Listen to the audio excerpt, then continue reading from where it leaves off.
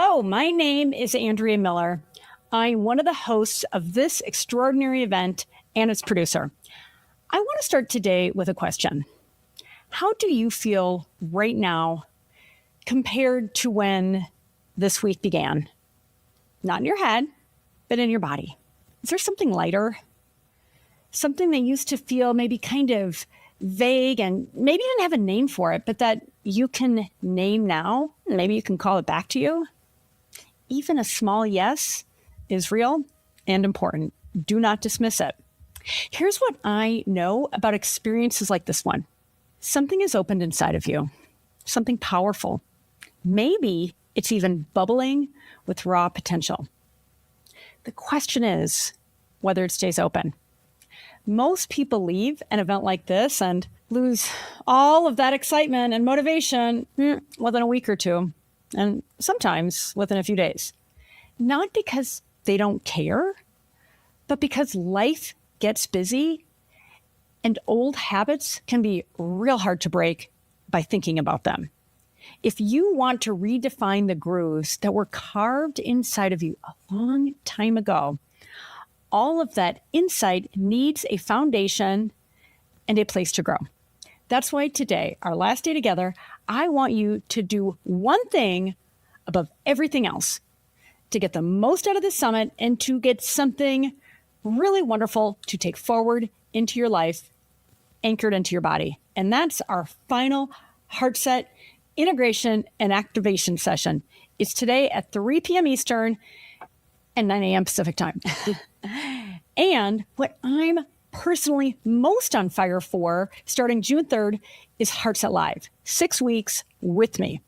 We're going all the way in. Your nervous system, your belief system, developing self-trust, getting you to a feeling of sweet, sweet sovereignty. And you can't think your way there. We close with the ceremony that celebrates who you actually are when you stop performing. The real you, the brilliant you, the beautiful you. In addition, now, you've spent the last 3-4 days opening something powerful. Are you going to let that close again? If you want to be able to return to the exact session in this summit that cracked something open for you, to find the right words when you need them, and to be able to listen to all of these extraordinary thought leaders at your own pace, whenever you like, I urge you now, get your VIP All Access Pass. The link is below. With VIP access, you get lifetime access forever to all 40 plus sessions and the transcripts and the full audio collection. So you can consume it all in the ways that suit you best. Scroll down now. The link is there. As I always like to emphasize, why you should take these steps to invest in yourself, both financially as well as with your time and your emotions. First and foremost, when you do that, you feel better. You show up as a better version of you. And if you're a mom, a dad, a spouse, a friend, a sister, daughter, coworker, then you have so much more of the best of you to give to those you love and care about. And isn't that truly our greatest gift to ourselves and to others? Now, let's get to our fourth and final lineup of this week. Today's sessions are extraordinary. We open with Eli Harwood, aka the attachment nerd, who will be teaching us how to stop losing it with our kids and actually stay connected, especially when it's hard. Then there's Robin Ducharme, founder of Real Love Ready, who will get into relational literacy, the important skill that most of us were never taught, and why so many of us feel alone in love, even when we're doing everything right. And then there is Terry Real, therapist to the stars, and one of the most compelling, honest voices in couples work. He explains how to truly break the cycle of hurt and frustration in a relationship once and for all. And then there's Mark Groves, who shares what real apologies actually require and why blind spots are keeping you stuck. Then Jessica Ortner teaches you all about tapping, one of the most practical, immediately usable tools for calming your nervous system and reprogramming those inner critical voices that hold you back, replace those with ones that can propel you forward. And then there's Destini Ann Davis. She shares a radical way to parent better while healing yourself at the same time. And then we close with one of my all-time favorites, Dr. Dan Siegel, who elaborates on connection, integration, and what he calls the me-we process that gives us a profound sense of oneness with others and within ourselves, which is a good reminder to join me today at 3 p.m. Eastern, noon Pacific, for our final real-time Heartset activation. I look forward to being with you then. Here's Eli.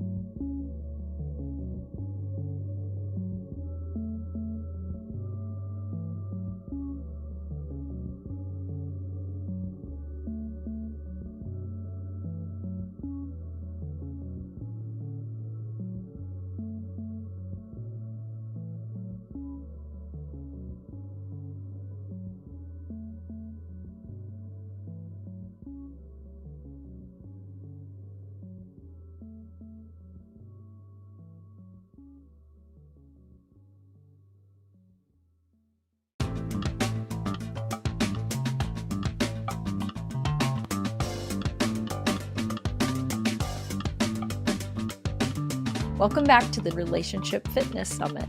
I am so excited to have our friend, therapist Eli Harwood, joining us to talk about building the type of close bonds with our kids that will last a lifetime. Eli is most famous on social media as Attachment Nerd, but she's also the author of the book Raising Securely Attached Kids, which is now available anywhere you buy books.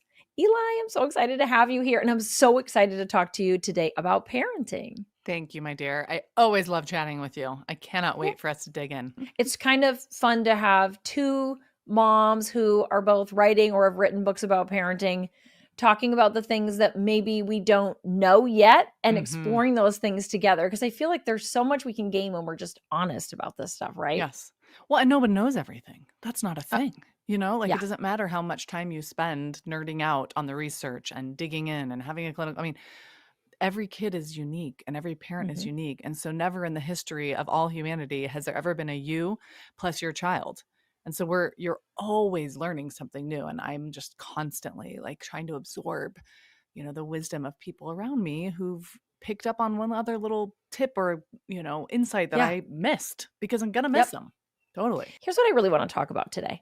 There's so much advice online about how to use gentle parenting or kind of create closeness with little kids when they're being challenging, like the tantrums and the meltdowns and the pokey stages where they just won't do what you're asking them to do. And you've given us great advice about that before in the podcast and other opportunities online. But how do we handle as the kids get older, dealing with those challenges using a more gentle approach? And maybe first you could just do a quick summary of what is gentle parenting? How does that relate to what you do with healthy attachment with kids and just some pluses and minuses to that? Yeah, well, gentle parenting is just a term that, someone started on the internet and people really took to it. And I think it really got a lot of momentum during a period of time where people were beginning to recognize that there is a real dilemma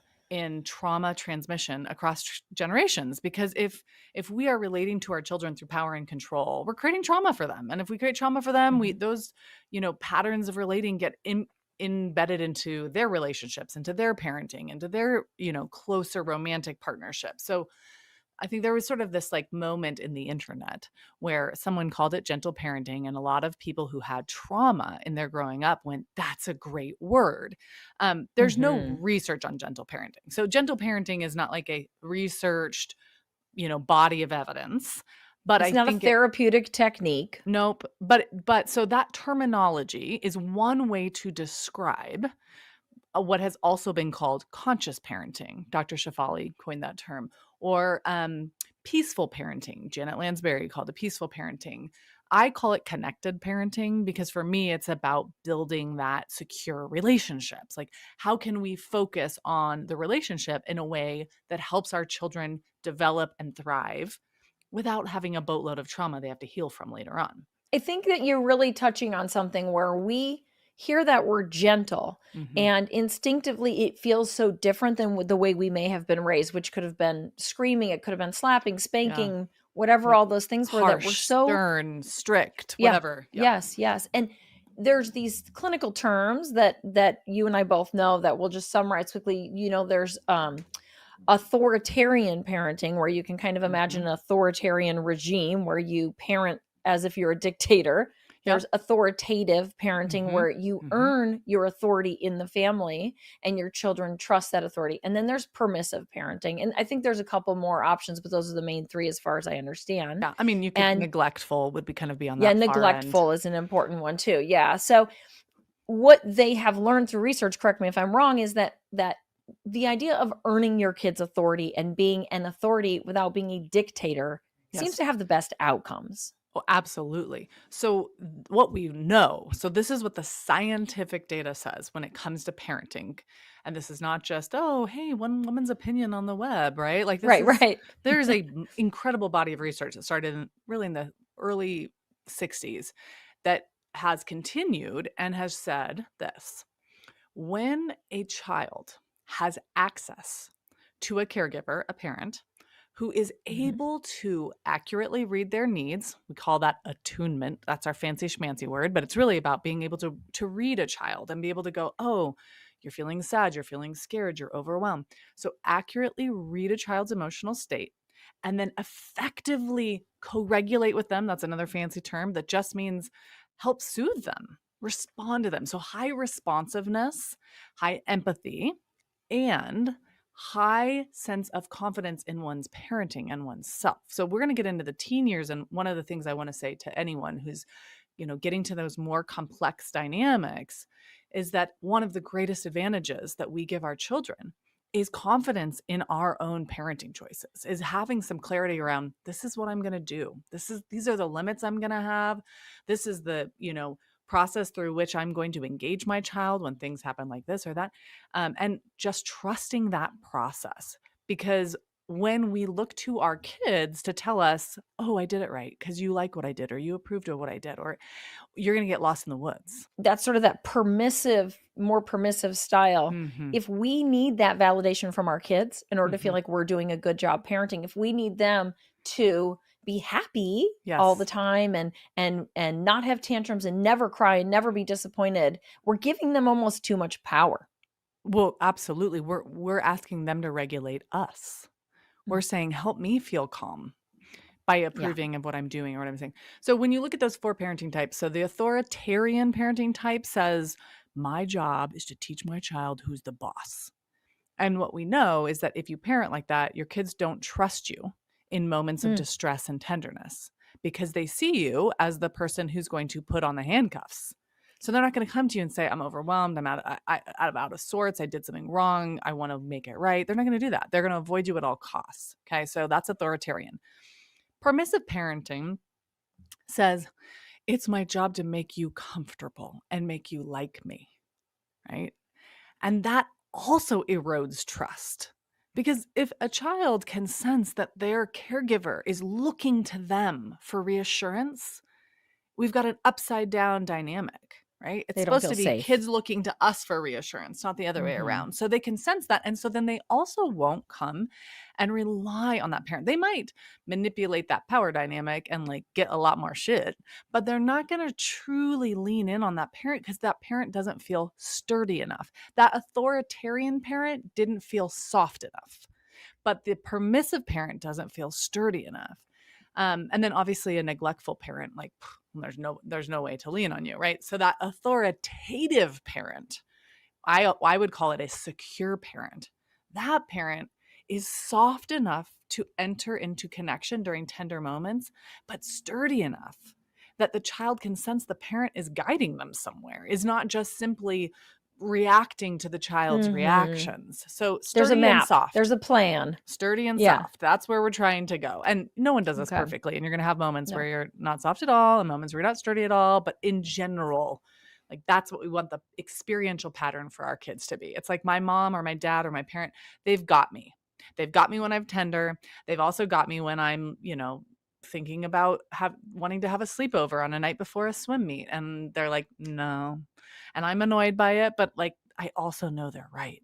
And so I'm going to sleep better, and I'm not going to have a panic attack the next morning because I can't sleep. And, I remember somebody, when my kids were little, they would ask their child every day, do you want to go to kindergarten? And if the child said, no, I don't want to go to kindergarten today, they wouldn't make them. And they said, I want them to feel empowered to make their own choices. And I remember thinking, that child has too much power. And it sounds like I want to disempower a child, but it's more like too much control over the adult aspects of his or her life. It's just not developmentally appropriate. Yeah. Right? So if you as a parent don't think that like school structure is the best thing for your child, then don't put them in school. Yeah, make homeschool. decisions. Exactly. Make decisions about how you're going to educate them and help them develop. That's fine.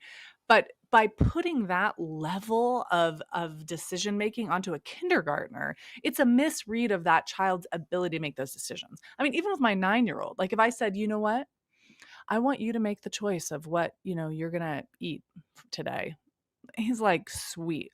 Gummy bears all day long, right? And he might get a stomach, and maybe that stomach ache that might help him learn, but most likely he's just gonna like eat a lot of gummy bears. Like that's And he may have an emotional reaction that he is not developmentally capable of connecting to what he ate that day, right? exactly.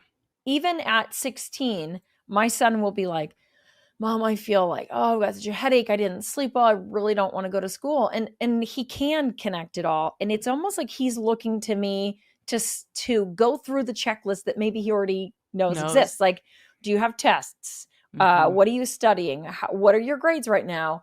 What will happen if you get more exam? Just all of those questions that he could ask himself. But I think he knows he can rely on me to be the checklist too. And Which even is at 16. Well, yeah, and that's normal. Like he's a practice adult. He has not yet hit the point of adulthood. So he's practicing taking some ownership over that, but he's needing that reassurance from you that he is processing the correct variables and that it makes sense how he's prioritizing or not. And I think, this is tricky because I'm sure there are people listening thinking, well, how do I know what developmental stage is the right thing or not? And it depends on the kid. So we'll say that. But I would say what you want to do as a parent is you want to go, okay, what is it that I want my children to have gained as a result of having been parented by me? Which, by the way, is a question on the adult attachment interview, one of my favorite pieces of research, Mary Main, Eric Hesse, University of California, Berkeley. There's a whole body of evidence that when we pause and reflect as parents and we think about what our long-term goals are for our kids, it helps to anchor us into our short-term decision making. So what is it you want? I'm like, I want my kids to know how to take care of themselves. And that involves, capability and opportunities. My 9-year-old, he can cook a whole meal. That's something that we've worked on since he was little. Like that's an important thing for me. I want him to grow up and find a partner and have that partner not go, oh, well, here's how you use a carrot peeler. And here, I want him to be like, oh yeah, I'll make us dinner. Absolutely. That's an important trait. So I'm thinking about what elements need to be present in order for him to gain the capacity of greater self-care? Well, he has to have opportunities to practice things, to try and fail at things. And he also has to have a supportive background that he can lean in on when he isn't sure how to do something. Well, so that leads me to the next question. We were talking about like little tiny kids having tantrums. It can be really overwhelming, but in other ways, it feels to me like it's easier because that 2, 3, or 4-year-old just isn't capable of like taking that deep breath when they're exhausted and overwhelmed. But what about when you're sitting there? They're not there, driving a car. Yeah. What about when you're sitting there with even an 8-year-old or a 12-year-old and they're just totally dysregulated? And that, first of all, maybe give us an example of what that dysregulation in an 8 or 10-year-old or 12-year-old might look like. And then how do we be that sort of scaffolding that's supportive and firm while still having empathy? Yes. I'm going to tell you a story about how this happened with my 9-year-old last week. So he's doing swim team right now, which is amazing, and he loves it, and it's so much fun. And as he's entering this pre-adolescent phase, he is becoming more and more aware of what other people see and think and of his presence in the world and what other people might notice about him. And so the process of diving into a pool and competing with other people and maybe not winning, it's emotional. So a couple of weeks ago, he just had an anxiety attack, really. We got to the pool. He swam his relay. He absolutely nailed the relay. And then it got into his head of like, what if this terrible thing could happen where I would stop in the middle of a race and disqualify? And he had gotten disqualified in a race a previous week or two. So I think that was adding to it. But he was like, could not be soothed. Like it was one of those tapes that was playing. And he was like, I don't know what to do. I don't know what to do. I don't know what to do. And it was like, no matter, I'm like, well, let's walk through this. And I'm helping him process all of the information that he's dealing with, how other people think and feel about him, how he thinks and feels about him, worst case scenarios, all of that. And what I want to say is, it is so much more complex than when my 4-year-old is melting down, because most of the time when my 4-year-old is melting down, they're processing one thing at a time. So it's like, I want to watch more Bluey. And I'm like, we're done with our TV time today. And they're like, and it's Bluey. It's the right? End of the world. Yes. When kids develop into these pre-adolescent and adolescent stages, their meltdowns have tentacles, right? So there is what other people think. There's what he thinks about himself. There's possibly qualifying for the all-star meet. There's right. Like there's like all It's of so these much. things in one moment. So what we have to do is one, have compassion. I mean, I just go back into thinking about what it was like for me at those stages of life. You know, it's like, I remember having this moment where my mom was putting my hair into braids before a volleyball game. And I thought they were like off kilter. And I just absolutely lost my mind. And she was like, it's not a big deal. And what was going through my head was like, but what if this cute boy on the sideline is there and he thinks it's a big deal? And what if that, what if that makes me a lopsided and I'm playing wrong and I'm off? What if the newspaper photographer is there today? Yeah. It just, there's so many different elements going on in a pre-adolescent or adolescent brain. And so what we want to do is just have compassion. We have to be like, this is hard. And we want to prevent ourselves from going into a rescuing stance where we're like, I'm going to make you stop feeling these feelings. Because really, this is their practice. They have to feel this stuff. You and I were talking before we started recording about what it felt like last week when you could see yourself being filmed on a screen and how you had this like uncomfortable self-consciousness because it's weird to process our image. It's weird. So even as grown-ups, we hit these places of vulnerability, places of anxiety, and we have to learn how to tolerate those emotional states. So when my pre-adolescent munchkin is in his emotions, I'm going, this is hard.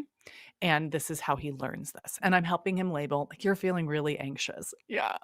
I just feel like a panic attack. It doesn't feel like a panic attack. All right, here's what we're going to do. I'm going to hold you and these feelings are going to pass. When? I don't know. I'm actually not sure.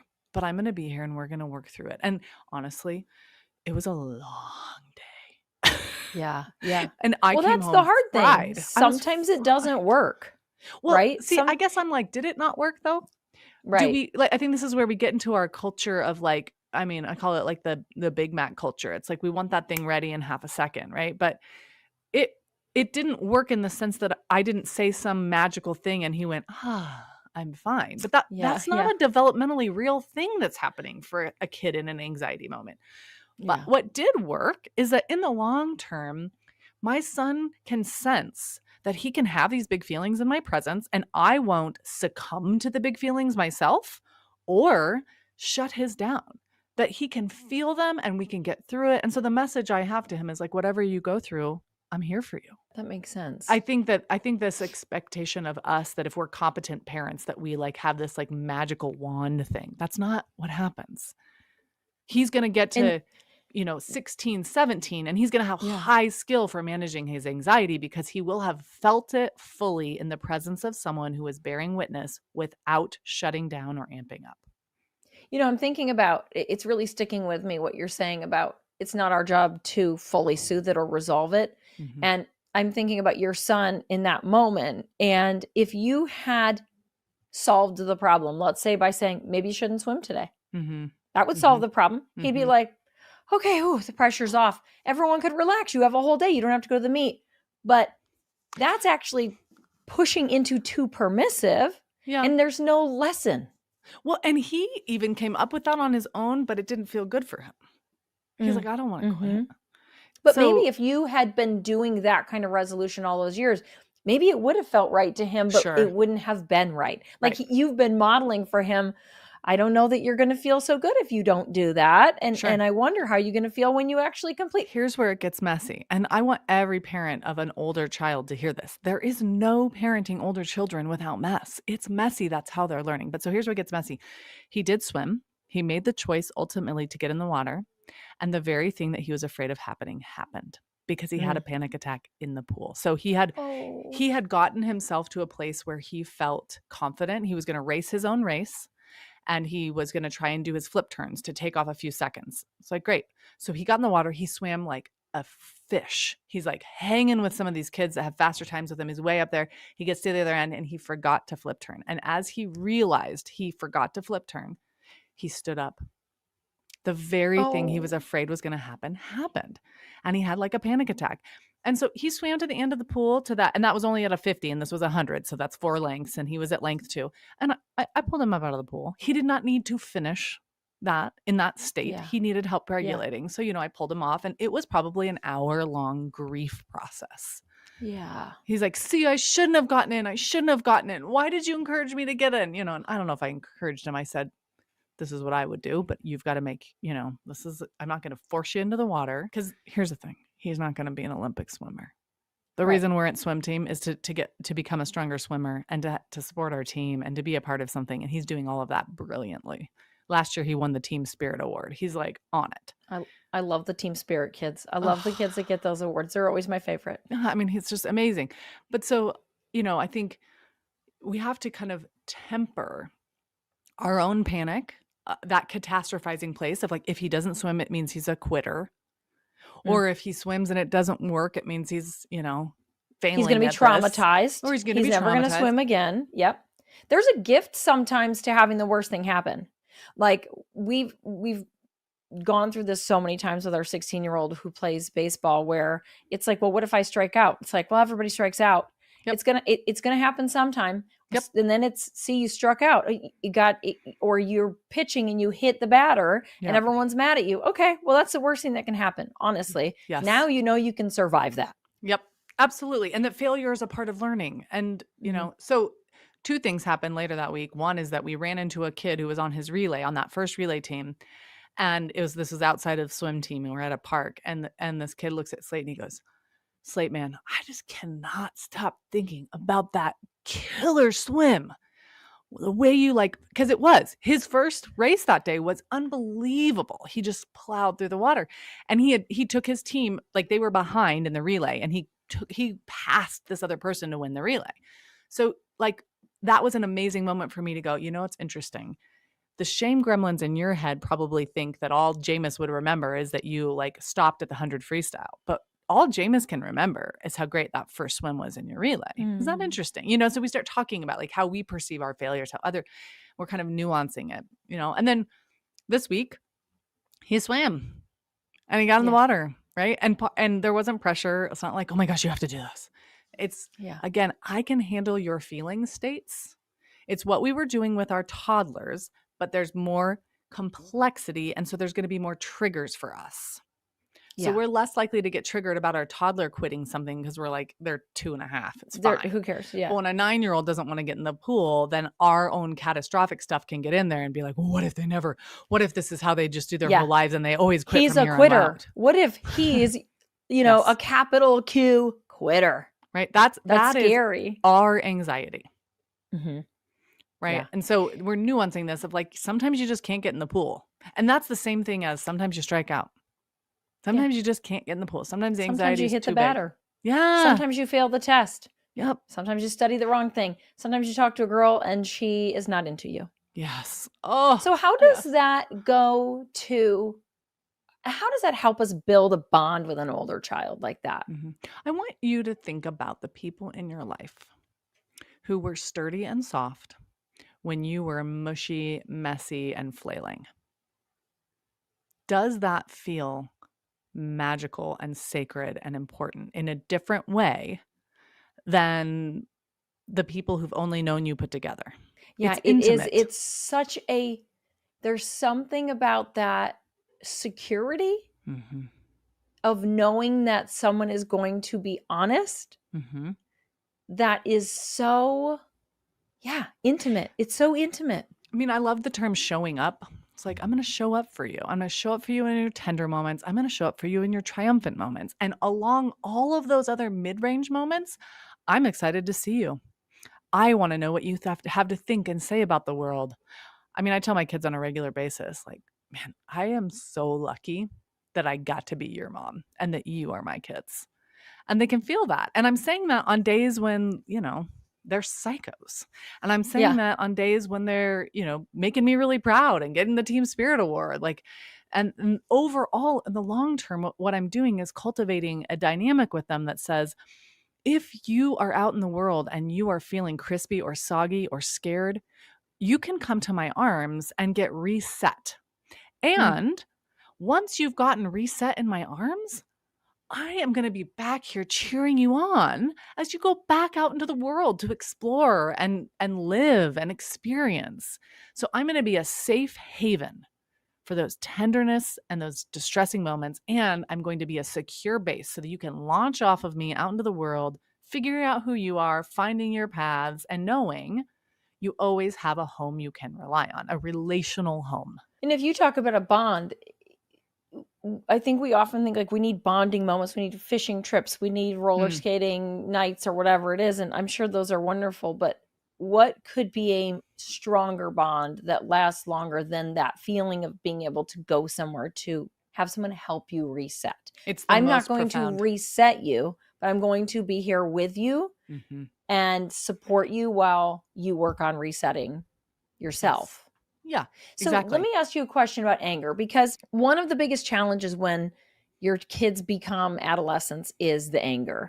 Because it's 6-year-old and even an 8 or 9-year-old, when they're angry at you, it's almost funny. I don't mean to minimize it, but it's like, so angry about Bluey. I'm so angry about Bluey. I'm never going to get to watch Bluey again. It's the worst thing ever. It's so easy to be like, this is cute. And then someday they're really angry and it's not as cute. And well, they have more power and they're bigger. Yeah. And so, I mean, I guess a couple of things. I want all of us to pause and go, my job is not to control my children. I didn't control them when they were in utero or in someone else's utero. I didn't control them, when they were first born. I didn't decide what their temperament was or when they were hungry or when they were, like we don't control our children. And I think that because we get really scared as they gain more autonomy, those bigger, scarier thoughts come into our heads, right? Like, what if, they're out in that car and somebody falls asleep? I mean, I was actually thinking about this yesterday. I had a very, very dear high school buddy die in a car accident when I was 16. And he and my other buddy were driving to Nebraska for a basketball tournament. And on the way home, one of them fell asleep. And the driver, and he passed away. And I was thinking, that's going to be a really interesting trauma for me to work through once I'm handing car keys to my kids. Because if I don't address some of what is still there for me, I'm going to project that onto them and they're going to feel that, right? So some of this work is really, how do I work through anything in me that's going to overreact or underreact to the experience of my kids gaining more autonomy, right? So they're 2, they're 4. I have more control over where they go, what they do, who they see. When they're 14, I've got a whole lot less control over all of that. I have some, but a lot less. And so we want to start going, okay, this feels uncomfortable. I feel scared. What's making me scared? Oh, I'm scared something horrible is going to happen to my kid. Okay, that's normal. Unfortunately, that should be like one of the things that we all like sign off on when we become parents. Like, I consent to feeling terrified that something bad will happen to my children. Like you do because you love them more than anything in the world. It's part of the job. But it's also our job to then manage some of that, to go, that's a really scary thought. I can understand. When I first sent my son to daycare, that same week, a news story came out of a kid dying in daycare, their first day of daycare. I was like, okay, thank you, Google algorithm, for sending me that. But I had to contend with that process, like going, this is a scary thought and it's not a likely thought. I really intentionally chose a daycare that's very attuned and has less number. Like if my child dies in daycare, that would be horrible. And it won't be because I didn't do something. It'll be an accident, right? So I think the same thing with our teenagers. It's like, I really hope my kids don't die in a car accident. Oh my gosh. But I do want them to learn how to drive. Yeah. As the person who now has 2 of the kids driving, it is the first time that you really have to contend with your child's mortality. For most of us, of course, some parents have to unfortunately deal with that earlier, but the idea of they are operating an extremely dangerous piece of heavy machinery and they may ruin their own lives by hurting someone else. They may die through no fault of their own, and you have to accept it. Yes. You have to send them out and let them risk their lives. And you think you've done it before when you sent them to school in the United States where children are sadly killed in schools. You think you did it before when you sent them to surf camp in the ocean and theoretical risk of sharks. it's so different when you give them those car keys, and you do have to do a lot of work. At least I did, around not overdoing it. I think we terrified our 16-year-old by telling him about every possible way that you can kill somebody in the car. And then he actually developed anxiety. And I was like, oh, I screwed that up. Everyone screws things up. But I want to get to anger. Maybe we can do like a little exercise with this, because we can talk theoretically about managing our kids' anger and managing ourselves around our kids' anger. But I'm going to give you an example of something that happened with one of my boys, where he was growing fast. He was hungry all the time. Okay. Just growing. Testosterone is just coming in big time. And then, of course, all the brain stuff where they're reactive and they're emotional and they don't pause as well as some adults do. Yeah. So I'm going to pick him up from school. He's in ninth grade, and he wanted a sandwich from the grocery store, his favorite sandwich. It was like, let's just say roast beef, lettuce, and mustard. Okay. And they didn't have the right mustard. I know he doesn't like this other mustard, so I got no mustard. Okay. So it's roast beef and lettuce. It is a perfectly fine sandwich, Eli. There's nothing wrong with this sandwich. Okay. So the stakes are low, but the child is hungry. He gets in the car. We're driving to practice. There's no mustard, and he is enraged. He's enraged. And this is a wonderful, gentle child.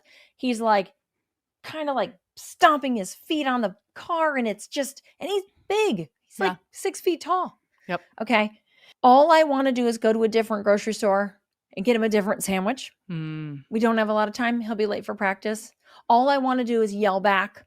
Yes. Like, you can't yell at me like that. You can't do this. This is scary to me. I don't like this. I'm freaking out. This is triggering me. And what in an ideal moment should I say to this child who is so angry about mustard? Nothing, actually. Oh. Okay.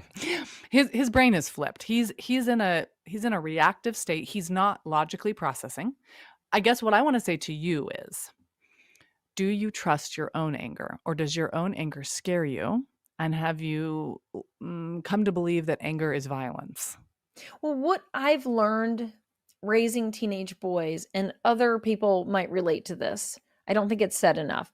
If you have trauma around men and how they treated you, you might have a very hard time with certain things when your boys get older. I had a hard time with door slamming. I had a hard time with just their size when they'd kind of sneak up when they weren't even knowing they were sneaking. I had a hard time with loud voices. Yeah. Sometimes I had a hard time when they were dysregulated, because it reminded me of being an unsafe teenager in a world that didn't protect my generation from unsafe boys. Totally. So I did have to go in and do my work around that.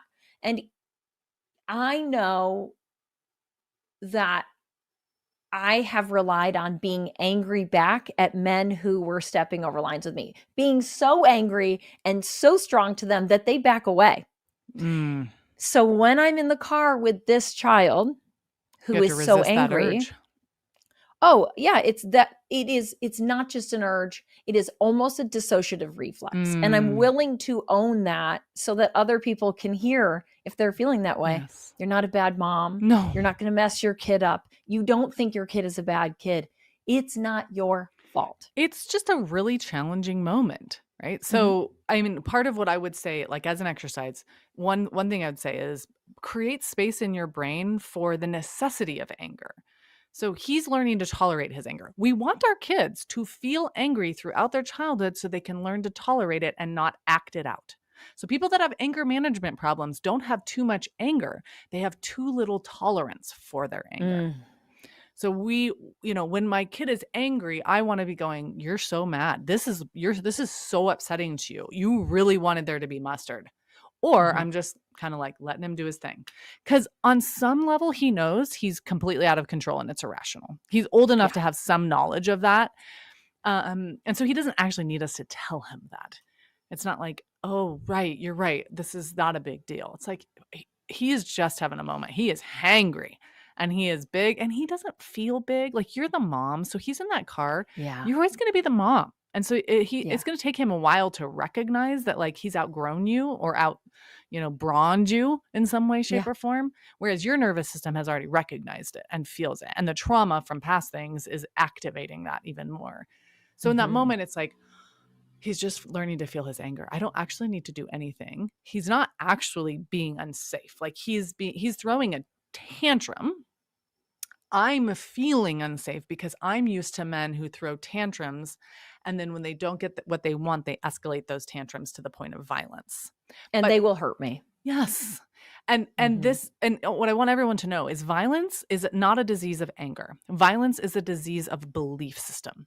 Violence says, I should get what I want, when I want it, how I want it. And if I don't, I'm justified to inflict pain on others. That's not what your son was doing. He was having a teenage tantrum. Yeah. And so you're riding the storm. And that, another metaphor is a wave. Like sometimes I tell people, like, close your eyes, notice your child's emotions, and then imagine it to be a wave, and just know that you are not in charge of bringing that wave down. Like the centrifugal forces of gravity will bring that wave down, of time. You're just in charge of not adding a wave to this moment. I'm okay. Right. I'm going to stay in control of how I respond. I'm going to not, again, overreact, underreact. The underreacting is going straight to the store and finding a mustard somewhere. Like, because I think that's, again, saying, okay, I've got to make sure that this is it's almost like confirming that mustard is an emergency. Yes. And like he can't handle it. Yeah. You literally cannot eat this sandwich without mustard, and then everything's going to be bad. I'm going to interrupt everything. We're going to be late for practice because of mustard. Well, and then you grow up a kid who now with his girlfriend expects her to go get some mustard because that's what you do when I have this reaction. No, we want him to feel his feelings, to continue through his feelings, to hit that peak, to come down, and to be able to recognize, whoa, I was really hangry. Tomorrow, I'm going to make sure I eat my lunch, or whatever the, connective lesson is. That's exactly it. That was the exact conversation we had too. He came down and he was like, I just didn't like what was for lunch. So I didn't eat anything. And like, I only had that thing that was gross and gives me bad breath, Yes. Teenage stuff. Yep. But those are important decisions, and he has to start learning to make them on his own. But so for you, it's separating that this anger is not violence.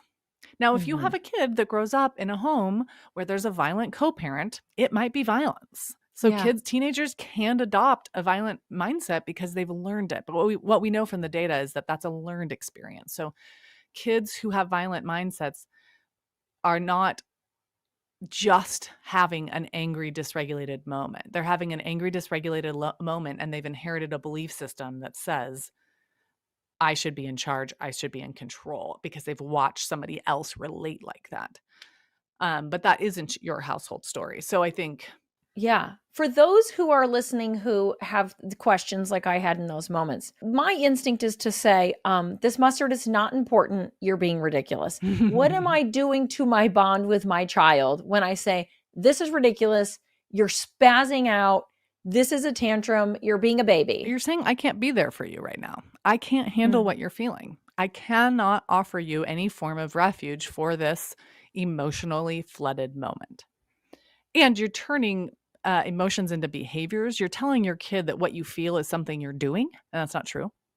Behaviors and emotions are two different things. An emotion is a physiological, chemical sensation being released in our body as a result of a stimulus. So something happens and I get flooded with the feels. Okay. Yeah. Behavior is my response to that flooding.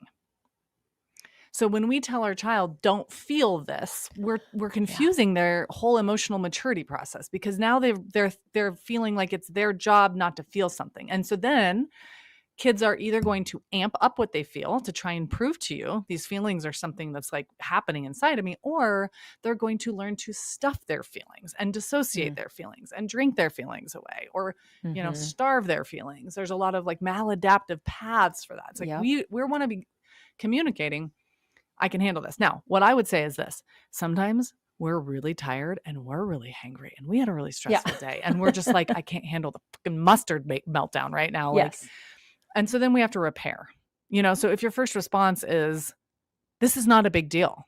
Do you know how many kids would kill for just a half of a piece of bread?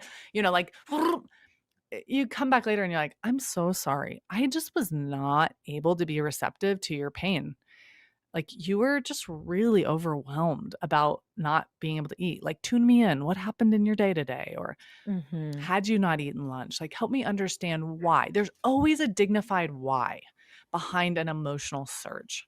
So if my children are emotionally surging, I'm thinking, what is going on with them? Are they having a growth spurt? Is there something stressful going on? Are they developmentally, stuck? Is there bullying at school? Like, what's happening? And I'm not doing that in an anxious way. It's not like, what's going on with you? What's going on with you? It's just more me being curious, going, there is some reason for these feelings. Tell me the whole story.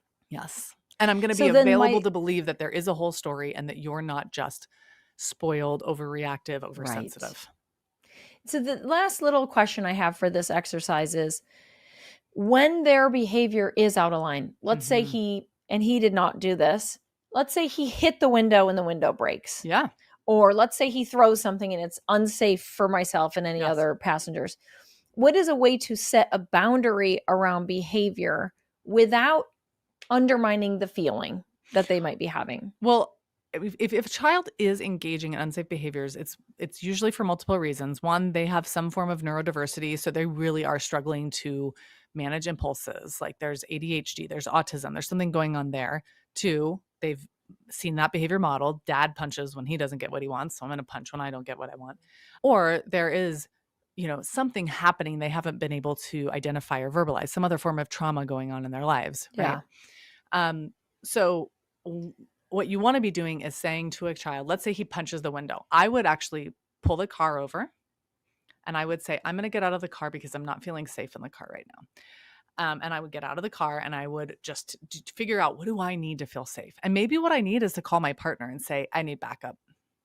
What do I need to do? Not how do I control them so that they are acting in a way that makes me feel safe? What do I need to do to feel safe in the context of what they're doing? Because that helps their brain to begin to process, oh, I just scared my mom so much she had to get out of the car. Yeah. Right. Versus going, you can't be doing that. You can't be doing that. Do you see what you just did? Like it's letting them reflect. And so sometimes space is the first point of reflection of just like, I need to take some space because I'm not feeling safe. I do this with one of my 4-year-olds is kind of a brute, and she'll like tug at my ear or my hair. And, I'll initially say like, please don't do that. I'm not going to like that kind of touch. Please stop doing that touch. And she'll do it again. And I'll say, I'm going to need to take some space because my body doesn't feel comfortable sitting next to you when you keep doing X, Y, or Z. And just by offering that, like, I need to take space, there's a perspective taking that happens for her. She's like, no, I don't want you to take space. I'm like, okay, I'd love to be close to you. I need you to help show me that you can be safe with my body. Here's some safe touch you can use with my body, right? So it's like with a teenager, you're doing that same thing, and you're modeling for her in those moments that she's allowed to say, I'm not comfortable with this touch that someone else, a friend or whoever is doing. And maybe with a teenager, that's just as important as for them to say, if you feel unsafe, you can pull the car over and say, I don't feel safe. Amen. And it isn't, I don't feel safe because you're a terrible kid or you're a horrible, violent person, or, it's just, this is what I need to do to feel safe right now. I'm going to remove myself. And, and I'll be back to my kid. I'll be back. I'm not going away. I'm not abandoning you, but I'm going to stand outside of the car for a minute and take a breath. And again, then you have to be asking yourself, and you'll be able to tell, like, are they calming down by being alone in the car? Did that help them to sort of get a reset in their brain in that moment? Or are they continuing to escalate? And that's when it's like, okay, I need some reinforcements. I need some help here so that I can feel safe. Because I'm not going to let my kid hurt me, scare me, continue to damage property. I'm going to figure out who else and what else needs to happen for this to feel safe. I mean, that is a terribly overwhelming moment. So to any parent who's ever had that experience, I just want to say, I see you. Oh my gosh, it's next level in terms of parenting.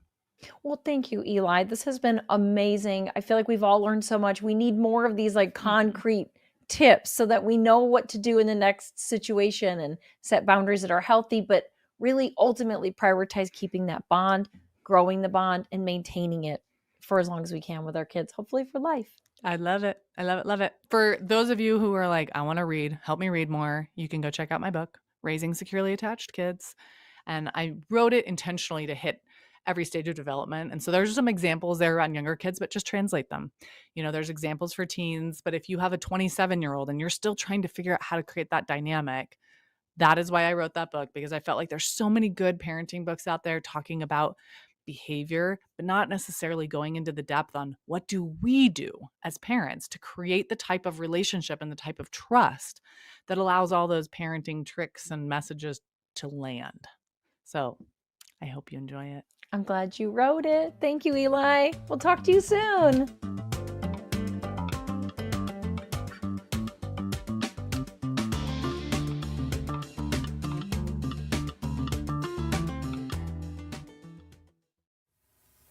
Andrea Miller here, the producer and one of the hosts of this extraordinary exclusive event.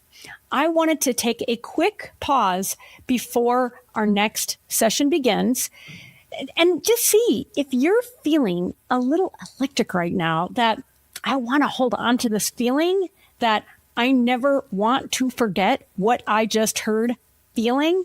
Listen to it. That's important information. And here's the thing about this event.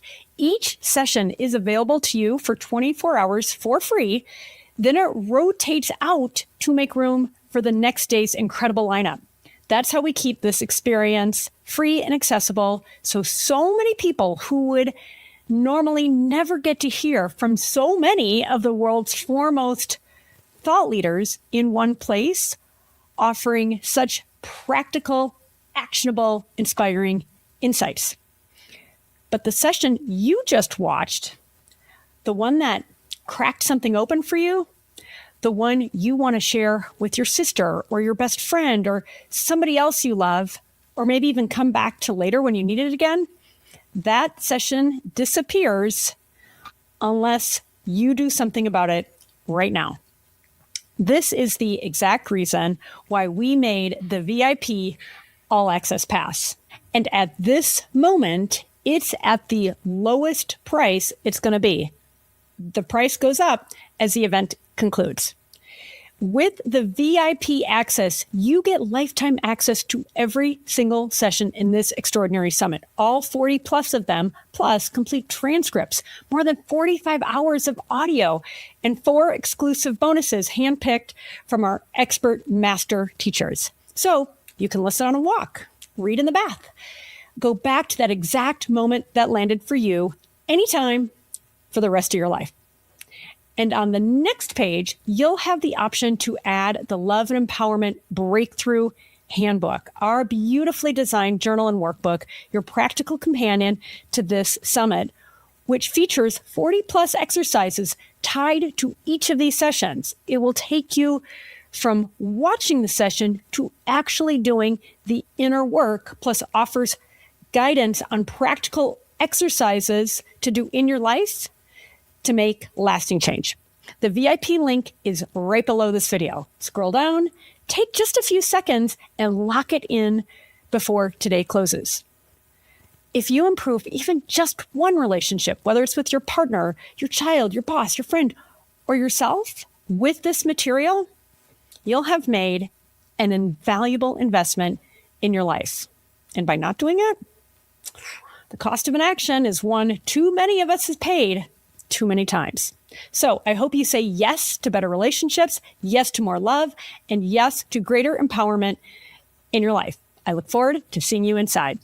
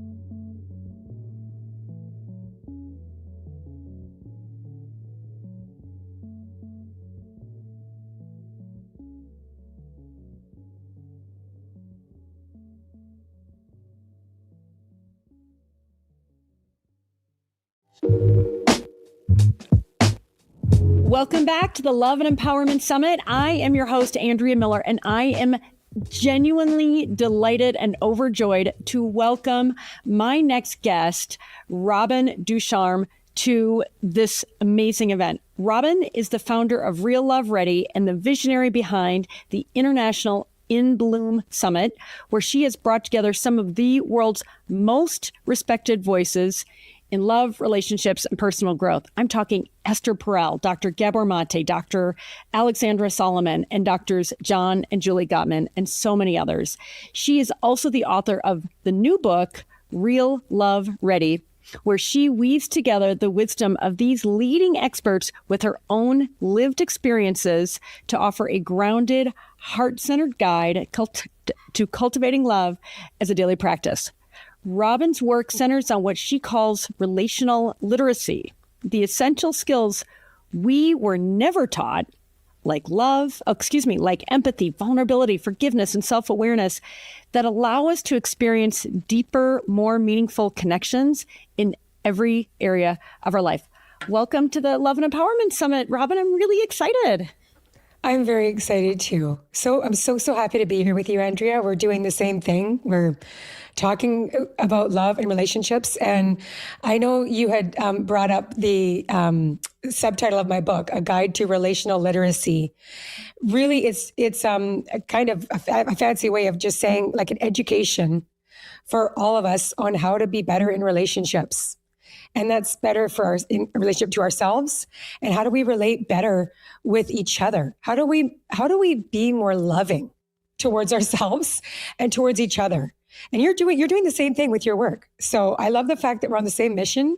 And I think this is really, really important work that we're doing in the world, and I see the impact of it. So thank you for having me. No, we're like we said before the recording started, kindred spirits on a common mission. And it's true. So much of this was never taught to us, certainly formally. And so many of us didn't learn these things from our families growing up. And so it's caused a lot of heartache along the way. And especially now where the world is in a loneliness epidemic, I like to flash my phone and say, these weapons of mass distraction are keeping us. Wow, I've never heard that before. That's awesome. That's good, right? Yes. That's good. I can't take credit for it, but I do like it. And so, I think this work is more important than ever. And it's not theoretical. Like it is, to me, it is some of the most practical and even profound work we can do. And let me just add this too, because there's somebody I was speaking with yesterday who trains leaders and executives in organizations, and she comes at it from a corporate perspective, and she was saying the same thing. Like, these skills are some of the most practical skills you can have professionally as well as personally. And so to me, it's worth the investment and some of the stretching to get it right, because a lot of times you gotta stretch and overcome what can feel uncomfortable, right? To get it right. I agree. We just finished our 4th In Bloom Summit this weekend. So the timing on congratulations. Our discussion right now is pretty divine. And we had 9 experts take the stage over 3 days. And I always look for like a through line, right? Like, where is the commonality between what these teachers, the information they're giving us to take into our own lives? So much of what was taught this weekend was focused around our presence, being mindful, slowing down, getting out of our patterns, like, autopilot. How are we living our lives? Are we actually being present for each other and being in full awareness of who I'm talking to you right now, and I'm going to give you my full attention for this next hour. And like that right there is a discipline. Okay. And we think that in itself is not really taught. Think about it. That's very practical and very powerful. And it's funny how everybody that took the stage was talking about how important it is for us to be with each other. Like, really, you're right, putting this distraction thing away and really being with the people that we are actually in front of and with, and how important that is. Well, what comes to mind listening to you, Robin, is it's like, and you talk about this whole business of love as a mirror, which I want to dive more deeply into. But when I think about like being able to be present with yourself is the prerequisite, right? Because if you're constantly on your phone and constantly distracted, that prevents you from really being able to be tuned in, or whether it's to you're on a date and you're looking for love, or you're it's a spouse or it's a child. I mean, whoever it is that you seek to connect with, it absolutely is a discipline. And I would say it starts within. And let me add one other thing. We're in a society that is so in our heads. And this is a path that I have just been so passionately to be talking about. I'm not sure where my metaphor is, path, talking about whatever. But that to me is one of the great problems that is preventing people from being really present and really connected. We're so in our heads. We're not present in our bodies.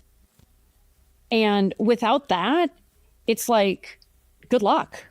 I mean, we need to be more present in our bodies, I personally believe, so that we can be more present in our relationships. And that to me is the big disconnect. It is a huge disconnect. It took me a long time to just say like that I'm there. I'm now Are you there? in a place I am. It took me a long time, Andrea. I'm 48 and a half years old.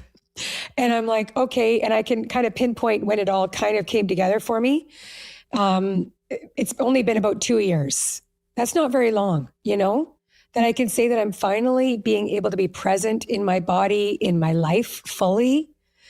I think when we go through trauma, whether it's like a death of a loved one, divorce, these, and I'm not, and I'm not here to compare traumas. We all have some, but I'm saying like these things that hit us sometimes, for me, for instance, with my death of my twin brother, the death of my dad 2 years later, these were things that were completely unexpected and took me out.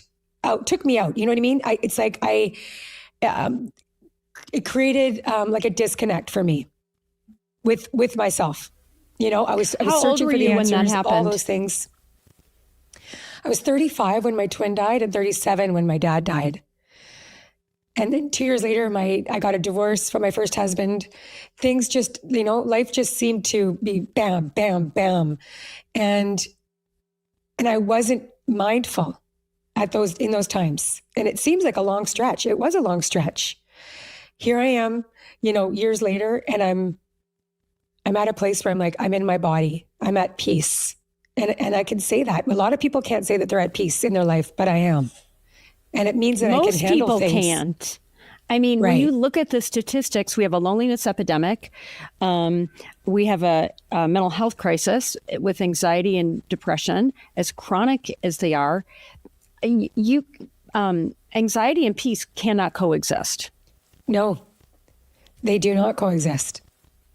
So that's why it's a big problem. It's really important for us to take on practices in our daily life that do bring us back into mindfulness, that do bring us back into our bodies. Dr. Frank took the stage. Yes, Dr. Frank Anderson took the stage this weekend. He's an incredible teacher, an incredible human being. I love that man. And he's so generous and so kind. And what he said is like, trauma doesn't live in our heads. You can't talk therapy yourself out of trauma. It lives in your body. And so what can we do to deal with this, like to heal ourselves through our body, whatever somatic, whatever. And I don't have the answers for all that, because he did say that depending on what you're healing, it's a different modality. But there was so much talk about how important it is to be mindful and be more aware. And, so Well, let me actually pick up this whole business of mindfulness and mindset. And in part, it's a perfect opportunity to talk about something I've been developing for quite some time. I call it Heartset, and I contrast it to mindset. Mindset is thinking and doing. It's in your head. Heartset is being and feeling, and it's in your body. And that, having practiced this myself for a number of years, I am glad to say what you just described, being able to get into your body, is exactly the experience that I've had. And the way it's changed everything in my life, from my relationships to the success that I'm having professionally. But the most important thing is, and this is like the big aha, we're also focused on like what we're doing, how we're feeling in our bodies, having that feeling of peace. I mean, I was in a swimming pool recently and I was like, God, this just feels so good. And I was so present, and I wasn't swimming to exercise. I was swimming because it feels good. And when I think about, we're in a society of so much overthinking, so much overdoing, because so many people are so connected to this idea of their value being tied to their output. When that's the case, it's tough to be really present in your body and prioritizing being in the moment and just in air quotes, feeling good. And so that's why I've developed Heartset. I describe it as our emotional and energetic state. It's how we feel and what we're radiating from the inside out, because we're all energetic beings, right? And our heart is a electromagnetic it's creating this electromagnetic force. It's like 5,000 times stronger than our brains. And I want to connect the dots over here, back to what you were talking about with Frank Anderson, who I also just adore. Practicing being in our bodies, healing our nervous systems is the way. And there are a lot of different ways to do it. So I agree with him. And I would also say doing something, no matter what it is better than doing nothing, right? Because you can't think your way there. That is the biggest aha. You can't think your way to peace. You can't think your way to joy. You can't think your way to fun. You can't think your way to pleasure. You can't think your way to beauty. You can't think your way to feeling good. We have been misled in a society that's been all about mindset, and even mindfulness. Like, to me, it has its place. It definitely has its place. But again, if it's like, hey, this is all about what I'm thinking, unless we're tying mindful to bodyful or heartful, we're only getting one half the equation. Is been my experience. And even, like you, with the people that I've been interviewing and observing, it's really back to getting into our bodies. It is about getting back into our bodies and being fully present where you're at. Mm-hmm. Yeah. So I love that. That was one of the big through lines, which is so relevant. Let me actually ask you this first. And I will come back to this, I promise. The other highlights of your event, you mentioned that you've been able to successfully get back into your body over the last handful of years. What are the one or two main practices that you've used? I'll say one thing that actually made it, I think the biggest impact for me in my life was I stopped drinking alcohol. Stopped. And it's been... That's a big one. It's a huge one. Because what I noticed in myself was that when I drank, I left my body. Yep. Well, and that's the point. Because you want to check out, because it was the point, but I didn't realize that I was doing that. It was unconscious. I wasn't... Yeah. I didn't think that I was drinking to leave my body, but I certainly was leaving my body. That's really interesting, Robin. Mind, good for you. Leaving everything, really. You're half in, half out, whatever that was. So when I stopped drinking and it was like my body, like everything changed. Like I was way more, like that substance no longer in me was like, oh, this is what it feels like 24/7 to be in my body. Yeah, well, for sure. 365 days a year. Yeah. How long did it take to really start to feel good about that? Because there could be, some feeling of like, oh, this can feel a little uncomfortable if we're used to having that edge taken off. We're used to being a little social lubricant. I'd say about 3-4 months. Okay. until I was just like, oh yeah, this is really, really, really good for me. Good for you.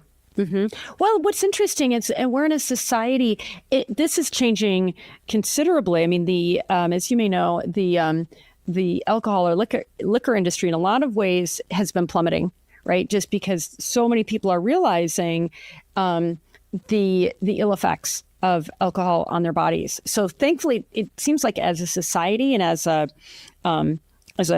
corporate marketplace, this is a trend that is a really beneficial one. And good for you. And at the same time, if you're hanging out with a lot of people that drink regularly, it can be really tough because it's like, well, then, you feel a little awkward. Like, well, no, I'm just having a seltzer. I'm, no, thank you. I don't want a glass of wine. How have you dealt with that? Or how did you deal with that? What I've realized is like now I don't like, I still have a great time. When I'm with my friends, my family, and people are drinking, I have no judgment around that. I'm like, I used to be that. Like, I used to do that. That's great. What you guys? I have like seriously. There's no judgment. No judgment. Yeah. And I'm still able to just be present and just have a great time. Okay. And I also feel that I'm able to feel now a lot deeper. Maybe that's the other thing. When things weren't going great, and I was using alcohol for that reason too, just to kind of dull the pain or get out of my head, let's say, I wasn't actually dealing with stuff. And now I can be in the feelings, I could be in the discomfort. And I'm like, okay. And then it goes through me faster, like I'm not holding on to stuff. I'm processing the emotion, and then I'm like, I'm detached.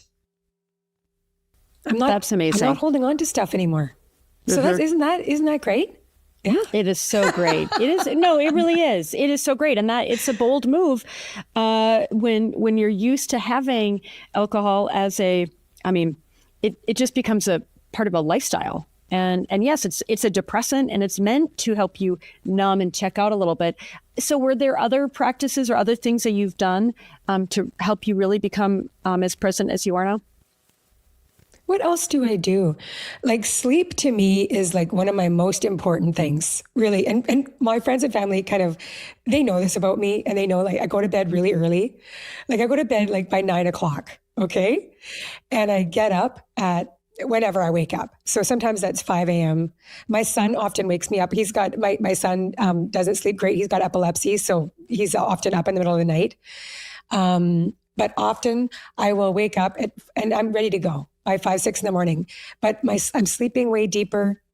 I think it's just listening to whatever my body needs. I listen now. Like, I'm just like, if I'm working all day at my desk and I need to go to the bathroom, I got to go pee. Before I used to maybe bypass that and just hold it for another hour. I'm not doing that anymore. Or if I'm, I'll just, if I'm not hungry, I won't eat. If I'm hungry, I'll eat. If I'm like, oh, I want some chocolate, I'm going to eat the chocolate. Like, I'm just really, really listening to what my body's saying. And it's all working in my favor. On the one hand, it seems so simple. And at the same time, that can be pretty radical. Again, back to when you're a hard-charging individual, especially hard-charging professional, working mom, it's like, you got to go, go, go.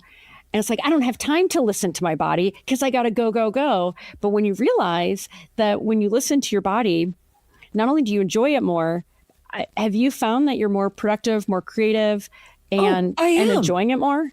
Yeah. And, you had mentioned earlier, Andrea, about, I just think we are addicted to busyness, and we have that wrong. Like, busyness does not equal productivity. Absolutely not. Preach, sister. Like, this year was one of, I would say, the most productive years I've had in my career. Like, let's just say the last 12 months. We've planned a summit like we do every year, but I wrote a book. I started a publishing company. And you think, why is she doing all these things? People have asked me, like, how are you able to do all these things? I'm like, well, I'm prioritizing my time. I still have a balance. I spend time with my family. I spend time with my partner. I'm working, but then I also take care of my body. I'm exercising. I'm resting. I'm having lots of fun.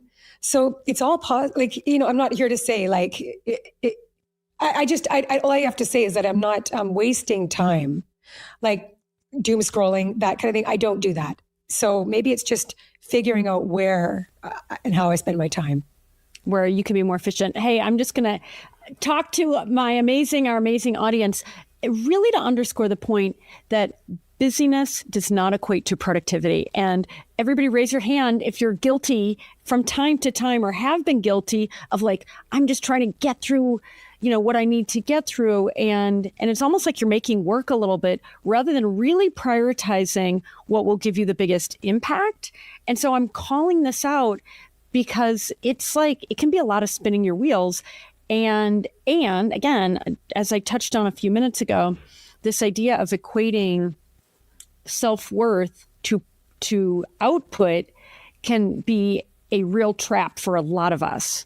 And like, oh, I need to work more versus, and I don't really love the work harder versus smarter trope.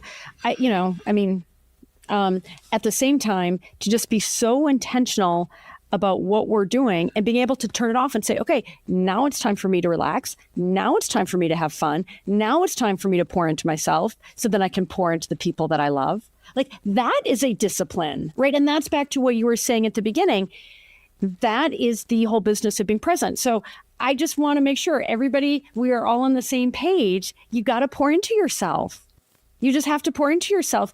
And it may mean having to work a little bit less, but you get that back. That to me is like the great plot twist of plot twists. You work less, you pour in more, but your output actually becomes better, has been my experience. And then there are times where you just have to go to, I'm sure probably the days and weeks before your big event, you were probably going full tilt. I mean, I'm in a little bit of a full tilt. Absolutely. Yeah, and throughout the whole summit, the whole weekend, we're just go. Yeah. Right? And there are times where it's appropriate. Yeah. Yeah. But exactly. It's not all year long. Yeah. But it can't be all year long. And because that becomes, honestly, when I think about my own life's journey and a lot of us, particularly powerful women, working becomes our addiction, right? It's what we just keep going and we tell ourselves this is where we're getting our value and this is where we're getting our edge. And it's just not true. But it takes a lot of work to get to the point where it's like, oh, that's not true. Oh no, what is true? That can feel like a crisis. What, like coming to this place of peace within myself. And I could finally say that I love myself. Like I would, I know, God, like it took this long, I wish it didn't.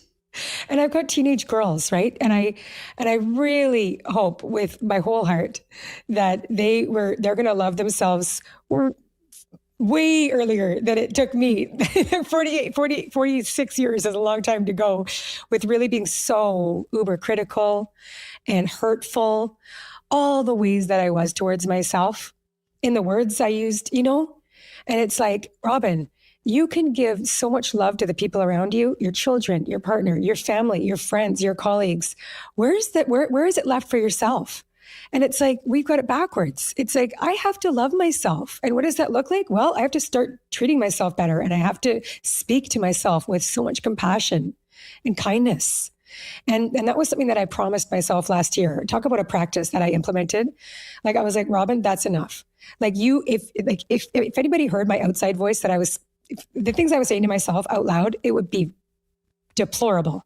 Like now I'm like very kind to myself. And if I catch myself being critical, I'm like, that's enough. Shut it off. You have to reprogram yourself, like reprogram the thoughts. So. Well, and that's a discipline, right? And a practice. I mean, here's what I'm going to say that I love. I'm going to give credit to somebody else. I don't remember who I heard it from, but devotion over discipline.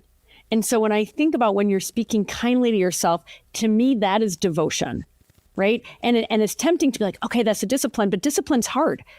Devotion feels good, right? So, hey, ladies, hey, folks, everybody listening and watching, right? And it's to me, it's a sacred calling to be kind to ourselves. So I think of like that sacred calling and devotion because we deserve it. And especially especially as parents. I'm a mom of two amazing teenage sons. And I know that every bit that I pour into myself and overcoming that critical voice and some of the things that you were describing, they feel it. I don't have to say a word, just like you with your daughters, right? They can't help but learn how we're treating ourselves. That to me is the big job that we have as parents, is really to speak kindly to ourselves, to love ourselves, to practice that with devotion, because then that's what we're modeling to our kids. Oh, I really like that. Yeah. Yeah. Yeah. No, me too. And it feels so good. Right. And it's just like, oh yes, I get to give this to the other people. But let's rewind for a moment. You were talking about some other of the major themes in your event. One is about really being present and connected. What are maybe one or two of the other big themes that we could all learn from today? All of these speakers in the summit this year talked about how important it is for us to do our own work, do the work. People don't want to, we don't want to hear it. We don't want to go there. A lot of us, so Lair Torrent and Ashley Torrent, they're married. Lair is a therapist, and Ashley is a spiritual counselor. And they both, and Lair talked about Dr. Sue Johnson, and one of her, in Hold Me Tight, she talks about how so many of her clients would not want to go below the waterline. They would go to the waterline, meaning in my relationships, let's just go in the surface here, surface level. Like, it's about the dishes. It's about the kids. It's about, actually, it's not. Yes. Okay. I'm saying the arguments are surface are because of these circumstances, but underneath it all, with your arguments with your partner or your difficulties, a lot of times it's like, you're not feeling like you're appreciated. You're not feeling seen. You're not feeling supported. You're not feeling loved in these interactions. And then if you were to go deeper below that, where are those actual feelings coming from? And oftentimes they stem from our childhood wounds. And we don't want to go there, right? We really, it's my childhood. Like, I'm in my 40s, I'm in my 50s, whatever age we are. Get over it already. I don't want to go into my childhood stuff. And you know what? If we want to be really good in relationship and we want to love ourselves really deeply, we probably have to go there, as much as we don't want to. So it was like taking radical accountability for our side of the street. That was one of the main themes this whole weekend, was like, what's my part? What's my 50% or even more, let's say? Because if you're in a relationship, whether it's like you're parenting or with your partner, and you have your part in that.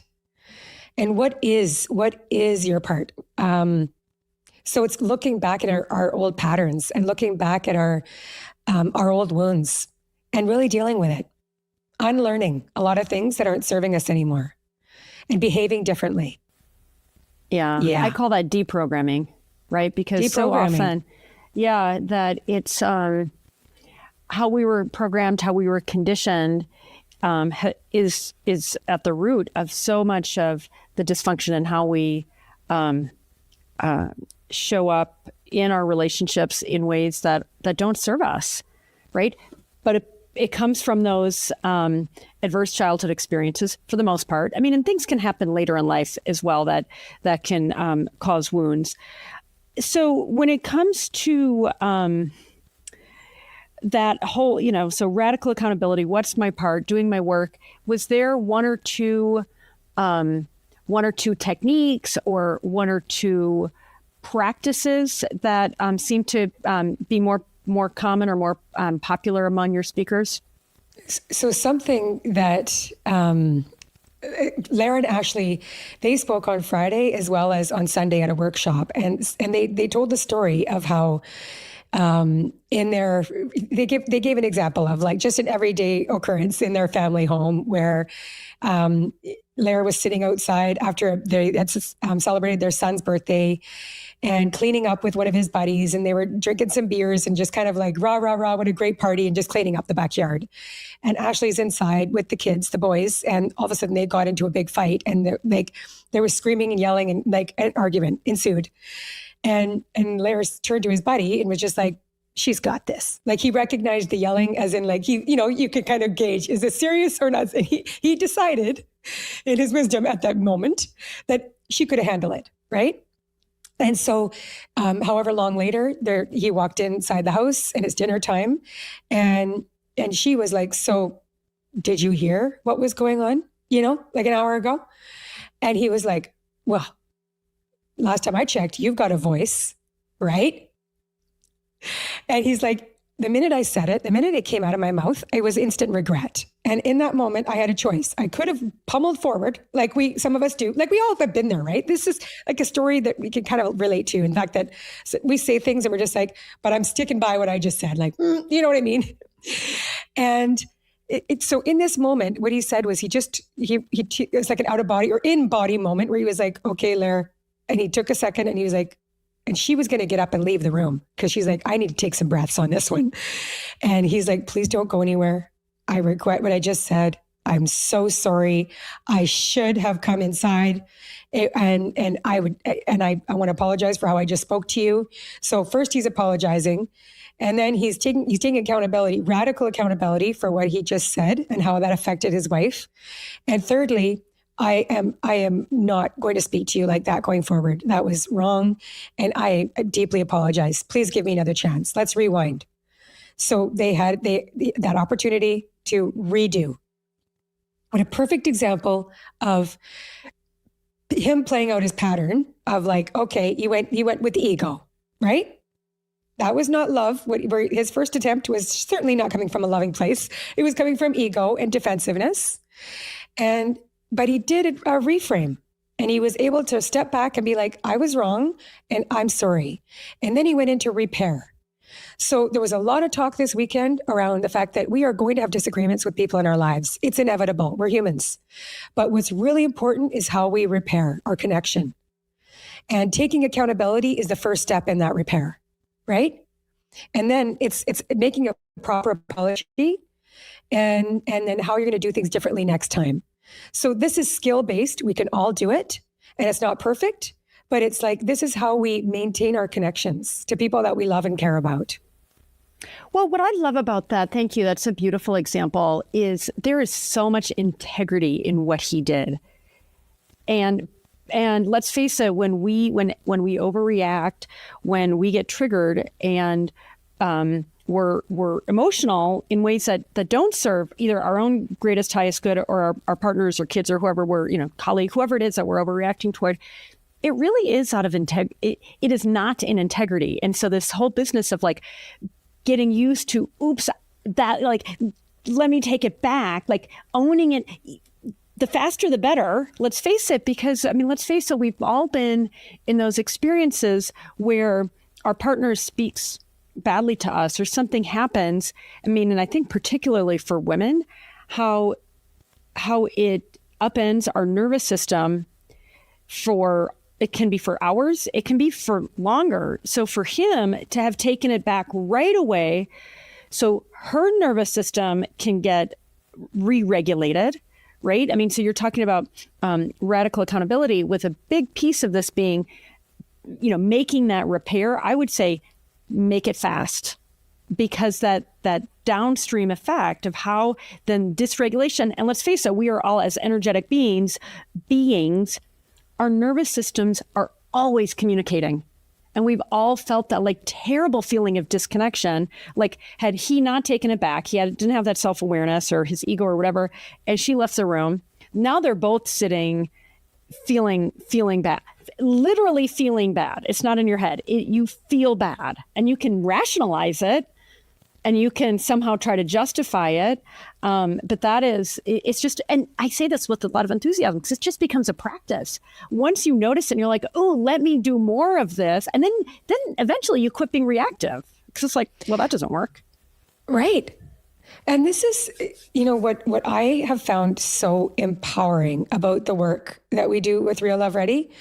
And this is what all these teachers that took the stage this weekend they're like, hey guys, this is a human being problem. Like, it doesn't matter, where we were raised, how, like, the culture, the language, the country. It's like, we as human beings struggle with this as a race. Like, communication is difficult for us because we're trying to use, and often we're going to get it wrong, and that's okay because we're human, we're infallible, we're fallible. But this is practices, and these are skills that we can learn. And it's like, I know in my own life, I mean, I have had like the immense privilege of speaking to the top experts in the world, reading all the books, and I do practice this stuff. And that doesn't mean I'm getting it perfect. Of course not. But it's like, oh, this is what Dr. Sue was saying, or this is what Dr. Solomon is saying. Oh, okay. So I messed up last time. And then I can go to my partner, Hector, and be like, actually, I really see this. That was my part. I'm so sorry. Next, or we're in an interaction and I'm like taking a pause. I'm like, okay, rather than reacting right away, I'm going to be like, sometimes Dr. Solomon said it this weekend too. It was great. She was like, sometimes the best and most loving thing we can do is not say anything at all. And she gave an example of when she and her husband were at the bowling alley with their son, and she has this inclination to like correct her husband on the way he's parenting sometimes, right? Isn't it? Because she's right? Yeah, of course. Yeah, because she's a big boss. Like, yeah. Uh-huh. Well, yeah, she's awesome. I've got 2 daughters with my first husband, and like we did this to each other. Like, sometimes you'd see like you kind of give each other tips on parenting because you're like, how about try this, Yeah. Mm-hmm.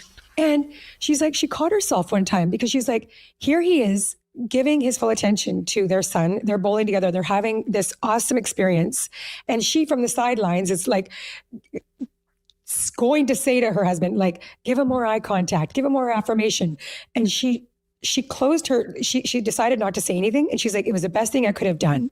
Because really what she discovered by not saying anything, she went inside herself and she was able to reflect and go, that's my little girl inside me that wants assurance, that wants affirmation.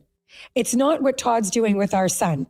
It's me, the little girl in me, needing to have some assurance. So isn't that that was a learning that she received from herself by not projecting something onto her and her husband and that interaction with her son. That is amazing. Yeah, no, for sure. I mean, I could even see it going a little further. It's her saying, I need to be important. I need to be heard. Right. And so like, that's where I have my value versus saying they've got it. And that changes that energetic shift. That's Heartset. I mean, that's profound. Having that self-awareness that says, okay, let me look a little bit more carefully here, right? Because then, I mean, I'm keeping it real. I've made that mistake with my husband plenty of times, and vice versa. We all have. I have as a mom, as a spouse. But it does. I mean, it does. I mean, especially I feel like with men, this may be a little bit sexist, but I'm going to say it anyway. This like correcting them or even coaching them can really feel like a hit to their masculinity. And definitely. And he was doing a great job, right? Why would there need to be any input from her? And she discovered that absolutely it was the best thing she could have done was keep her mouth shut. That's great. And I love that. Yes. Alexandra is amazing. That was another, like I think I did mention this at the start, but a through line of the summit was this self-awareness piece and how very important it is to keep ourselves in check. Doing the work. Doing the work.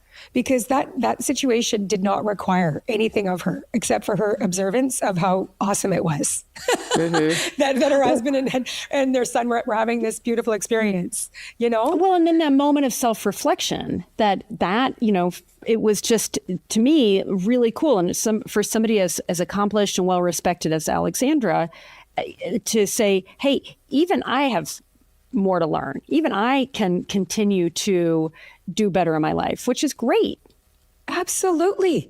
This was, one of the most beautiful and humbling things was to watch these doctors, that most of them are doctors, and they work with couples and individuals all day long in their offices, and they're teaching us how to be better in relationship. And guess what? They're saying we mess up all the time. Of course they do. Like nobody, like this is it. Like I said, this is a problem. These are, being good in relationship is a challenge that we all face. And so, but the beautiful part is that we can get better at it. We can learn how to communicate with kindness and respect, right? We can learn how to take pauses. We can learn how to repair properly. We can learn, forgiveness, I believe, is a skill. And I think, some people might think, oh, that's all, but I believe that forgiveness is something we can practice and something we can get better at. Courage. This requires courage. Okay. Like taking a different step than you used to in how you communicate to somebody or how you relate to people. It's going to take some courage, Well, let me just chime in there, because I feel like the courage piece in relationships, can be really revealing, because essentially it's saying, maybe I was wrong before, or maybe I didn't know it all not before, and I'm willing to say I was vulnerable, and I'm willing to do better now, right? That is by definition courage, versus the ego saying, no, they're wrong, I've got it right, it's them, right? But that also creates a wall, that creates separation, and now we're back to that disconnection that feels so bad. Then that becomes a spiral, right? Disconnection begets disconnection versus connection, and repair begetting connection and repair, right? It's a practice. It's like you get to choose, which one are you going to pick? When you're disconnecting, we can all feel what it's like to withhold our love. It's a very visceral feeling. It hurts so bad, and you're closing off your heart essentially. And when you're able to open and be like, okay, this is scary. Okay, I'm not taking away that this is really it's terrifying sometimes to be like, I have to have this really hard conversation. It's really the last thing I want to do right now, but I know this is the best way forward. And I'm still going to do it. It's going to require courage. It's going to require me acting different than I did before. I have to take accountability, which really sucks sometimes. I get it. Our pride is bruised, whatever it is, but it is the loving thing to do. Yeah. It's been my experience as I've done this work and referencing Heartset, referencing nervous system regulation, and becoming more embodied. For me personally, those hard conversations are a lot less hard because I'm safe in my body. You know what I mean? And so when I think about nervous system regulation and doing the work as a superpower, sure, there can still be some difficulties. I don't want to say there never are, but it is interesting to me how, when you're safe in your body and true to yourself, how a lot of this fear and disconnection kind of magically evaporates. I mean, that's been my agree. experience. Yeah. Which is a beautiful thing, right? I mean, it's like it's not theory. So a few more questions. When it comes to, you say love is a mirror, or love is like a mirror. What do you mean by that? Love is like a mirror. This was something that so many of our teachers said on the stage. They're like, okay, that stuff that you think is your partner's, that trigger, that, they said that thing, it's like, that's your opportunity to be like, oh, I don't think that's them. It might be me. So it's like that mirror, the people that are in our lives that are, those triggers are often pointing right back to you if you're willing to go there. Right? I don't know really how to explain the mirror analogy. I know a lot of the teachers did that when they were talking this weekend, and it's funny because I will say to my partner so often, like I love you so very much. Like you give me so much joy, and you are like the best partner I could ever, pray for. And I'm just so grateful. And he's like, I'm just your mirror. And I'm like, Oh, I love talking him. about? Oh my gosh. I love him. He says this to me He's all awesome. the time. That is the sweetest It is a thing. beautiful thing, but I'm also like, really? Like, so Oh, come on, Robin. I'm Own not it.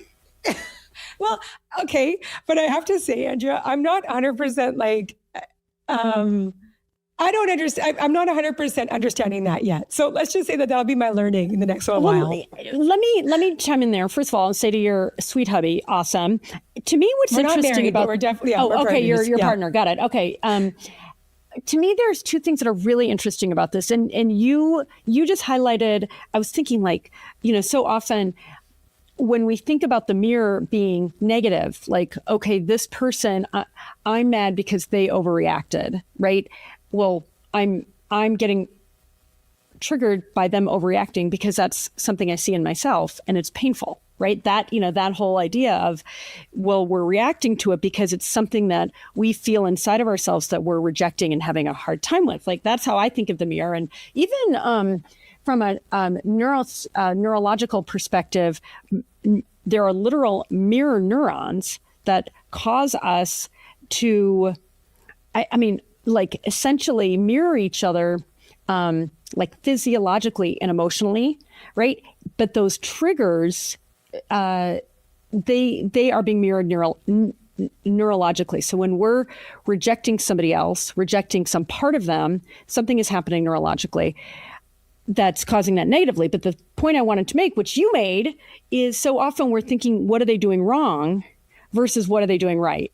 And that's what I love, that you called your partner in, right? Rather than we're so used to calling people out. You called him in, and then he said, you're my mirror. And that, to me, like, hey, everybody, if you take nothing away from this, this episode, take this away. Whether it's with your romantic partner, whether it's with your child, a friend, a coworker, that noticing what you love, what you respect, what you admire. And what I even do at times, things that maybe I don't have as developed in myself, when I see somebody like, oh, I love that about that other person. And whether I say something or just notice, like, we're able to call these things into ourselves.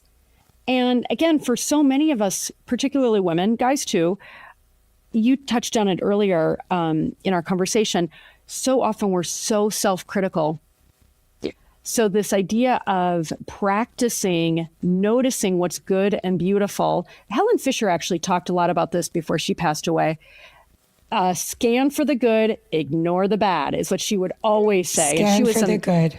The Gottmans say the same thing. Mm-hmm. They're like, 5 positive attributes or acts to 1 negative, and how we have to fill our well with goodness, because when the well goes dry, nothing left. But if you're filling it constantly with all the positives, that's the way I live my life. I would say that really, I live my life in a very positive frame of mind. I always have.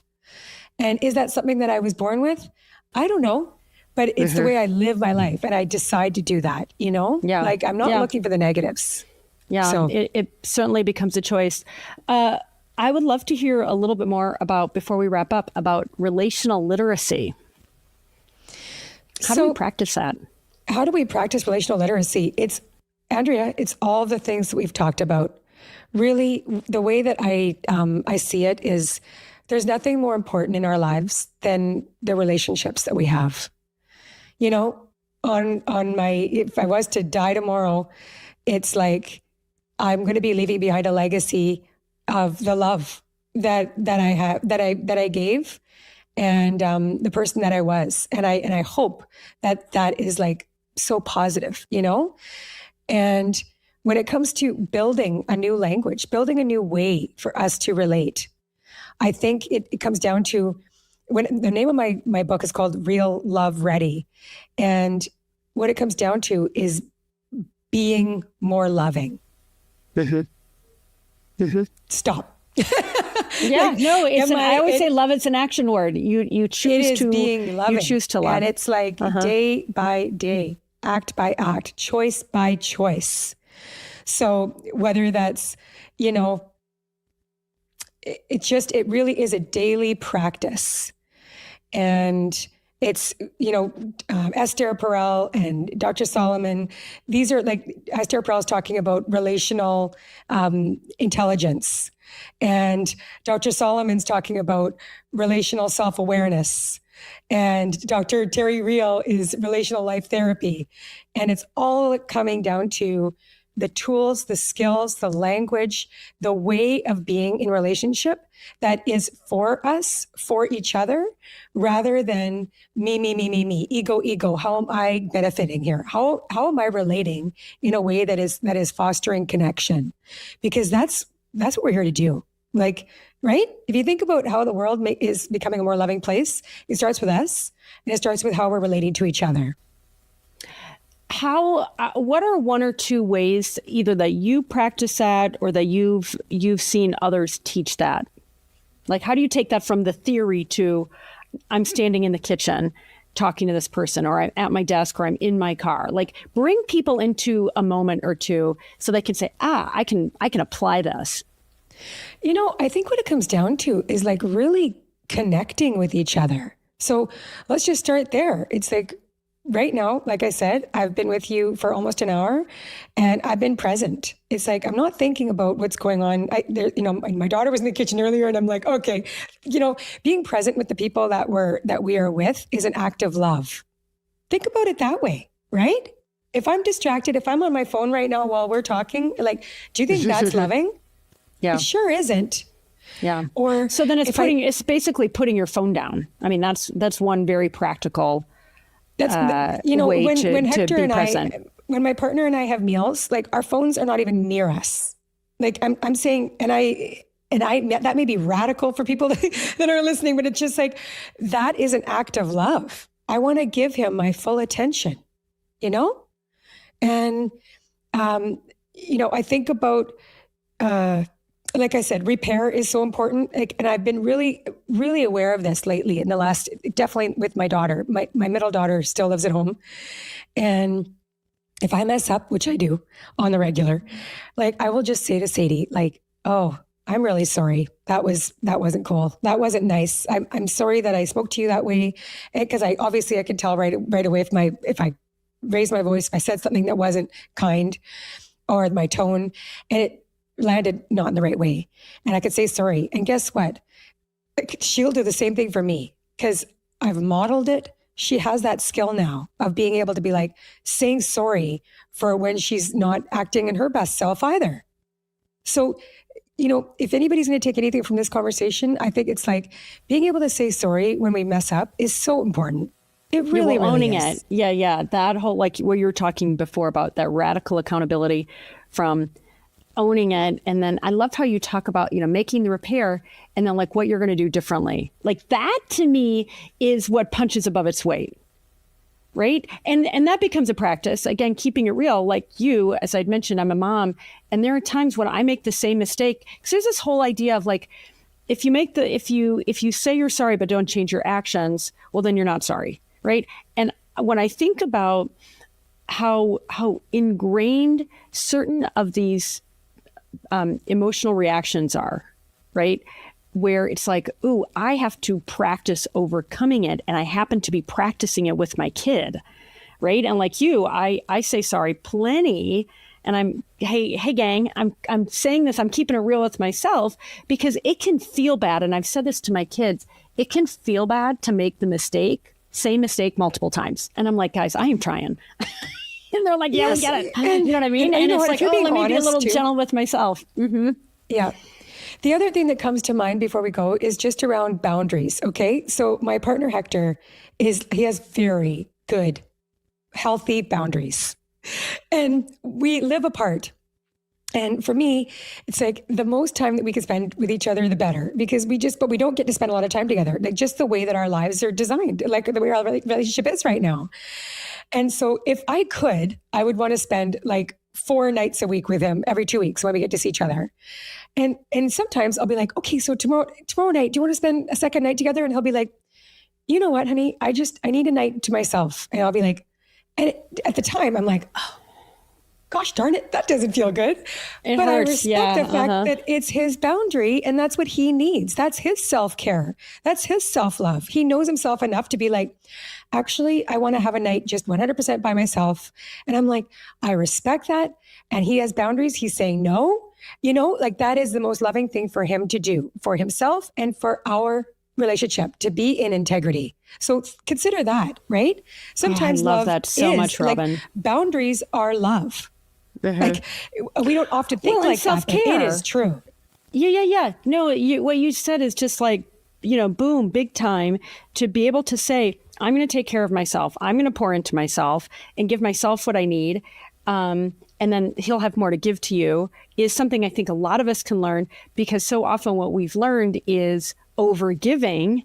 And then that leads to depletion and Yes, resentment and burnout and cue the negative vicious cycle, versus him having boundaries and emotional intelligence and enough self-respect to say, it's okay for me to prioritize my well-being. More of us should do that.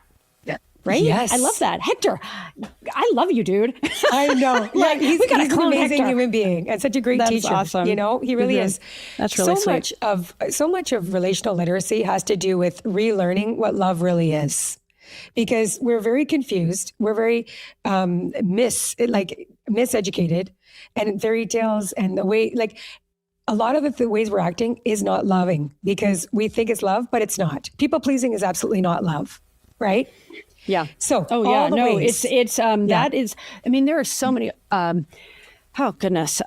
overgiving, people pleasing, fawning, saying yes when we mean no. I mean, the litany goes on and on. These are all trauma responses, stress responses, where we have learned to prioritize connection over integrity.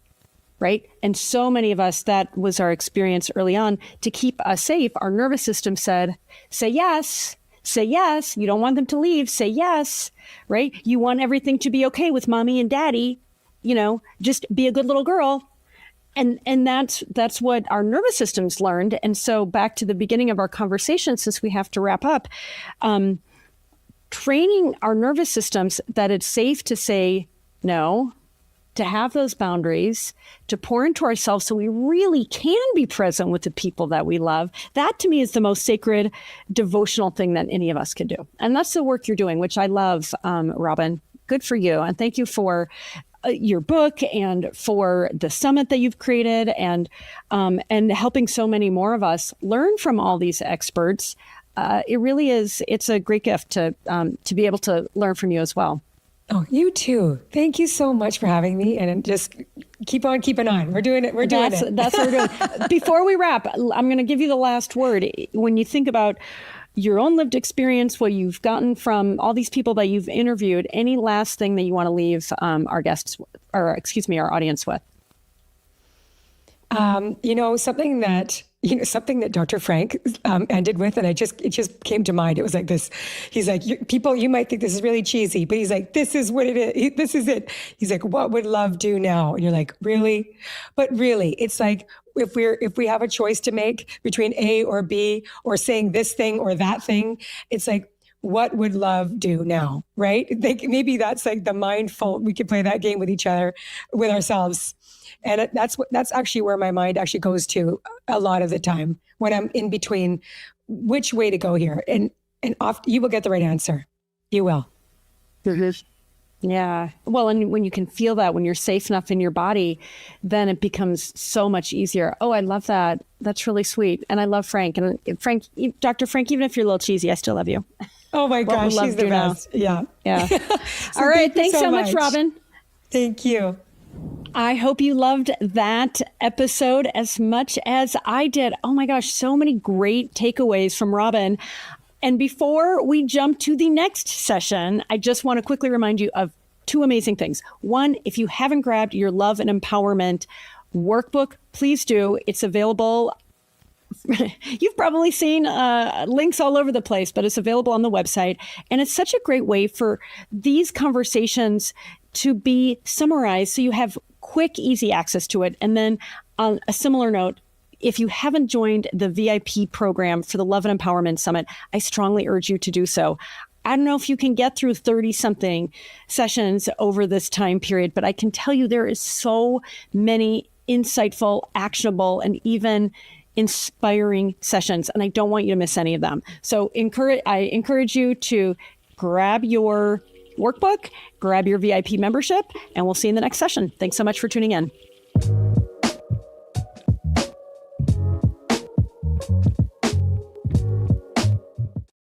Did that session just give you language for something you've been carrying or maybe feeling for a long time but didn't have the words for it?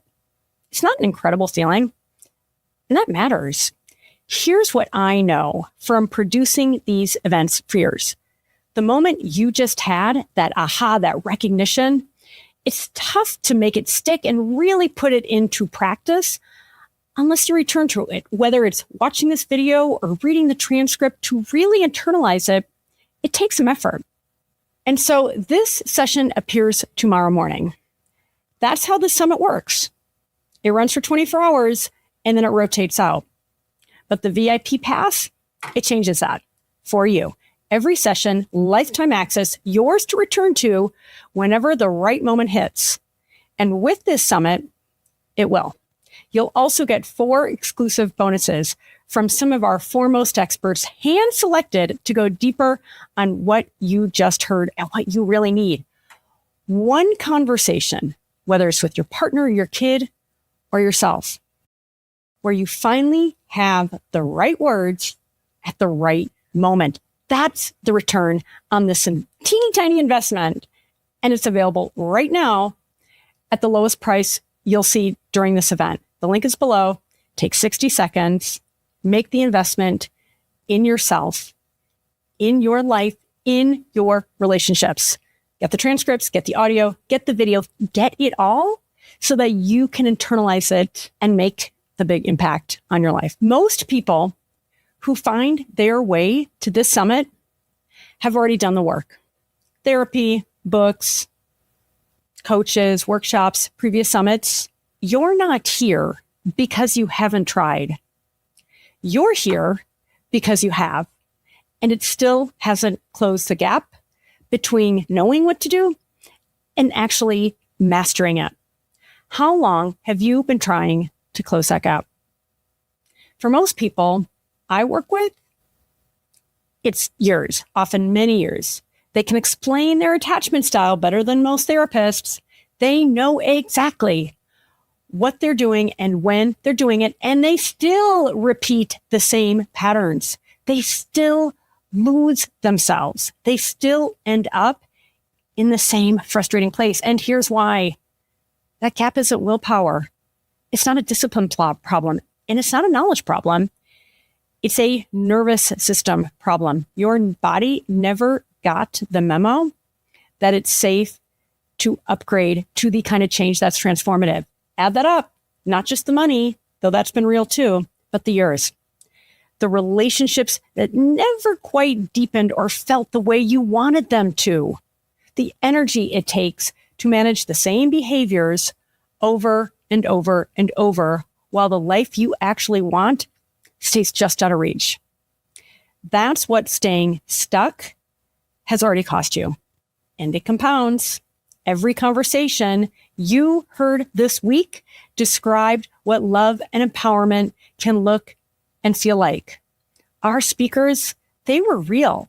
The insights were real and powerful. And you're leaving, I hope, with so much more clarity and excitement than when you got here. But here's what this summit and every approach you've tried before it couldn't give to you: the actual capacity to receive what they were describing, because that doesn't live in our understanding. It lives in our bodies. And your body has been running a different program the entire time. That's why everything else fell short. Every approach worked from the neck up. Mindset, strategy, reframes, talk therapy. Your mind got it, but your body never got the memo, because your Heartset, your actual baseline energetic state, was never part of the equation. Heartset is your core emotional and energetic state, how you feel and what you radiate from the inside out. It truly is your vibe, and it can't be performed, but it can be tuned. And that is everything. It's how safe and relaxed you feel in your body and how connected you are to your truth. It's not your mood. It's your baseline. Now, if you caught our live session today on Heartset, you felt the difference. Something moved in your body, not just your head. That was 20, 25 minutes. Heartset Live is 6 weeks of that powerful transformation. 5 live sessions plus a set of group integration calls where I guide you through rewiring your nervous system and your belief system until safety in your body and trust in yourself aren't things you understand. They're things you start to live. You won't come out of this with more to think about. You'll feel differently in your body. You're going to get it. And you're going to start showing up differently in your life and in your relationships, not because you decided to intellectually, but because your system finally reorganized around safety instead of survival. And that's what this summit is pointing toward. Heartset Live is how you actually get there. This week only, we are offering a founding member offering with founding member prices that will be the lowest it will ever be. It's going to go up when the summit closes. So scroll down. The link is right there. Say yes to Heartset, and I'll see you June 3rd.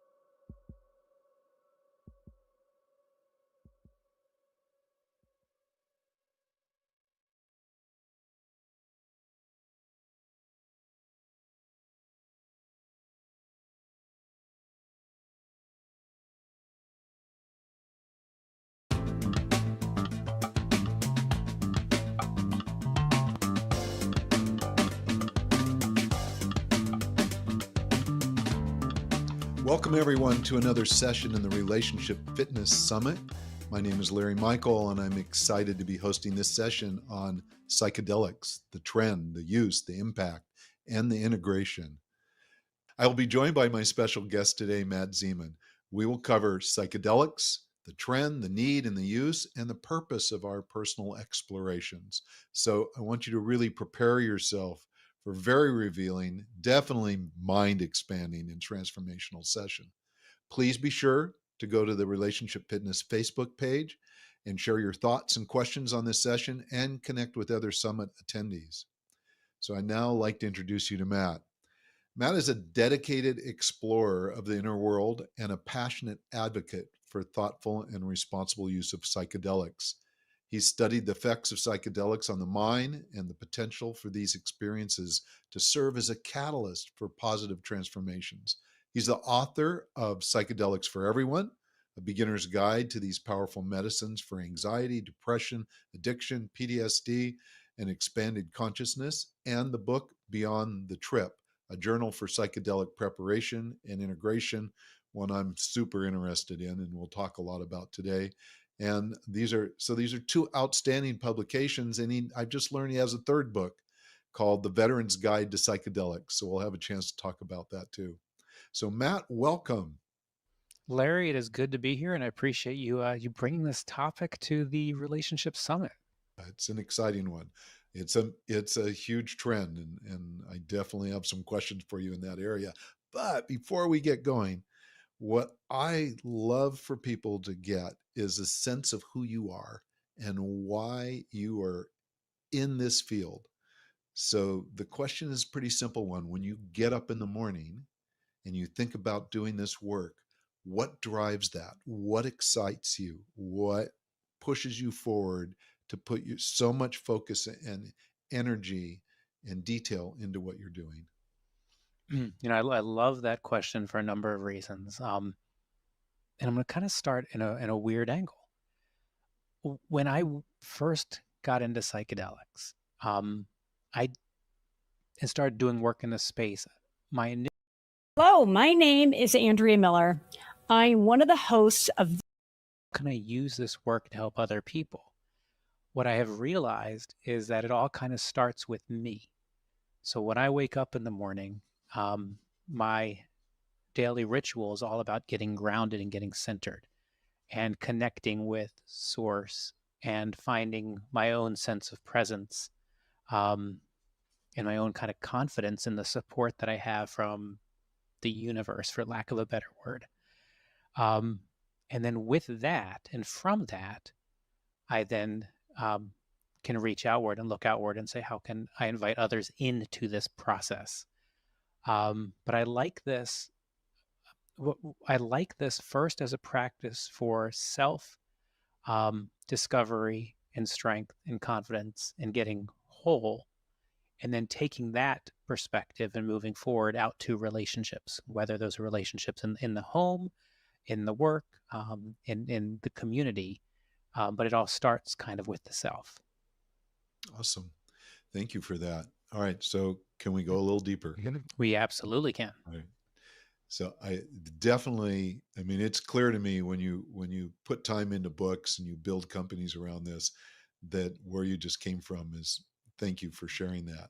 And for you, what got you into this business? What drives you at a deeper level? Was it an experience? Was it,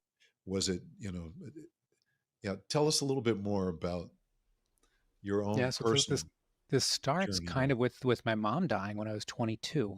Leading up to that, my father had died, my grandmother died, my great aunt had died, and then my mom died. And that was kind of the 4 years of badness. And she was 49. And when she died, I gave up. I gave up on any sense of God, that any connection. I felt lonely. I felt alone. And I then just went on kind of living, but missing my mom. With my first psychedelic experience, which for me was in my mid-40s, I had done no drugs up until this point. In that very first experience with mushrooms, I reconnected with my mom. and I couldn't believe it. I couldn't believe that I could feel her near me and that I could feel the connection between her and me and my kids. Um, I couldn't believe how safe and secure I felt when using these mushrooms, and then realized immediately that I didn't feel that level of safety and security in my everyday life. I realized I was afraid of dying, and that wasn't my story, that was her story. And I realized and I understood how there could be a source or a spirit or a strength greater than me as an individual, and how interconnected we all are. That all happened in those very first 5 or 6 hours of that first journey. So after that first experience, I wanted to learn and understand more about how these medicines work. And to do that, I took two approaches. I went back to school to get a master's in psychology and neuroscience, focused on psychedelic medicine. And then I also started traveling around, experiencing different psychedelics from different types of practitioners. So on one hand, there were MDs and PhDs, and on the other hand, there were shaman and taitas and maestros, and just continued to explore consciousness. Today, fast forward, I don't know, 6 years, and I'm now pursuing a doctorate of ministry. I work with an entheogenic church. I work with medical professionals. I this was so transformational for me in the way I interact with my wife, with my children, with my sibling. Um, it I just can't imagine not having access to these medicines. And it's a huge shift you took. Now, what were you doing before your first journey? Yeah, I've always been an entrepreneur, Larry. I've had a number of different companies, um, that where the goalpost kept moving, where I kept saying, I will be happy or I will be satisfied when, and it didn't matter what happened, how many employees, getting a building, buying a company, any of the raising money, it just, the goalpost would constantly move. And after that first journey, it was like, no, I don't want to do that. I want to work here. And by working here, meaning I want to every day be aware, be present, and I want to open as much as possible the help other people find how to reduce their risk with these medicines, and however they choose to access them, and be a source for information for them. Interesting. So you really went from kind of your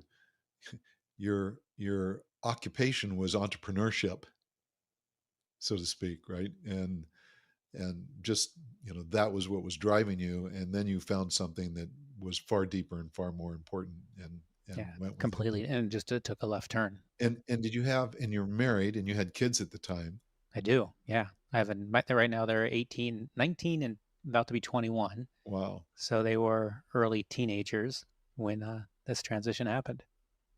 And stepped out of the entrepreneurial world per se into going back and getting educated and stepping into an area where you actually had zero knowledge, and it just must have been like a fire hydrant education, I'm guessing. It really was. And in addition to starting kind of all over and picking a new career path or new life path, um, I got to redefine my relationship with my kids and my wife, and even my friends, and that has been incredible. I can look back now and see some of the choices I've made where I just worked all the time, Larry. You worked all the time, or you still do? I still work very hard, but it's at this versus that, and um, I'm way more present when I'm not working than I was. It's not around the clock like it used to be, and it's not all consuming like it used to be. Um, and yeah, it has. I know because I had the conversation with my kids that they would have preferred this the entire time of our that we've Wow. known each other. Well, you're fortunate. Some families, when the father or the mother is so immersed in work instead of time with family, it's a long road of recovery to get a relationship back with your children or a spouse. So it sounds like you've done a lot of work there as well. Now, has your wife and your children had experiences with psychedelics as well? How does that work in the family environment? Yeah, they're supportive of the path. For each one has their own perspective on this that's unique. What I think is important, and this is probably a good time to bring this up. I mean, psychedelics are they're not, in my opinion, they're not a cure for anything. These are tools for they're catalysts. They are tools for awakening, tools for understanding. But most of the work with psychedelics doesn't involve taking a psychedelic. It's everything that happens before as you prepare for your journey, and everything that happens afterwards as we try to incorporate into our life the insights and awarenesses that happened. So whether or not someone chooses to do the actual psychedelic, that's okay. It's all still part of the same journey that we are all as a family on. So you've hit on a subject that I think is extremely important, which is both the preparation and then the follow through. We know psychedelics has become an unbelievable trend, and I might not even be accurate to use the word trend, but it feels like a trend right now, right? And because of that, and the influx of activity and the impact that it's had, there are people that get into psychedelic experiences without any preparation at all, and people that come out of psychedelic experiences with no backup, with no follow-on care. So let's talk about those two aspects because I think they're critical. It's Western medicine. You walk into a doctor, you get stitched up, and then they send you home, right? And that's kind of a bit of the same thing about someone could go into a psychedelic experience, go take it, and then you're done and you're on your own. So this kind of has a little bit of more of an Eastern way of looking at things. Why am I getting involved? Why am I drawn to this? And then where is this taking me? And where do I go from here? So I'd love to hear where you are with that and what you would advise people that are, obviously psychedelics is showing up everywhere. So how do we relate to it? How do we look at it? How do we discover for ourselves if we're really called to a medicine? And are there some really specific questions and preparation that we need to make before stepping in? Extraordinary event and its producer. I want to start today with a question. How do you feel right now? Self isn't about anyone telling you anything. It's you remembering who you are, and that inside that you are loved and you are worthy and you are enough, and that I have told myself story upon story upon story as I've lived my life and gone through our culture. But those stories aren't who I am. That's how I've behaved, or that's how I've acted, or that's what I might have believed. So the medicine helps me remove those.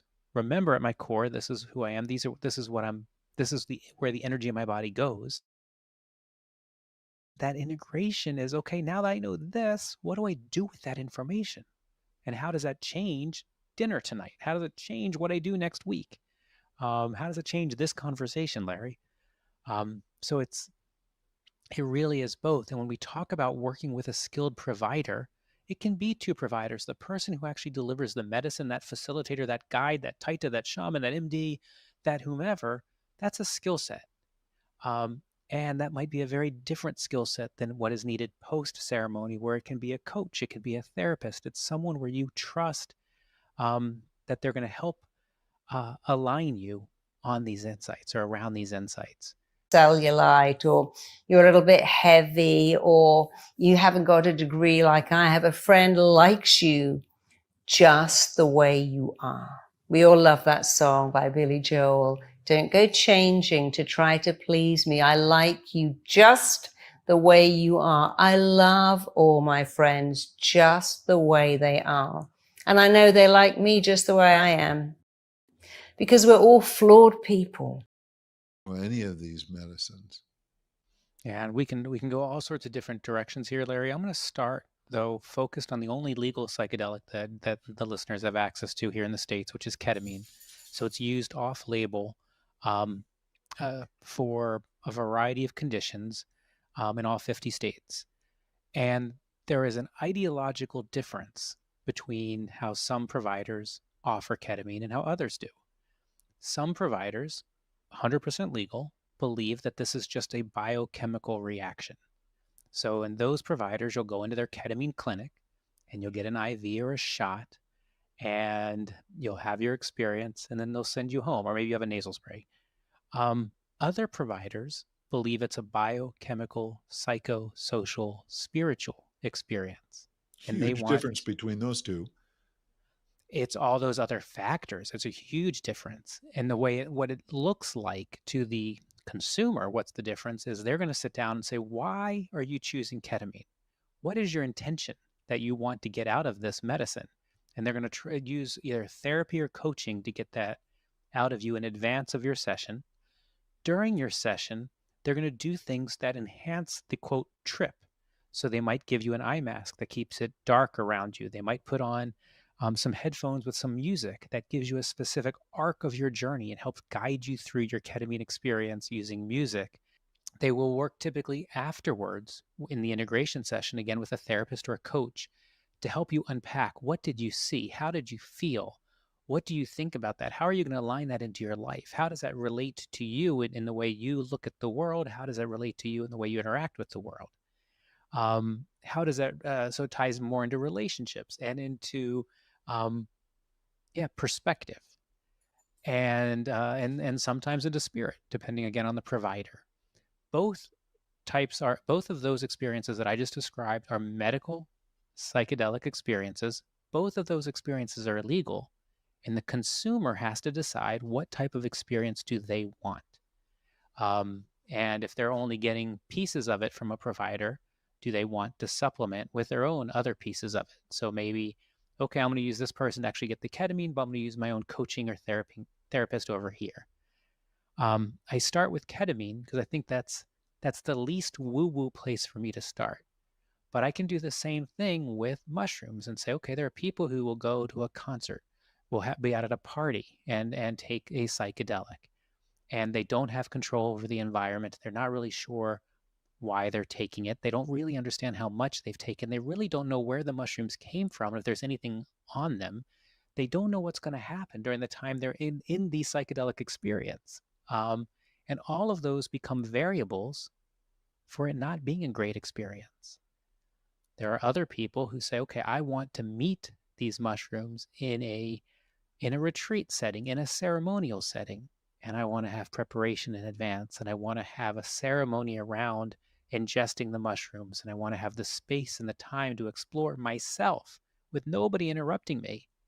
And maybe I want music or a guide or a facilitator of some sort, great. And then afterwards, I want someplace to unpack all this. It's a different, it's just a different perspective. It's a different protocol. I'm not saying one is right and one is wrong, but one is certainly less, it decreases the risk for the participant. And that's what Johns Hopkins research says. They say, if you pay attention to your source, where does your medicine come from? Your set, what is your mindset going in the setting? What is the physical environment? The probability of having a truly bad experience is very, very, very low. But when those variables are not looked at, all sorts of things can happen. So are there, in the books that you've created, and I know, the one book in particular, that's your second book, right? The Beyond the Trip book. Right. Beyond the Trip. And in that book, do you come up with a series of recommendations and suggestions for how to prepare? Yeah, I do. And in the Beyond the Trip and in the Veterans Guide, it starts with a series of exercises to help the person get down to what is their intention. So why do you want to do psychedelics now? It also helps them prepare their home environment, their physical environment, their own bodies for the journey, so that they can be as pure of a container as possible for the medicine to do what the medicine does. So all of that is kind of in the advanced preparation section of the book.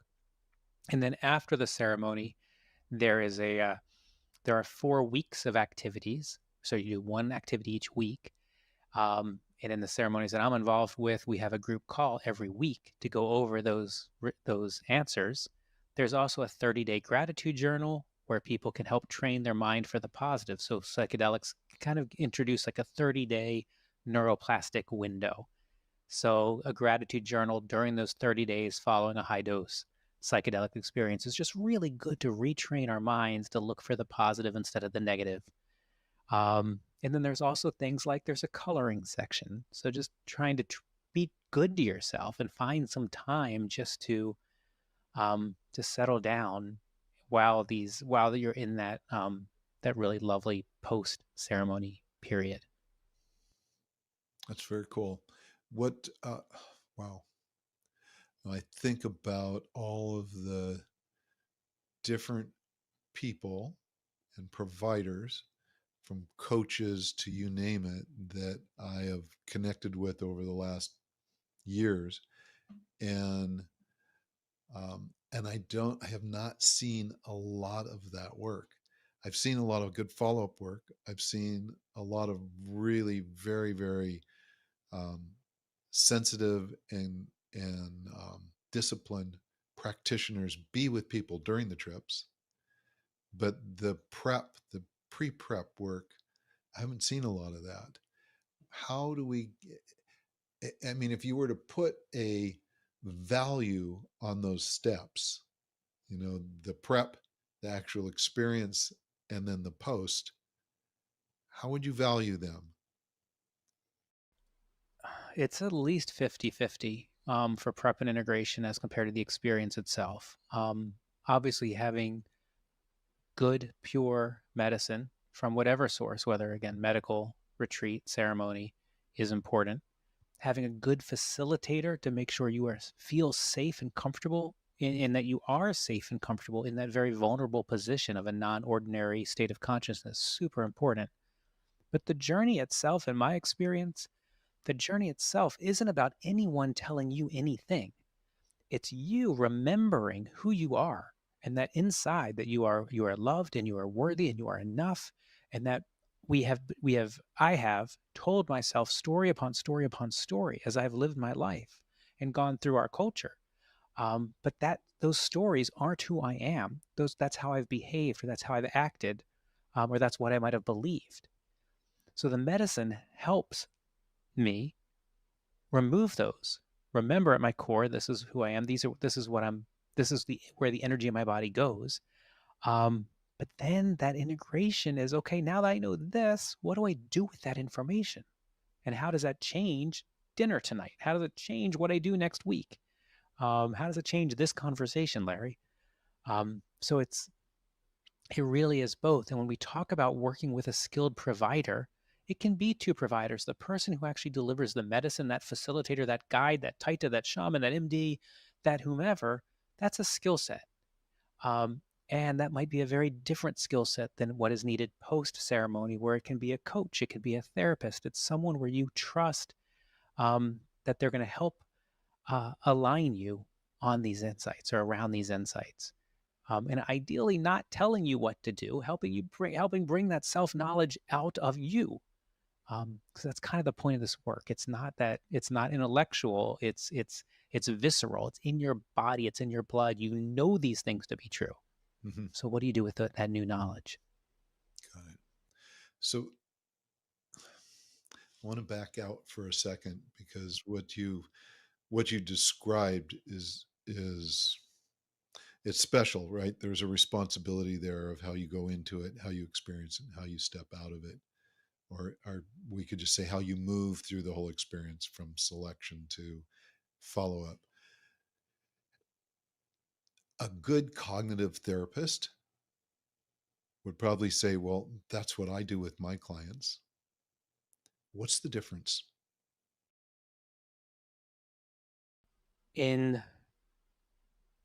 I'll speak for the self. In therapy that I've seen, it can be effective in a good cognitive or dialect or an IFS. There's many great types of therapy, and over time, yeah, it is. There's many therapies that are shown to be effective, but it can take a while for the person to come to their own realizations. When we introduce a psychedelic into the mix, it can occasion a realization pretty quickly in hours versus years. In my experience, when I combine the power of a psychedelic with the power of a great coach or a great therapist, now we have something really magical, because I'm able to move into places of understanding faster than that therapist could have gotten me to otherwise. And I'm able to work with them to now take it in so many more directions and so much deeper. So for me, as a tool of self-discovery, of growth, of learning, this combination has been very effective. Awesome. But I just want to, but, I'm going to do a big but here. I also firmly believe, let me actually do a quick sidecar. There are 3 ways that people meet psychedelics in America. Some people meet in the medical model we just talked about, and they want to meet it and do it 100% legal, and that's beautiful. Others say, I want a decriminalization model, where they're saying no adult should tell another adult that they can't put nature into their bodies. It's not fair from an access perspective that only the wealthy can have access to psychedelics and others cannot. So I think that's beautiful. And then there's a spiritual component. There's this religious freedom, these 200 to 2,000 psychedelic churches that exist. And for many of them, they're saying, I don't need a diagnosis. I don't want a diagnosis. I want to connect with the source. And this is part of my religion. And I'm doing this to understand more about being a spiritual creature in a human body. And I think it's important that I just want to make sure that is being said alongside of these medical uses. We have 300 plus academic institutions studying psychedelics, and most are studying it from the medical perspective. And we need that to change the 50 years of prohibition perspective that we have. And for those of us who want to make this part of our spiritual practice, I think it's important that that's a good enough reason. You don't need any level of depression or anxiety or OCD or eating disorders or autism or whatever or substance use challenges to be allowed to do a psychedelic. And that would be the religious perspective on these tools. Those are really great distinctions. All right. Now you brought up a question that I think that a lot of people ask, and those that have been in psychedelics that have done them and then have decided that's not for me anymore, and those that are into psychedelics and it has become a lifestyle. So if we look at, and this isn't to say this is the way churches operate, right? The psychedelic churches operate, but it is almost lifestyle oriented. Is there a point with psychedelics that continually taking them doesn't really benefit, or it is feeding something else, or it's perhaps an addiction or an attachment that's no longer healthy? Have you seen I think that? this is a super important question, Larry, because it's super, and I think it's important because most of us have 2 perspectives on this. We have seen what alcohol has done in our society, and we have seen the alcohol ads. We've all walked by bars. We've all walked into bars and seen how easily and acceptable it is. Oh, we just finished a big work retreat. Let's all go get a drink. Let's go get toasted, right? Yeah. Let's go get yes. It's a celebration. Let's get toasted on this. All sorts of. So we know how alcohol has permeated our society, and we can see it, and we can understand the many of the challenges around that. So then the second perspective that we all have is we've seen how antidepressants and mood stabilizers and anti-anxiety medicine has been prescribed, and we all know people who take it every day. And those tools, first of all, they were never meant to be lifelong sentences. They were meant to be used for episodes, for periods of time. But we have seen people who have been on them for 10 years, 20 years, 30 years. We have seen the age of people are going on them become younger and younger and younger, and more people have been prescribed. And we have seen the effects where people have weight gain, lethargy, sexual dysfunction, suicidal ideation from what becomes a lifetime sentence with this modern pharmacology. And that's challenging. And I guess the other thing we've seen is how hard it is to get off of those medicines that are prescribed, and that our medical system is not really built to do that. So I say all that to set the stage for then when we talk about psychedelics as a lifestyle. I think on the most, when we think about those who use it even in spiritual purposes, maybe you're talking about once a quarter, twice a year, once a year.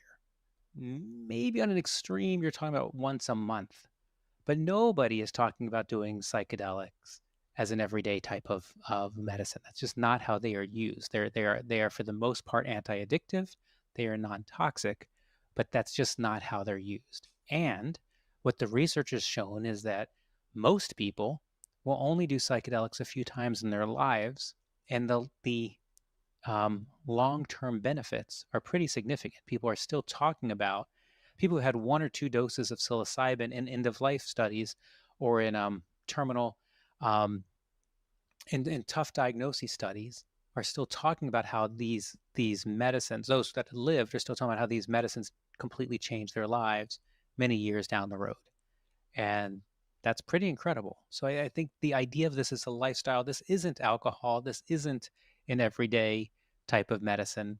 And it can still be used with infrequently to do whatever it is that person wants to do. Connect with the source, discover who they are, explore the relationship.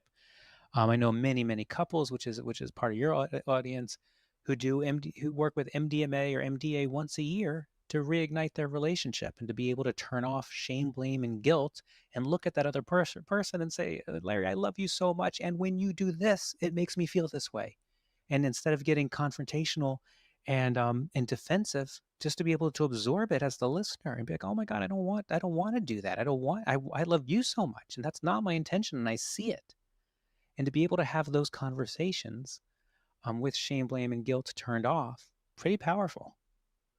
Well, I would agree for sure that if you're using any of the plant medicines for the purpose of breaking through and facilitating better communication, better connection, deeper relationship connectivity, it's wonderful.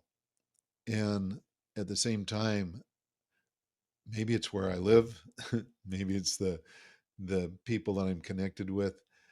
I'm seeing it used far more recreationally than uh, almost as recreationally as I've seen marijuana used, right? That it's not like I'm going to do MDMA once a year. It's once every few weeks, or every time I get together with my friends, let's do some medicine, right? So that's what I'm seeing more and more of. And that's when I start to ask, is there something else going on there? Because I really appreciate very much the transformation and the accelerated transformation that happens with medicines, whether it's ayahuasca, wachuma, or it's manufactured medicines. But it's there's a lot to be said for the value that people get out of it. But there's a huge concern that I think begins to bubble up when people are back at it all the time. Like they can't even get together in a party without doing medicine. Right? Yeah, and that's not ideal, and it's certainly not ideal, and it's super challenging with some of these medicines, and again, each one is different. So like you brought up MDMA. MDMA works with a certain brain receptor. Too much MDMA, you basically burn out those receptors, and the MDMA becomes not effective. That being said, were there lots of kids in the 80s and 90s who were going to raves on some frequency using MDMA regularly and it worked for them? It did. Of course there was. Of course. Ketamine, our only legal option, is one of the more animal studies. There has been addiction potential, and we have seen the effects of ketamine used recreationally outside of the medical community where people get addicted to it, where they're using nasal sprays and it spirals out of control. And the dosages are also out of control in a lot with of which one? The dosages are also out of control in a lot of those circumstances, right? Correct. And that's creates the danger. So the question then for us as a society is, can we have these discussions reasonably and rationally? And then can we also look at things like the Dr. David Nutt study from Imperial College London, where he said, let's forget how drugs are classified and just look at harm to self and harm to others and what are the risks. And when he stacked up a whole bunch of drugs, the most dangerous for self and others was alcohol. It's like a 72 on his chart. And you move your way down past heroin, past tobacco, and all the way on the right-hand side of his chart, he has mushrooms. It's like a 7, and LSD is a 9, and MDMA is in that same zone. So I bring this up to remind us as we have this discussion, because thank goodness we can have this discussion, that all of these substances have risks. And the difference between medicine and poison can be dose, it can be frequency. And the question is, where are people more likely to abuse and to hurt themselves and to hurt others? And the answer, and again, my opinion, is by far the things that are legal, the tobacco, the alcohol, are far more dangerous. There are 200 some people who die from acetaminophen overdoses every year. Far more dangerous than the risks involved with mushrooms and MDMA, as just 2 examples. Do you think that'll change as it becomes more legal?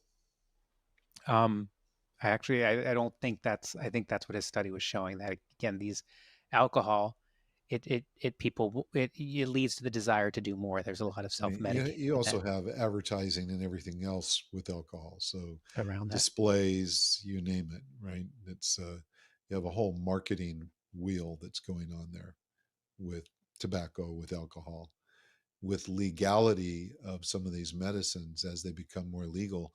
Do you suspect that could be a possibility as well? Yeah, and I think that's where we have to find this balance between how do we allow for the responsible use of these medicines for those that need it? How do we stop veterans from killing themselves every day? How do we help give people who've been victims of sexual assault another way to process that?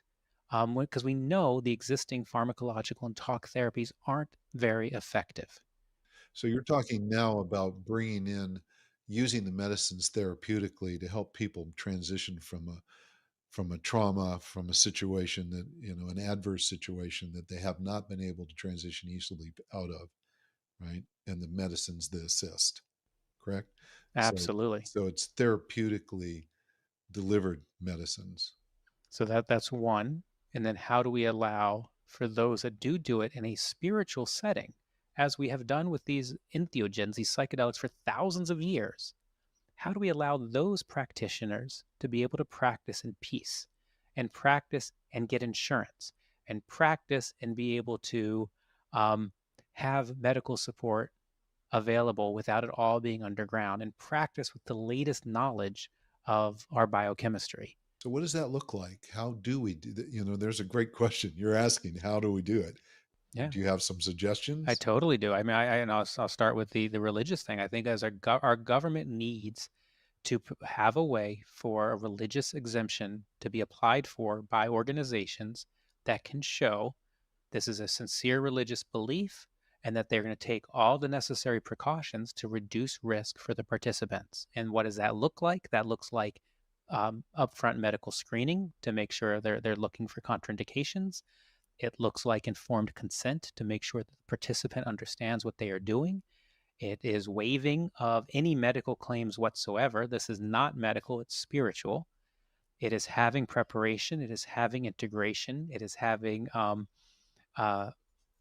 safety protocols in place. It is having good storage to reduce diversion of the medicine.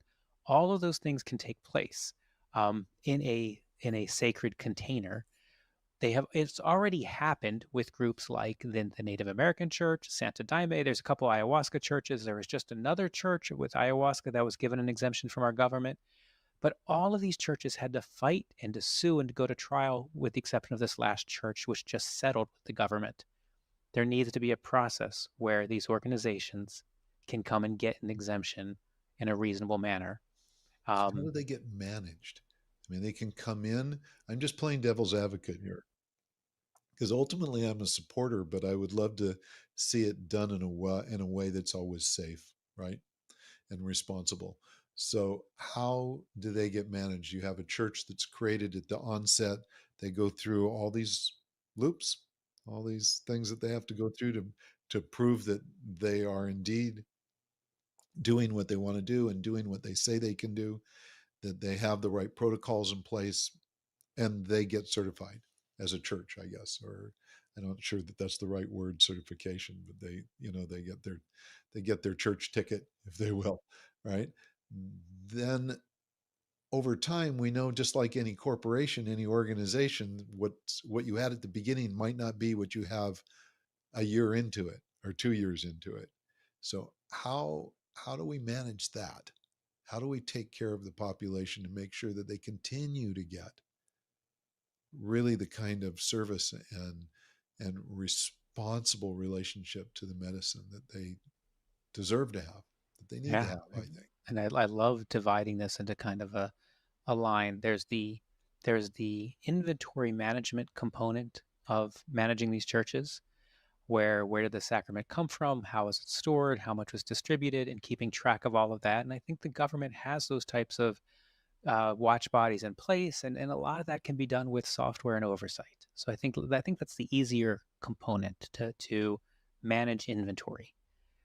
We then get into what I would call the ethical oversight. How do we know that the church is actually doing the procedural things that they have said they were going to do, and that they are not doing things that taking advantage of people, using these vulnerable states to, um, to take advantage of people? And I think for that, a model similar to how ethics boards operate in the medical world needs to happen in the spiritual world. So whether it's a group like the Sacred Plant Alliance, where their members, I'm using that as one organization, where they have members who voluntarily opt in to oversight, and they tell their member churches, who then tell their participants, hey, if here's our ethical statements, and if any of these have been violated, here's an organization you can contact. I think that's beautiful and self-managed and gives another layer beyond the organization. And I think there's going to be a few of those types of organizations that exist. Then I think we need to also have like there's a cannabis arbitration and there's a business arbitration. We need a psychedelic arbitration association. We need another group of, when there are conflicts that exist, where do you take those conflicts? Who understand, okay, well, they were choosing a non-traditional path. Everybody was.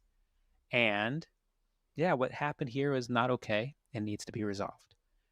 So I think all of those things will fall into place over time. But this comes back to, and Alan Watts used to talk about, in the old days, there was just healers, and the healers were both medical healers and spiritual healers. And what's interesting about psychedelics is that they do occasion these spiritual experiences where our medical providers today don't have any knowledge. But conversely, there are many contraindications in people who should not take psychedelics, and maybe the spiritual people don't have the latest knowledge there. So we need a collaboration. Yeah, the combination of the two, I think one of the most beautiful scenarios I've seen is when you have a medical doctor that's helping with the administration of the delivery of the product, and then you have a therapist or a coach, you know, Yeah, and and you're right. someone else is there. So there's really, there's two specialists taking care of making sure that the person has the best environment and the best And support, right? and this is where the legality is so important.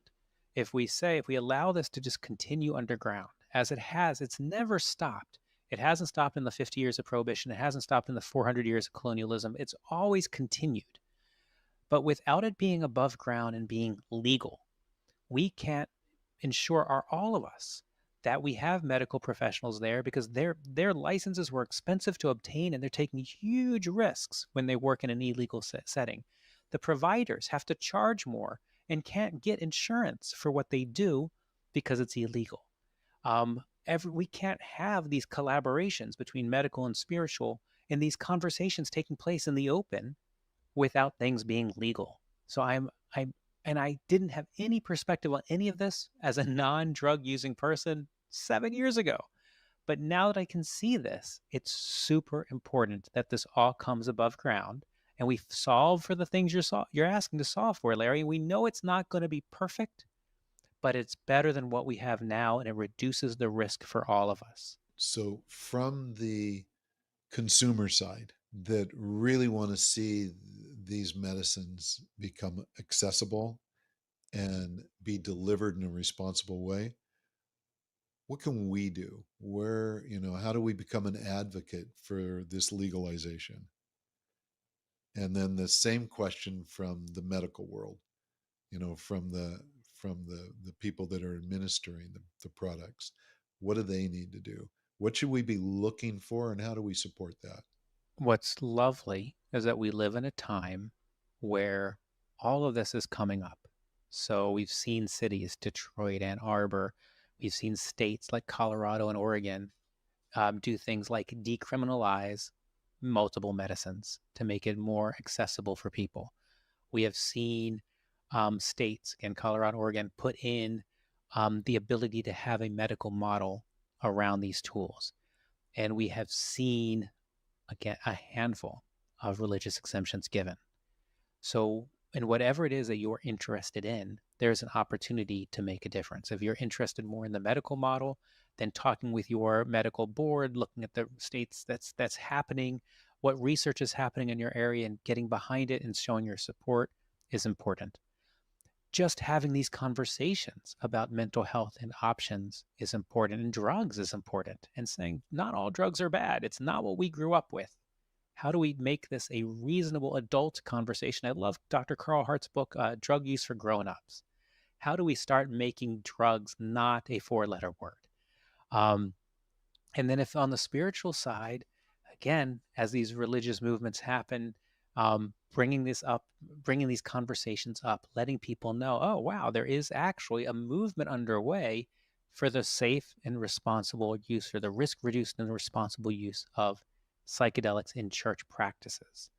I went to a spiritual leader in psychedelics conference just a few weeks ago where there were Methodist, Presbyterian, Jesuit, Quaker, Episcopalian, Unitarian, all sorts of spiritual leaders from mainstream religions trying to figure out how do these tools potentially make them better pastors and priests, and how does it make their Well, that congregation had to be healthier? fascinating. It was fascinating. And what does this mean for the future of the church? Again, I can get woo really quick on any of this, but it's So I'm curious, is there anything like that came out of that really stuck, that impressed you, that you saw as this is a direction we must go? I think I'm impressed by a couple things. There's a group called Ligare, and there's another group called Shefa, I believe. So one is the Christians in psychedelics, and the other is the Jews in psychedelics.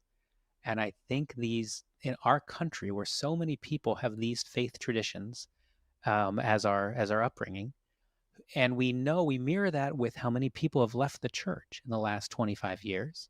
I love that they're both Christian and Jew, and a variety of denominations are trying to figure out, how can we use these tools to help rebuild our congregations, to help make our leaders more effective. I think just asking the question is important, and then trying to figure out where do we go with that is just exciting. I mean, I would argue actually that we had a religious reformation with Martin Luther, with going from people not being able to read to putting everything down in the book, and people being able to have their own interpretation through their own books. Well, kind of feels like we're in another religious reformation now, where people are saying, I want a direct spiritual experience. And through these tools, I can occasion with pretty precise regularity a spiritual experience. So how do we then marry that to the faith traditions that we all come from? And how do we, and for all those days we're not using psychedelics, go back to those faith traditions with maybe a fresh set of eyes? And I think that's really, really exciting. Wow.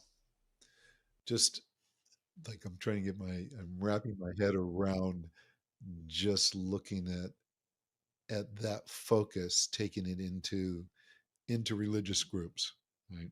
The secular groups in there, and bringing community and their families back together again, or providing something that a lot of people experience as being deeply spiritual without there being a stigma around it, like it's wrong or it's evil or whatever might be assumed around it. That's a game changer. I think so. I think it's a game changer. I certainly grew up where I had a Catholic mother and a Jewish father, and the people in the front of the room always felt distant, and they were talking about experiences that people even more distant than that had. And the idea that I could have a direct spiritual experience didn't even occur to me as a real possibility. But again, as I've gone down this road and I've looked now at mystics throughout the ages and how they might have fasted or used darkness or walked in the desert for 40 days, or beat themselves and caused physical reactions, or had an epileptic seizure to have a spiritual experience. There are lots of ways to occasion spiritual experiences that do involve altering the blood chemistry, that are not as safe as taking a psychedelic. So either way, we're going to many people alter blood chemistry for these experiences. Here's a way that more of us can do it, and we can break down these. For many people, this is where they feel connected. They understand that they are not separate and apart from nature, but they are nature. And those teachings of pick your prophet, that would love your brother as yourself, love your neighbor, turn the other cheek. Those teachings can become very real in somatic, and you can know it through these medicines. And that's So to recap, one of the things that a number of things that came up, but one that was very important is that in any of these medicines, preparation, being really ready in terms of environment, in terms of identification of the people that you're going to be entrusting your time with while you're under, or during the experience of the medicine. Really being emotionally and physically prepared in terms of what you eat, how your body's prepared, all of that is a critical item. So, for those listening and go, well, maybe I should just, one of my friends said, let's do this, I should just go do it. No, take some time. If you get to the point where you have that calling, then take the responsibility to make sure you step into it in a healthy way, right? That that the product that you're going to be experiencing is not something that someone just picked up off the street, but it has some efficacy to it, right? And then very important is just what you do afterwards. You're going to have this experience. How do you integrate it? How do you bring it back into your life? How do you share it with people that are important to you? How do you take this experience back to your wife and your kids, if you will? Not that you have to tell them all about it, but that you clearly had a moving transformational experience. Now, how do you share that with your loved ones, right? So this is important. And then there's this whole element of where is this trend going? Where is it going? And if it's becoming so big and so important and so useful and so helpful, from veterans to you name it, legalizing it is probably the next step to really being able to set standards. They're going to help us maintain a level of quality and responsibility around the medicines. Would you agree with that? I agree with everything you just said. And I just keep trying to bring it back to specific examples. And I'm going to use veterans, and I'm going to use people at the end of life. With the veterans, we've had 4 times the amount of veterans kill themselves than in all the combat since 9/11. The existing therapies aren't working. And the FDA just rejected the application for MDMA to be legalized for veterans. They asked for yet another phase 3 study. And one of the reasons was, well, too many of the veterans could guess whether they were actually given MDMA or not. 80 congressmen and senators from both parties wrote and said, this is awful. This is not okay. And we need to find a way to get this into the hands of veterans. So again, working with our congressmen, this is a federal issue, but we need another tool for them. And they're coming in with tremendous PTSD and traumatic brain injury, and to be able to consume this medicine, to have insights and have awarenesses and find a way to process these traumatic experiences and then move forward, so important. On the end of life side, we know there's been enough psilocybin studies that people who have been given a terminal diagnosis, taking a psychedelic doesn't change what's going to happen. What it does, and that these people oftentimes don't have the time to go through the experimentation with antidepressants and anti-anxiety medicine to see if they're going to work. When they take psilocybin just once or twice, their depression is reduced, their anxiety is reduced, the way they look at this experience, the quality of their life shifts, and their relationships, the ability to talk with family members and to have the conversations that need to be had shifts. So that's a medical use with end of life. But now just take it one more step. For the friends and family bearing witness to the person having the end of life experience, when they take a psychedelic, well, now they can have a different understanding of this process as well. And now then the communication between both. So again, this is where medical for the person in the end of life, they have absolutely existential depression, anxiety, and they need the medicine. And then their family members, how do we get all of them allowed to have this medicine to help that relationship and to change that experience for everybody through this process? Well, there's a lot of work to do here. There's a ton, and what an amazing time to do it. Yeah. Well, we have so much. There's so much good in the world right now. There's so much food certainty, decrease in violence, it's technology infrastructure that we have. We're at a moment in time where we can afford to do this as a society, and that's incredible. That's great. Thank you so much for all this. Tell us how we reach you. I know you're publishing books. I know that you had started companies. I don't know what you're doing now in terms of, your entrepreneurship. But if people want to reach you, if they want support, or if you want people to have support, where do you send them? Give us some information. How do we stay in touch, Matt, with you? Yeah, Larry, my website is mattzemon.com, and people can go there. I have a free guide to microdosing. They can book a call with me. They can book me as a speaker, all those types of things. They can order bulk copies. A lot of the medical clinics and the ceremonial clinics all use my preparation integration journals for their work. So all that can be done at mattzemon.com. I'm really active on Instagram and LinkedIn, and people can send me direct messages in either place, and I do respond. And then my books are on Amazon and really everywhere that books are sold. And my first book, Psychedelics for Everyone, is also on Audible.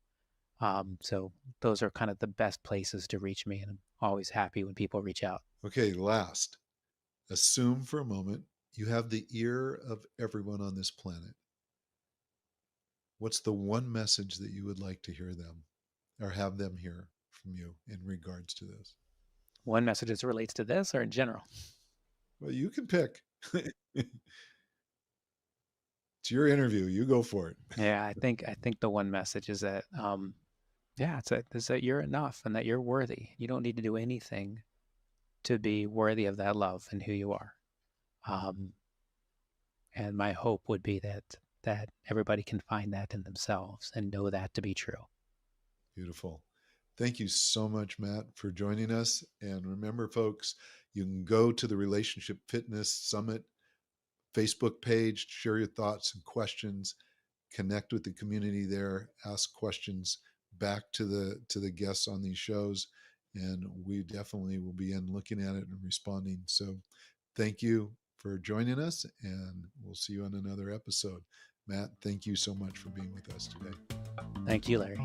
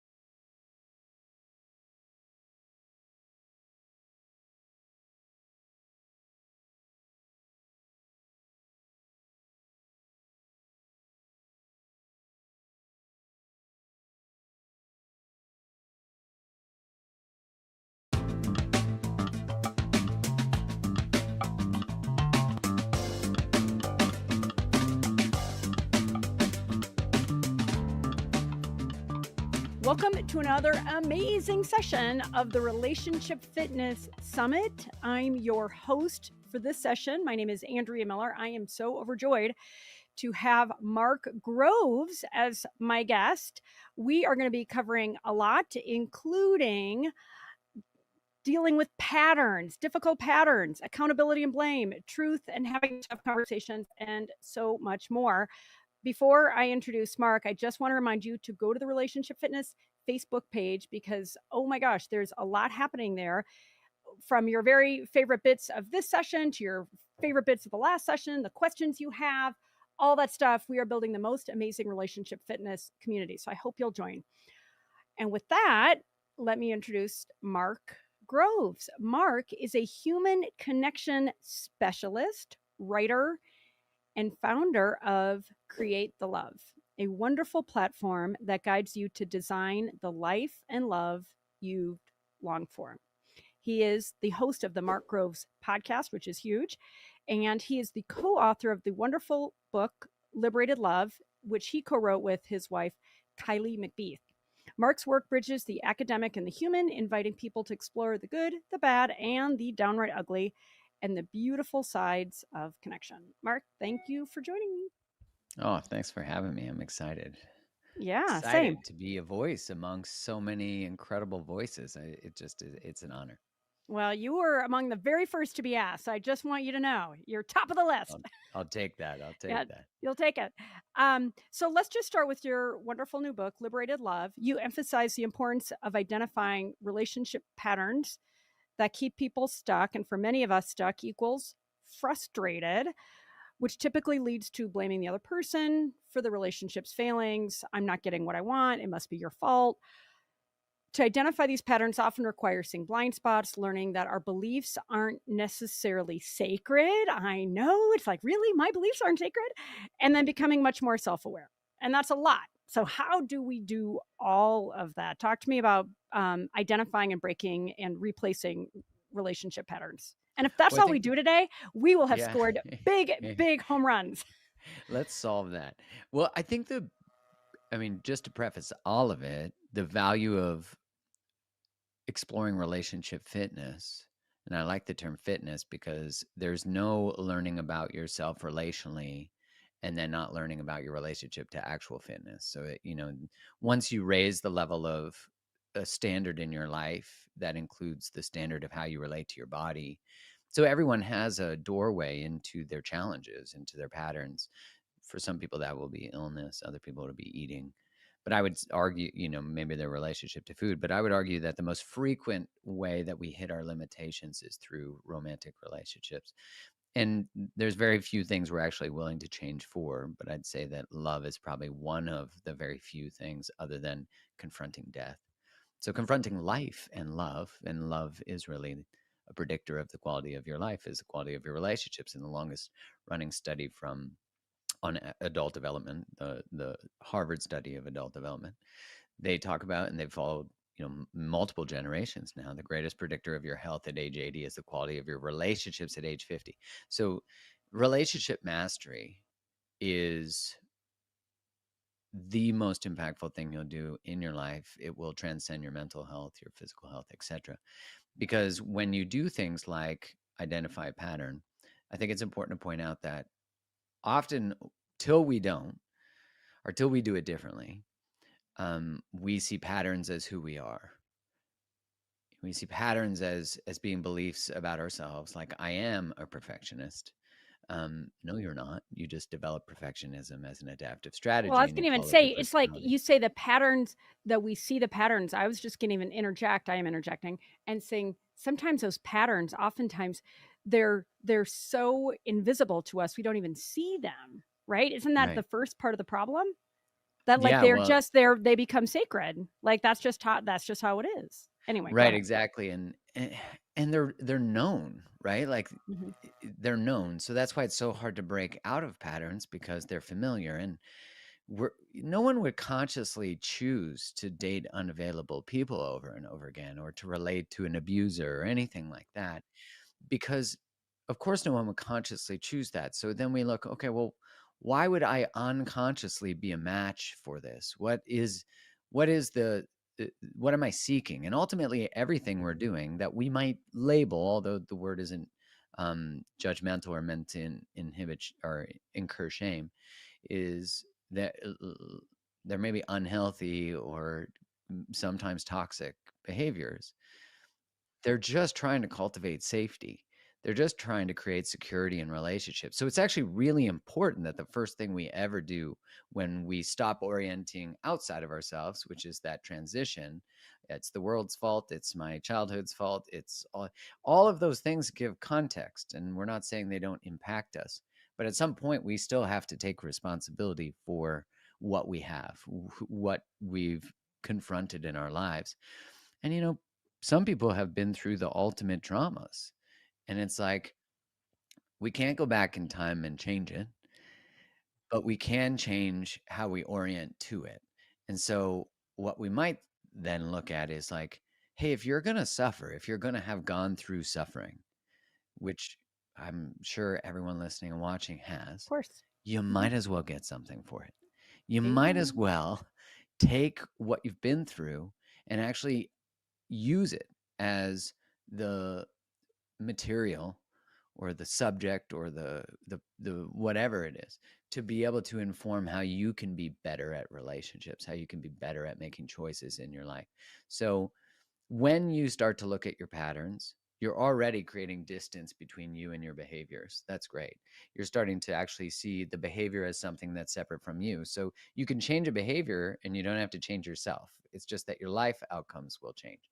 And when you decouple self from behavior, then now it's not personal anymore. Will you give an example of that either in your own life? And I know you coach and you work with a lot of other people, and we'll talk about this amazing community you've developed called Aligned. We'll come back to that, but make it less theoretical, right? Because in part, I think about my own patterns that have been challenging for me in my marriage, and not gonna lie, I'm like, I'm sure it's Sanjay's fault. Right. And he's like, Right. greatest guy in the world, except for when he's Not this not. pattern. This one's his. Yeah, exactly. And and even like I'm a very well-intentioned person. I'm, I work really hard on self-awareness, and even I, who's so committed, I still fail. That's why I'm like, holy smokes, like, ooh, the blind spots. And it's like, if you don't know, it's like you don't know what you don't know. And if you're so, if you're so convinced that your beliefs are sacred and that like this righteousness that keeps you stuck, like then it's like, how do you go, oh crap. I mean, I always love to quote Taylor Swift, the problem is me.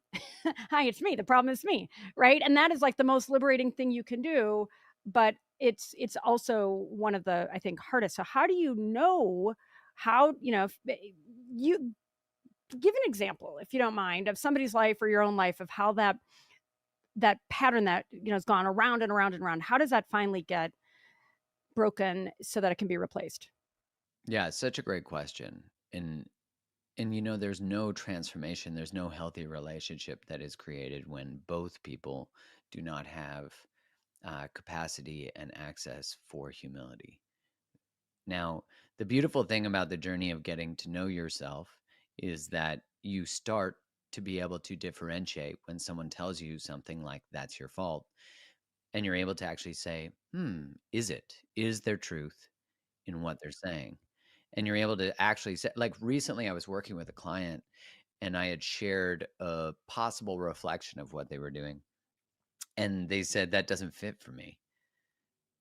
And she said, man, I was so nervous to tell you that. And I'm like, oh, no, that's amazing.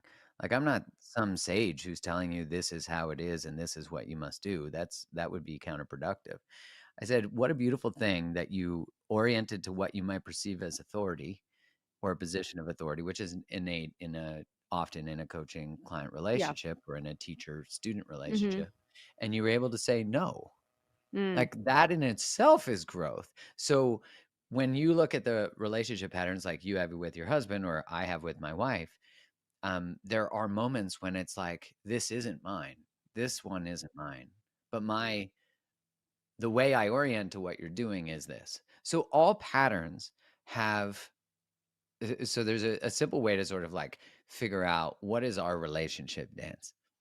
So you might say like, when you do this, I do this, and then you do this, and then I do this. So you would fill in the blanks. So it's like when you get upset, I distance, which makes you more upset, which makes me shut down and leave.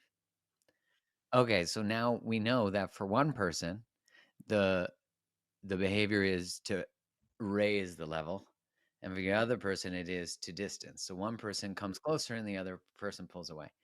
So all of us are 100% responsible for our 50%. Yeah, I And got you.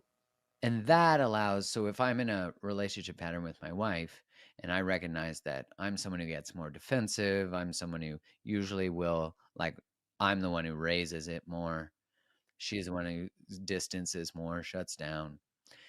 Can I peel back a little bit? My work is to hold back, is to allow space to exist, to allow tension to exist.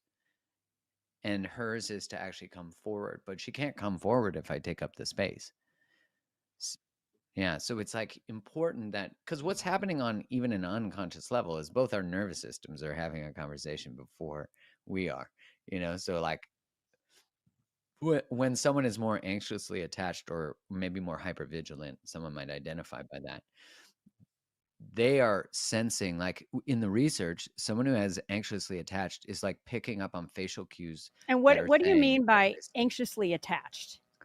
So attachment is a way of organizing relationship. We talk about it in the book, but it's a very famous, and I would say mainly more popularized by Sue Johnson, which God bless her, she just recently passed. Her work is just incredible. She has, many amazing books. One is called Love Sense, and then Hold Me Tight. They're a very famous book.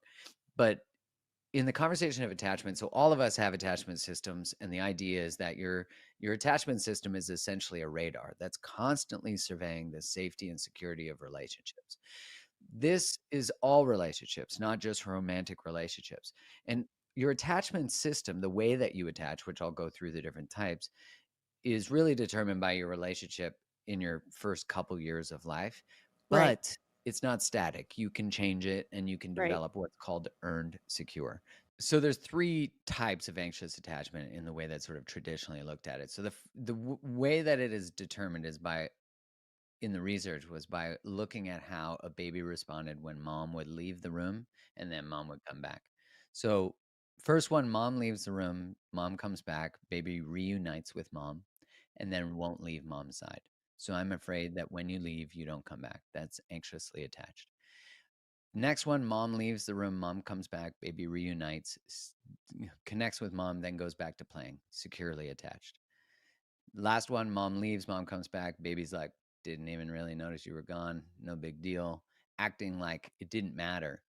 But physiologically, that baby's actually experiencing the same distress as the first, the anxiously attached one. So that's avoidant attachment. And now you can pivot between anxious and avoidant, disorganized attachment style. And the reason is because if you look at it, and people might know this pattern, like, I like you, I like you, I like you. And they're like, oh, I like you too. And you're like, actually.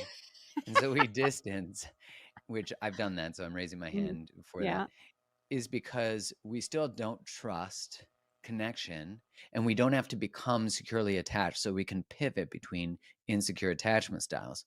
Now, the last thing I'll say that I think just simplifies the understanding of attachment is that you don't even have to think about it as your relationship to another person. Think about it as your relationship to space between you and another person. So anxious people don't like space. Avoidant people don't like closeness. And so we might think like the underlying narrative of different attachment styles is, my partner's needs matter more than my own, anxious attachment. My partner's needs matter less than my own, avoidant. My partner's needs matter as much as my own, not more or less, secure. So what we're ultimately building, and ideally we're doing relationally, and the thing that attachment style allows us to see, is when security or safety feels threatened, what do I tend to do first? Do I tend to pursue, or do I tend to distance, or do I communicate my concerns and what I need? Now, by understanding that, then it allows us to understand the pattern that happens to us relationally. And of course, the trick of the universe, God, whatever divine humorous being you believe in, um, is that, of course, anxious people tend to like avoidant people, and avoidant people tend to like anxious people. So it's an invitation through the patterns being repeated to heal what needs to be healed relationally, which usually is from childhood. The good news is we are connected in these wonderful ways that help us grow. And yet at the same time, I don't know about you, but man, I feel like so often there's resistance, there's heartache, there's rejection, right? Not really wanting to get, not that I don't want to get those lessons. I know I'm not alone. But how often it's like you're the problem. So that, and coming back to this idea of having the blind spot, like I feel like you've got to be pretty wise, pretty enlightened, very, very intentional. Especially when, to your point about we're all interacting, our nervous systems are all interacting even before consciously we are. And at that point, very often, we're hijacked emotionally, and then we're sure it's the other person's fault, right? And then, and then it gets back into the loop. So, any tips or hacks to be more conscious of seeing those blind spots, of seeing, I mean, in a way, I mean, again, it's like, if you've had the same fight 500 times, you would say, oh yeah, let's break that pattern. But again, if you feel like it's always the other person's fault, in fact, maybe that's a better question. You just said each of us is 100% responsible for our 50%, but I've been guilty of, I guess I'll put it this way, I've been guilty of being distrustful of my partner and what he's doing, right? And so I feel like that's often, I'm pretty sure I'm doing the right part, but that he's not. That's been a pattern that I've had, and I'm guessing a lot of other people have. So how do you urge people to just say, back to, look again? Because unless you're with somebody who is truly terrible, and there are those people that are truly terrible, right? But the vast majority of us are within a standard deviation or two. We have our flaws and our shortcomings, but we're all, but for the most part, we're decent people that want the same thing. So how do you break through when somebody's just like me, has a hard time seeing that blind spot? Because if you can't, then you keep repeating the pattern. Yeah. So the first part is that there's the logistical part of relationship, which is the skill set, right? Which is like, what is my pattern? Where did it come from? How do I change it? So the actual like linear nature of, oh, the healing of defensiveness is starting to say, can I see some truth in what they're saying? Right. So we like learn these different ways to heal different ways that we relate that are not productive. The second part is that we have to learn how to increase our capacity for our nervous system to hold change. Because when you ask someone to change, you're asking them to hold everything that change brings. Now, in the book, we go through how the nervous system correlates to attachment and what are some ways, and just some like simple ways to increase your capacity of your nervous system is things like meditation. Like these aren't just monk, prescribed, go live on a mountain. It's like, who are you when you're actually in the conflict? Anyone can have a peaceful mind in a mountain eventually, but to do that when you're actually in the conflict requires building skills. It requires, in the conversation of the nervous system, they would call it increasing your window of tolerance. Your window Yeah. of tolerance is the amount of insecurity, conflict, things that you can handle. Discomfort, Something right? and something like cold water exposure does help work on that. Mm. Cold showering, cold plunging. The reason I actually prescribe that a lot, just as a way of beginning to have more awareness of your body's experience. I'm going to die, right? You get in like cold water and your body goes, you're going to die, get out of the water. But what you learn by maybe going from 10 seconds to 15 seconds to 20 seconds is you're building up your capacity to hold the discomfort. And the skill set actually moves to interpersonal relating. You start to turn that 1 millisecond into half a second, into a full second. So now you're starting to create space where normally you would experience the stimulus and then respond. Now you're experiencing the stimulus and then taking responsibility and then changing your response. So you're actually changing the pattern. You're taking left where you took a right. You're creating new neural pathways. You're actually creating a different future.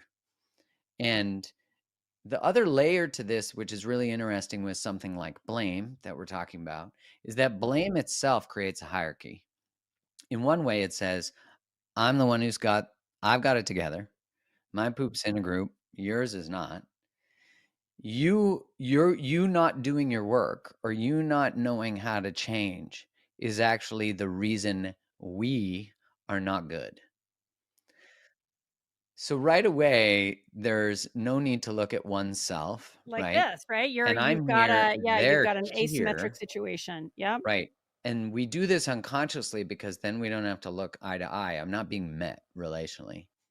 And usually that's because there's a fear. If I do get met relationally, I might be let down, I might be betrayed, I might be abandoned.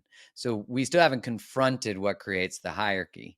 So when I know that I'm creating a hierarchy by things like resentment, blame, contempt, rolling of the eyes, then now I'm like, oh, they're not changing. I'm blaming them for not changing. I haven't changed how I orient to them not changing. So a lot of people stay That's a in that little, pattern. that's a little kind of ninja move over there, right? Like it really does require. I mean, I guess I'll say this: if you're finding yourself, I always say, let the change start with you, or in my case, let it start with me. If you're blaming, if you're feeling contemptuous, if you're rolling your eyes, does that just mean, should we just say instantly pause? Well, first off, rolling of the eyes is the most predictive behavior of divorce. Oh, what? I hadn't heard of that. Yeah.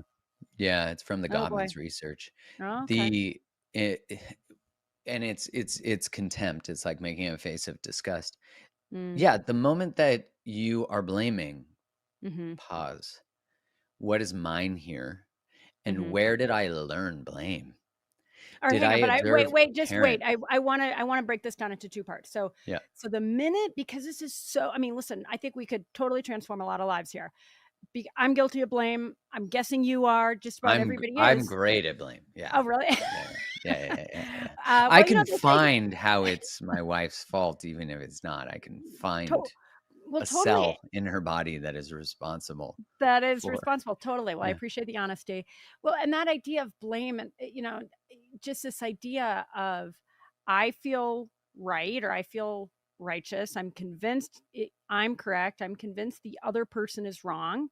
Right. I mean, I want to make this so simple that everybody sitting here listening and watching is like, oh, frick. And whether it's with your spouse, your coworker, your kid, right? So often our tendency is to make the other person wrong. And it somehow it feels perversely good, but it is so destructive, right? Well, it It is doesn't, so our destructive. self-worth doesn't have to be touched when we blame other people, right? Because Right. we're still correlating that if I take responsibility for my part of this, that means Mm-hmm. I'm not good at relating. I'm not good at love. I'm not enough. So that's why, like, Brene Brown talks about, or sorry, Harriet Lerner talks about how people who apologize have solid self-worth. Because in order to apologize, you have to have worth. And actually, by apologizing, you create worth. So, And by yeah, apologizing, you're being accountable, right? Because I think of right. blame and And you're saying, accountability. I take responsibility. I show up. I'm an adult. And so there's two parts to blame, because there's one part, which is, it is actually the other person. And then there's the other part where we're just prone to doing that so we don't have to look at our own stuff. So that can be hard to tease out, because the more you start to really look at your own stuff, then you now start to be able to differentiate where it is the other person. Mm-hmm. And Mm-hmm. what I would say often happens, and I think it's easier to see in, let's say, cases of something like abuse, is clearly abuse is not okay. And so it would be easy for us to objectively say that is them. Okay, great. Now we need to at least look at, even though I am blaming them and that blame is accurate, why am I tolerating it? And that's the responsibility part, that, hey, my husband or wife or partner or whatever is not changing. My friend never actually takes the feedback I give them and changes. What are you doing about it? Like, a boundary without a consequence is not a boundary, it's a suggestion. Ah, yes, And well try said. using one of those with a toddler. It Mm-hmm. doesn't work because they Mm-hmm. know a dog. If you're ever trained a dog, the moment you let a dog do something once, it means all the time. So it's the same thing with people. It honestly is that simple. And it's like, if you say you want a behavior change and yet you don't change how you orient to that, then their behavior is not going to change. There has to be a consequence. Well, I love that. I guess I just wanted to add to that because I also feel like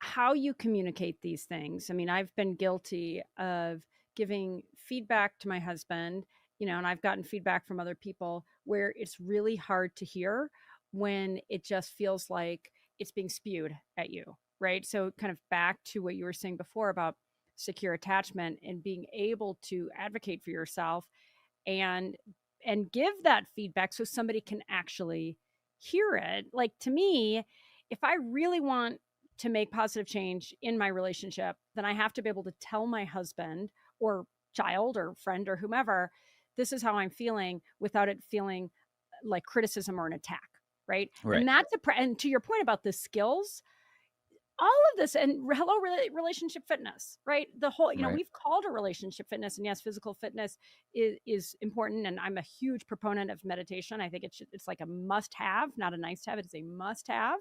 I think if you really want to thrive in your lives and in your relationships.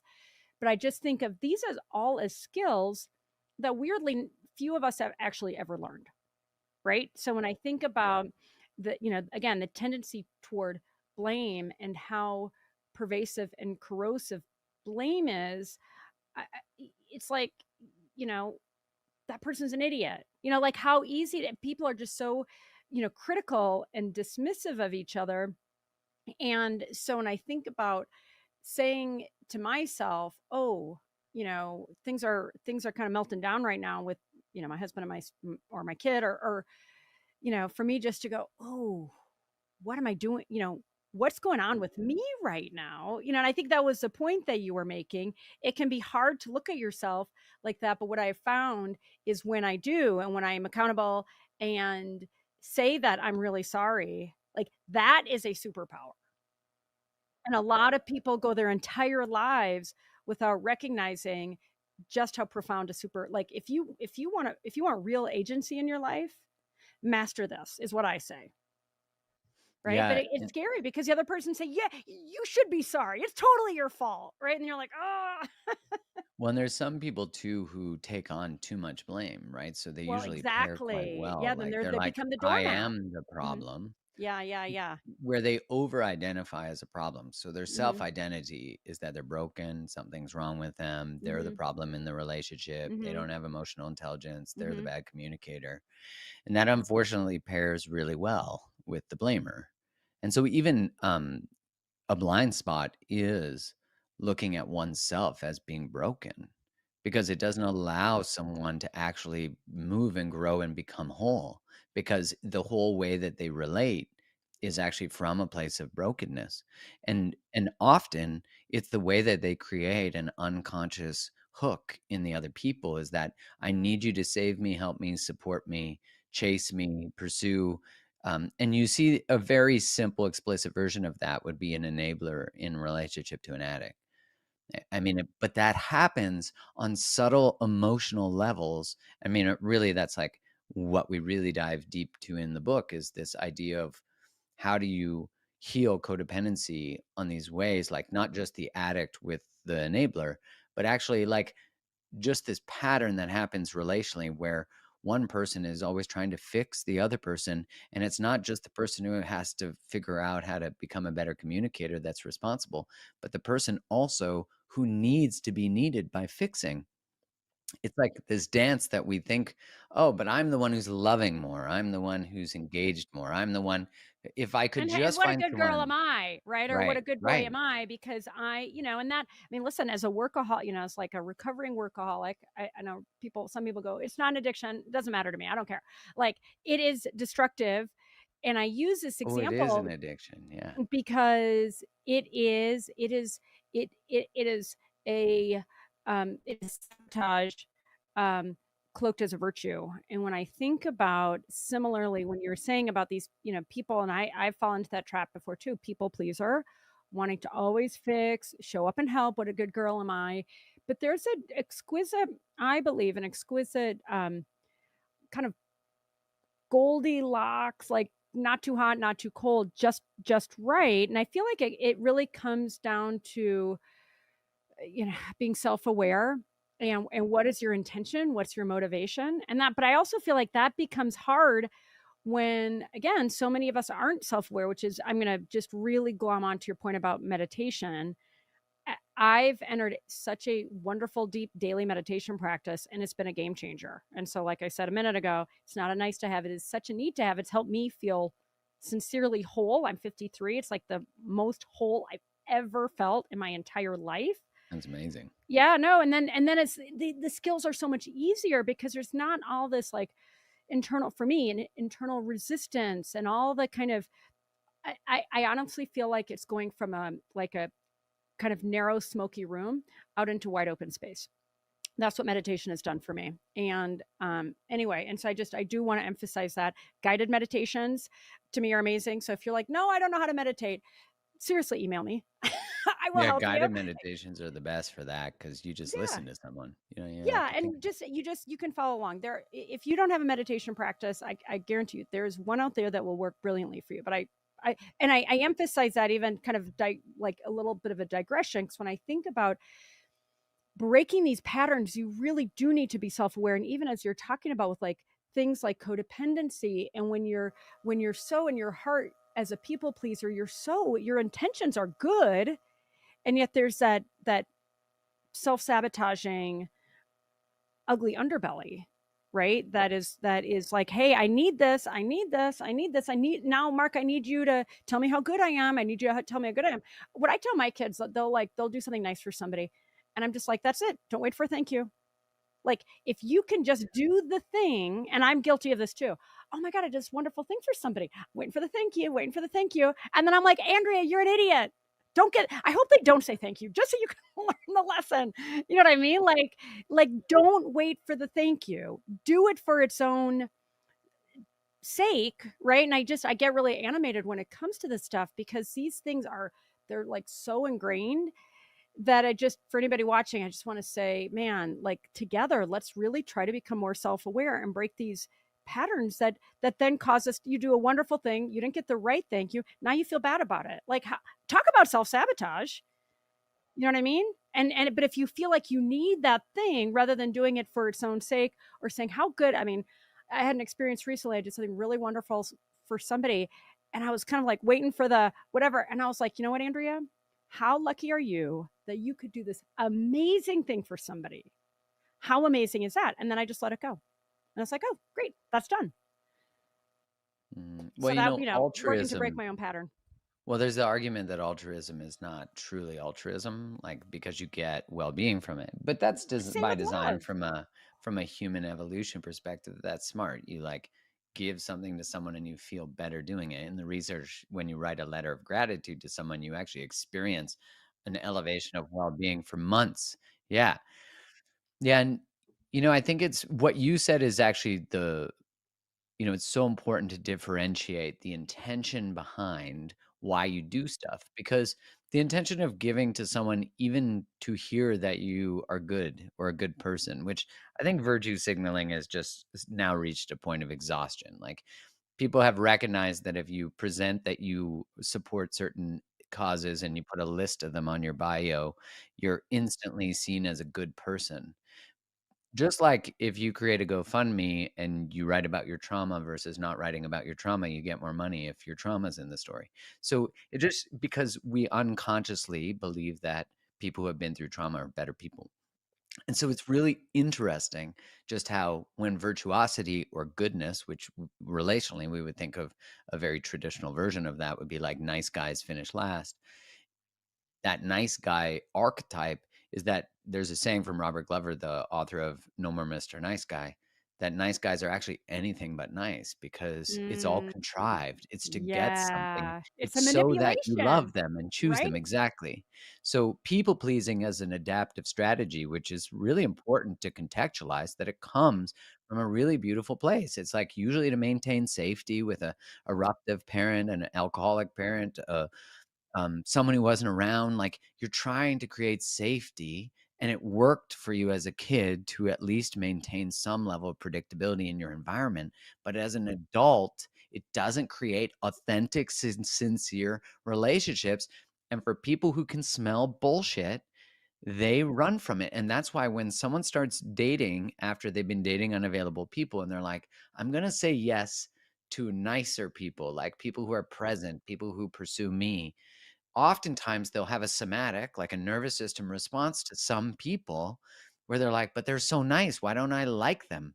Is there something wrong with me that I don't like this person? And what people need to begin to tease out is that what they're actually picking up on is the codependent hooks that are trying to be like when someone buys them something too early in a relationship or takes them on some extravagant trip.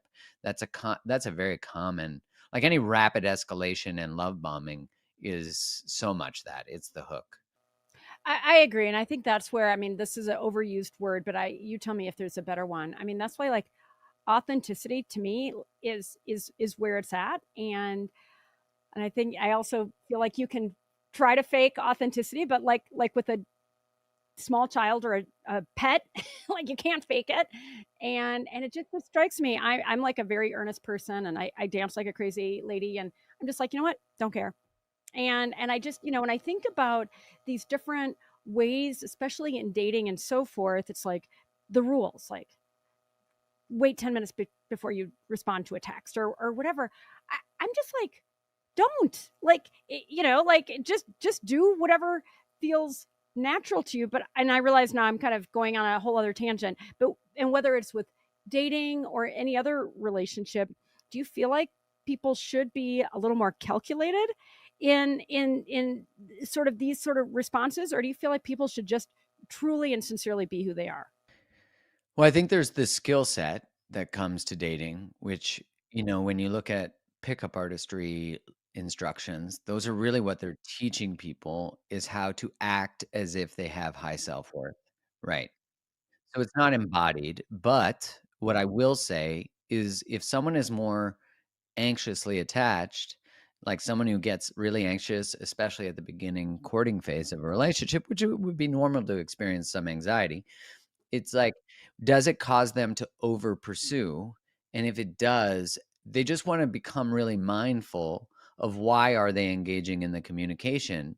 Like, are they afraid this person doesn't like them back? Are they afraid that if they don't reply or do this in this time, that something's going to happen? So they start to connect to authentic communication. I think the moment someone, and I see this conversation honestly too much on social media, is about like, oh, if you text too soon, you lose power or you, Right, right. exactly.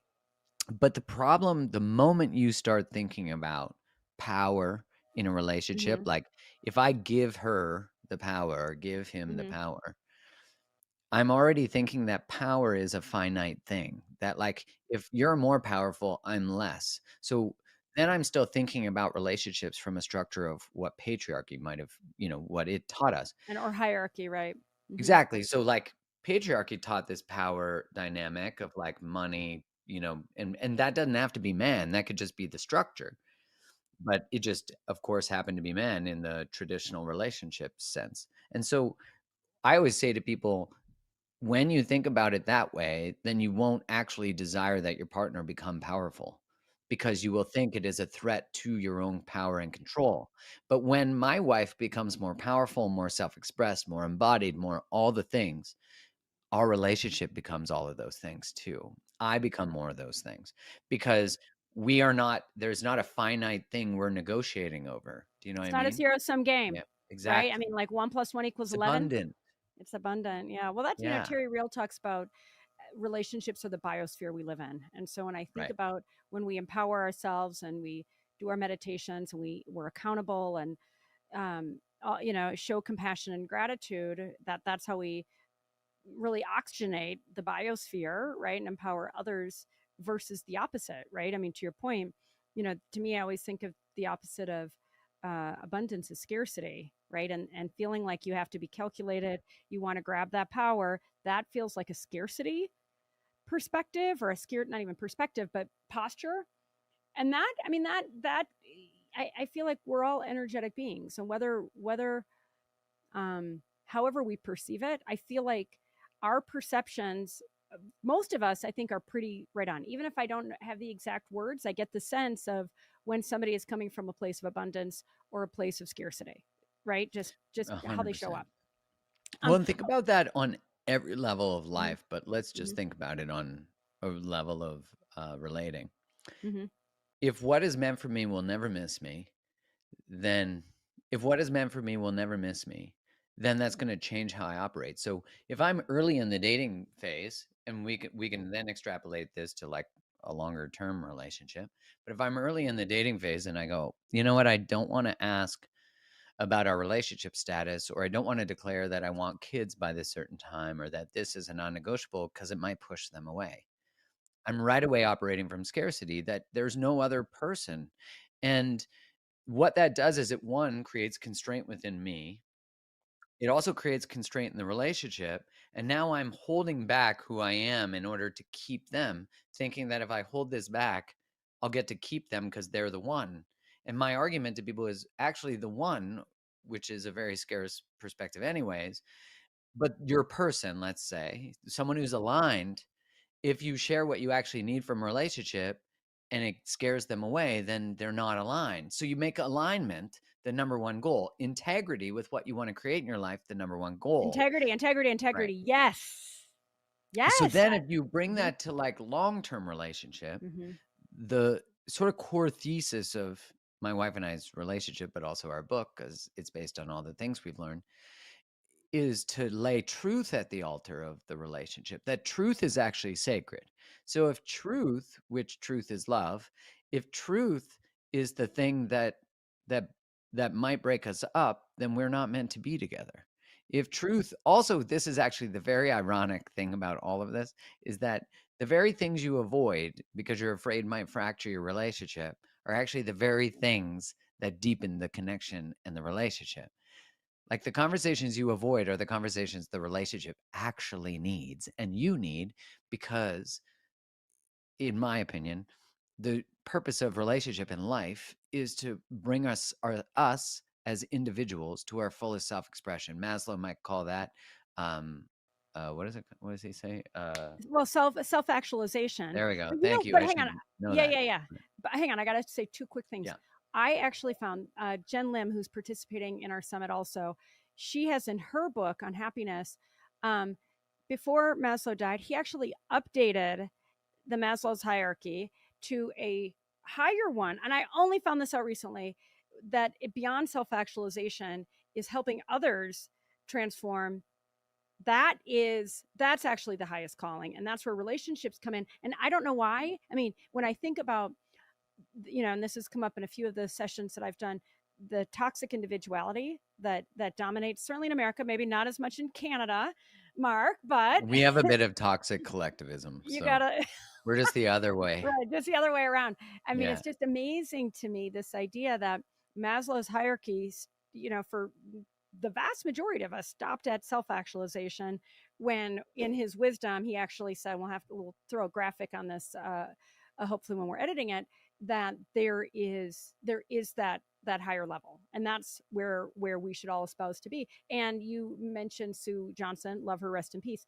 She would always talk about how relationships, and she would say it in her beautiful voice, beautiful, English lilt, how relationships, how we grow each other, right there. We're here to grow each other in our relationships, if we allow it. So often we're so busy, back to the blame, back to the self-protection, because of how many of us have grown up with wounds and so forth, that we're in that sort of protective, defensive crouch. So rather than seeing this other person as somebody that I can learn from, it's, geez, I'm trying to protect, I'm just trying to survive over here. I wanted you teed it up beautifully.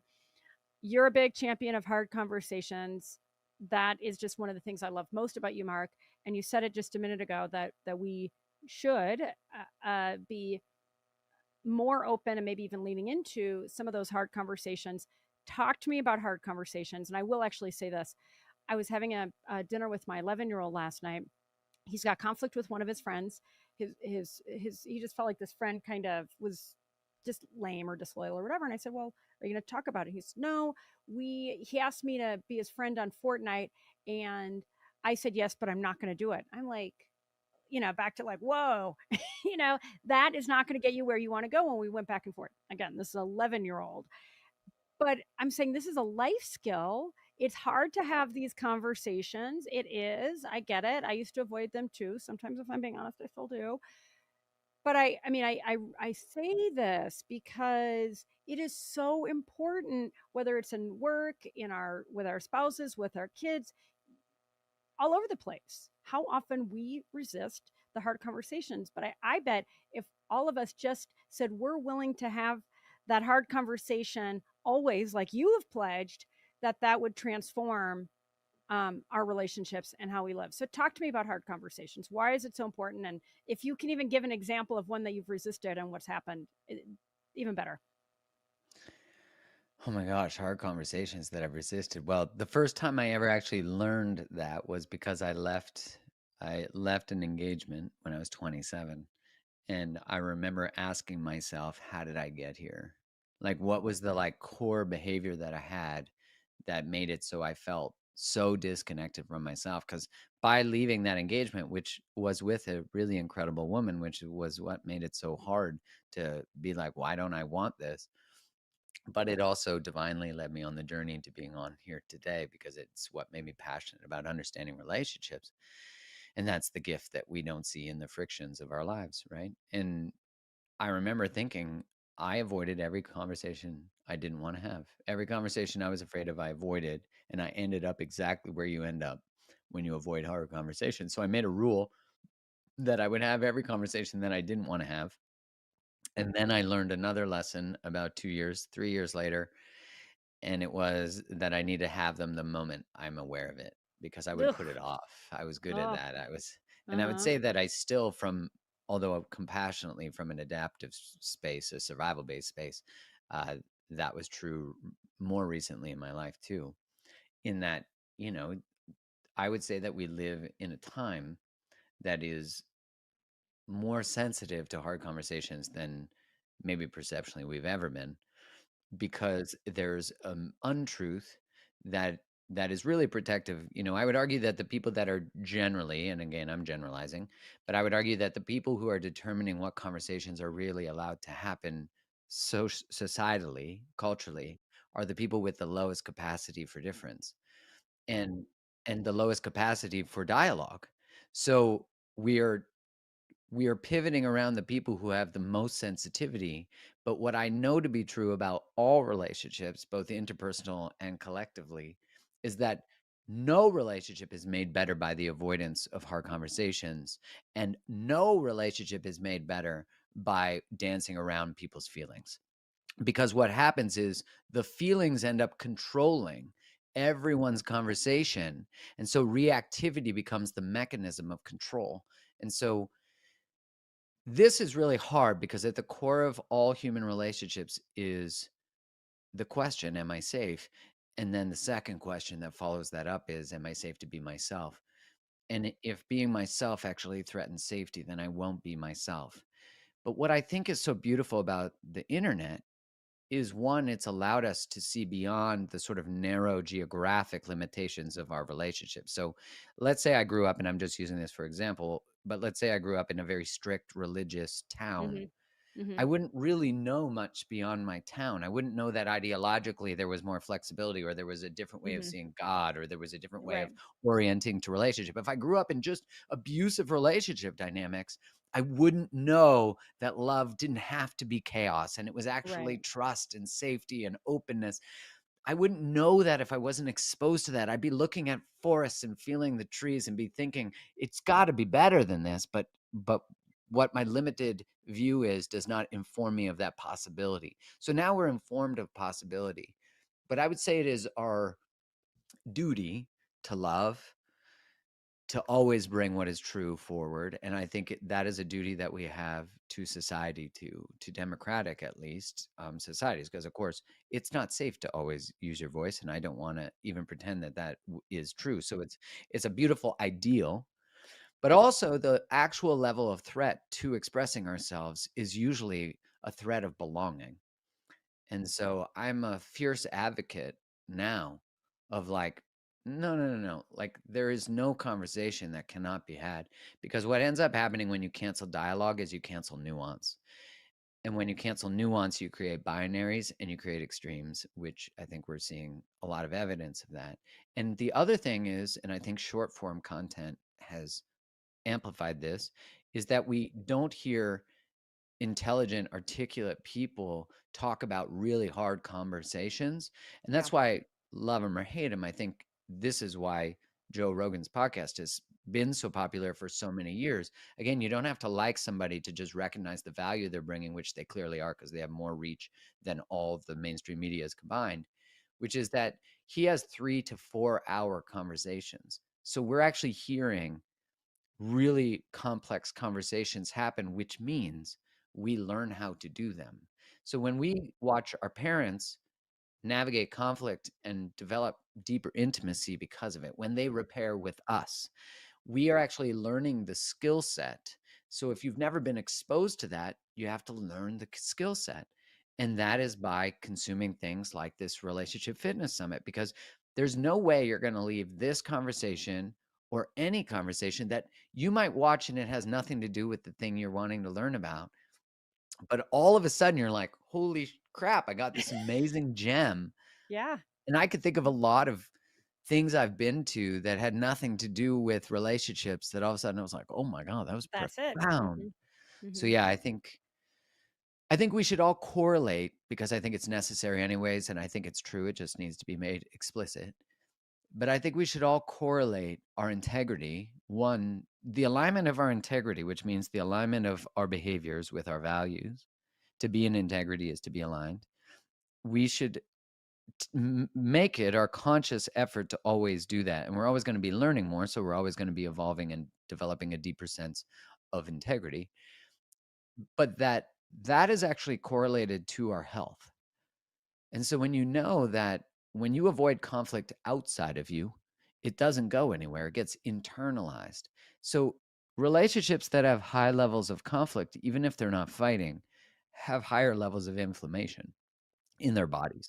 So that tells you we are systems, we are symbiotic, we we are all one.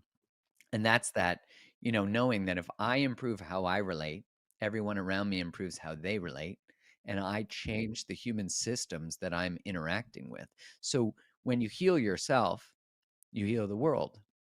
And so it's a great act of rebellion and revolution to begin or continue to deepen our understanding of ourselves. Yeah. Oh, I love that, Mark. So beautifully said. And I wish we could extend this like Joe Rogan style, another 3 hours. Just a couple of things before we wrap up. I mean, honestly, so beautifully said, and I appreciate your passion, particularly, and how articulate you've been.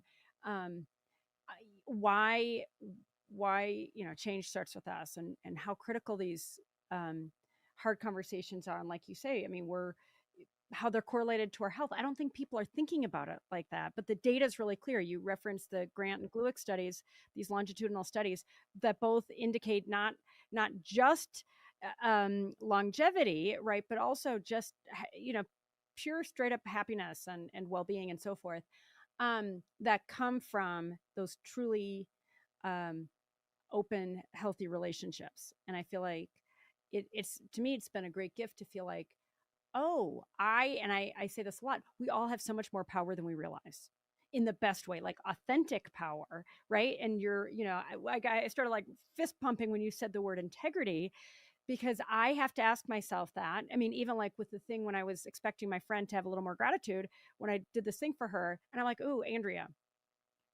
you're not in your integrity. If you're expecting a bigger thank you, or you're expecting a different response, you're out of your integrity, sister. So, and so I really want to echo that word for myself and for everybody watching, because we know, like, our bodies know when we're integrity. It feels so good to be integrity. And then the ugly opposite.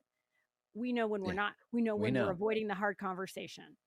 We know when we're making excuses, right? And even with my son, I was just like, all right, I'm going to have the conversation with him. We debated this 10 minutes over dinner, and I let it go. And I was just like, you know what? He'll get it eventually. Whether he gets it right now, I'm going to be detached from that, right? He's 11. But if he hears it from me, and as I say that to him, and also knowing I got to, if you will, eat my own dog food. Like, I can't just say it to him and then not do it myself. Let's if we can just wrap up in a minute. Um, is there a script? Is there a tip? Is there a hack for people who are like, oh, frack, I need to have that hard conversation with my boss, with my spouse, with my kid. I'm holding back. So I want to ask you that, but even before then, you said you have really committed to yourself to have those hard conversations as soon as you have awareness. So it's a two-part question. I find myself saying, if I'm really animated, I don't want to have it yet, because I really want to make sure that has the impact that I want it to have, which is my intention is for greater connection, right? Why bother having a hard conversation with somebody you don't care about? Right. I mean, so so just putting it out there, maybe if I was to adopt your commitment, for me, it would be, the minute I'm aware of it, I'm going to commit to the hard conversation. I'm going to check my intention. I'm going to check my integrity. And the minute that I'm in a place to have a productive, constructive hard conversation, I'll have it. Anyway, just saying, just adding a little nuance to what you said. You can take that for free. Just kidding. Yeah, But I'll take it. I want to come back to, for the people who are sitting there, can you just talk about some ways that you've coached people or that you've used to start that conversation? What do you say? How do you soften it, or don't you soften it? Do you just say, I got to have a hard conversation, you're not going to like it? Like, give me a few little, and give us some ways that we can practice, because your point's such a good one. These are all skills. And by the way, every skill requires practice. The first time out of the gate, usually you don't get it right. The second, third, fourth, fifth time, you don't get it right. Often, and to really master something, you got to practice it a bunch. It's a great question, and it's important to learn and practice, because really what happens, which we would have done unconsciously if we had parents who did this, we'll often see parents fight in front of us, but we won't see them repair in front of us. The repair usually happens behind closed doors. Or So it I'd doesn't say, happen, right? Let's right, be or it real. doesn't A lot of happen. time So it wouldn't happen. yeah, so if you are parents, make sure that you repair in front of your kids when it's Mm, appropriate. And also yeah, make sure you repair with your children, because that teaches them repair. yeah. So And by you the way, start to just to learn language. repair means taking responsibility, Yeah. apologizing, We had a whatever it is. rupture. Mm-hmm. So if it was with my kid, well, my kid's only 17 months, but I repair with him. So if I'm like, hey, sorry, dad got a little excited about that and raised his voice, I'm sorry if that felt, XYZ. And I just want you to know that I'm mindful of that. And so he understands what I'm saying, you know, He feels and it. Yeah, no matter what, they feel it. oh yeah. Yeah, when I say no to something, when he's trying to grab a sharp object, which is of course what he always has to reach for. He's like, I want the knife, not the spoon. Of course. Why do they do that? But um what's They're there to really teach you something. I mean, let's just be real. I always kill our babies, our uninvited Buddhas, but go ahead. well, yeah, and I'll say to him, like, daddy doesn't, like, you can't hold a knife because it's not safe. So I'm just protecting you. So there's like a context so he gets some understanding. And we're going to continue to always dialogue about things so he has understanding. But getting back to like how we might have a hard conversation with, let's say, a friend or a coworker or our partner is one, which I really like how Harville Hendricks and Helen Hunt in the dialogue, they have Imago dialogue, IMAGO. they talk about how you actually like ask for permission. So like part of a relationship, so you create in your relationship the expectation that when you want to clear something or dialogue about something, you actually say, hey, I wanted to make an appointment to have a conversation. Do you have 30 minutes right now? And the other person gets to say yes or no, and gets to also offer an alternate time, and then they come back to it, etc. And it doesn't have But to be 30 minutes because that can no, feel a little overwhelming to people. Do you have 5 minutes even? it could be 5 minutes. Yeah. Once you get better and better at it, because Yeah. Imago dialogue is really a dialogue structure. So it can feel very clinical when people are first learning it.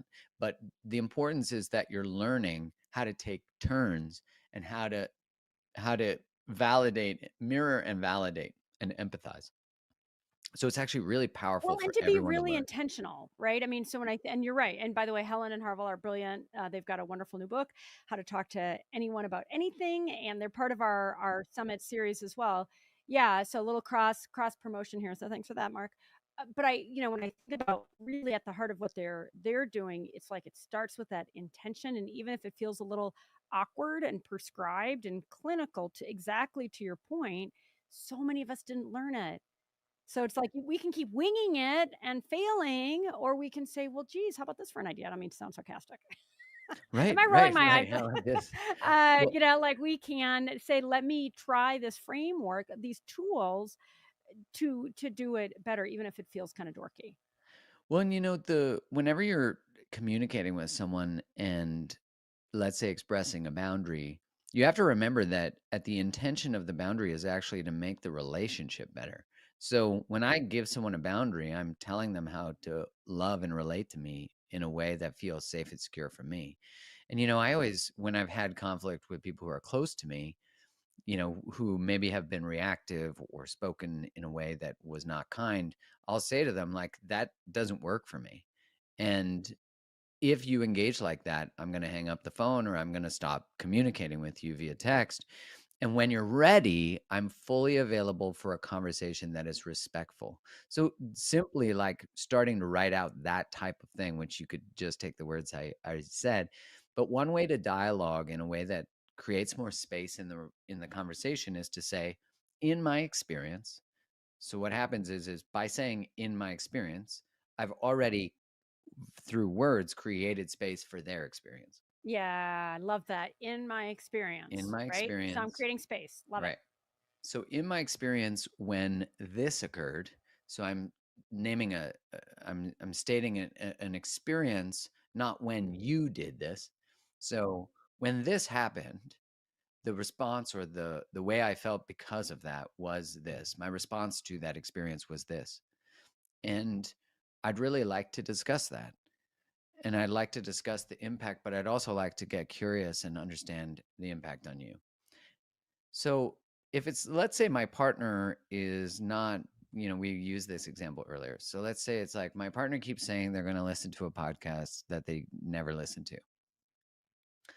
I might say, hey, look, when I shared that podcast with you and made the request that you listen to it, it was because there was something really valuable in that podcast that I wanted both of us to learn that would improve our relationship. And maybe I should have been more explicit about that. Maybe it felt like I was sort of being passive or manipulative in some ways. Or But I saying like, want you to you know need to how. learn this, right? Right. And a lot Yeah. of women will do this. So good job for you, Mark. You're not a woman. In fact, even Joanna, who you've met on our team, she would say she would send all these things to her husband, and he would start to get flooded because he just feels like she's over there saying, you need to learn all that stuff.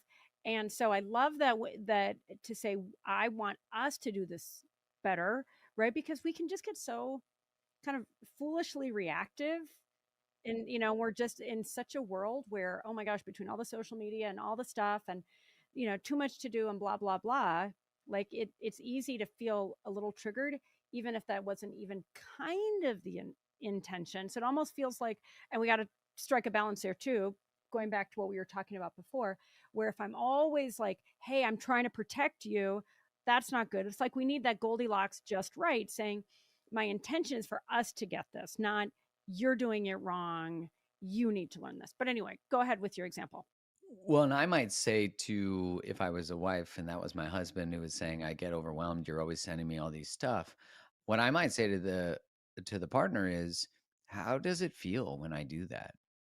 Like, what is the impact that has on you? And I'm curious, what do you think I believe about you that I'm always sending you these things? And is there a way that I could share things I'm really interested in that I think we could learn together? Is there a way to do that? I remember I interviewed John and Julie Gottman about their book, 8 Dates, which is a great book for all couples. And I said, so it's probably a red flag if your partner doesn't want to read the book. And Julie said to me, no, Mark, absolutely not. It's an opportunity to get curious about what reading the book is bringing up for them. I'm like, that's so compassionate. And Mm-hmm. so to So close touche, up Julie. Yeah. on the Uh-huh. dialogue, Uh-huh. so you might say, yeah, in my experience, this is what happened. Da, da, da, da, da. I'd like to discuss this more fully, and here's the impact that it's had on me. How does that sound for you? And or what is what I'm saying bringing up for you? And it just opens. We want to open it with curiosity, but also um, a lot of people will say something like, "I'm going to go ask for clarity," and my statement to that is, well, one, you're still waiting for someone to give you clarity. Go create clarity. Create clarity. So all these conversations, like, because everything that you don't talk about, you talk about. You just don't talk about it verbally. It starts to show up in intimacy. It starts to show up in how we text. It always shows up. The conversations you're not having, you're having.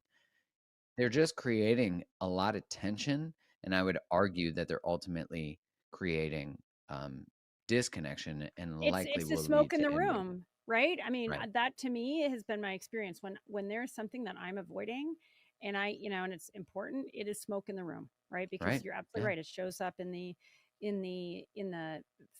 facial expressions, in the, short sort of terse replies and everything else. So I love that, right? Just such a profound reminder where it's like you gotta, it's like if the relationship means something to you, then you've got to do your part and back to the meditation or whatever, nature walk, exercise. There are so many ways for each of us to get grounded and be at peace within ourselves. And I would say, especially when we're having conversations that can be hard and even triggering, and I know the word trigger is even a trigger for some people, but like can feel activating, can feel scary, but it does feel like it really is one of the greatest gifts that we can bring forward. And I love your framing of it, where it's like this is how we get closer, right? This is and it is a critical way to get closer, because otherwise there's smoke in the room, right? And there's, I feel like there's really uh,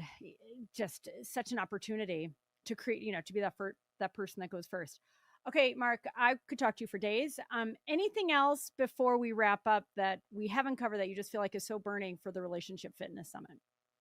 Well, I think as I said at the beginning that, well, one, no relationship is gonna save you. I didn't say that, but no one is gonna come and save you. So it's like everything you pursue to finally get healed in relationship, you got to give to yourself so you stop relating from a place of your wound. And if you build this skill set, which is a skill set, which you are doing by listening to this, watching this, um, develops relationship mastery. And if you have relationship mastery, everything in your life will be amazing. Like there's no doubt in my mind. I know that to be true. And so I want to acknowledge everyone for doing that. You're on the journey, you're on the path, and like everything to do with mastery, it's never a destination. It's the journey. And Yeah, so and it's never a linear one, right? I mean, it's no, like 5 steps forward, sometimes 4 step back, and then you yeah, ricochet, and it's like, oh snap, I got it. right, Right. and exactly. and and what a gift that is. I feel like, and thank you for that, so beautiful. I mean, I just think the more I've done my own work, how the important relationships in my life have just blossomed, right? And to your point about not waiting for the other person to go first, no one's there to rescue us, right? Like that's the good news. That is That the good is. news, And if you're the right? problem, you're the solution. So that's the Yeah. beautiful part. Right. Well, and just a little quick shout out to Mark Grove's alignment community. And if you go to, I just want to make sure I'm getting it right, markgroves.com, just as it sounds, it's not Mark with a C, it's Mark with a K. There's a wait list. So you can register to be part of his amazing program. He has Create the Love. He's got his beautiful book, Liberated Love. There is so much more. You guys just got the teeny tiniest little bit of the top of the iceberg with Mark Groves today here on the Relationship Fitness Summit. So Mark, thank you. I'm going to give another shout out. If you haven't been to the Facebook page, Relationship Fitness Summit Facebook page, you got to go. Thank you. And we'll see you in the next Relationship Fitness Summit session.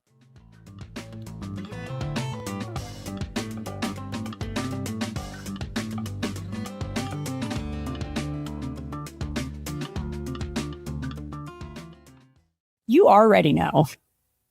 You do. And that's the part nobody talks about. You're not confused. You're not informed. You know what the pattern is. You can see it coming. You can narrate it in real time.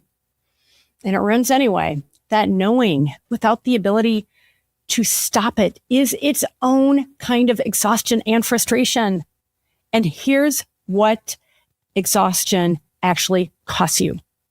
Not all money, although that's part of it, but the moment you saw exactly what was happening in a relationship or in your life and still couldn't show up differently for yourself, the version of you that you almost keep becoming, the intimacy that stays just out of reach with yourself, not because you don't want it, but because some part of you still doesn't feel safe enough to let it land.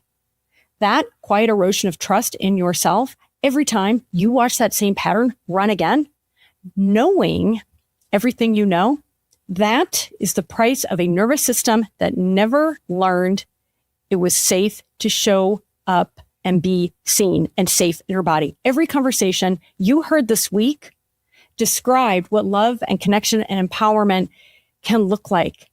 The speakers were incredible. They are incredible. The insights were real. And you're leaving with more clarity and hopefully inspiration than when you arrived.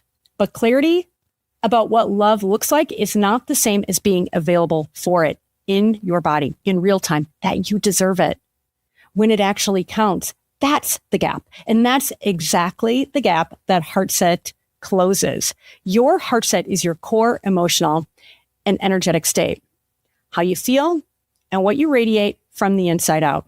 It's not your mood, but your baseline. And it can't be performed, but it can be tuned. And when you tune it and it shifts, you stop managing yourself through connection and start actually experiencing that freedom, that authenticity. Every approach you've tried and everything you heard this week worked from the neck up. Heartset Live works where the behaviors actually live in your body, your nervous system, the place that determines whether love lands or just makes sense intellectually. If you were at one of our Heartset sessions this week, you already felt that difference. Something moved that wasn't in your head. You were not intellectualizing it. That was just 20 minutes. In 6 weeks is a fraction of what staying stuck has already cost you.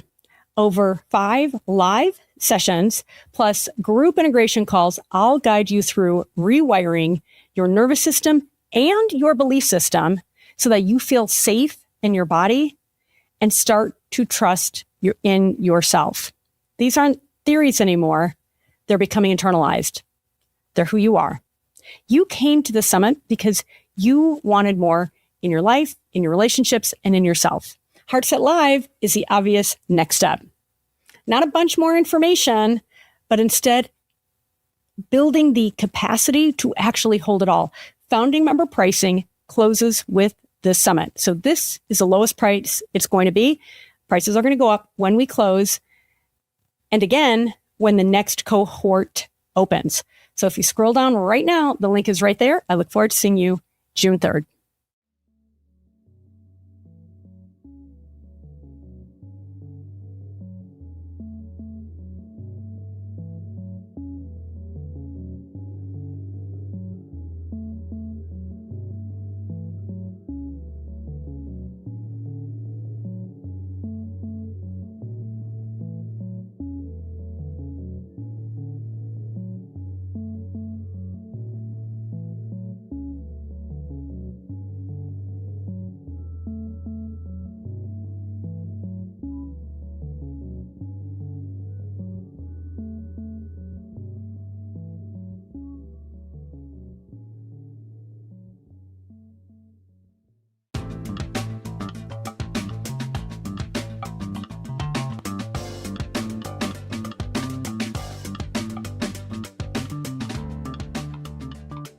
Welcome to another amazing session of the Relationship Fitness Summit. I'm your host for this session. My name is Andrea Miller, and I am joined by my guest and a wonderful friend, Terry Real. We're going to be covering criticism, empathy, the importance of living and acting relationally, and so much more. But before we begin, I just want to remind you, check out the Relationship Fitness Facebook page to get additional insights about the summit, to share your, favorite bits of this session, and to get to know others in the relationship fitness community, as Terry and I are going to get into, and he's been a pioneer of this for decades. It is so incumbent and imperative on all of us to live and breathe relationally. So with that, I am excited to introduce my superstar guest. Terry Real is an internationally recognized family therapist, speaker, and best-selling author committed to helping you build the lasting, loving relationships you deserve. He is the author of 4 books, including his most recent New York Times bestseller called Us, Getting Past You and Me to Build a More Loving Relationship, and it's now out in paperback. Terry's revolutionary approach to couples therapy, relational life therapy, underpins all of his books, courses, and teachings. It equips people with the powerful relational skills they need to make love work and cultivate authentic connections to themselves, each other, the planet as a whole, and I would even conjecture with your work, with your neighbors, with everything. We are all relational beings. What I also want to add is that Terry is a star to the stars. Bradley Cooper, Gwyneth Paltrow, Bruce Springsteen are just a few of his avowed super fans. According to an article, Bradley Cooper calls Terry's work nothing short of miraculous, which quite simply changed my life. And there's so much more in that well, but we're going to just leave it at that and get right into it. Terry, thank you so much for joining me. A joy to be here, Andrea. I always like talking to you. Thank you for the wonderful work you're doing. Yeah, back at you. I've learned so much from you. I feel like my relationships are so much better since I've gotten to know you, Terry. I don't think that's a coincidence. Getting into empathy and criticism and some of these things that can be really wonderful, but also really challenging. What do you do when your partner often lacks empathy and instead approaches your heartache or your concerns with a logic-focused mindset? And even that they'll defend and justify their perspective because it's logical, causing you to feel unseen and sometimes even dehumanized. How do you deal with that? Well, it's interesting. First of all, if I read that, I would say that's coming from a heterosexual woman. The emphasis on your partner responding with logic rather than feeling. John Gray, bless his heart, as they say in the South, it made millions of dollars on one point. Women like empathic listening and men do problem solving. Right. Look, I wrote a piece for O Magazine a million years ago. There are 3 kinds of listeners. Empathic listener, they're there. I'm sorry, that sucks. Tell me more about it. And here's the golden sentence. I can understand why you feel that way. That is, it feels so wonderful to hear somebody say that. That's empathic listening. 2, problem-solving listening. Have you tried this? Have you tried that? Let's make this a teachable moment. I can understand. And then 3 is sharing listening. Women and I'm a Jew. Jews, Italian. Oh, your knee, my knee. Your adolescent, my adolescent. Are you kidding me? And there's nothing wrong with any of these 3 forms of listening. Here's the problem. Couples don't negotiate it up front. So sort of stereotypic heteronormative, she wants empathic listening. She doesn't ask for it. He answers with problem solving. And the more he tries to solve her problem, the more lonely she feels.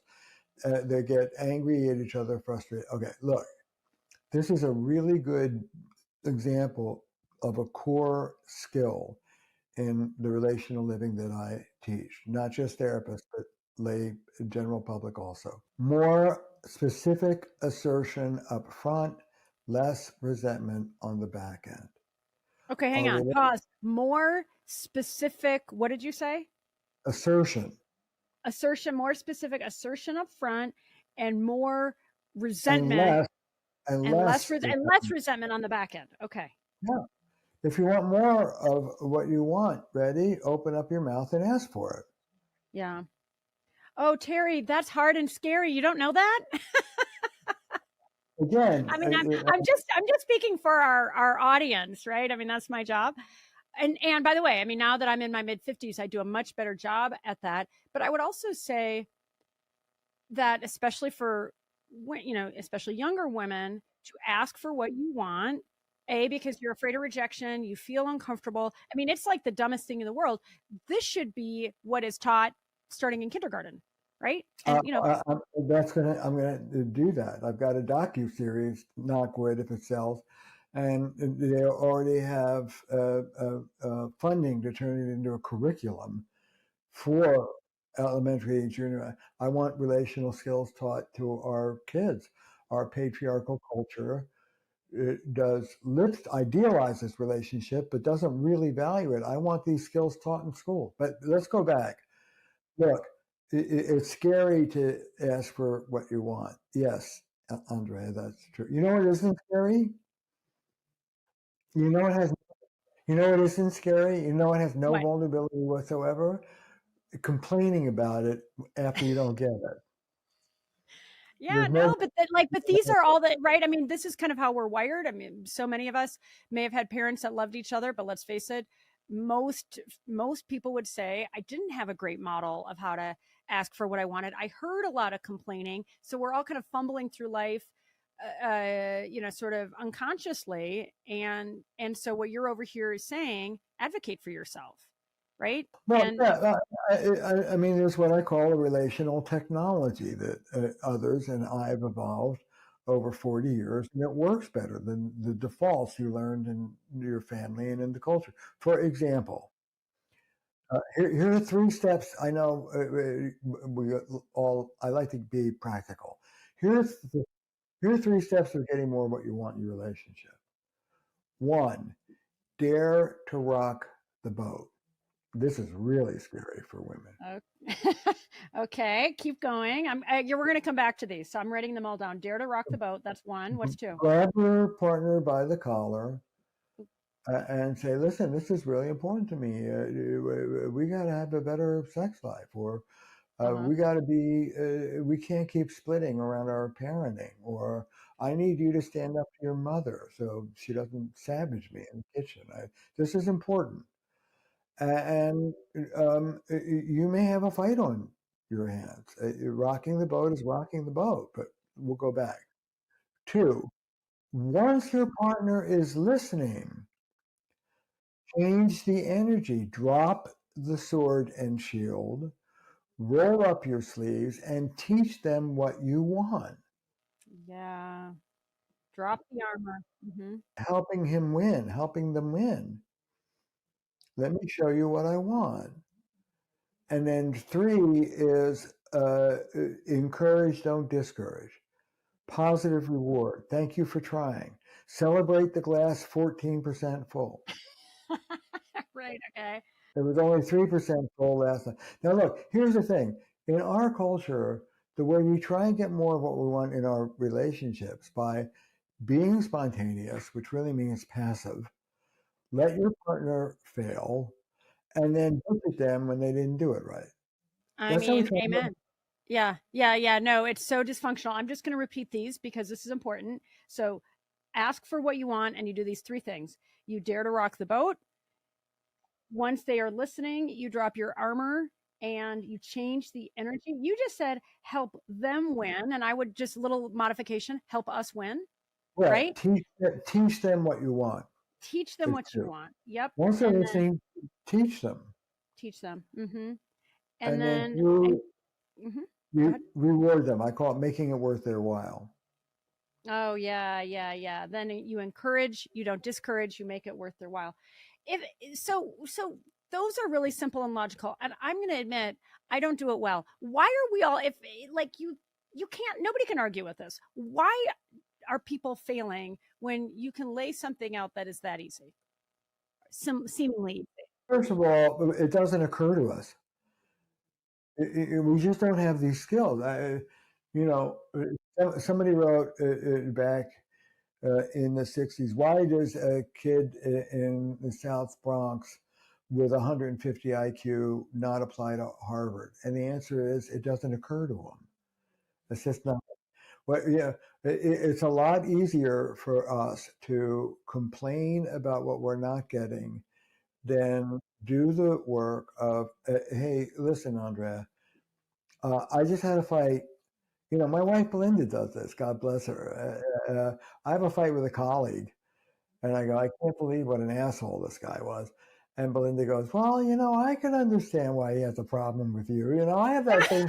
And I'm like, no, give me no. It's my problem. Here's what I needed. I had a fight with my colleague. I'm not interested in a teachable moment right now.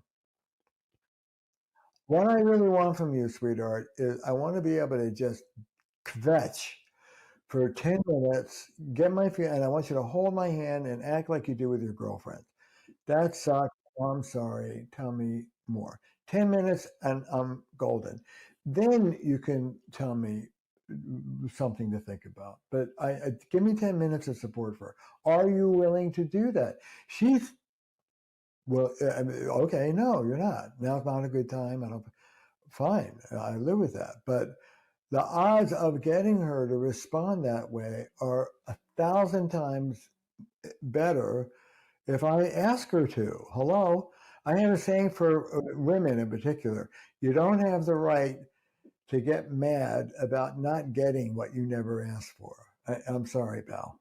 Yeah, no, I 1,000% agree. And I appreciate your saying what seems like it should be so obvious and self-evident, but you don't know what you don't know. And again, if it wasn't modeled, then that's why we're having this conversation. But I love that. I mean, what I just wrote down is like rule number one, start with empathy, right? And I've made that mistake with my kids. Like I'm really logical. And for me, I often go right into problem solving and my kids dysregulated. And, you know, sometimes it's my husband or whomever. And I'll go into that problem solving mode myself or start asking questions. And I, like you were describing with the example with Linda, it's like, just start with empathy. Like just. Actually, no, Andrea, I don't agree with you. Oh, you don't? No, here's my advice. Okay. Ready? It's Yeah. relational. Don't you decide what the other person wants. Ask them. Oh, I see. When in doubt, ask.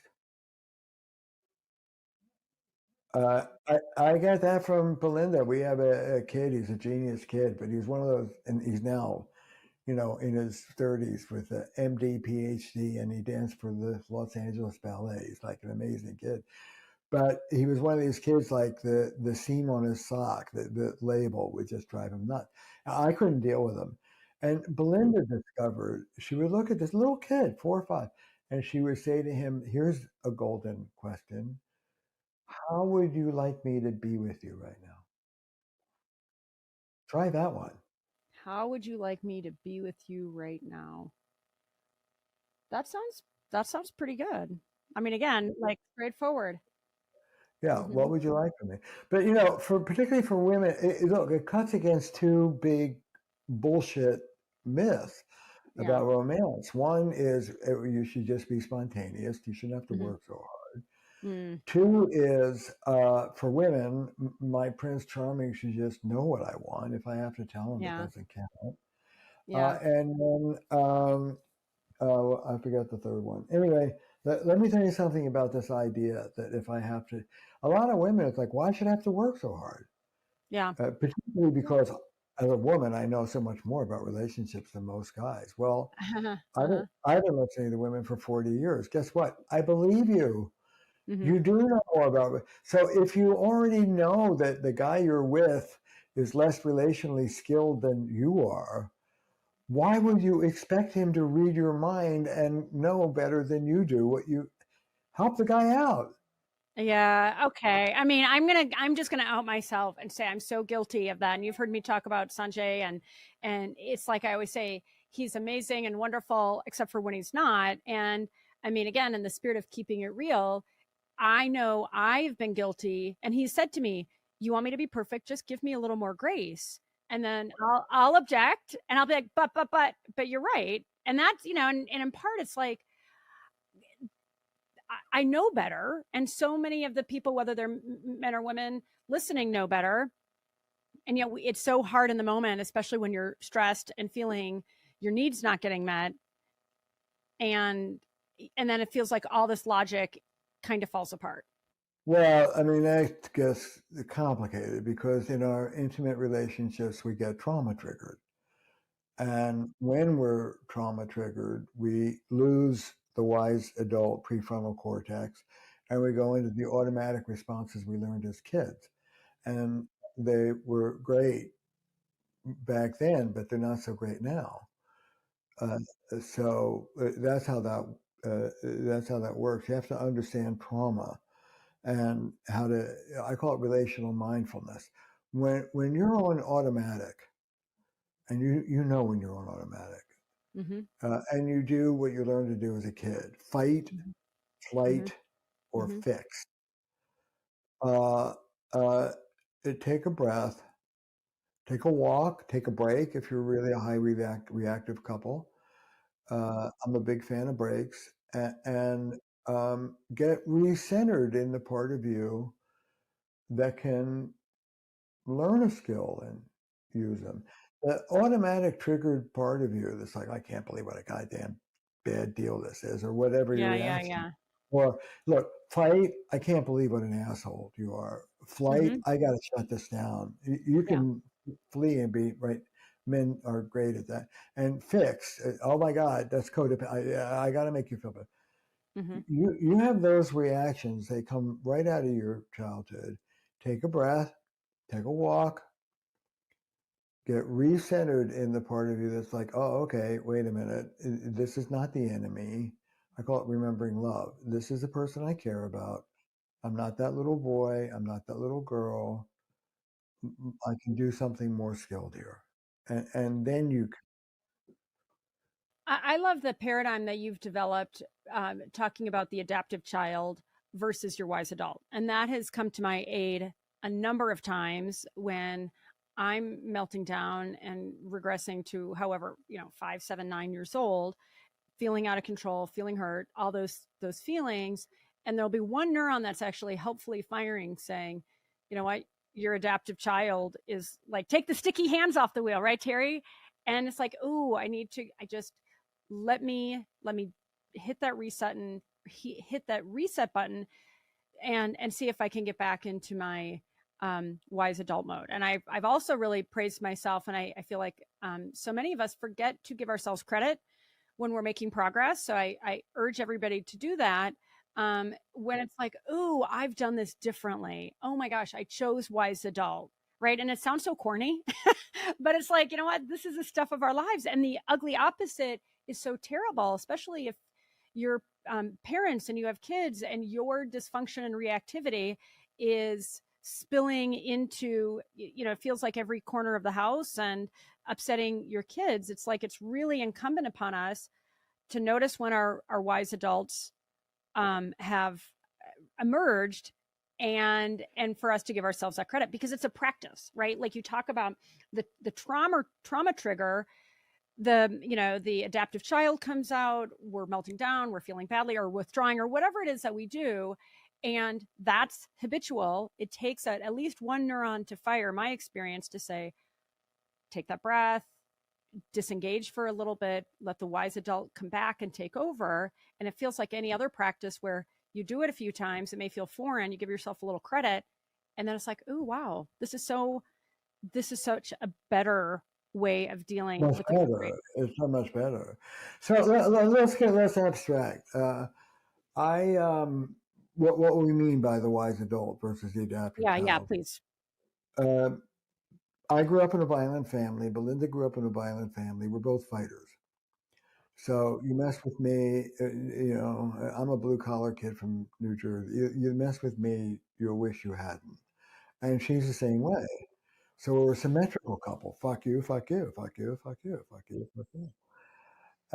And then until somebody takes a breath and says, "Oh, wait a minute, I don't.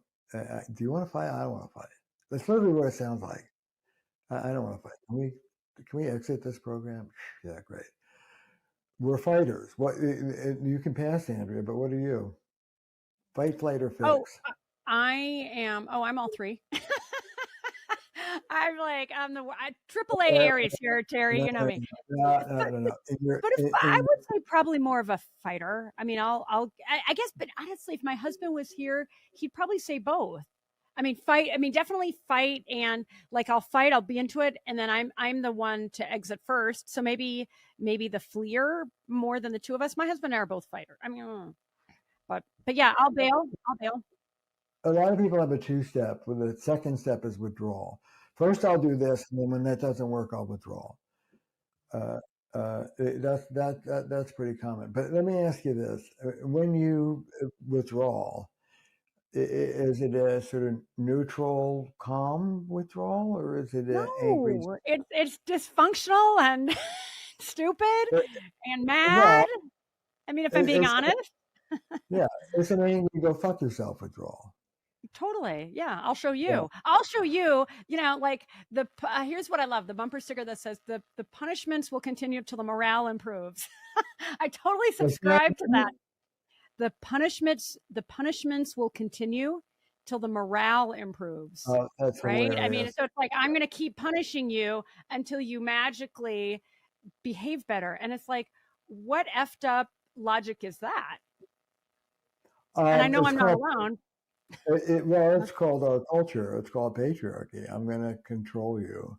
First of all, I'm going to get you to is already you're done.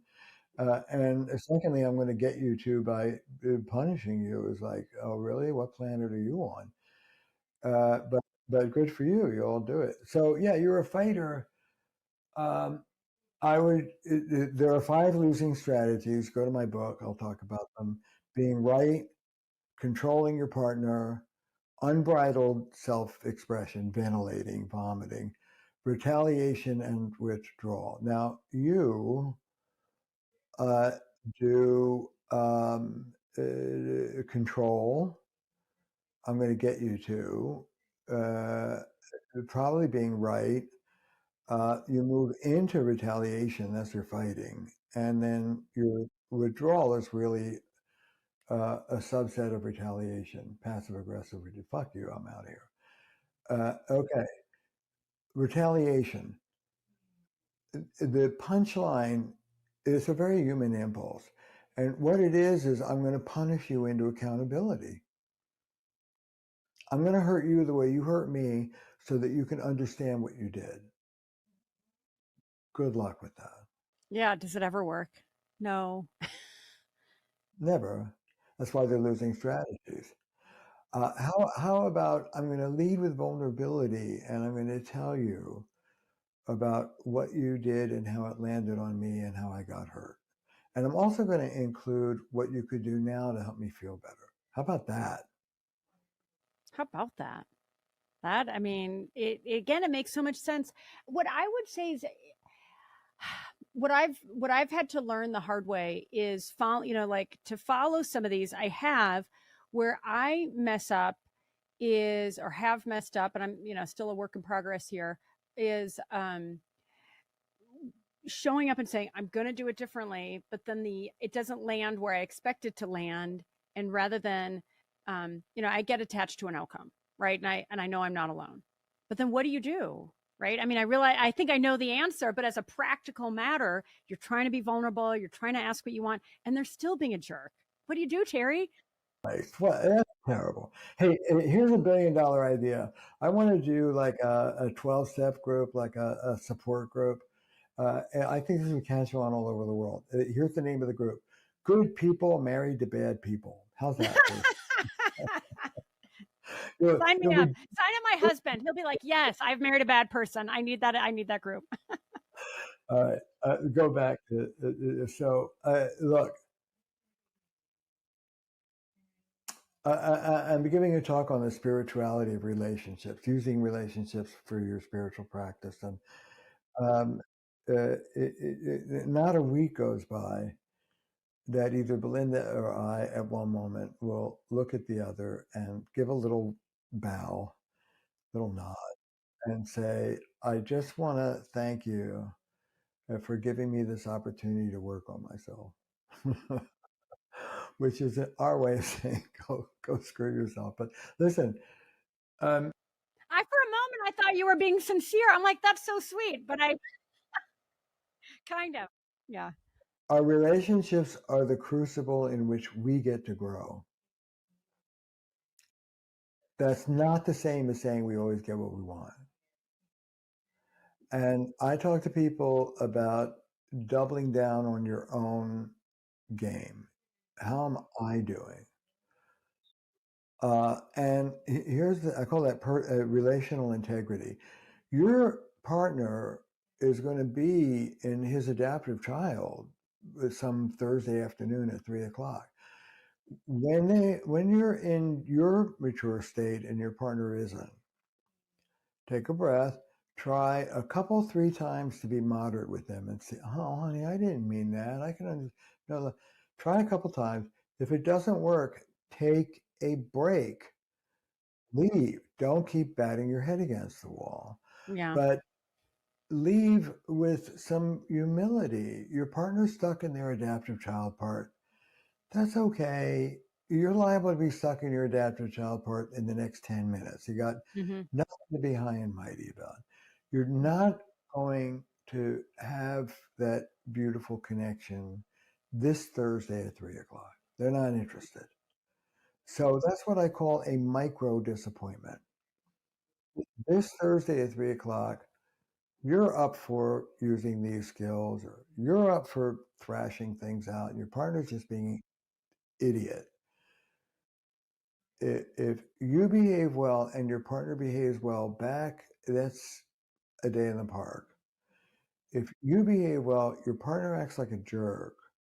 And rather than jumping in with them, you dig down deep and you stay in your wise adult, even with the flood of reactivity. That's not a good day for your partner. It's a mixed day for your relationship. It's a great day for you. It's a great day for you. That's liberation. That's freedom. You know, one of my great mentors, Pia Melody, I remember talking to her about Belinda. What do I do when Belinda gets mad? She said, use a boundary. Belinda's having a bad day. You don't have to make her a bad day, your bad day. That's freedom. That's freedom. But no, but the wave will come, the adaptive child will come over me. I've got to fix Belinda, or I'm shutting this down, or God damn it, I'm just going to yell at it. Whatever it is, my knee-jerk response will come up, but I have to take a breath. It's what I call relational mindfulness. I have to take a breath. You've seen me do some work with that little boy or girl from my child, that fighter. Always respect the adaptive child. You did what you needed to do back then. Good for you. But I have a saying, adaptive then, maladaptive now. You're not that little girl. She's not your whatever. Belinda's not my screaming father. Calm the hell down. And that's the work we have to do in order to get to the skills. Sue Johnson, emotionally focused therapy, it was right. In the heat of the moment, the skills go out the window. But in the heat of the moment, it's your job to deal with that little boy or little girl inside and bring yourself back. I call it remembering love. This is someone I care about. I'm going to try and act like a sensible human being and do what I can. And do what I can. Today it works, tomorrow it doesn't. It's okay. It doesn't have to work every single time. Well, I love that. And just kind of connecting those dots where you talk about relationships are the crucible in which we grow. And then I loved how Sue would talk about how relationships, I mean, almost similar language, or very similar language, how we are in relationship to grow each other, right? And when I think about your beautiful, important work, in fact, let's just get right into it. You know, you rail against the toxic individuality, right? And that's been I feel like that's the water we're swimming in, certainly as Americans, and a lot of particularly the Western world. It is a little different. My husband's Indian, as you know. It does feel like it's a little different in parts of Asia, and I can't speak to other areas, but as somebody who's part of an Asian family, it feels like it's a little different that way. But it feels in so many ways so obvious that we should behave more relationally, and yet at the same time, our society makes it all about, me. What do I want? What am I, like, I need to succeed. I need to be a pioneer, right? And so it's like we've got these two diametrically opposed forces that I think are causing a lot of havoc in our lives. So, and obviously you're doing important work to help people overcome that, but like, is there a hack? Is there a something for when we're getting dysregulated and we're seeing our kid or our friend or our parent or our coworker or a spouse as our enemy? I mean, what do we do to, is there just like that one hack that can help us just slow down and say, I mean, you just said, I mean, you've given me a bunch of things, but like, remember love, right? Here's the hack. Mhm. Take a break. Whether it's a 2-breath break or a 20-minute break. Mm-hmm. Take a break. Work with yourself. Yeah. Turn to yourself. And whatever part of you is reactive. And if you've done deep relational work, it will be the little boy or little girl you were growing up. You did what you did to survive. Good for you. But you don't want that 4-year-old to be running your marriage. So you turn. Look, I had a guy, I have this tape. He hadn't had sex with his wife in like 5 years. And he would never confront her. And he had a boatload of resentment, and he wouldn't be sexual with her because he didn't want to. He didn't want to give her the satisfaction, literally. Back to his childhood, his parents would literally scream full voice, throw things at each other every night. He went back to a little boy, literally hiding under his bed with his hands over his ears, trying to blot it out, playing with his toy soldiers. And when he grew up, he wasn't getting within 100 feet of conflict. The trauma busts our thermostat. We have no model for what's normal. So for him, conflict meant what he listened to every night. So he wouldn't do the work of asking for what he wanted. He wouldn't get what he wanted. He felt dominated and suffocated, but he wouldn't push back, and he was passive aggressive and withdrawn. I said one sentence to him that changed his life. Ready?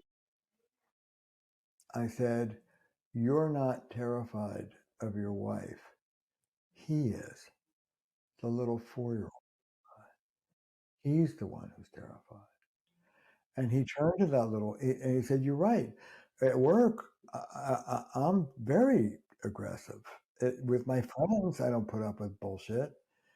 This is the little boy." And he turned to the little boy and he soothed him and said, "You don't have to be so frightened. And don't you take on my wife. You let me take on my wife." And he did. And they started fighting, which I was delighted with. And within a month, they started having sex. Okay, let me ask you this. I feel like I'm going to ask this question. I'm going to immediately know it was not even I know the answer, that it was a bad question. When you have a partner that is dysregulated, yes, remember love and try to keep your adaptive or your wise adult present, that, sort of calm part of you. Would you say, for people that are familiar with your framework, to say something like for me, if Sanjay's getting dysregulated, to say, as sort of wisely and kindly as I can, hey, honey, is there what little Sanjay is coming out right now? Or is that like the worst idea in the world? Yeah, it's a terrible idea. Yeah, Terrible idea. Thanks. Glad yeah, you asked me. yeah, No, you're not in charge of your partner's recovery. yeah, yeah, Sorry, doesn't work like that. yeah, You stay in charge of your own yeah. recovery. Well, and that's, I mean, and that I feel like it's actually a good segue to, it's so easy to blame the other person. And, and again, I'll, in the spirit of keeping it real, I'm always convinced it's like he's wrong or my kid is wrong or somebody else is wrong. And as I've gotten older and I've done more and more of my own work, I'm able to see more of my blind spots and bring more emotional maturity to these relationships. But it's taken me a lot of work to say, oh boy, I'm not as good as I thought. I got some things to work on. Well, listen, everybody who comes to me is an essentialist. What's wrong with your marriage? Them. What's wrong with them? That's just who they are. That's who they are. Really. It's called blame. So the story I would tell, which is a true story, Harry comes to me, sort of the guy in his late 50s, no sex, haven't had sex. Why haven't you had sex with your wife? She's just a cold person. She's essentially cold. You see, this is essentially just a cold person. Her whole family's cold. New England wasp, cold, cold, cold. Okay, can I talk to your wife? Yeah, sure. Okay, bring in the Shirley. No sex. Oh no. Why not? Who would want to have sex with him? He's a terrible lover. Always has been. It has a real problem with premature ejaculation. Won't do anything about it. Every time I've tried to talk to him, he just gets mad and storms off. I decided 10 years ago it wasn't worth it. Oh, okay. I bring back in Harry. You know what I say? I say, Harry, I got great news for you, man. Here's the news. You have something to do with this. Oh, that's called the system. This is the perspective I have that you don't. If I could teach you how to be a better lover to your wife, would you be interested in learning? I don't think it will do any good. Yeah, I know, but will you do it? Yeah, okay, good. Okay, great. Let's try. And everybody's like that. This is hopeless. Why?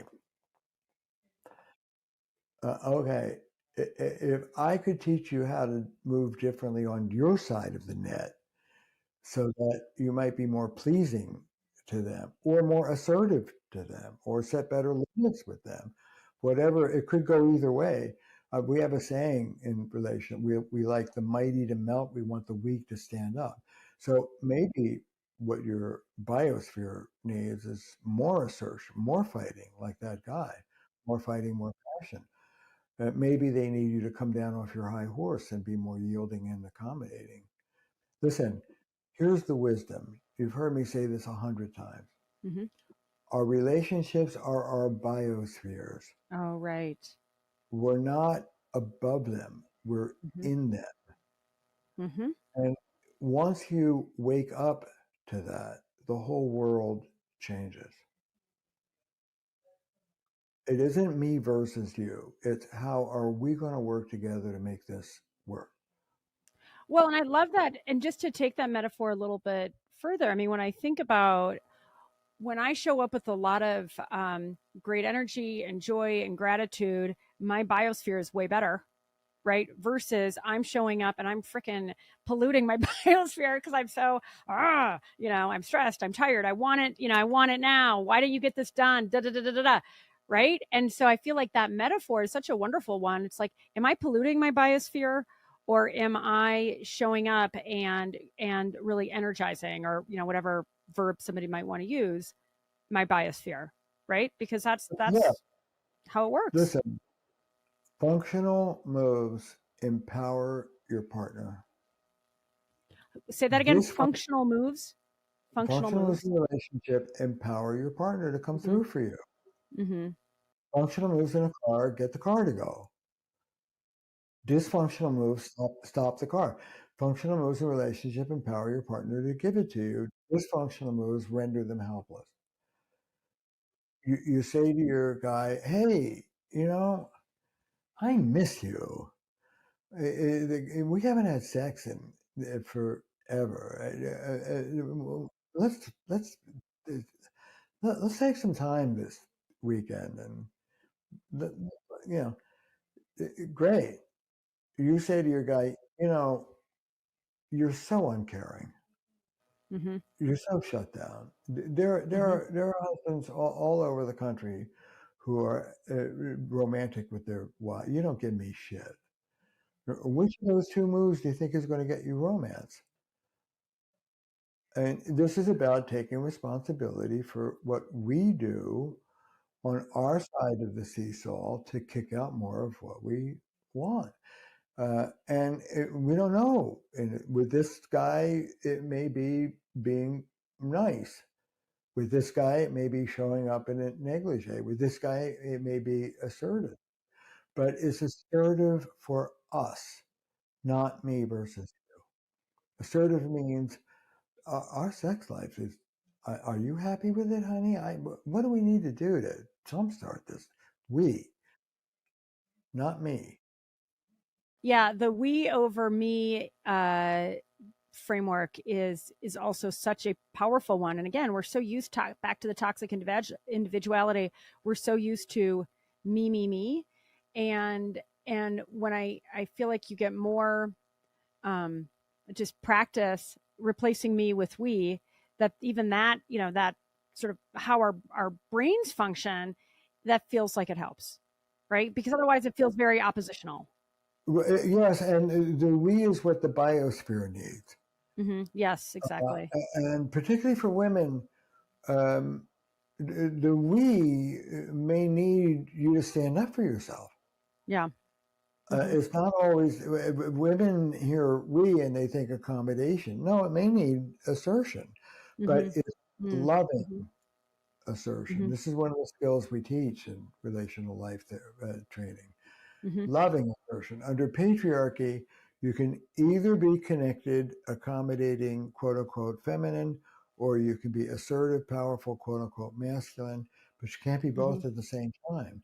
So a lot of people move from accommodating to, God damn it, I'm going to speak up. No. I talk about loving power, soft. Loving power, yeah. I love you, you love me. What do we need to do to make this work for us? Nobody sounds like that in this culture. It's either I'll do what you want, or it's God damn it, it's my turn now.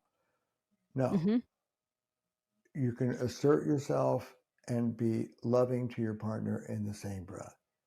Well, and I'm just quickly trying to find in my notes, you have this wonderful line about there is nothing that harshness does that loving firmness doesn't do better. And I mean that, oh God, that impulse to be harsh, again, it's a practice. It's like I'll find myself, getting frustrated or angry with my kids or my husband or somebody. And I'm like, oh my God, I'm just being harsh right now.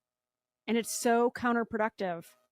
And so there's nothing that harshness does that loving firmness doesn't do better. Okay, we've got to wrap it up in just a few minutes, Terry. I promised we talk a little bit about criticism and empathy. Can empathy be learned? And I hear you loud and clear. You can give your partner, and not only can you need to give your partner some instruction. But if you feel like they're just simply not empathetic or not empathetic enough, do you just say, all right, I'm just going to accept that? Or what do you do? Well, there are people who won't want to learn it, but I work with men in particular all the time with what I call remedial empathy. It's a practice. And here's what I say. Before you open your mouth, take a moment and ask yourself, what is what I'm about to say going to feel like to the person I'm speaking to? And I have to teach this to people, and they have to practice it because nobody ever taught them. But no, it can be learned. All sorts of things that traditionally you think you have to be in therapy for 20 years to change. In relational life work, we change in one. I'll tell you a story, and then we should wrap up. Ready? True story. So I had a guy, he described himself as a type AAA person. 1A wasn't enough for him. And if he was a god, he was very handsome, very smart, went to the right schools, athletic, sort of Goldman Sachs kind of guy, made a killing, beautiful wife. Only problem, 2 fragile children, beautiful. Everybody loved them, big-hearted kids, but very developmentally limited. And he told me truthfully one day he hated them. Oh. They were a stain on his perfect resume. He was embarrassed. He had no idea why God visited him with these defective children. So I'm teaching about empathy. It's not about you, it's about them. Stop for a minute, think about it. So he comes in one day, it's a true story. And this is how people transform. He comes in one day, he goes, Doc, the empathy thing, got it. I go, okay, there's a story here. So he took his son, they were fraternal twins. He took his son to the Fenway here in Boston to watch a baseball game. And I don't know how it is, listeners, where you are, but in Boston, you take your kid to the Fenway, you stuff them with sausage and candy, and you're drinking beer. But he's driving home in his big fancy stretch, whatever, and his kid is car sick from all the junk. And the kid, I mean, he's only like 8 years. This little boy is looking at his dad with terror, and he's holding in the vomit because he's afraid of his father. And he says, Terry, I looked in my son's frightened eyes and I was appalled. I was appalled with myself. And it's about him, it's not about me. And I said, honey, be sick. Don't worry about the goddamn car. Be sick, be sick. Just I'll clean it up. Don't worry about it. I'm so sorry you feel bad. And he said, it's not about me. It's about him. And he looked at me and said, did I get it? And I said, you got it. And I'm here to tell you, he was a transformed human being after that weekend. And we can, in relational work, we see these transformations. We expect them, and we see them day after day. Oh my gosh, Terry, you are my guru. I love this more than you know. And I mean, let's face it, there's a lot of hurt and heartache in the world. There's a lot of blame. There's a lot of shame. And I really want to drive the point home, like you said, that these transformations, they can be instant and enduring. And it doesn't mean you have to lay on a couch and talk about your childhood for 25 years. I mean, we think about psychotherapy and these things, that these transformations can happen so fast if you're willing to change, right? That I love the phrase, everybody wants to transform, nobody wants to change. But change is at the heart of it, changing yourself. And get help. Most help doesn't help. So go to my website, get an RLT trained therapist, and get somebody who's going to support you and teach you what to do differently. Yeah, so we'll wrap up. So terryreal.com. Terry has 3 amazing courses. One is on what is healthy self-esteem. The next is on healthy boundaries. And the third, a little more intensive, the art of relational living. And if you go to relationallife.com, you can find somebody who's been personally trained by Terry, somebody who's done the relational life therapy work. I don't know about everybody listening and watching, but I feel just so empowered and energized to make things better in all my relationships. I want to energize my biosphere, Terry. I want you in it. This has been great. You are just the best. I love your energy. I love your wisdom and your big heart. I can't thank you enough for being on our summit. So thank you. It's a joy, and God bless this summit. We need it desperately in this world. You're doing great work. So it's always a pleasure, Andrea. Thank you. And this is a wrap. If you haven't gone to the Relationship Summit Facebook page, please go there, because I want you guys all to sit and share your favorite bits from this session and get to know each other and continue to work together to live more relationally. That's where the magic is. All right, Terry, you're the best. Thank you. Thanks, my dear. Till next time.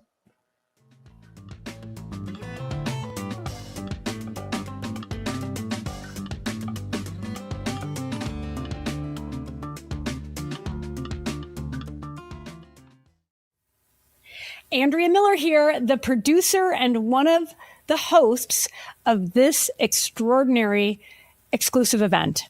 I wanted to take a quick pause before our next session begins and just see if you're feeling a little electric right now, that I want to hold on to this feeling, that I never want to forget what I just heard feeling. Listen to it. That's important information. And here's the thing about this event. Each session is available to you for 24 hours for free. Then it rotates out to make room for the next day's incredible lineup.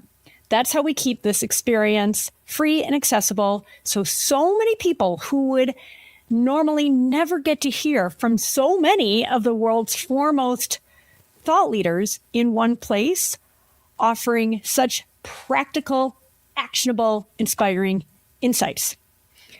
But the session you just watched, the one that cracked something open for you, the one you want to share with your sister or your best friend or somebody else you love, or maybe even come back to later when you need it again, that session disappears unless you do something about it right now. This is the exact reason why we made the VIP All Access Pass. And at this moment, it's at the lowest price it's going to be. The price goes up as the event concludes. With the VIP access, you get lifetime access to every single session in this extraordinary summit, all 40 plus of them, plus complete transcripts, more than 45 hours of audio, and 4 exclusive bonuses handpicked from our expert master teachers. So you can listen on a walk, read in the bath, go back to that exact moment that landed for you anytime for the rest of your life. And on the next page, you'll have the option to add the Love and Empowerment Breakthrough Handbook, our beautifully designed journal and workbook, your practical companion to this summit, which features 40 plus exercises tied to each of these sessions. It will take you from watching the session to actually doing the inner work, plus offers guidance on practical exercises to do in your life to make lasting change.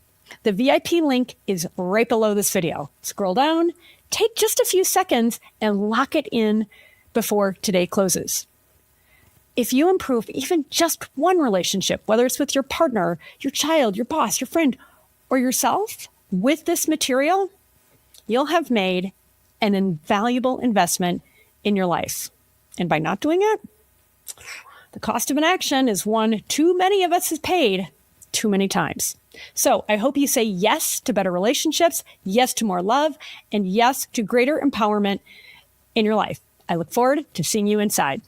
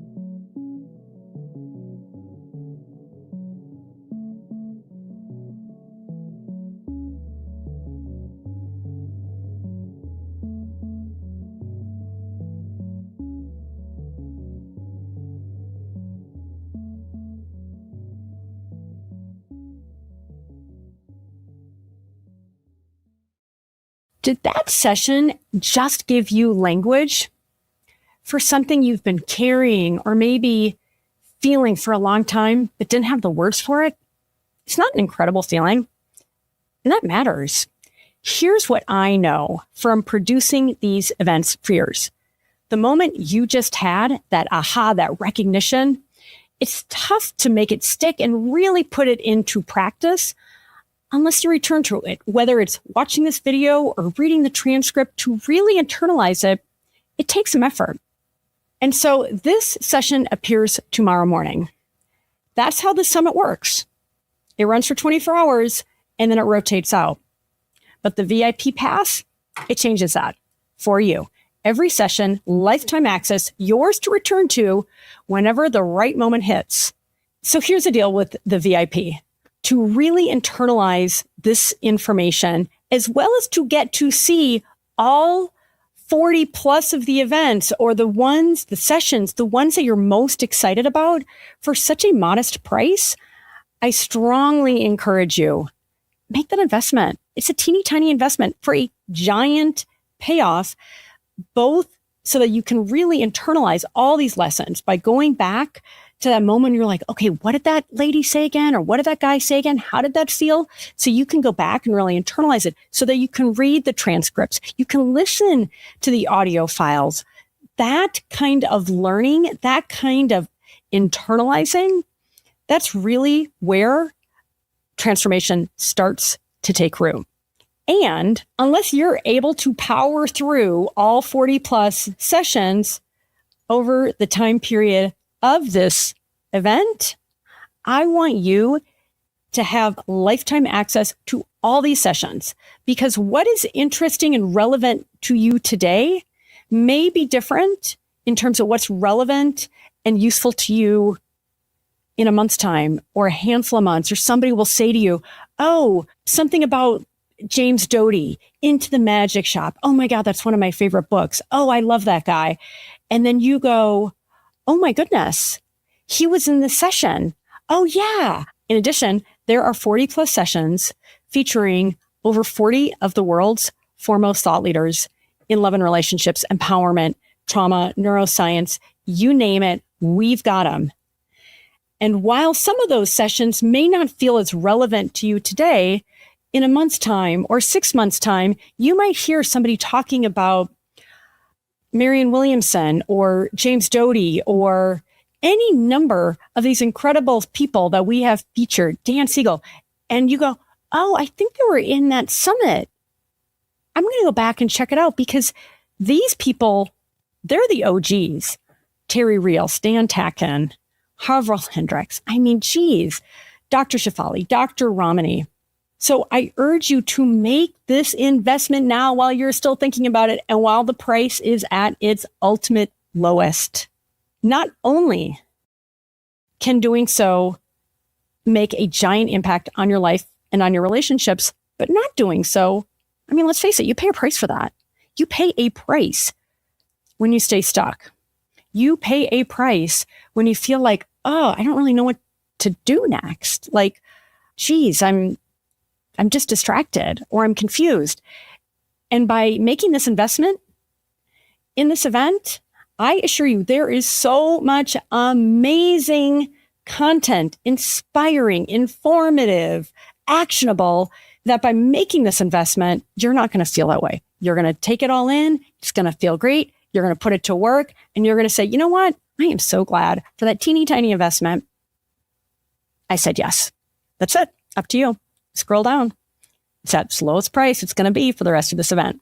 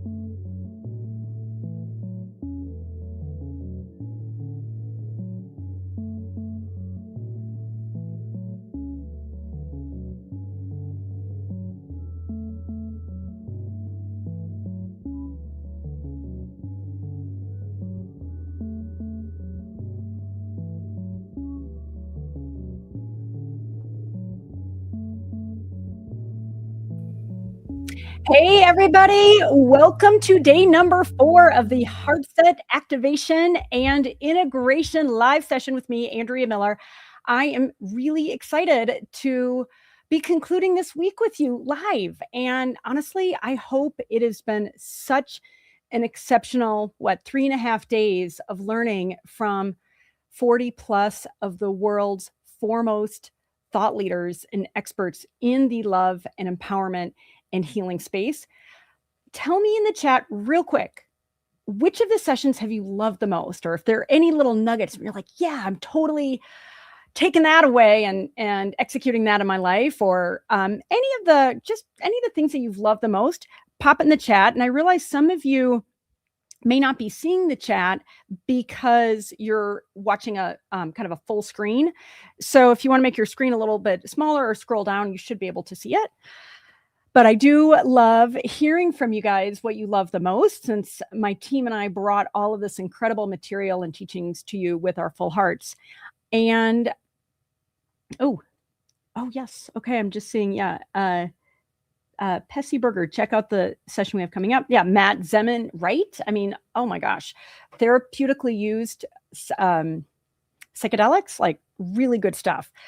So I always like to check in with where you are energetically before we kick off. On a scale of 1 through 10, pop it into the chat. If you're a 1, you're in a dark place, and I am deeply empathetic, really, truly. A lot of people are in that space, I know. If you're a 10, dang, you couldn't be better unless it's like Spinal Tap. Can you turn it up to 11? In which case, let's do that today. Yes, please. Yes, please. So I'm going to try to kind of keep my eye on the chat. Okay, great. So what I want to do is just emphasize for those of you who are going to continue to work with us, whether it's through our Heartset Live event starting in June, or we have a Heartset membership that you're invited to join. I am doing one-on-one coaching. I'm helping a handful of people achieve Heartset mastery. I have 3 or 4 seats left. This is one-on-one coaching with me, 11 sessions. It is such exciting, deep, and powerful work. And whether you continue with us or not, I wanted to say thank you so much for being part of our event. I hope it was exceptionally helpful to you. And I want to make sure today's session is not only going to make your Friday awesome, it leads to an incredible weekend. And it's just one more way for you, whether we meet again or not, to go, yes, like I got something really valuable that I'm going to take forward with me, for me, and all my relationships. Because ultimately, love and empowerment, it is for you, and it is for everybody that you love and care about, including people you haven't even met yet, right? Which is, to me, like really exciting. It's like, oh my God, there's so many more great people coming to me.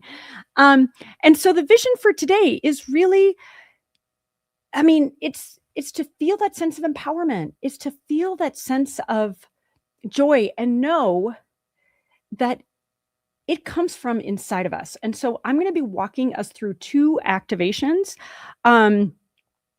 But I want to just start off by saying, right, it's like it can feel kind of theoretical. We want to feel empowered. And gosh, when I think of Marianne Williamson and Terry Real and Stan Tatkin and all of these incredible people that are giving us these great lessons, unless our vessel is really prepared, our vessel being not just our body, it's our nervous system, it's our belief system. This is at the heart of Heartset.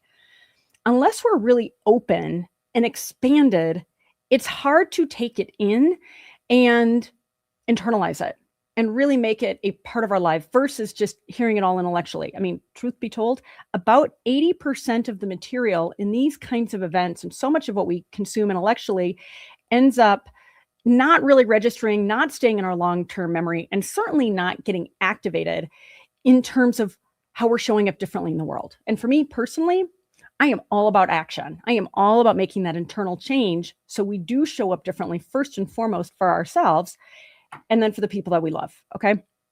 And so I emphasize this paradox, particularly with high-achieving women. It's like, oh, we are so strong. You, strong, caring, always get the job done. And yet there's that self-doubt. There's that feeling of, I'm not quite sure if I'm enough, if I am doing as much as I should do. And that paradox, that feeling of I'm hitting the gas and I am hitting the brakes at the same time. I'm going. I feel like there's so much more to do and I'm excited about it. And yet I also feel, a little depleted, a little uncertain. And I've said it, for those of you who have been with me this week, I've said it a couple times. It's not just about high achieving women, but that is the group that tends to be most impacted by this. And because, gosh, I mean, these are the people so often that are having this disproportionate impact on their kids, on their families, on their coworkers, because they touch so many people. That I care deeply about you coming home to yourself because you are powerful. And that power, that sense of empowerment, the more that you're willing to really own it and claim it, the more not only you have to give to yourself and feel great in your life, but that is the multiplier effect. And whether you're an executive, whether you're a teacher, whether you're a nurse, a doctor, whatever role you're in, and again, this applies to all genders, all people, the more we pour into ourselves and heal ourselves, the more we have to give to everybody else. And so what prevents that? Let me know in the chat what you guys think. But what I see a whole lot of is that chronic, what I call irrational sense of self-doubt that we were conditioned for a long time ago. It's something that so many of us aren't even really aware of. It's kind of like humming below the surface, that feeling of, I've got too much to do. I'm tired. I don't have enough time. And some of us, if we're really brave, will admit, I feel inferior. I mean, not a good feeling, but when you become aware of what is happening in your subconscious mind, the 95% that's running the show, then you're empowered to do something with it. And that's the excitement for me of the kind of work that we're doing. You're not thinking your way to empowerment and amazing relationships. You generally are anchoring in lasting transformation with all this rewiring. So let me know. Feeling like I have a lot to do. Feeling like a 6. I see that. Okay, we got a few people weighing in with their numbers. Yeah, so let me know. I mean, and especially I emphasize this. Yes, it's so helpful for the group to see what other people are going through. What, when you share your pain point, you're validating other people's experience. And when you own it and you're like, yeah, like that's me right now, then you're empowered to change it. What I see with a lot of people, they're rationalizing it. They're keeping it under the lid, under the surface. And it's hard to get to it when that's the case. So I always just invite people, like, transparency is the best disinfectant. Sunshine is the best disinfectant. Own it. Like, yeah, I'm going through this thing. All right, I've been feeling this way for a while. I'm ready not to. Then you're primed, right? Then you're primed for change. So let me just make sure I'm capturing all of this. And what I can't emphasize enough, I mean, it's, again, whether you continue with us or on your own healing journey, what it leads to when you're not able to really tap in, or if you stay stuck, this whole idea of more exhaustion, burnout, that feeling of staying stuck, when it happens over months and then years, how it compounds, and then what it leads to. Fractured relationships, fractured health, both emotional health and physical health. That has been very, very, very well documented. It can lead to a lack of career success. I mean, financial outcomes, right? If you're feeling stuck and frustrated and exhausted, that's not a great way to show up in your career, right? And a lot of us have gone really far in our careers, but we're not loving it. And that's what gets me excited. It's like, you know what? You get to do both. You get to go far in your career and your relationships, feel great in your body by doing this rewiring. And the last one I'm going to say, and then we'll get into the activations, is the one that, I mean, honestly, for me personally, when I think of how many people are stuck and exhausted and burned out, chronically in that sense of doubt, what they're forfeiting, the sense of joy, the sense of pleasure, noticing beauty, having more fun, being chronically peaceful. And this was me for a long time. It's like, like, I'm not even thinking about those things. Like, I was in crisis mode for so long, in survival mode, that was like, that felt like such a luxury. Or I'd get like a little bit, like when I earn the fun, when I earn that Friday off or whatever, Friday evening, to chill out. But otherwise it was like grind, grind, grind. That cost, again, is so real, not just for you, especially if you're a parent and you're in grind mode all the time and kind of like scarcity mode. Do you think that's fun if it's for your kid? No. And I know, because that was me. I mean, sure, I'd be like, okay, I can have fun at the margins. But now I have such a different way of showing up in my own life with my kids, with the people that I love. And that's what I'm on fire for. So let's get into these activations. And if you guys have questions, pop them into the chat. I want to make sure everybody is getting, that you are getting as much as you possibly can from today's session. So we're going to start with a life force activation. And this is one of my favorite activations. And it's up to you whether you want to put your hand on your heart chakra and on your sacral chakra, or if it just feels more comfortable for you to keep your arms in your lap, whatever feels more comfortable. Both answers are great. And so I'm going to ask you to close your eyes. And for those of you who have been me, you'll remember free face. Notice your face. Just notice and allow it to soften just by noticing. So powerful. And just breathe. Soften your jaw. Around your eyes, around your forehead. Around your scalp, your neck. That space between your eyebrows. Just notice it. Activate that peace just by noticing it. Now allow that deep sense of peace to cascade down your shoulders, down your body. Feel your feet on the floor. Feel your booty in the chair. Your back on the back of your chair, or on your chair. Feel the weight of your body.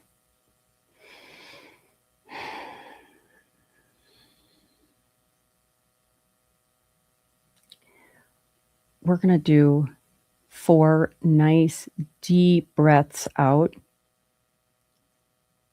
Just very, very easy breaths. I'm not even going to count it. I'm just going to say inhale in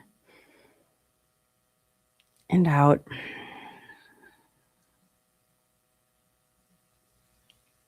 And in.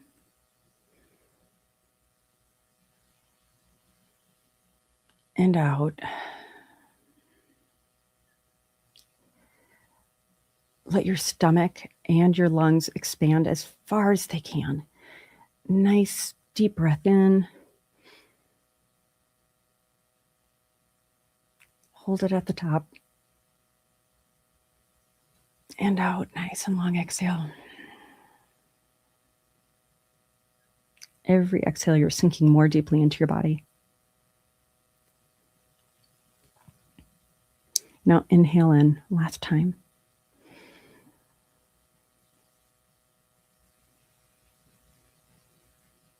And exhale out, nice and deep and long.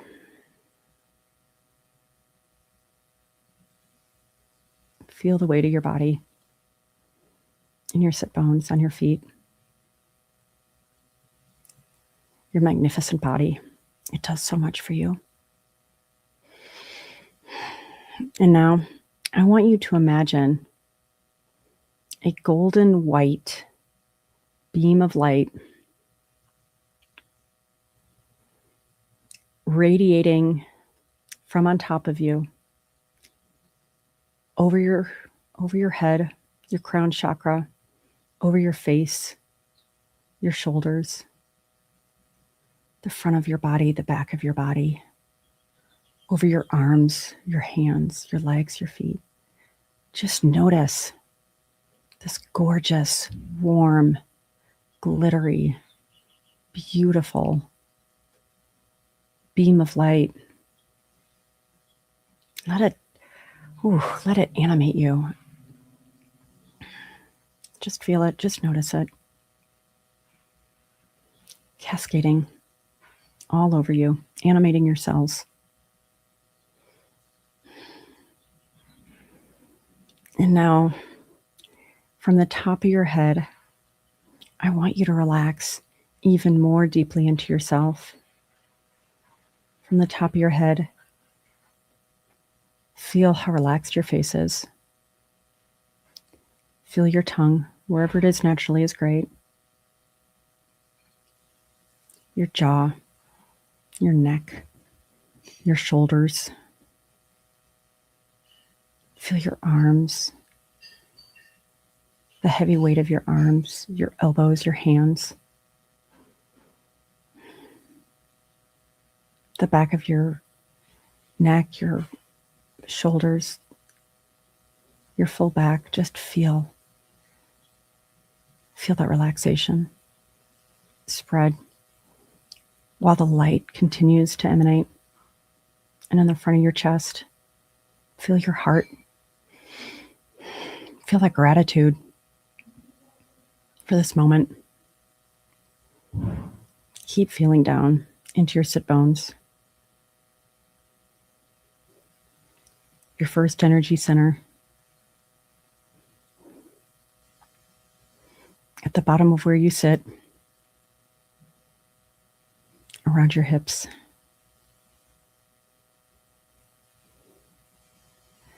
Going down your thighs, the front of your legs, the back of your legs,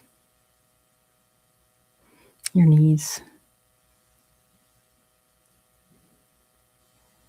down to your shins and calves, to the bottom of your feet,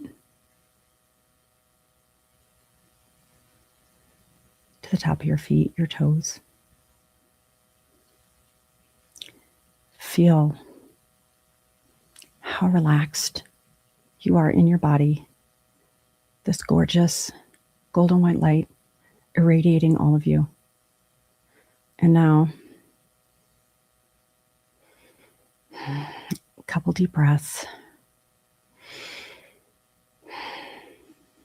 I want you to notice your life force.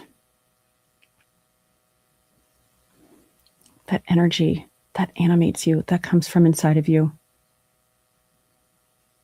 Your soul, your Atma. Notice it. For some of you, it may feel like a torus field that's like a donut of energy around you.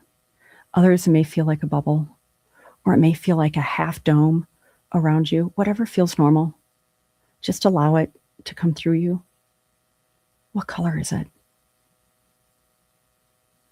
What is that energy around you like? Is it dense? Does it feel more diaphanous? Just allow it to radiate. Feel it. Your life force is so powerful. Let it expand as far as it wants to. Just notice it. For me, sometimes I'll notice it going across my entire neighborhood. It feels that strong. Revel in that just for another few seconds. Breathe into it. Now pull it in a little closer, 30% closer. What happens? Is it getting stronger? Less diaphanous? Feel that. Now allow it to come a little bit closer, 30% closer. What's happening? How does that feel for you? Now allow your life force to radiate around you, 12 to 18 inches around you. Notice that incredible feeling. Notice your heart. Do you feel more grateful? Do you feel more connected? A greater sense of oneness with yourself? Maybe with others? Do you feel more love? There's always so much more love. That is the incredible thing about us in our universe. This energy that animates and connects us all.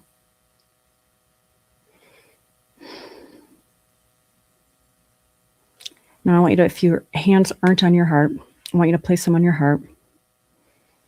And thank you. Thank yourself. And if you believe in a higher power, I want you to thank that higher power for this miraculous life that you have. You are a miracle. The math proves it. And I'm going to walk you through a little bit of that math, but just stay with me. Stay in your body. The likelihood that you are inhabiting the earth right now in your specific body is 1 in 400 trillion.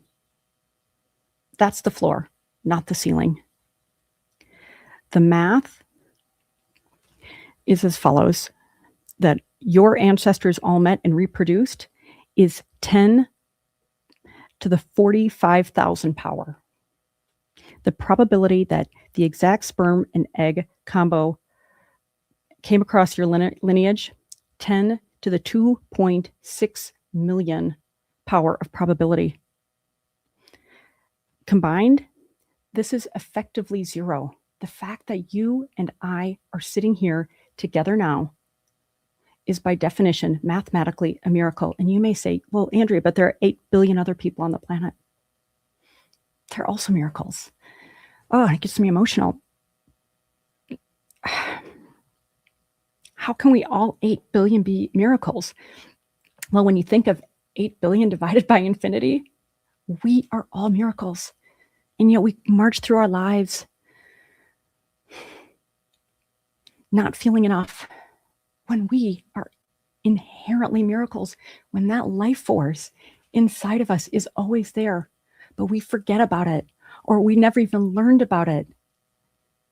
And that's why we're here. And that feeling that I hope you feel right now so beautifully with gratitude and bliss and like, oh, I just feel alive in a way that I often don't and maybe never have. That is always inside of you.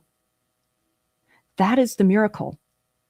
Well, maybe it's the second miracle. That you're here is the first miracle. The fact that we get to activate without anything outside of us, just by going within. This rewiring our nervous system, rewiring our belief system, believing we are miracles, and overcoming the doubt that we've been conditioned with is our sacred calling.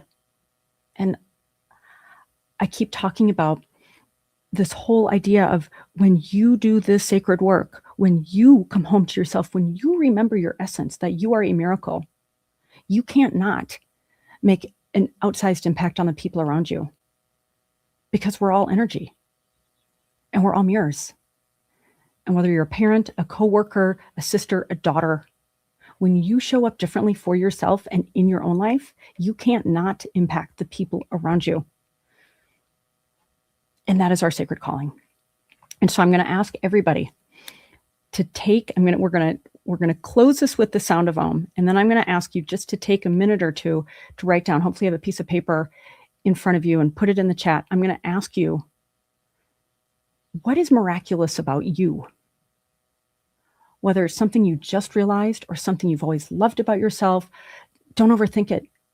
And notice where you're feeling that from your body. So we're going to seal the energy practice with the sound of Om. I'm going to walk us through it. And then I'm going to ask everybody just to take a minute to write that down. So here we go. Hand on your sacral chakra, hand on your heart chakra. And I encourage you to join me out loud with one holy sound of Om. Nice deep breath in.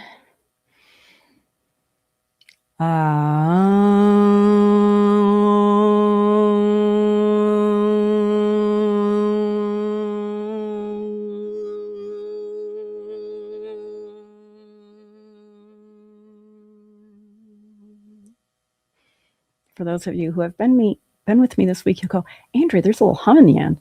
I know. It's not by accident. That hum is powerful. So I'm watching the clock. I'm going to set my alarm, actually. 1 minute. Write it down. What makes you a miracle?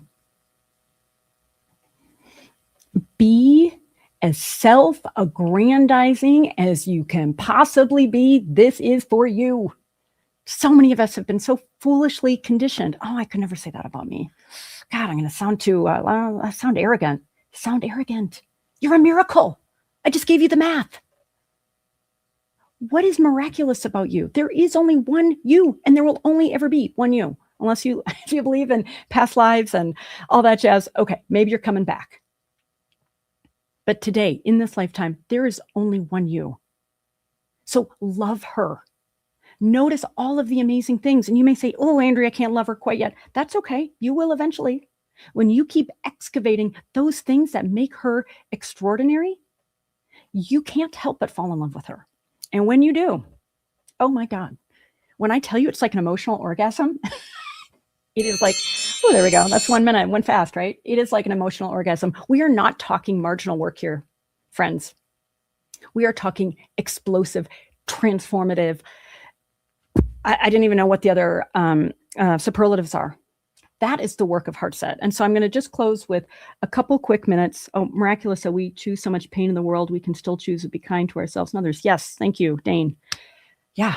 I mean, like, what? Why? Why do we doubt ourselves? Why do we make those choices? Well, a lot of us, here's the thing, and I say this with so much grace and excitement. So many of us didn't know we have a choice to do otherwise.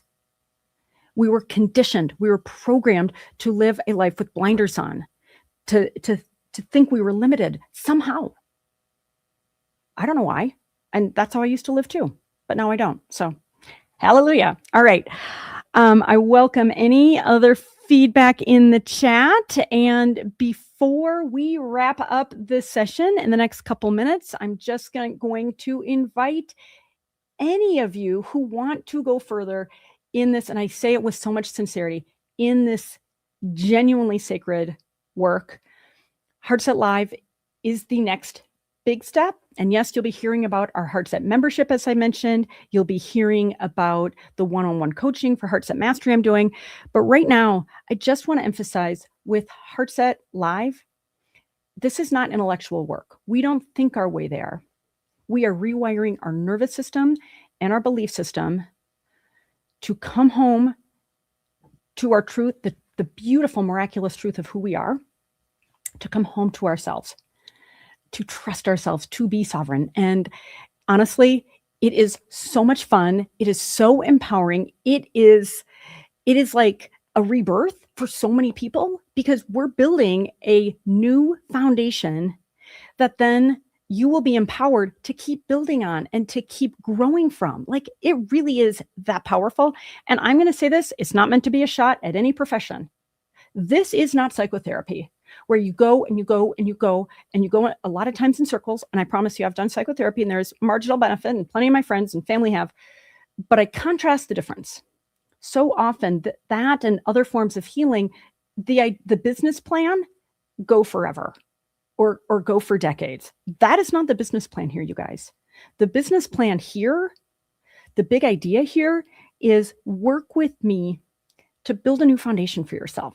And if you want to go further and you want to go deeper with me, game on, because I'm going all the way. And if you want to come with me, amen. If you're like, you know what, Andrea, I've got a new foundation and I am so good, then I salute you because you are ahead of literally more than 90% of the people.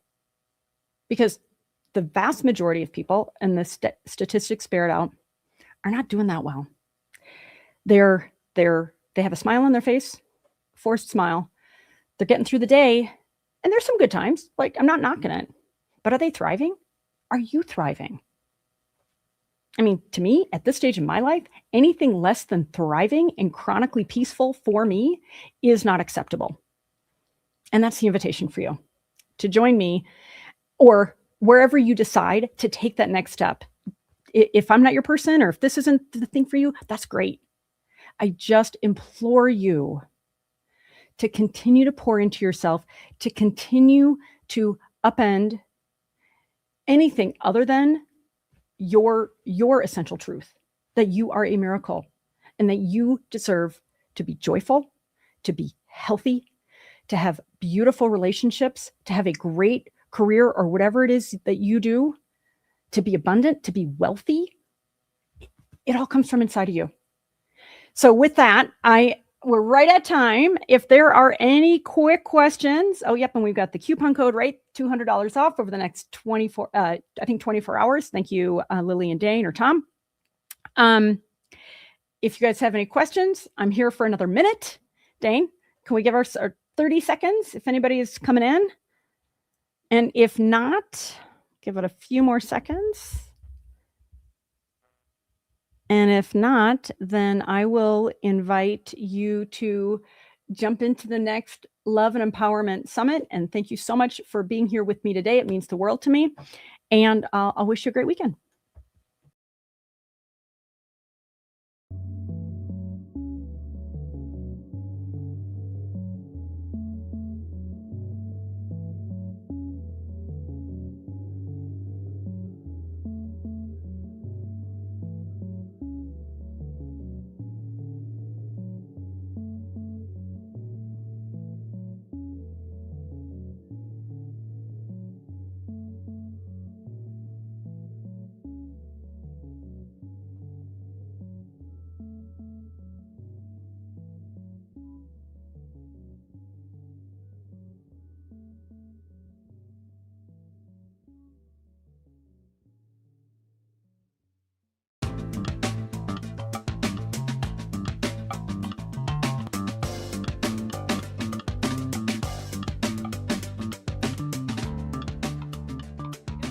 Welcome back to the Relationship Fitness Summit. My name is Andrea Miller, and I am hosting this amazing session with my guest and one of my favorite friends, Dr. James Doty. We'll be talking about compassion, kindness, open-heartedness, and how these are inextricably linked to successful manifestation, in our relationships and elsewhere in our lives.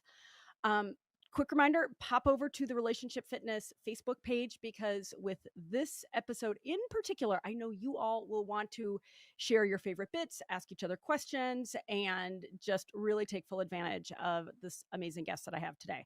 So let me introduce Dr. James R. Doty. He is a Stanford University neurosurgeon, neuroscientist, compassion researcher, entrepreneur, inventor, philanthropist, former chairman of the Dalai Lama Foundation, founder of Happy AI, an avatar companion for mental well-being. He is a manifestation master and a best-selling author of the beautiful book, Into the Magic Shop, a neurosurgeon's quest to discover the mysteries of the brain and the secrets of the heart.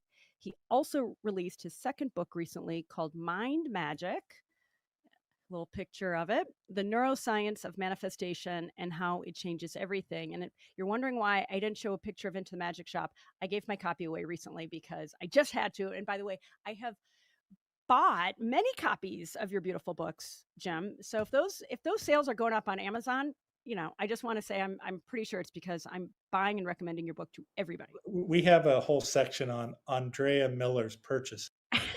That's good. I just want to know you all to know that I'm doing my part. So I would love to start with a brief overview of your very compelling story, because for those of you who haven't read one or both of Jim's amazing books or familiar with him, I want you to get a sense of his compelling story, because it provides a invaluable context for the power and pitfalls of manifestation. So Jim, I'm going to take like 2 minutes. It's hard to condense your amazing story to 2 minutes, but I'm going to give it a crack. And if I miss anything, I know you'll be hesitant to correct me, but I know you will. You're very intimidating. I know, I'm very intimidating. So Jim came from when you talk about a challenged background as a young person growing up, he experienced severe mental and physical abuse from his father. He grew up on public assistance. He had to look after his mother, who attempted suicide many times.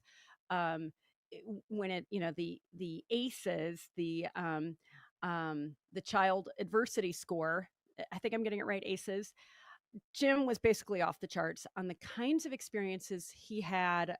His family got evicted. They were impoverished. he often went hungry.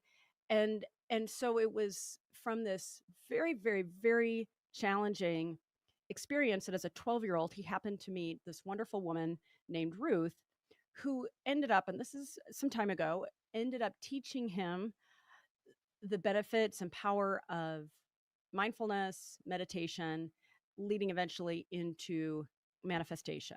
What Jim did with that teaching from this wonderful woman named Ruth is absolutely incredible. So, I am not a paid spokesperson, but you got to read, especially Into the Magic Shop, to get that story in its fullness.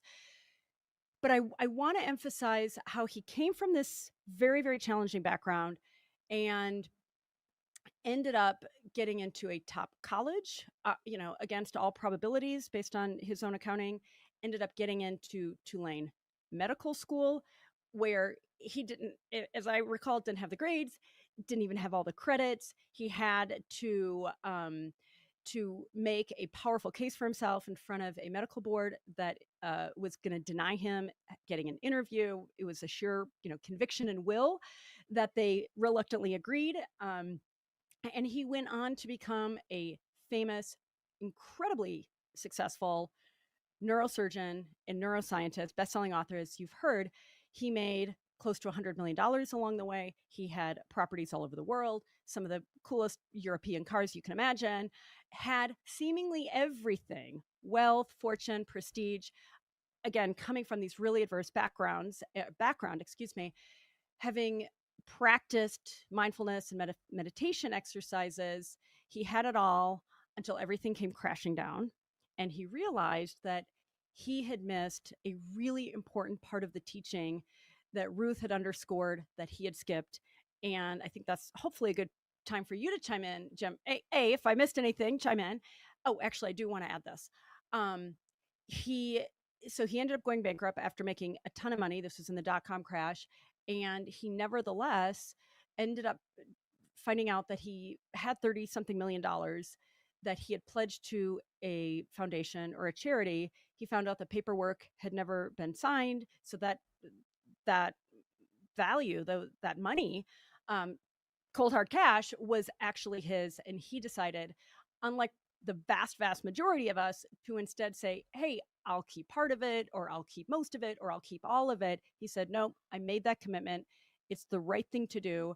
So being bankrupt and actually having debt, he nevertheless maintained the pledge of $30-something million against all of these losses and all of this heartache. And it's just such an amazing story, because what he ended up doing with this loss is really the story of beautiful transformation, and it all comes back to open-heartedness, kindness, and compassion. Did I get that mostly right? Mostly right. Mostly right. Where anything you want to amend for the record? Well, just a couple things which you didn't mention. So my father was an alcoholic, and right. had a very difficult time maintaining a job. It wasn't so much physical violence; it was neglect and anger issues, but not so much violence. And my mother had a stroke when I was a child and was partially paralyzed, had a seizure disorder, and as a result was chronically depressed. And this is why she often attempted suicide. The other aspect is that, and how I ended up in a magic shop, which may seem incongruent with our conversation, is that oftentimes when there would be challenging things at home, I used to get on my bicycle and drive as far and as fast away from my home as I could, because obviously I didn't want to be around that situation. And on one of those treks, I ended up at a strip mall, and I had some interest in magic. And so in the mall was a magic shop, and I walked into. And I think the key point is in regard to Ruth. It turned out that she was the only one there, and she was actually minding the shop of her son, who was a magician, and she was his mother, and she knew nothing about magic. But regardless, when I walked in, we made an instant connection. And the reason we made a connection was that she created what we now call a sense of psychological safety, in that she was non-judgmental. She had this ebullient smile that embraced you. She didn't look down on me. I didn't feel that she was judging me. She had a conversation with me where I felt we were equals, not looking down. And as a result, I felt very comfortable talking to her, unlike most situations with an adult. And as a result, after a conversation of 20 or so minutes, she said to me, I really like you. And if you show up every day, uh, I think I can teach you something that could really help you. And as a result, I did show up every day. Now, it wasn't because I had any particular self awareness or insight. It was because, frankly, I had absolutely nothing else to do. She was nice, and she was giving me Chips Ahoy chocolate chip cookies, and those were the the big motivator. So I did show up every day for 6 weeks, and during that time, she taught me what would now be described as a mindfulness practice, and followed by a visualization or a manifestation practice. So that's when everything changed for me, because fundamentally, with the insights and the knowledge she gave me, it gave me tools that allowed me to, if you will, realize my dreams and also deal with my own sense of inadequacy or shame or insecurity. And so that's where it all started. Well, thank you for rounding that out and for correcting the record with, getting those details right with your parents. I appreciate that. And as you and I have talked about, I mean, both having alcoholism in our family, it's a rough thing to grow up with. The thing I just want to add to when you talk about psychological safety, what the word that came to mind for me was trust.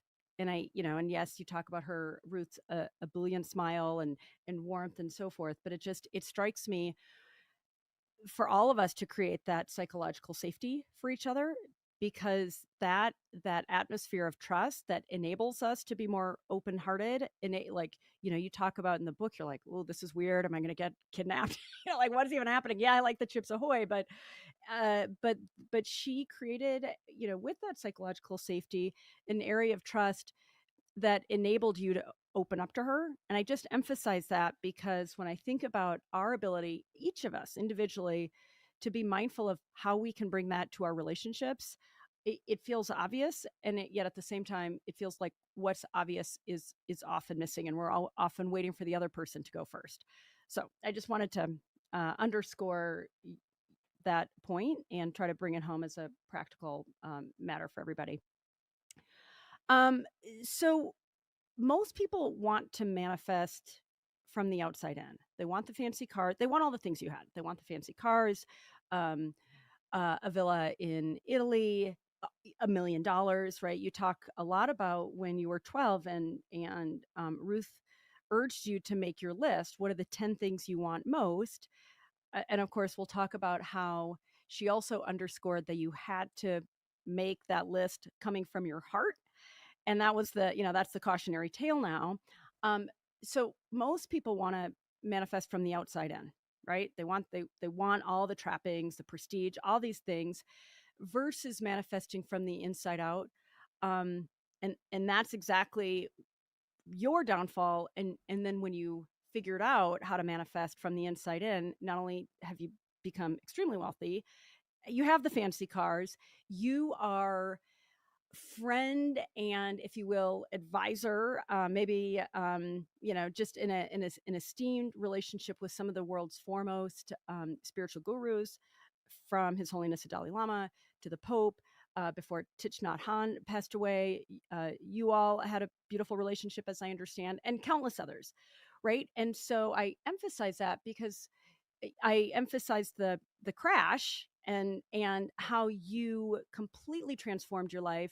So not only did you have the success and trappings and so forth, you have been able to be instrumental at some of these highest, most important levels. And from what I can tell, it's because you went through your heart. And so will you just talk about that? Well, sure. I like the analogy, excuse me, from the outside in to the inside out.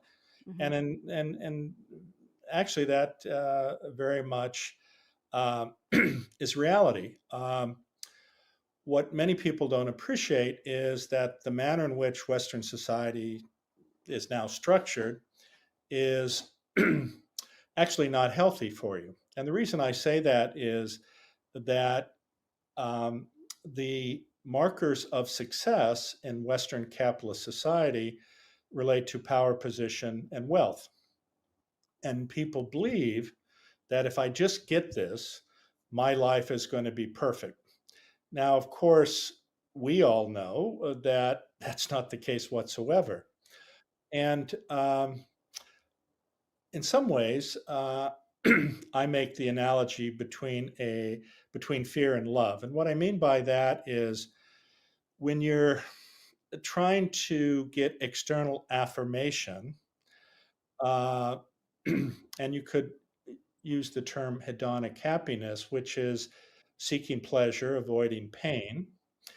And it relates to also this need for external affirmation so that you're told that you are okay, that this comes out of insecurity, shame oftentimes, and fear. And this activates your sympathetic nervous system. So this is the fear narrative. And what people try to do is by demonstrating to others that they're okay, and the okay meaning, see, I'm a success, I have a big house, I have a good job, I'm wealthy. This actually overall has a very negative effect because, as many have said, happiness does not come from outside affirmation. It comes from a deep sense of self acceptance and realizing that you are, in fact, okay. And in Epictetus, who was a philosopher and a slave, um, his motto was, I cannot change my external circumstances, but I can change how I react to them. But what people try to do is to hold these accomplishments up and say, I'm okay, in the hopes that this external affirmation will make them feel better. And it doesn't. Versus, as you were mentioning, this from the inside out is where you recognize that our species was actually designed to care for the other. And I mention that because if you look at our evolution as a species, uh, our species has a very small litter, 1 to 2. Though that litter must be cared for well over a decade, and it requires a lot of resources. Well, why would you do that? Unlike other species that are born and run off into the jungle or the forest, ours have to be cared for. One of the reasons you do it is because, from an evolutionary perspective, when we care, which shifts us into engagement of our parasympathetic nervous system or our rest and digest system, all of our physiology actually works at its best, not only the brain, but your peripheral physiology. And it's associated with actually an increase in your longevity. And And that's when we're calm. I mean, essentially, when you say rest and digest, it's when we're calm, more likely to experience feelings of peace and joy and happiness versus sympathetic nervous system, the proverbial fight or flight, our heart rate's up. It's hard to concentrate, right? So just to make sure everybody understands. Yeah, and our cognitive brain networks don't work as well. Our physiology does not work as well. And so when you have engaged in this parasympathetic nervous system, you're open, you're thoughtful, you're caring, you're kind. And again, that's because when you're in that mode, when you do these acts of kindness or compassion, this results in the release of neurotransmitters such as oxytocin, which I think most people know, which is the love hormone or caring or affiliation hormone. And it stimulates your reward and pleasure centers. So this is one of the reasons why we care. In ancient times, engagement of our sympathetic nervous system was not that common in the sense it wasn't constant and chronic. And as a result, you would respond to a threat and either you survived or didn't. And you went right back immediately into your baseline mode of engagement of your parasympathetic nervous system. The problem in modern times is that, unlike then, where we lived in small groups of people, small villages, you were born, you died there, you lived in intergenerational families, you had a community which supported you and knew everything about you, good and bad. You had a So, sense of belonging, right? There was exactly, a you were you were in connected a to everybody, hmm people cared hmm for you. And hmm so you didn't have this negative self talk always telling you that you're not good enough or you're an imposter.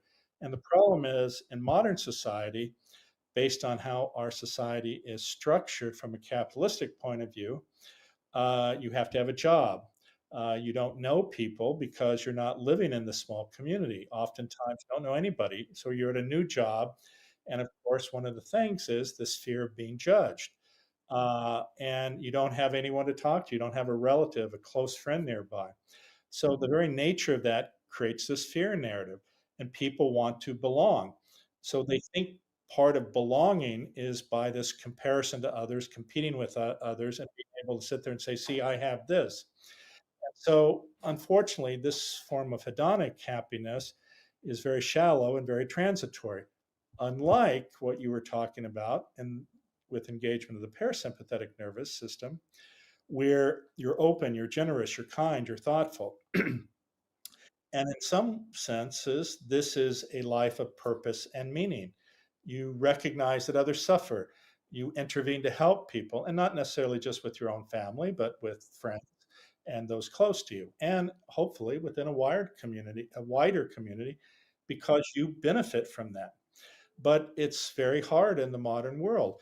But if you act from this engagement of your parasympathetic nervous system, you're much more joyful, you're much more happy, but it's hard to do in the modern world. And this is why we have an epidemic of stress, anxiety, depression, loneliness, and a sense of belonging because many people are terrified of being judged. And you look at a lot of people, such as influencers, and we all now know that they use filters, they use makeup, they use Yeah. false backgrounds to give this impression they have a perfect hmm life.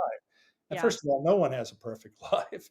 But Well, it's highly curated. I mean, there's a funny picture of a guy in a sand pit, like in some dumpy place. And if you zoom in, he looks like he's on the beach. And then if you zoom out, he's literally in a construction zone sitting in a sand pit. And it's like, okay, right? I mean, it's just a ridiculous example of the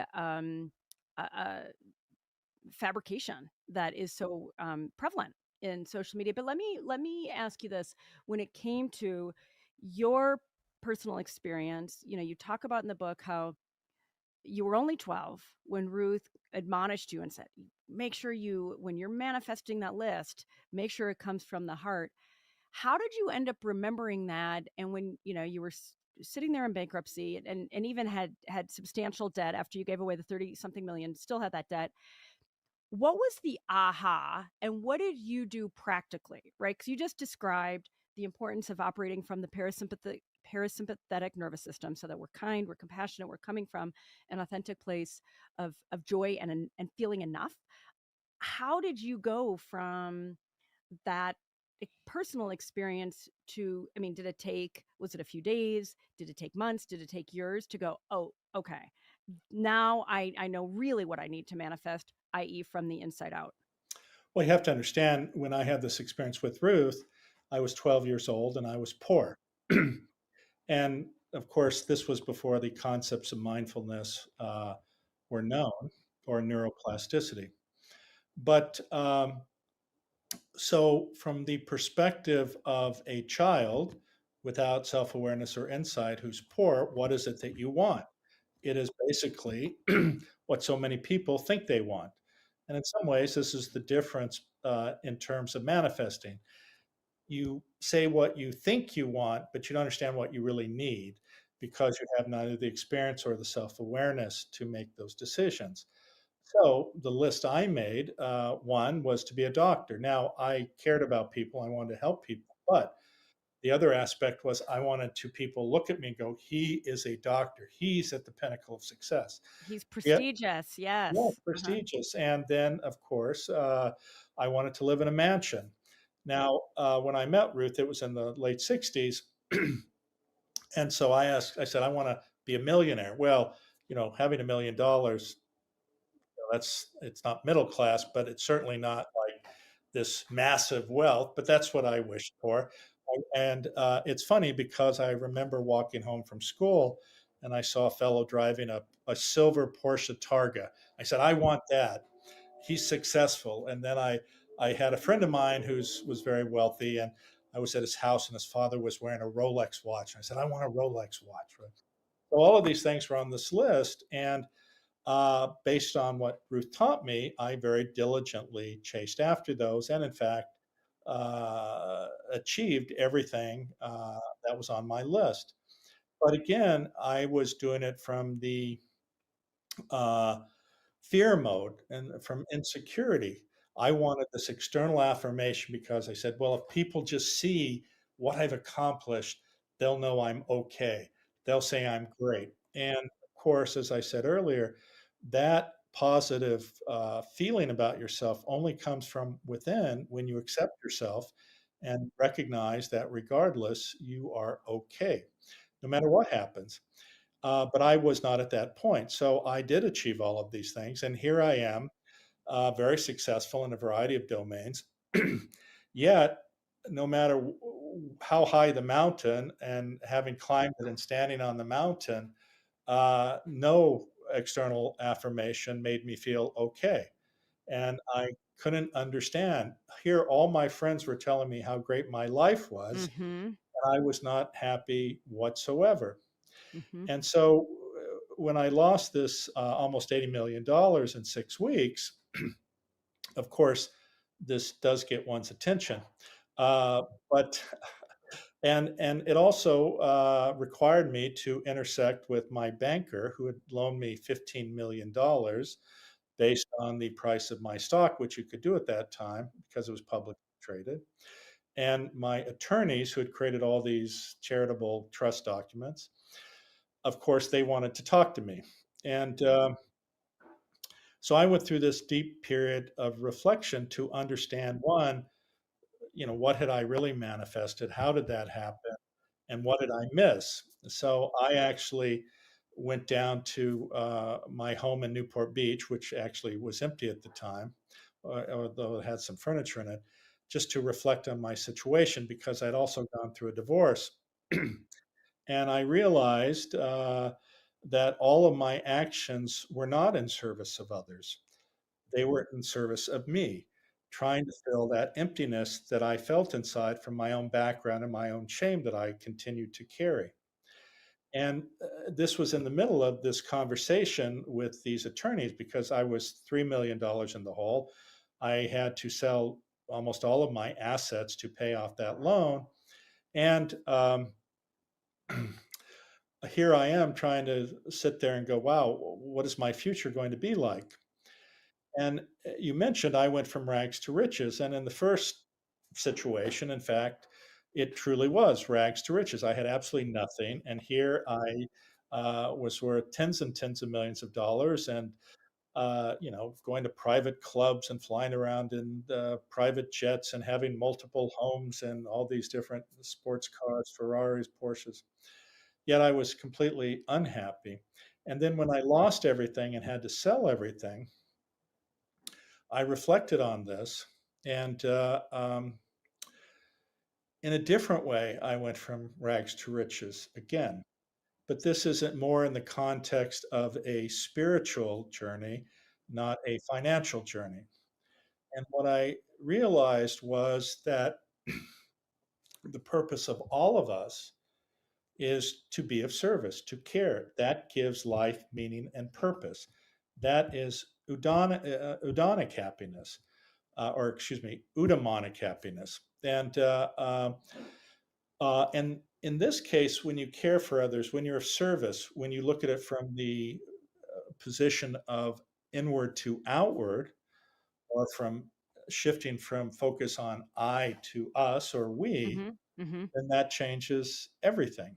Mm-hmm. And so after this period of reflection, even though I was $3 million in the hole at the time and had to sell everything, I chose to go ahead when I had the option of holding onto this stock in this company that hadn't gone public, which I had committed to charity and I could have kept. I chose to go ahead and give it all away. What did that do? First of all, it changed my complete sense of my purpose. It made me understand that having things is not what makes you happy. And it made me, with great clarity, understand that the purpose of all of us is to care for others. When we do that, our physiology, both brain and peripheral physiology, function at its best. So, what I ended up doing was giving all of that money away, but it allowed me to do several things. One, it allowed me to develop um, health clinics around the world, blood banks. It allowed me to create programs for adolescents affected by AIDS, HIV. It allowed me to set up programs for the disabled. It allowed me to endow chairs at various universities and fund research. And it allowed me to create this center at Stanford that studies the neuroscience of compassion and altruism, which subsequently has become renowned throughout the world. But the interesting thing about it is that this actually allowed me to meet the Dalai Lama, who ended up being our founding benefactor and subsequently became a close friend of mine and resulted in me becoming the chairman of the Dalai Lama Foundation, which then allowed me to meet some of the most renowned spiritual and religious leaders in the world. And you mentioned some of them, the Pope, Thich Nhat Hanh, Amma, the Hugging Saint, Archbishop Tutu, Sri Sri Ravi Shankar, Sadhguru, Radhanath Swami, Eckhart Tolle, Byron Katie, the list goes on. And the interesting thing about it is, for me, is one, it really gave me insight and self awareness. And it also made me understand why so many people want to get close to these types of individuals. Part of it is because, as an example, none of them asked me to become their follower. All of them live above their dogma.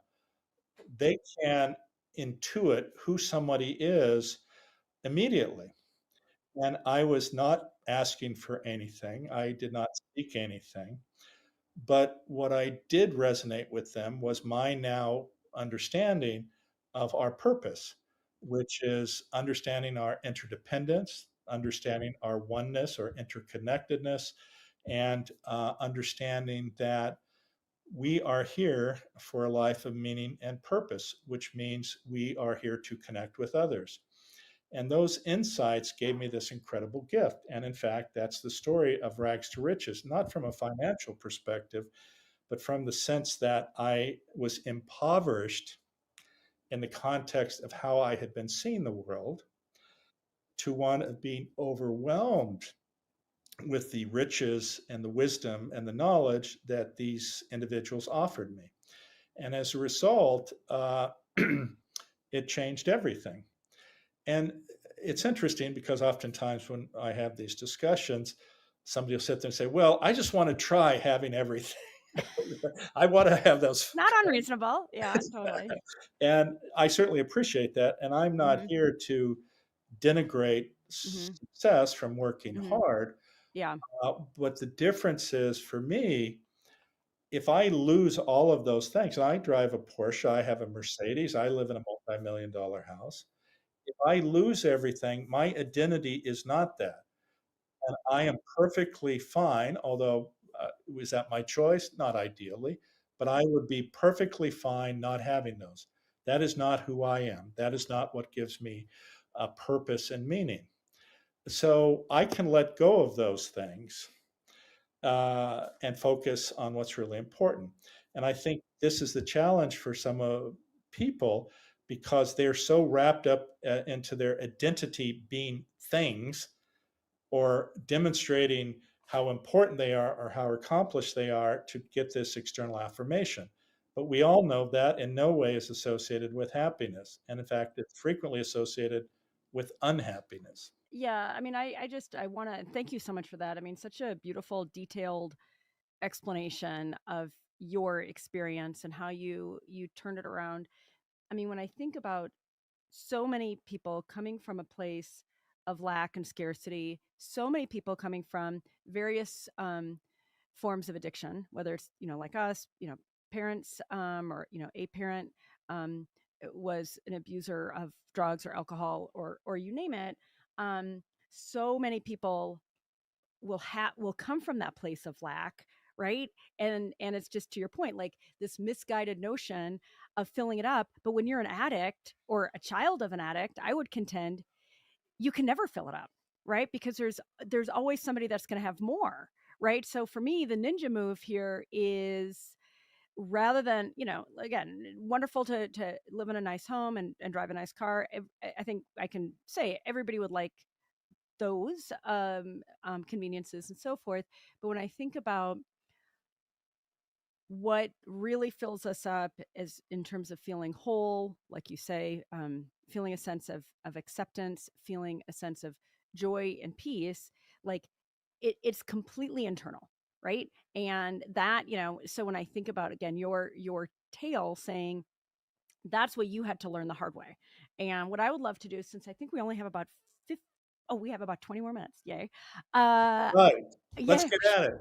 Yeah. Like I would love for you to walk me through an exercise or like what you do every day that really helps you stay grounded in the kindness, in the compassion. Because again, from having read both of your beautiful books, it is a daily practice, right? I mean, it's a philosophy too, right? And I'm totally with you in terms of being in service to one another, the importance of caring and so forth. But to me, when I think about this being a practice that we give our bodies, just like eating healthy food, exercising, etc., it's a nice theory if we're not actually showing up and doing the work to calm our parasympathetic, or really stimulate, I should say, our parasympathetic nervous systems and calm the sympathetic nervous system. So just will you walk me through an exercise to Well, manifestation? let me give you a very quick overview and then Okay. we'll head there. And the reason I say that, there's certain critical parts that, I talk about in the book, but the first thing people have to realize is we're all already manifesting, but oftentimes people don't appreciate the baggage they carry from childhood that affects every decision they make, whether it's their job, their interaction with others, their choosing of partners. And so until you can have some insight into that, you can't change. Because many people get into these negative patterns, often codependency, and they wonder why is that happening? So that's one aspect, and that may even require a therapist or some sort of journaling or self-reflection. The other side, as we talked about, or the other aspect which we talked about, is the difference between what you think you need or what you think you want versus what you need. Because again, the natural tendency is to look at society and go, wow, that guy's driving a Porsche. This person lives in a big house. That's what I want.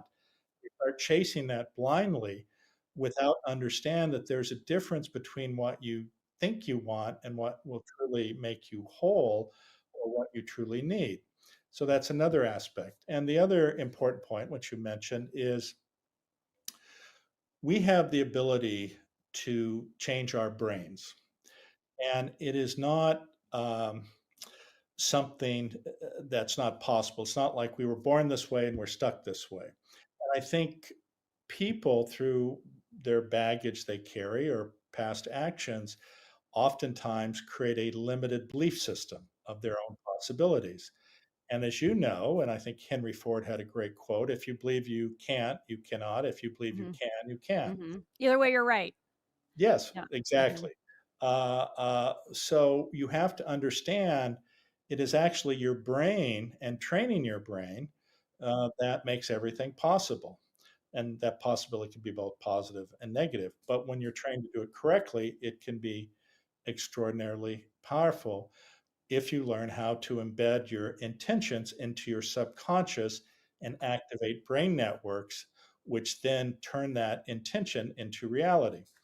And the best way to do it is to be able to shift from the fear state to the love state. And the best way to do that is through a mindfulness or meditation practice, which oftentimes involves a calmness and a breathing exercise, quietude, and self reflection. And some people, when you mention these terms, mindfulness or meditation, they get all anxious because they say, I can't sit still with my legs crossed and sitting in this position and my back straight. And Or unfortunately, I can't stop my thoughts. Right? exactly. I mean, I can't meditate. I've heard that a billion times. Yes. And the reality is that, first of all, you have to get rid of that notion. Again, if you say you can't, you can't. Yeah. If you can't meditate, then you can't meditate, right? Right. Exactly. And so creating a space, it doesn't have to necessarily reflect an exact position. You don't have to be seated. There are many people I know who do walking meditation, and this is what Thich Nhat Hanh advocates. It's simply being in a space where you can sit with your thoughts, you're not distracted, there's a calmness around you, and you can just reflect. And through a breathing exercise, you can shift yourself into engaging your parasympathetic nervous system, which is when all your different cognitive brain networks function at their best. When you're in that mode, uh, then anything is possible. And so I think that's an important lesson. And the other is to understand Hey, that, I just want to interrupt there because I mean, I'm having an aha and I just want others to understand. Like we are talking kind of, if you will, both physiologically, maybe electrochemically. I'm obviously not a doctor, but when I think about what you're describing, it's it is a necessary path to, to quite literally calm yourself. And it has, I mean, we could uh, discuss or debate, um, what comes first, the kindness. Maybe we wouldn't, right? 'Cause I think you would probably say, well, you have to get into your parasympathetic nervous system, and then the kindness and the openness come in. But I really want to emphasize that as the, it's such an important precursor for successful manifestation, because I think it's easy for people to gloss over that. And the byproduct, not only is it going to help your, as you say, embedding your intentions into your neural networks more effectively, but it has this amazing byproduct of you show up differently. You're probably smiling more, you're calmer, you're nicer to be around. And guess what? The people at Starbucks are smiling back at you. Right? I well, mean, no, but that's exactly right. And you look at people, the energy they carry is just joy and happiness because one, they're not afraid anymore. Two, they understand that they have enough oftentimes. This is the problem for many people. They look through the lens of scarcity. And sadly, many extraordinarily successful people cannot help but look through the world of scarcity and they live in fear all the time, well, which you've actually shared billionaires that that are so otherwise successful, but they are so deeply unhappy. I mean, you've no, shared no, some and amazing stories where you're like, how can it be these people have endless resources and they still can't figure it out? yeah, no, and it's horribly sad. And I Mm-hmm. do, if you want to call it coaching, counseling, Mm-hmm. interacting with many of Mm-hmm. these individuals, and it's terribly sad. Uh, uh, but the other thing that's really important, which you alluded to, is this doesn't just happen overnight. These are habits that you create, and it requires practice. It requires, if you want to say, intention. And it's not as if you wake up and go, well, I'm going to run a marathon today. You wake up and say, I want to get into shape so that I can run a marathon. And those are two different things. And what I mean by that is, in some ways, it's like our New Year's resolutions, right? We sit there and go, I'm going to lose 50 pounds. And then January 1st happens and you're suddenly snacking on junk food again Right. because you haven't created in the narrative of, today I'm going to cut down my calories by X, or I'm not going Mm-hmm. to drink sugar or Mm-hmm. sodas and things Yeah, like yeah. that, right? And so you have to slowly build up to this so that your body and your mind gets attuned to these habit changes. And what they say is, I think you know, it's what fires together, wires together. The way in which you lay down new neural pathways or strengthen neural pathways is through repetition. And this is what's really important. Things don't happen overnight. The other aspect is having too strong of an attachment to an outcome, such that if it doesn't work out the way you envision or in the time frame you envision, you become very self-critical. And the nature of manifestation, which involves actually many of the techniques that some are associated with the woo-woo science of meditation, is intention and repetition. And you list your goals and you use your sensory organs, all of them, or as many as you can, to actually strengthen these intentions. And that's by writing it down using your hand physically, looking at it and reading it silently, reading it aloud, uh, and then visualizing it in your mind. Every time you do this, and even when I was quite young, I would literally spend hours doing this, just making this list over and over and seeing it in my mind. And the more you do it, the more it gets clear, this vision. But these are habits you have to show up and do. It's Well, not, and I should add that you talk about in the book when you were 12 and you didn't have a ton other things to do, granted, but that you had a very um aggressive daily meditation, mindfulness, manifestation practice for more than 10 years, right? 12, 15 years, right? And it kind of fell apart and then you've had to bring it back up. But to your, I just really want to drive the point home that there can be, and you talk about in the book too, that there were some, I remember there was a story about rent, that there was a very improbable occurrence where your rent was due, you were worried about being evicted, and I think somebody that your dad had loaned money to showed up out of nowhere. And that was like, ooh, like, hey, that was like almost like instant manifestation. But I just, again, I appreciate your point that this is typically not an overnight thing. It really is a cultivation over time. And you can't be attached to the exact way or the exact timing for things to materialize, or again, back to your sympathetic nervous system getting acted, right? Because now you're back to in a fear mode and not trusting. no, that's exactly right. And this is why when you cultivate this as a practice or a way of being, in many ways, it becomes effortless. Every action you take is in the sense of how can I be of service? What is it that I can do to help others? And this idea about acquiring things for the sake of acquiring things, what happens is actually oftentimes the things that you desire materially actually oftentimes will come to you if you're in that mindset all the time, where you're not craving, where you're not attached, where you're not striving, but you have a calmness about you. Because as I tell people, when I changed how I viewed the world, it changed how people viewed me. You showed up differently. Exactly. Hmm. Uh, Okay. yes. So, and I interrupted. So I think we got the points down that you were talking about, embedding the intention into the neural networks, using a regular meditation and mindfulness practice, not being attached, intention and repetition, making sure you read, you write it down, you read it out loud, you read it to yourself, um, you visualize it and so forth. Anything else in that I missed? Because I feel like, I ended up interrupted you at one point. Did we Yeah, get I'm all very those hurt points? by that. And I was setting I know. truth. I owe you. Yeah, you do. But well, actually, in the book, as you know, there is a 6-step program that goes through every aspect of this process, because the goal here is how can I maximize my ability to manifest my intention? So one is recognizing the baggage you carry from the past and dealing with that.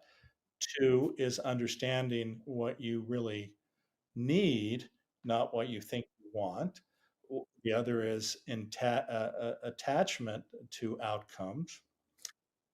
Yeah. And so, and then, now I'm trying to remember my own damn book.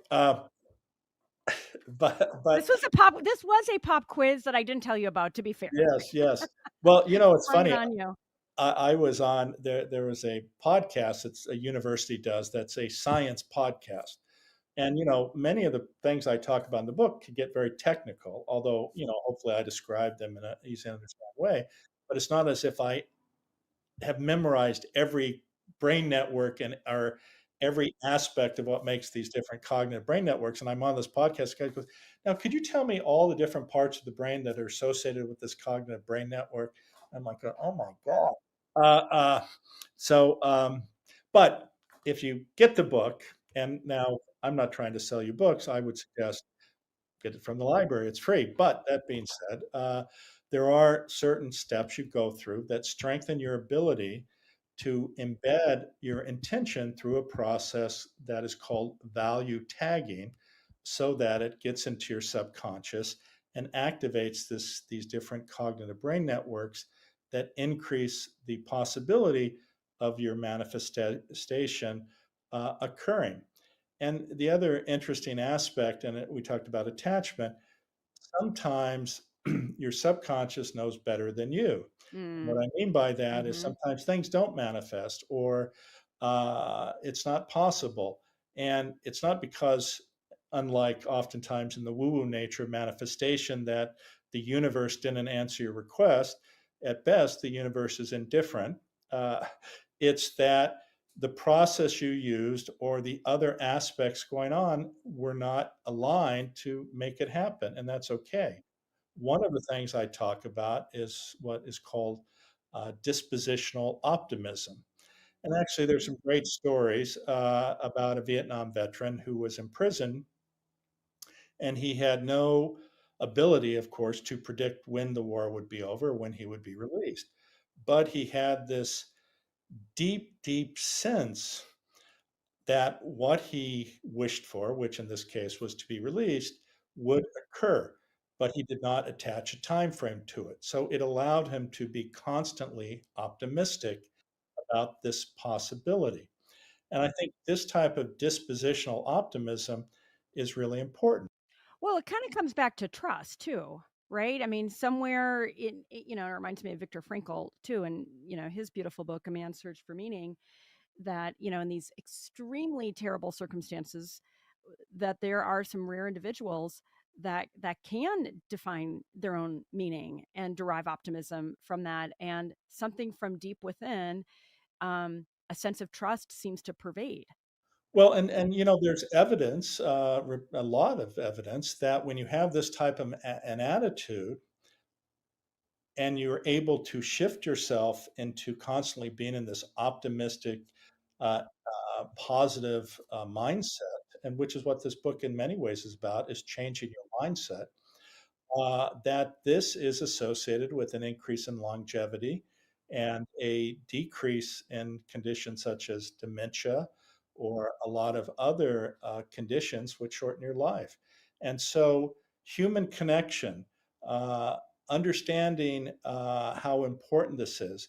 If you look at the work of Dan Buettner, and who has written a great deal about the blue zones, which I alluded to about living in villages long ago, and places in the world where they still do that, or the work of Robert Waldinger, who took over the 85-year-old Harvard adult development study, for which there was a book, I think it was entitled Longevity and Happiness. Fundamentally, what makes a life worth meaning is to care for others and to have this dispositional optimism and this deep sense that everything's okay, you will be okay. And at the end of the day, your actions um, allow you to flourish and thrive as a human being. And it also allows others to flourish and thrive. And that is fundamentally our purpose. And this doesn't relate to religion.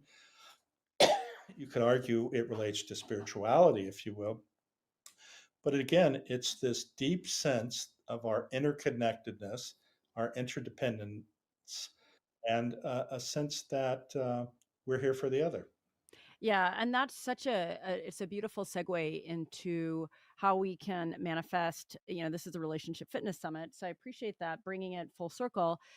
I know, from my personal experience, it's like when I show up caring, open-hearted, um, in a compassionate place, the experience is typically beautiful. And even if it's challenging, it's like I have much greater resources versus crabby, pessimistic, and so forth. Everybody's had that experience. And so I think going back to your principal point, which is it's like we're here to be in service to one another. And when we get that, and we're willing to do the practice and go within to calm our nervous systems, that how we show up does in fact enable us to foster those beautiful connections. And that, I often think of things as a vicious cycle or a virtuous cycle. And I feel like what you're describing is how we facilitate a virtuous cycle. So rather than saying,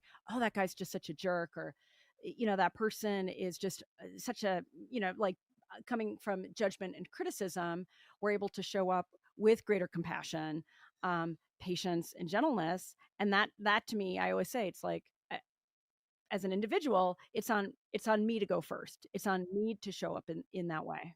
Well, and I think one other excellent point is to realize, though, that we have no ability to judge either what has happened or is going on in someone else's head. And oftentimes their interaction with us actually has no relationship to us. And it can relate to an argument they had with someone else or some other situation. And so, this idea of gentleness and being patient and thoughtful can be very powerful. And again, we know that when you're kind and compassionate, on some level, it's contagious and it motivates those around you to be the same way. And unfortunately, conversely, it can be in the other direction as Well, well. so yeah, I would really underscore that point. I mean, we've all been in different environments, different corporate cultures, and so forth. Some corporate cultures, it's very cutthroat. It's there's eye rolling, there's sarcasm. That's how everybody. That's the norm, and somehow that that becomes the norm, and that's how a lot of the people behave. And I feel like the opposite is true. I mean, especially I'm very fortunate and grateful to say at my company, your Tango, the sense of care and how we show up and treat each other, that's the norm that we've set. And so I think these, in fact, I mean, there's been a lot of data that shows people that tend to smoke, getting divorced, being overweight, even things like suicide and self-harm and so forth. There's like a social contagion both to the positive and to the negative. And so it's like, Terry Real will talk about how relationships are the biosphere we live in. So it's like, what am I doing in my biosphere? Am I bringing the compassion and joy, or am I bringing the toxicity? Well, and the interesting thing is that all of this happens right here. There's no external thing that creates this. We are the one who creates it. And this is why, you can see people, and I'm sure you've seen people in challenging circumstances, but they have this joy and happiness about them. You're going, how could they possibly be that way with this or that? Yet they are. And that's because they've chosen to be that way. And as you pointed out, there are people who are extraordinarily successful who are absolutely miserable. And that's their choice.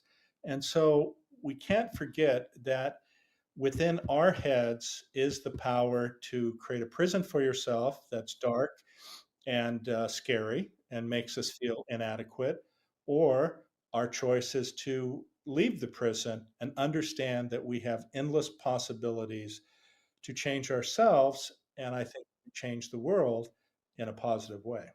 Well, it's such a great note. Unfortunately, we have to end. But when you were describing your experience and having lost so much wealth and nevertheless still gave away these tens of millions of dollars, and as you kept saying, as you were reflecting on what happened, the word that came to mind for me was you were accountable. You recognized where you erred, and you took this huge leap into the unknown by giving away this vast fortune, leaving you with debt.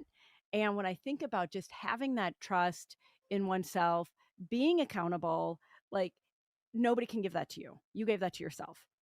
And, and as you said, I mean, all these really, really remarkable, extraordinary, even people that you've bonded with, it's like you show up differently based on making those choices. And that, to your point, totally different than coming from the victim and scarcity mentality that says, poor me, everything sucks. All those tapes that we've all played in our head, the DJ in our head, as you talked about with in Into the Magic Shop, that it ends up being a matter of personal choice. And like you say, we all have that opportunity. And that's why, coming full circle, when I think of your extraordinarily adverse circumstances and what you were able to do, both financially and eventually, to become the very best version of yourself, it's like, all right, that's the opportunity, the story of opportunity for everybody. Well, and I don't want in any way to imply, though, that somehow I'm perfect, because I'm not. I still make mistakes, but we're all on a journey. We're all on a path. And if we can understand that with the right attitude and actually the support of others, do amazing things. And so the most important thing is to be kind to yourself, be gentle with yourself, and look through the lens of an open heart. Yeah, I love that. And even I feel like if you were perfect, then there wouldn't be as a reason for as self-compassion, right? So it's like, okay, Mother Nature has baked in, even with you, just a couple teeny tiny things that aren't quite perfect. All right, I've got one Yes, last, Andrea, thanks for saying that. I just appreciate it. little teeny tiny microscopic things. I'm Next going time to I have see to you, run. What do you want to say to me? all right, if you were on the mountain and Moses handed you a tablet, it's the thing that is going to be cast in stone into perpetuity, what would it say? Love. Just love. That's all we need. Like, there was a song I heard about. Cue the Beatles. You got it. Do. All Exactly. right. Jim, you are the best. You're such a dear friend. You're an inspiration to me and to so many. Thank you so much for this session. And I look forward to seeing you in person very soon. All right. And this Yes, is my dear. Much love to you. Thank you for being you. And Elisa back there who's hiding, thank you. And much love. Yep. This is a wrap to the amazing episode of Relationship Fitness.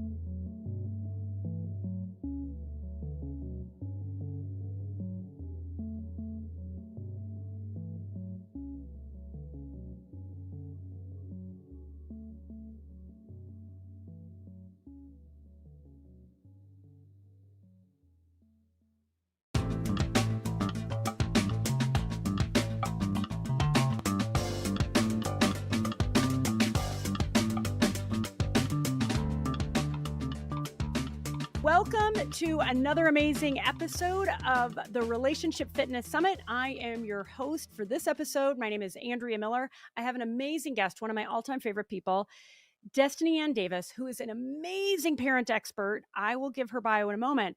We're going to be talking about gentle parenting and why you need to know about this if you don't already. We're going to be talking about the importance of respect in raising kids and so much more. And talking with Destini Ann is always amazing because there are always so many actionable takeaways. When I interviewed her for my podcast, it was a game changer. I followed up and I was like, Destini Ann, I want to become your client. I want to follow you. What do I need to do? Da da da da. Because she coaches and she, in addition to having an amazing social media presence, she's got it going on. So let me give the proper bio. Destini Ann Davis is a certified parenting coach, the author of the very wonderful book, Very Intentional Parenting. She is a very successful TED Talk presenter, the host of the podcast, Bitch, You're Doing a Good Job, a superstar on social media with, sincerely, millions of engaged and grateful fans and followers, and is a truly super mom to 2 daughters. Destini Ann, thank you for being in our summit. It's great to see you again. Absolutely. For having me, and thank you for such an on-time topic. I'm really excited to talk about this. I see such a shift in the parenting space and really wanting to address the topic of respect. So I think that this is perfect timing. Awesome. Yeah. And I just feel like that gets short shrift. You don't hear that much about it. And so, yes, right on time. And with the relationship fitness, the whole concept is we've really tried to break it down into about 20 or so key categories for each crucial relationship category. In this case, it's around family and parenting, and respect's a really big, it's a big one across all of them, but it feels like when, as a parent, to be really conscious and intentional, your intentionality is obviously, really big for you. I'm glad that resonates. So, but before we dive in there, I want to start with, what is gentle parenting? Why are you so passionate about it? And is it for everyone? Yes, absolutely. So I think the easiest way to explain it is to describe maybe the other forms of parenting and then tell you how it is not even a combination, but I'll just start there. So we have the authoritarian parenting, which is more so high expectations, low support. And then we have permissive, which is the opposite, right? So it's low expectations, but high levels of support. And so gentle parenting is, I don't like to call it a middle ground, but it really is a balanced view of the amount of support we have versus the amount of expectations that we have. And what is that? Just practically, and you've been really open about how you got into gentle parenting after having your first child. We just in your own words and why it was such a game changer for you, because even hearing you, it really helped influence my parenting style. Well, I think it was a game changer for me because personally, I experienced authoritarian parenting. Mm-hmm. And my daughter, my oldest, was from me experiencing permissive parenting. And so to see these two very different parenting styles manifesting the same ways in terms of my relationship with her relationship with herself, and how she interacted with her environment, I was like, okay, swinging the pendulum the complete opposite way of how I was raised was not the answer. And so that's kind of how I got to the point of, this can't be it. There has to be a better way. And you talked about, when we met previously, you just talked about how you had gone through a lot of the books and you were very intentional as a mom trying to get it right. And if I remember correctly, nothing was really working for you. But then it's like you started parenting, it's almost like from the inside out. So can you just talk a little bit more about that? Because that to me, it's like snap. That was where things seem to change for you. And it's also been similar to how things have changed for me as a parent. Yeah, absolutely. So I think that a lot of, at least back then, a lot of the parenting rhetoric was still very on extreme sides. So I was getting the behaviorist information of like, behavior modification. If you want your child to stop tantruming, and the things that I was seeing in our relationship, because I had been so permissive. So I had this sense of desperation, like, oh my goodness, yes, I want her to stop tantruming. I want her to listen. I want her to stop self-deprecating, those kind of things. And that information was not getting me very far in terms of our trust and our connection. And then so I would swing the other route, and it was just completely like just, connection based and empathy and these long drawn out conversations about feelings. And I think just there, a part of it was intuitive, obviously, where it was like, this is not working for my child. This is not working for me. And I feel like I'm compromising my values in the process. And so that is when I started to look at more complex versions of parenting instead of these like specific bubbles. And I started working with coaches. I started looking into like Dr. Shafali and into the Giant Institute for Parenting. And that's where I was like, oh my goodness, this is actually a thing. Like there is a more balanced approach to parenting. And that's kind of how we landed on this. And so can you just thanks for that. Can you walk through an example or two that really brings to life the difference in gentle parenting? And by the way, I'm just going to chime in. I'm not even going to ask a question. I'm going to say, no, gentle parenting is not no discipline parenting. We've talked about that before, right? It is. I mean, even the name of your book, very intentional parenting, gentle parenting is really intentional, but it really requires the parent to approach it differently. And I feel like that what you described when you went to the Jai Institute, you changed. Yeah. And then how you showed up as a mom changed. Right. And I think that's why you've got so many followers and why it's working so much better for you and your girls. So will you just talk about maybe an example or two that really shows the difference of how, like in a couple of examples of how a meltdown would have happened before and how it happens now and what you do differently to bring this to life? Yeah, absolutely. So a meltdown before would look like me sitting and what's wrong? And it's okay to be mad. And, like really a long drawn out conversation about feelings with a child who is dysregulated. Or it would look like, you know what? She's upset. She's frustrated. So I'm just going to give her the thing just so that she can not feel what she's feeling and we don't have to go through this. And then the behavior modification side of that would be, because I said so, or I'm going to take something so you stop tantruming. I'm going to use threats or lectures. Or you're angry, right? I mean, maybe not you, but a lot of parents will take it personally. And how dare you? And I do so much for you.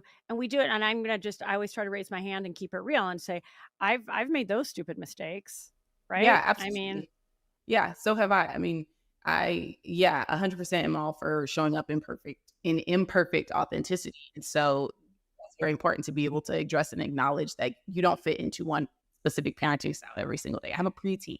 This is the first time I've had a preteen. I have all the information.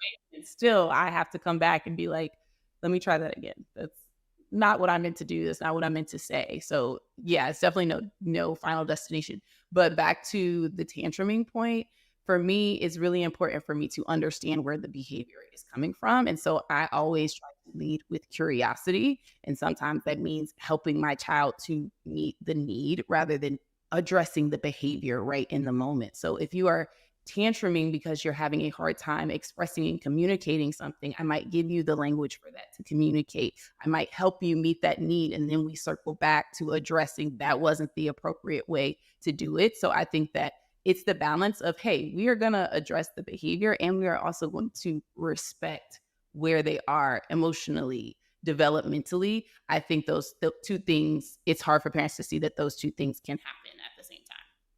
Because it's fear. If I don't address it right this second, right, they're not going to learn. They're going to think that this behavior is okay. And so I think that that's a really big difference, is being able to lead with curiosity and also understanding most things that we're trying to teach them should be happening outside of the moment. That's why I named my book Very Intentional Parenting, because it's about proactive parenting. I think that is probably the key to gentle parenting that is missing for a lot of people, is they think that gentle parenting tools are supposed to kick in when the kid's having the tantrum, when the kid's not listening.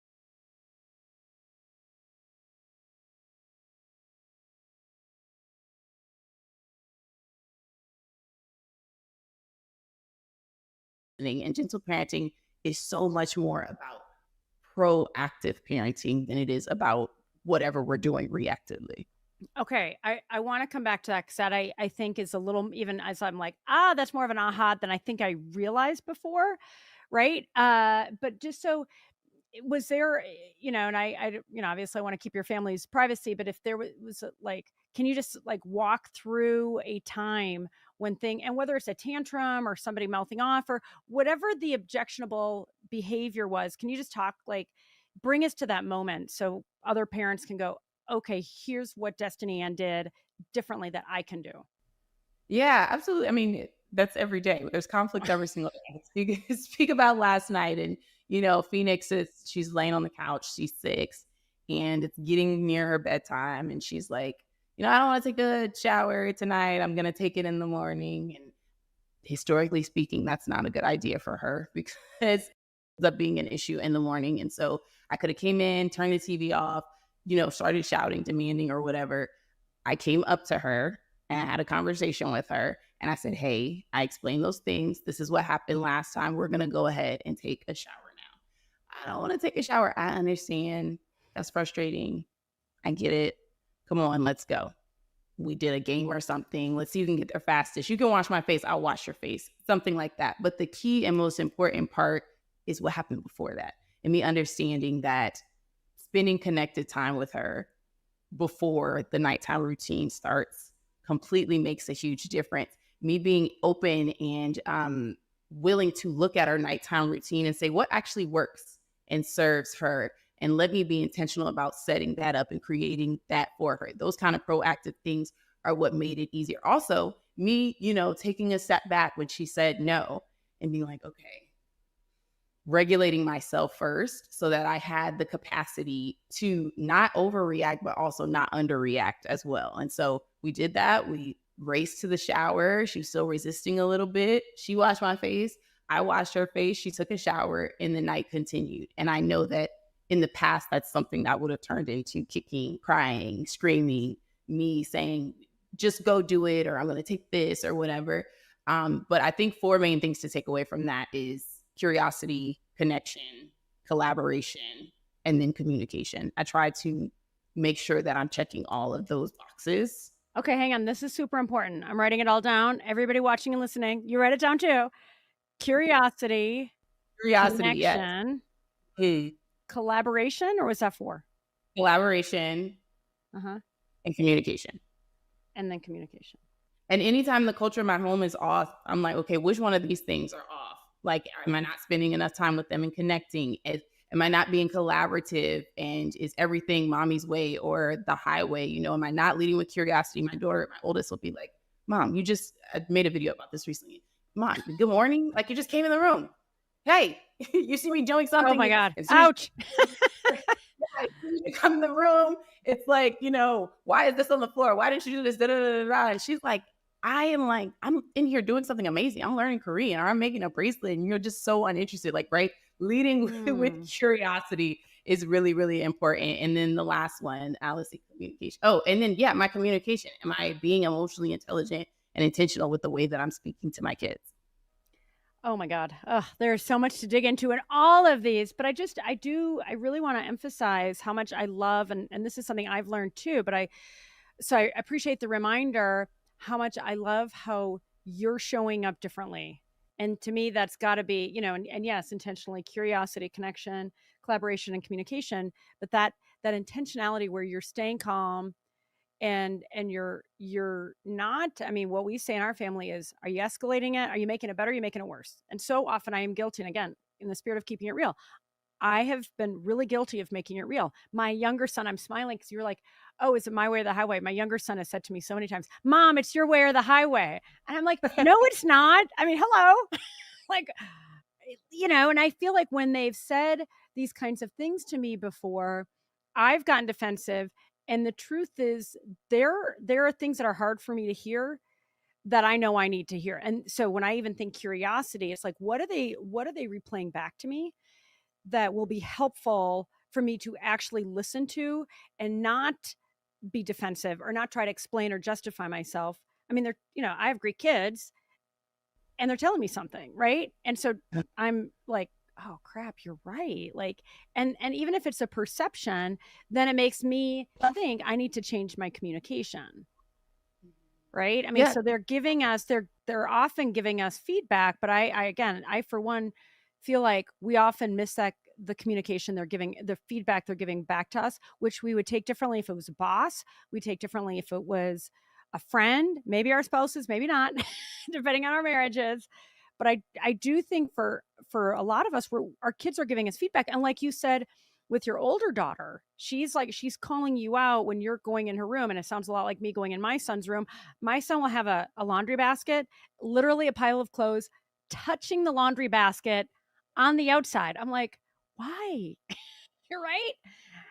And I have to say to myself, like, Andrea, you walk it, like, this is the first time you've seen him today, or, in a few hours. And immediately you're asking, did you do this? Did you do this? Did you do this? And it's like, I listen to myself now because I'm a little more self-aware. And it's like, who wants that? Right? So anyway, not to make it too much about me, but I say all those things because so often it really, back to being really intentional and checking ourselves when we are communicating and engaging with our kids. It feels like that is a ninja move that you've described. And even if there is some resistance, that's okay. Yeah. I mean, honestly, depending on what's beneath the behavior, that's when my curiosity is, like, what's going on beneath the behavior.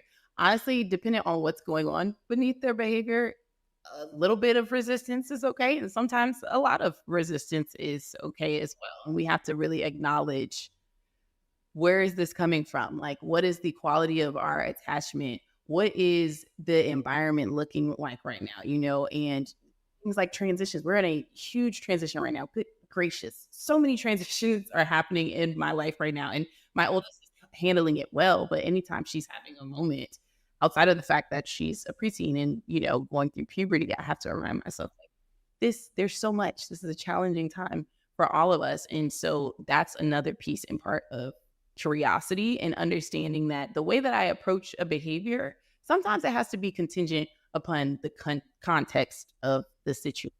And sometimes when we have that rigidity, that's difficult for us to do.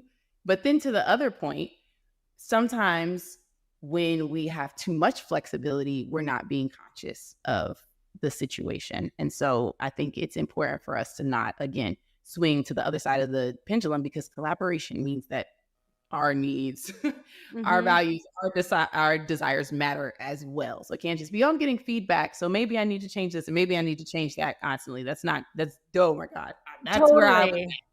Yeah. No, it's such a delicate dance. And I literally was like, I think you were like, oh yeah, no, there's conflict every day. I'm like, oh, thank God. It's not just me. but that's parenting, right? That every day you're just going to show up. And gosh, I just think of some of the conversations I've had with other people in the mental health space who I really admire and respect, and how they'll just say, oh, it's this new thing that is really a struggle for our family. And it's like, you even have to be, I think, as a wise, successful parent, being willing to embrace it, even if it's feeling like it's coming from out of nowhere, right? Because I know I've been guilty of resistance. It's like, no, this is supposed to be supposed to be, right? In air quotes.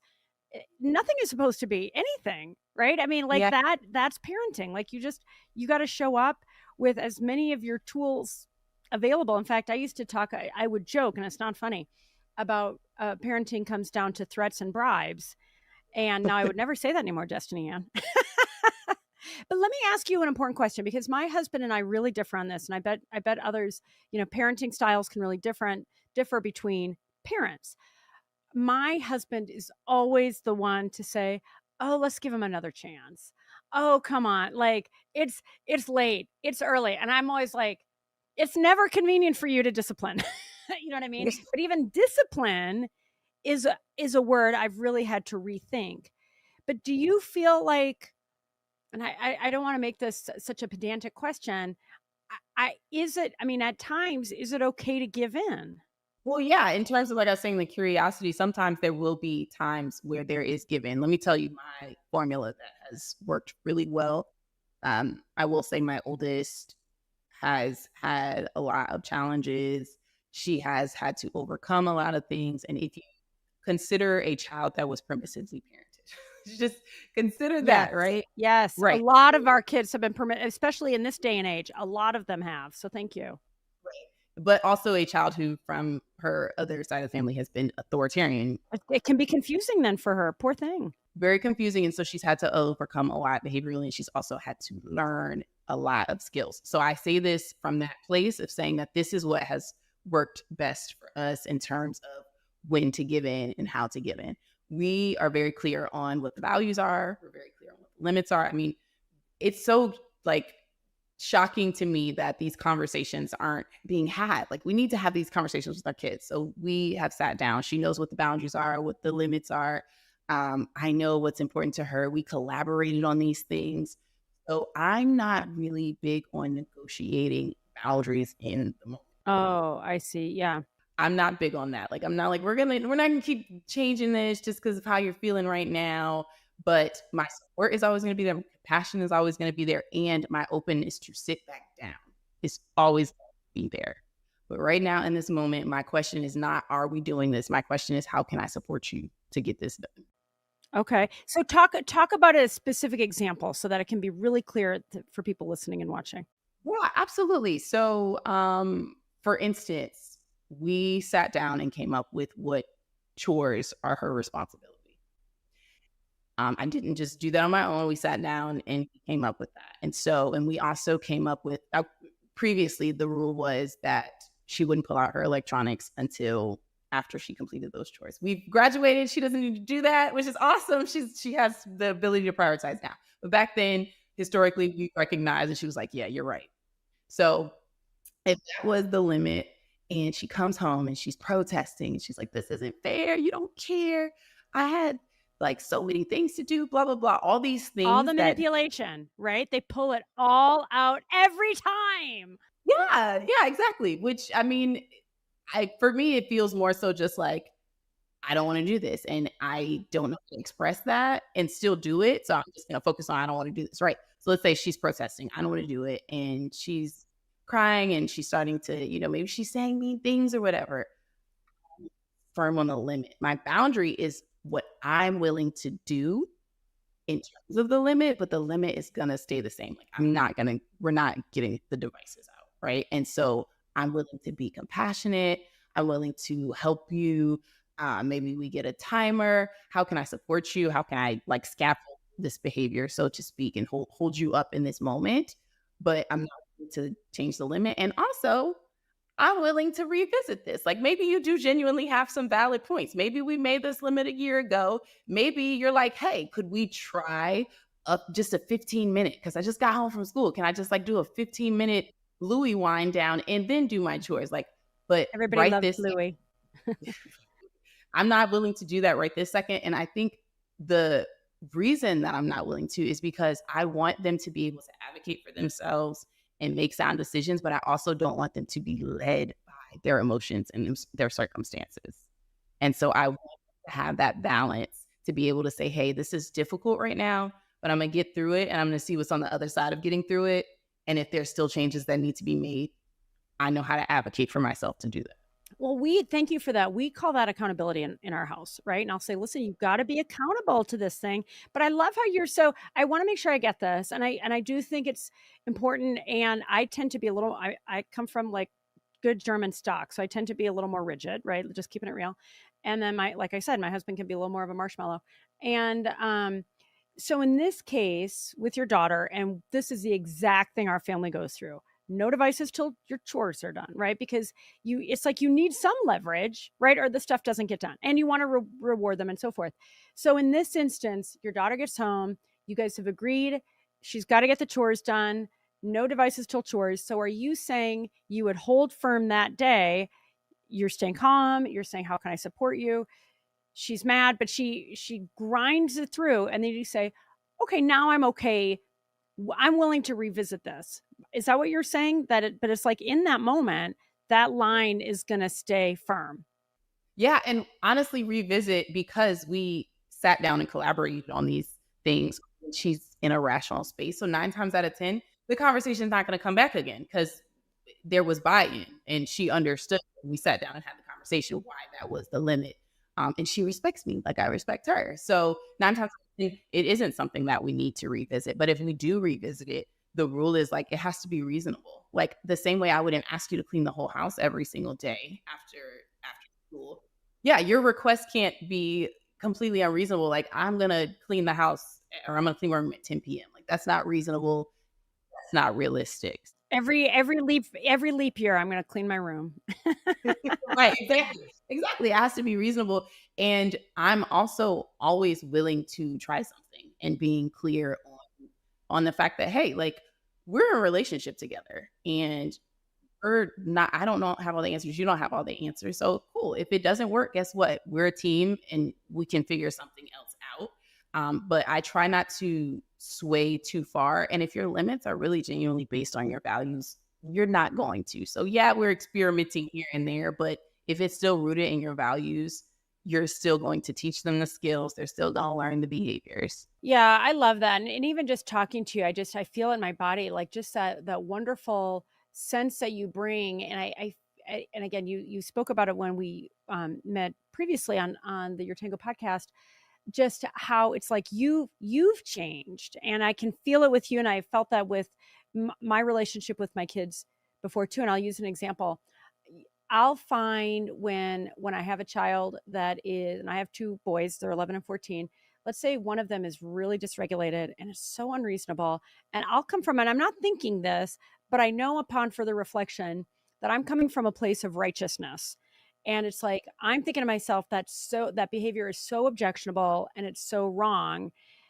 But what you do so beautifully, this idea of meeting your daughter where she is, or both your daughters where they are, and then coming from that place of, am I being emotionally intelligent right now? Let me, stay connected. Like that, just how you're showing up. It's something that I've been practicing so hard in my life because, I got yelled at a lot as a kid. There's a lot of dysfunction and dysregulation in terms of how I was raised. And for as hard as I've tried to overcome a lot of those things with my kids, I know I've repeated some of those really difficult patterns. And I've talked to a number, again, like Harvard trained psychiatrists and other, very, very wise experts in mental health. And they have made me feel better, right? That those patterns, it is normal to repeat those patterns, but only I can change and break them. Right. And that's, so when I think about you and your path, having been raised how you were raised with some of the challenges that you've described, how you've gone in, done your own work so you can show up so differently and calmly and wisely. And I love it. You're, like you say, you're in relationship with your daughters. And that's so different than I feel like so often, even this well-intentioned parents, it's like superior versus inferior. Like it's a, one up versus one down. It never works in any relationship. Nobody wants to feel one down or one up for that matter, because it may feel good to be one up for a few minutes, but that severs connection. And so it feels like with gentle parenting, it's a whole recalibration of that dynamic of, hey, we're in it together. Like you said, we're a team, we're in it together. And if I can stay curious, connected, in a collaboration, and communicating effectively and calmly, because I'm a type A triple Aries, I always say, I can get a little hot-headed. And then I feel really guilty. It's like, what am I doing? It's stupid. But it can be hard, and then, and the last thing that I want to start talking about respect. I also love what you're talking about. It's like, it reminds me of Steph Curry. It's like the reason he can hit the 3-pointer on command almost every time in public is because I think somebody was like, he's thrown that ball that distance 5 million times or something insane, right? He is practicing, he's practicing behind the scenes on command. We're all like, wow, that's magic. It's not magic. It's practice. He is amazing. We love Steph Curry, but it feels similar to what you're saying. So when the meltdown is imminent, like you were saying, how much intentional time have you spent earlier that day and the day before and the day before? How have you been building the relationship? And like me, also like you, working mom, I bring stress. It's like, okay, I can't bring that stress, or I really have to own it when I am, right? Because so often I have found in our family, when the connection hasn't been there and I've dropped that ball, and, and I'm not going to dunk on myself too much because here's where we are in America as a working parent, right? But there is a consequence to that, right? So then it's like, all right, something has to give. Being able to acknowledge that balance is really hard for some of us to do, but I think that goes back to that imperfect authenticity and being able to acknowledge that sometimes we're in survival mode. And I think that what has allowed me to rest in that is the fact that within my relationship with my kids, consistency isn't about it being the same every single day and not having conflict. Consistency is them knowing that whatever conflict we have, it's going to be resolved in a very similar way. Mommy's going to take accountability. Mommy is going to utilize every resource she can for us to be in a better space. And so that's kind of like allowed me to be like, you know what, conflict is going to happen. That's okay. We may not have conflict, but they can rest in the safety of knowing that how I'm going to solve the conflict. They know mommy's not going to scream at me. They know mommy's not going to hit me. They know that if mommy makes a mistake, she's willing to apologize. And they know mommy's going to read a book. She's going to go get a resource. She's going to have a conversation with me. She's going to, like, my kids can expect accountability and problem solving from me. Amen, mommy. I love you for it. Yeah, they may not be able to expect a home cooked meal every single night. Yeah. They can't expect me to never like raise my voice at all or get snappy or something like that. They can't expect it from me right now. Maybe one day. They can't expect it from me right now, but they can't expect problem solving and they can't expect for me to take accountability. Yeah. And that's, I feel like, I mean, again, for me, and I think so many people listening right now and watching will just feel it, I hope, in their bodies like I do, because that being really intentional about creating that safety, and even if things get heated, that the safety will be restored because you have those skills and that's your intention and that's what you're teaching. And that's what I'm learning and picking up, where it's like, oh, dang it, I screwed it up again. Shoot. But here's how I can make the repair so much more quickly. And for me too. And again, for anybody who makes this mistake, I'll like really double jeopardy myself by screwing up, yelling, just overreacting. And then I'll feel really guilty about it. Right. And it's like, oh God, don't do that. Right. I mean, and so when I think about breaking these patterns, yes, of course, it's incumbent upon us as parents to do our own work and have these kinds of conversations.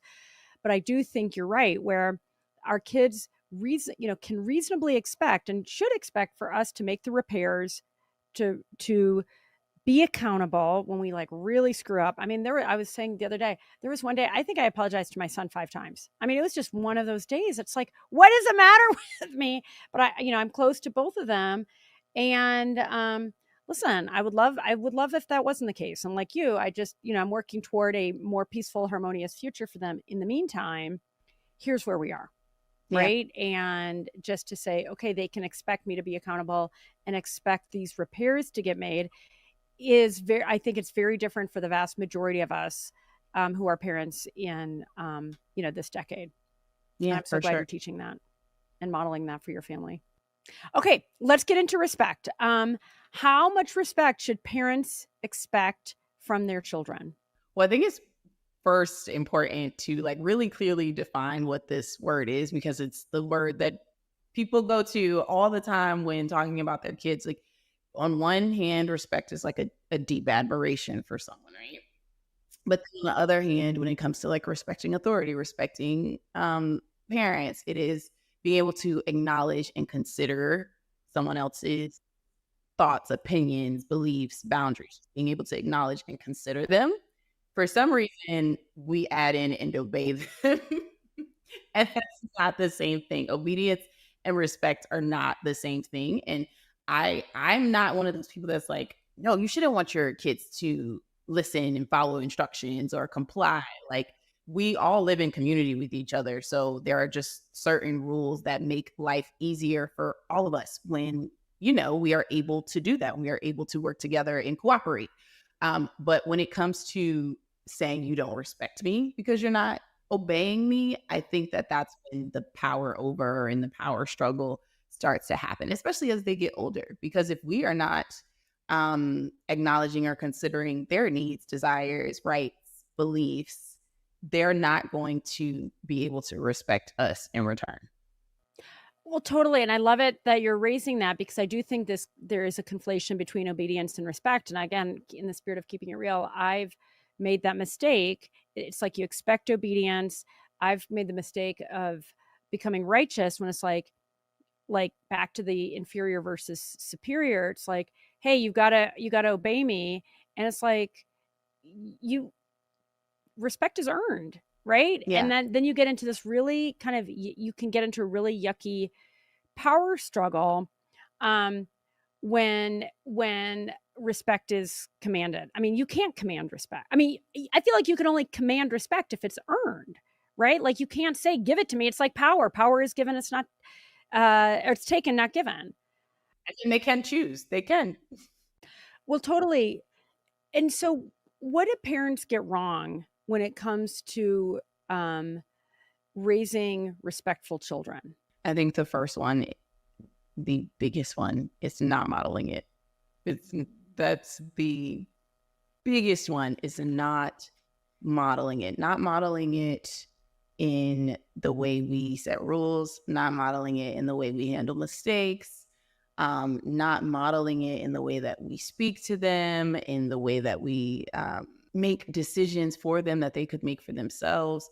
That's the first issue, is that it's not modeled. And they spend, in those earlier years, the person they spend the most of the time with is typically us. And so respect is a skill. It's not inherent. It's not just because you're my parent. Being able to acknowledge and consider someone else's needs or desires is a skill. And it's one that we have to be willing to teach them by modeling, but also through actual parenting tools and redirecting them and having conversations and books and all of the other things that we, try to educate them on. We just think respect's supposed to be inherent. They're just supposed to do it because we put a roof on their head. And really, a lot of times it goes back to that, like the gratitude and the admiration. I respect you.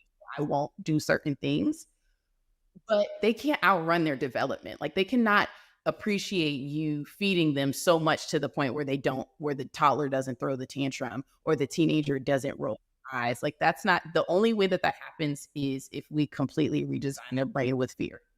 Like that's the only way, if we alter their development in some way. But a natural growing human brain cannot rationalize, my mommy fed me today, so I shouldn't tantrum over the blue cup and the red cup. That's Right. not how that works. Yeah, totally. And it's just, I feel like it's when parents get into, fear and stress and anxiety and, their their nervous system is activated, that those unreasonable expectations come out. It also, I love Marianne Williamson's comment that you can't give what you don't have. And it feels like if you don't have a sense of sincere self-respect, and I haven't really thought about it like this before, but I wonder if love for oneself and self-respect go hand in hand. Does that resonate with you at all? Yeah, for sure. I would definitely agree with that. Kind of like the adage of like, you can't love someone else if you don't love yourself. I think it's hard to love someone else if you don't respect yourself. And if you are in an environment that is teaching you that, considering how are you going to consider your needs and your values? Are you going to do that if people around you, the adults around you, the leaders around you are not showing you that you are valuable and worth having those things? So I can absolutely 100% just personally growing up attest to that. Like it was hard to respect authority, and looking back, I know I didn't have that much respect for myself. So I definitely think that, and one of the biggest ways to kind of combat disrespect, is to empower our kids, is to keep their self-esteem intact. That's so important. A lot of times we're their first bully, and then we don't understand why they don't make good choices, or why it's hard for them to be collaborative with us and cooperative or out in the world. And it really does come back to that. Like, are we fostering a positive self-image, or are we taking them down in the name of obedience? Yeah, no, it feels like it comes back. I mean, as you're speaking, it's making me just think fundamentally respect is about, I see you, I hear you, I value you, right? That sense of agency, which you can only really do, I think, when you're calm, right? And if you're not calm, then, calm yourself, find that book to read, the bath to take, the hike to take, whatever it is that enables you to calm yourself. In fact, one of my friends who's an expert in the space, he always says, don't engage with your kids unless you can engage with compassion, right? Maybe you've got one more C to your list. Right. Yeah. And I see compassion and connection as going hand in hand. Right. It's so true. But it really feels like that respect. If you want your child to feel respect for themselves and you expect them to sincerely, I mean, and back to like, you can beat a lot of life out of a kid, and you might get obedience, but you're gonna have a very broken human being. Like, I don't think you can have strict obedience and I don't know, I was gonna say strict obedience and respect. Again, it feels like that respect really needs to be earned because it's given. I mean, that's just my sense. What do you think, or do you think there's a connection between respect and accountability? In what way? In what sense? Well, it's maybe a little bit of a loaded question because when I think, if I'm not accountable, like if I overreact, for example, and I don't own it, and I either pawn it off or just pretend it didn't happen, I could reasonably see how my kids wouldn't respect me. Versus if I'm accountable and I say, hey, I overreacted for whatever reason, not making excuses, just trying to explain to you, here's why I overreacted.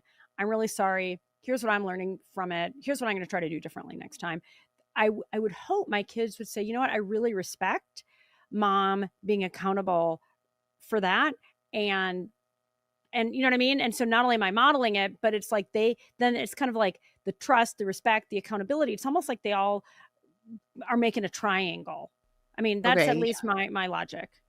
Yeah, no, that absolutely makes sense. And I can see that in my situation. I am very intentional about taking accountability. And there's like a big difference between accountability and apologizing, obviously, because, sometimes, oh, I'm sorry, I stepped on your foot or something like that, right? But genuinely sitting down and taking accountability for when I've caused harm, I think has shown my children mom respects me, meaning that she's considering and caring about my feelings and my needs. Or even when we sit down and, I can say, hey, that was too harsh. Maybe let's rework that. Let's figure something else out.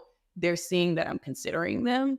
Yeah. And I like to think of our home as like a little community. Yes, they're kids, but we are all, it only works well and feels good if all of our needs are considered. I think parents get lost in like, okay, what does that look like every single day? Like, everything can't be me considering their needs. Every single thing can't be a conversation and a collaboration and choices. And so I think that's it. I encourage parents to know that it only feels sticky when they're smaller.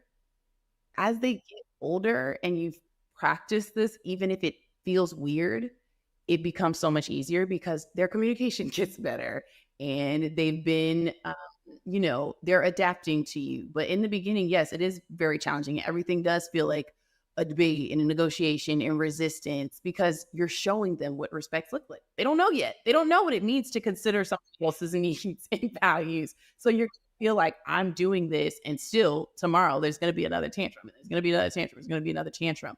But over time, as they start to get into alignment with your values, but also start to learn like, hey, this thing that mommy does, that feels good. Like, I'm used to that. Let me try that. Let me practice that. And then they see the results of that.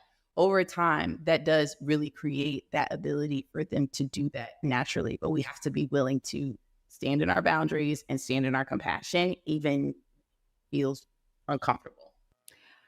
Totally. No, I love that. And it just, as you're speaking, it makes me think about your older daughter. A lot of kids that I know, even my own, when I think about it, as, it's like, it's not too late. Even, and I'm sure they're going to be parents with some teens that can be really dysregulated and really challenged. I just want to say it's not too late to start to engender these techniques in your family, right?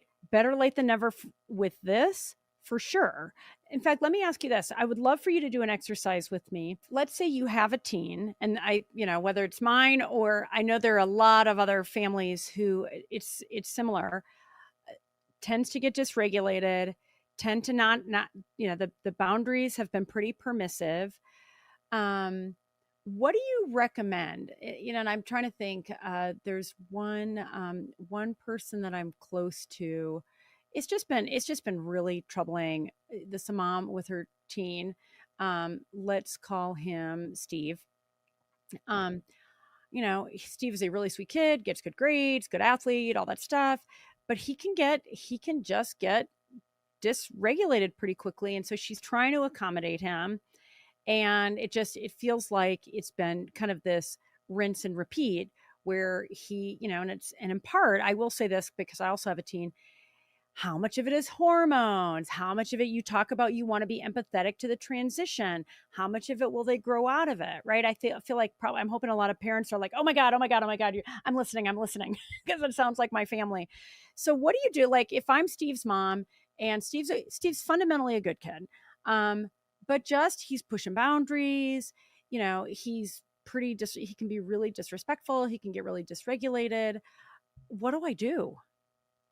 Okay, well let's workshop this with the information that we have, right? Just with the information that we have. Let's shop this from that 4C framework, right? So first of all, I'm always going to acknowledge if this is something new, like this is a new behavior for him, and maybe it wasn't previous behavior. I'm going to start with our connection. If they're causing harm, like verbally or something like that, I'm going to start with connection. And what is the quality of our attachment right now? Did I have to get a second job? Have I been spending more time with the sibling? Like what's going on with our quality of connection? And I would address that. We would have a conversation with those other three, right? So I would lead with curiosity and from their perspective, figure out like, where is this coming from? What's going on? What's happening? And get their perspective. And we would collaborate on how things would be going moving forward. And my communication would really be based on, first of all, my concern is this, right? So I would sit down and say, hey, Steve, I'm really trying to figure out what's going on. You're such a lead with everything you say. You're such a bright kid. You're so intelligent. You're so kind. And I know this doesn't feel good. I know you don't want to have these outbursts. So I'm wondering where you think it's coming from. And, communicate about that. And then my point would be, my concern is blame. My concern is that if we don't do something about it, it could get worse. My concern is that the beautiful relationship that we have is, not what it used to be, whatever my concern is, so that now we're focused on an issue. We're not focused on Steve. I'm not focused on Steve. Steve and I are focused on what the concern is. And then I would express my boundaries, which is, here's what I'm willing to do. When you get upset, I'm not willing to engage. When you get upset, this is what I'm going to do. I'm going to sit and be calm and have an empathetic face, but I'm not going to engage. I'm not going to change my mind, but I'm also going to hold space when you calm down for us to talk about whatever it is that frustrated you or upset you. What are you willing to do to make sure that whatever we collaborated on, whatever idea or picture that we collaborated on, what are you willing to do to make sure that happens? And I think the important part here, especially when they're teenagers and they're getting their own values and they're leading their own communities, is to remember that this phase needs to be about empowerment. So I would not come in and tell Steve what Steve needs to do. I would not come in and tell Steve how awful and horrible he is. I wouldn't come in with any of that. I would come in and tell Steve, like, hey, this is something that you can fix. This is something that we can fix. Tell me what you're willing to do, or I can give you some suggestions on what you could do, but this is what I'm going to do. And then going back to how we are when they're toddlers, and it's like, no, I'm going to stick to this. I'm going to stick to this. Yeah, very much. So Steve comes and he does the same thing and he gets upset, and I hold my word. I do exactly what I said I was going to do. And I do it again. You got to hold your word, sister.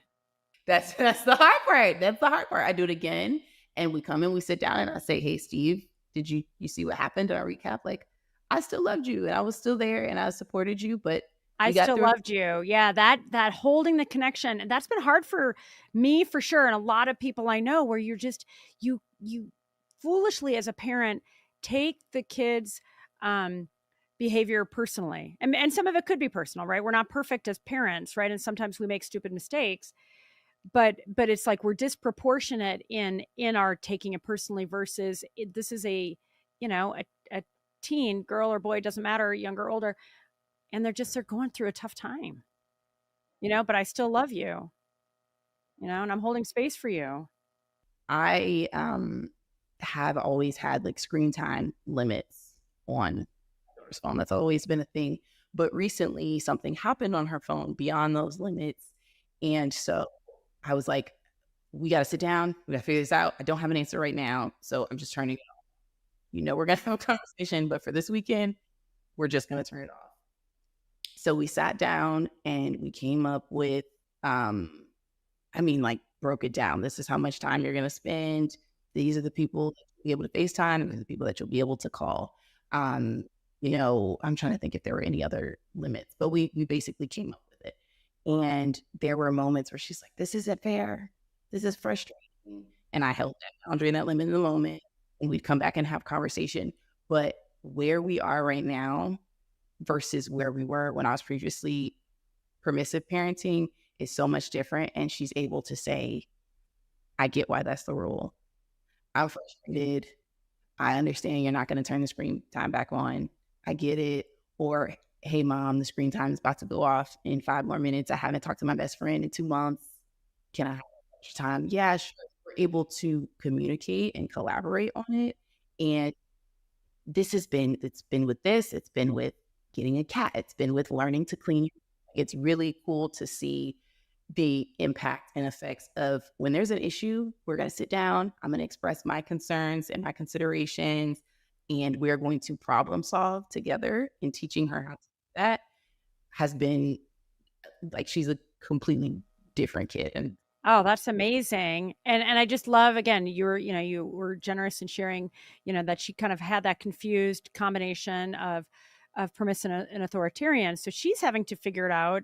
And you too, from what you've written about and shared in your own background. And same, I think, and that's why I think this resonates so much for me as well, right? It's like either you figure it out or you suffer, right? And that's, it's like, okay, well, I'd rather not suffer. So I think I'll take second option. I'll try to figure it out. And the emphasis on problem solving and staying calm and empathetic is wonderful. But let me ask you this.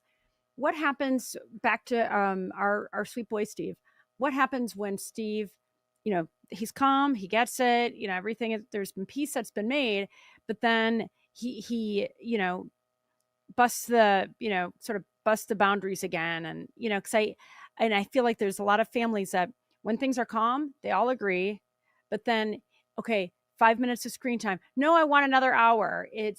I want to do this thing. Well, you haven't gotten your thing right. It's calm in theory, and then out in the wild, things fall apart, and they can fall apart real bad. So what do you do? Like, is it like, do you discipline the kids? Do you say no more screen time? You got to do 5 hours of yard work. I mean, what do parents do to help? Because at a certain point, let's face it, people are a little like puppies. yeah, like, and that this whole idea of consequences. What do you do with that? So for me, consequences are not about like retribution or anything like that. Not about retribution. That's so, hang on, can we just talk about that for a minute? Because so often, I think even the most loving parents, they get mad and it's like, okay, you're going to get punished now because I'm mad. And that is total bullshit. I'm going to say, like, I will never, ever, ever do that again, or at least I'll try not to. Right. So never about retribution, because that sucks. Like, it just does. Oh, yeah. Okay. Yeah, absolutely. I've been there as well. So consequences for me are not about retribution. I don't even like to call them consequences because it has a negative connotation. But for me, what consequences, the logical consequences, so to speak, what they really is, okay, what are we going to do to either learn the skill, or what are we going to do to fix this, right? And so she was using an app that I did not authorize. And so consequence, of course, consequence in terms of like retribution would be like, you disrespected me, went behind my back, so now like I'm taking everything, right?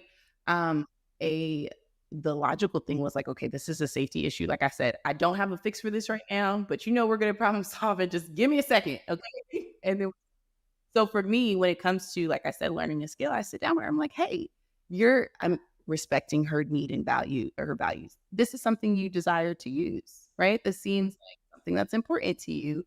My concern is that you're not ready for this. So what you're showing me is now it's time for us to get you ready. Okay. So the consequence is these are the skills that we need to learn.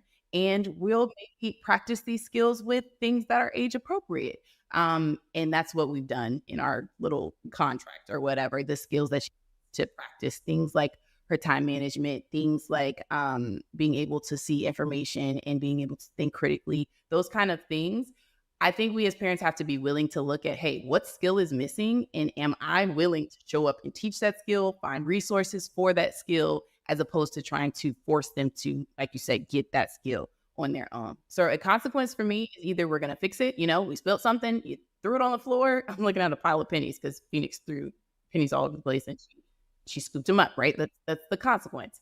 It's either we're repairing a behavior or the consequence is we're going to learn a skill. We need a skill and we're going to work together and I'm going to teach you how to do that. So in Steve's case, if emotional regulation really is the issue and the skill that he needs to learn, like I say, okay, you're at a point in your life where you're passionate about a lot of things. That's amazing. That's beautiful. You're having a hard time expressing those things to me. So the consequence is we're going to learn that skill. I'm going to utilize outside resources. Maybe that is therapy. Maybe that is a mentor. Maybe we're sitting down and we're together learning about conscious and positive communication. But it just blows my mind that they're showing us that they do not have a skill. But we don't say, hey, I need to find a way for my kid to learn this skill, because we would do that with anything else when it's not 100%. behavior. 100%. They're struggling with math. Yeah. Well, I would hope if they were struggling with math, like, or even if maybe parents don't do this, they at least have solutions for it. Like maybe he needs a tutor, maybe he needs extra time. Like maybe I need to sit down at videos, blah, blah, blah. We are open to being creative with solutions when it comes to that. But if it's talking back, if it's not cleaning the room, somehow our brains forget that these are skills. Like communication is a skill. Cleaning your room is an executive functioning skill. And they're showing us that we need to help them. So if consequences in your brain are about, I have to fix this right this second, then it's probably going to land as a punishment.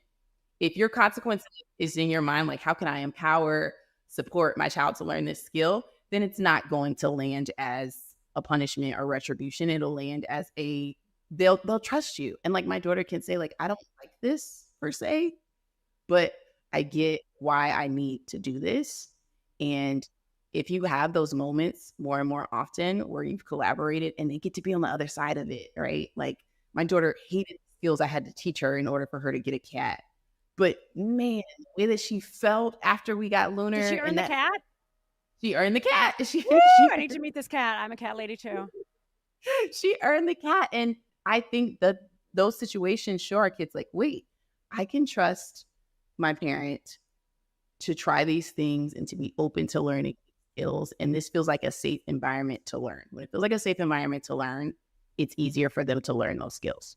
Well, and trust is absolutely the key. And to your point, it's a complete mindset, right? I mean, am I coming from a place of empowerment and support and what I would say abundance, or am I, as a parent, coming from a place of retribution, punishment, and scarcity? I mean, let's be honest. The right? word. I mean, yeah, it's like, and that, I mean, again, in the spirit of keeping it real, I know when I'm like, oh, like you're going to pay the price, that is my own scarcity mindset. And, you know, for me to build trust and say, all right, let me reset, let's try again, empowerment and support. A couple of things I want to underscore, and then we're going to have to wrap up. I wish we could stay all day because I love talking to you. I always learn so much and always feel so energized and learning from you, Destini Ann. But I'm so mindful of how hard it is, no matter, you know, I feel like no matter any time in the world, to be a teenager is hard, right? For all the different reasons. It's a time of inherent transition and hormones and so forth. But especially in most of the Western world and maybe elsewhere in the world, I mean, the prodigious increase in diagnoses of ADHD and anxiety and depression. I mean, I just want to say, oh man, our kids are dealing with so very much. And so to be coming from this place of a sincere desire to, you know, to be open-hearted, to be, to forge the connection. And back to your point about teaching the skills, helping kids fix the problem. I mean, kids are carrying a lot right now, right? I mean, I feel like all of us are carrying a lot right now. I mean, there's just so much uncertainty and economic pressure for the vast majority of us.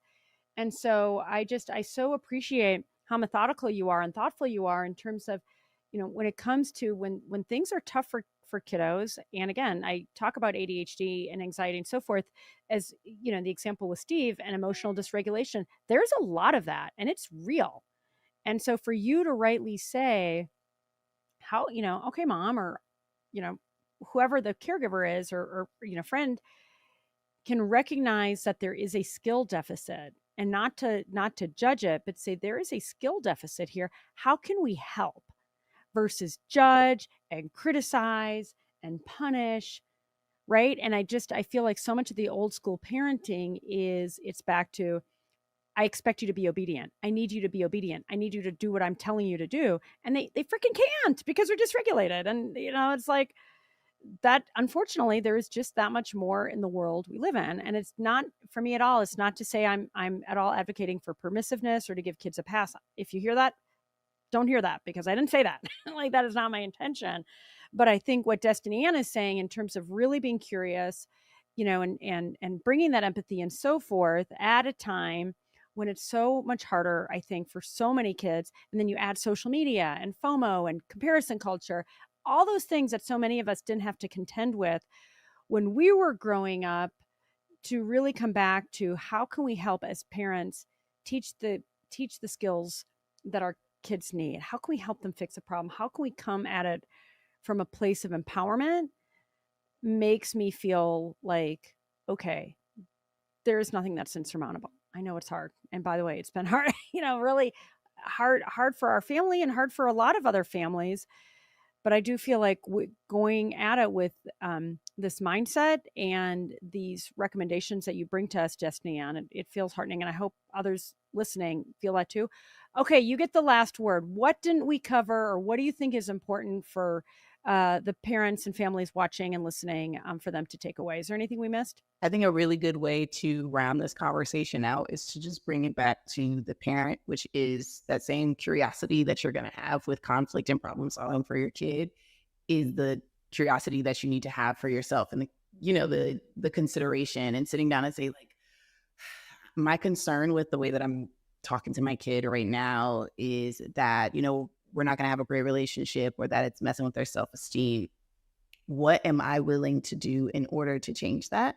And recognizing that these habits that we're trying to form, me not yelling or me not lecturing, those are skills. Yeah, totally. And they're pattern. It's like you have to recognize a pattern and then break the pattern and then replace a pattern, which are skills. I used to lecture. You helped me become less of a lecturing mom. Thank you. Well, you have to ask yourself, you just said earlier, you said it's hard. And so it's hard. Being curious, what's making it hard? What skills do I not have right now, or that are underdeveloped that are making it hard? And for some of us, I don't have the skill of emotional regulation. And that's making it hard for me to stay calm, or I don't have maybe the skill of time management. Good God, when I started taking my ADHD medicine, it was like, I'm a whole different parent and everything's so much easier now. Now I have time for the connection and really looking at, I'm a whole person. If something is hard, it's not because I'm a bad parent. If something is hard, it's because I need to learn how to do something that is hard. That's it. And being able to ask what that is. And so that really is the takeaway. It's not hard because you're not a good parent. It's just hard because you need to learn how to do something specific to whatever the specific conflict is. And that could be, you need to learn a skill of emotional regulation. It could be communication. It could be time management. It could be creative problem solving. But guess what? The beautiful thing, you said so many terrible things about living in this world right now. But the beautiful thing is that we have access to information. I can literally learn and have books, not about parenting, not just about parenting, but the specific skill. You really want to go there and get there with some change.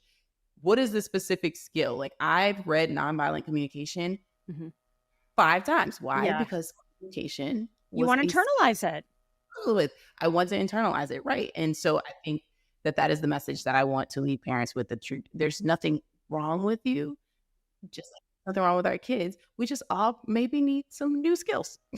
Amen, sister. I love it. And just what I'm thinking about is what you're advocating we as parents give to our kids in terms of support and empathy and problem solving, coming from that abundance mindset, that's often, especially I would say moms, probably even, I'm going to make a gender statement here. I'm probably going to get in trouble, but probably even more moms than dads, right? I feel like a lot of times we as moms tend to be a little harder on ourselves, a little more judgy on ourselves.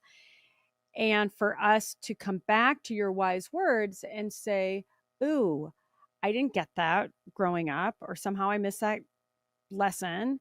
And it's something I need to learn. And rather than beating ourselves up and being hypercritical, to say, ooh, let me give that to myself. Feels really good. Oh, that just unlocked something that I think the guilt for me came when I wasn't working on the skill. And I think frustration with my children's behaviors came when I was not supporting them to work on the skills. Very different if you have a child who's learning how to be more responsible with cleaning up or something. If you have tangibly made steps and you're like, we're going to master this and we're going to master this, because you can see the growth and you can see the progress, and you're like, hey, they're able to do something before that they weren't able to do. But when I was in the space, I'm going to stop lecturing. Oh, I feel so bad. I'm going to stop lecturing. I feel so bad. I'm going to stop lecturing. But I wasn't actually in the space of learning new communication skills. I felt so guilty. So I do think that is really, really important for us to be living in the space of, I'm actually doing something and I'm actually making steps towards changing a specific behavior, get very specific, and not have this macro picture of being a better parent.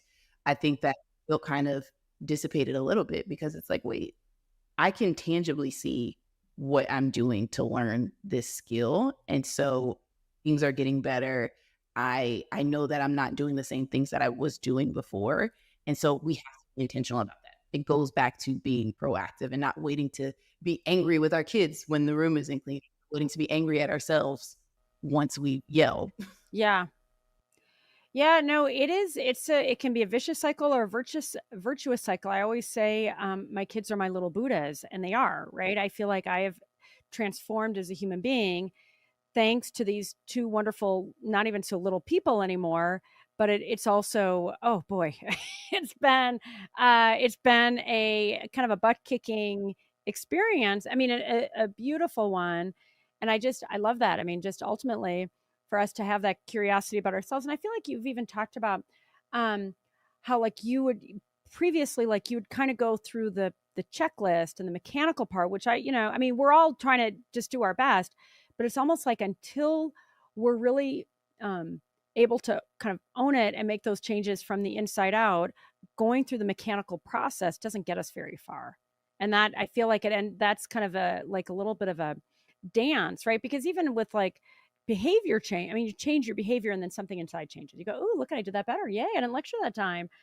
Right. So sometimes the behavior, just changing the behavior, can elicit, kind of that start of a virtuous cycle. But I just, when I think about really making lasting change, and again, as both moms and dads, it doesn't matter about gender, but just to look within and give ourselves credit and be compassionate and say, oh crap, I didn't get that growing up. Let me see if I can learn that and be a little more compassionate and less judgy on myself while I learn it, because it's hard to see these things in ourselves that are hard to see, right? Much less admit it. And then it takes a lot to overcome that pattern. I mean, it just is like, you got to really want to do it. And I guess the last thing I'll say on this is I'm a big believer. It's like, sometimes you got to take 2 steps forward to take 5 steps, or 2 steps backward to take 5 steps forward. We all want it to be linear. And so often the journey just isn't linear. Yeah, that's a gentle parenting concept, is going backwards to go forwards. And if you have a teen and you do not have this foundation of trust, and you're moving into a space that feels like disrespect, I would highly encourage exactly what you said. It's like, to be willing to acknowledge that you may have to do that. You may have to go backward to go forward. Destini Ann, you are brilliant. I'm going to recap some of the really important things that I wrote down and took away. The 4 C words. As a parent, we must have curiosity.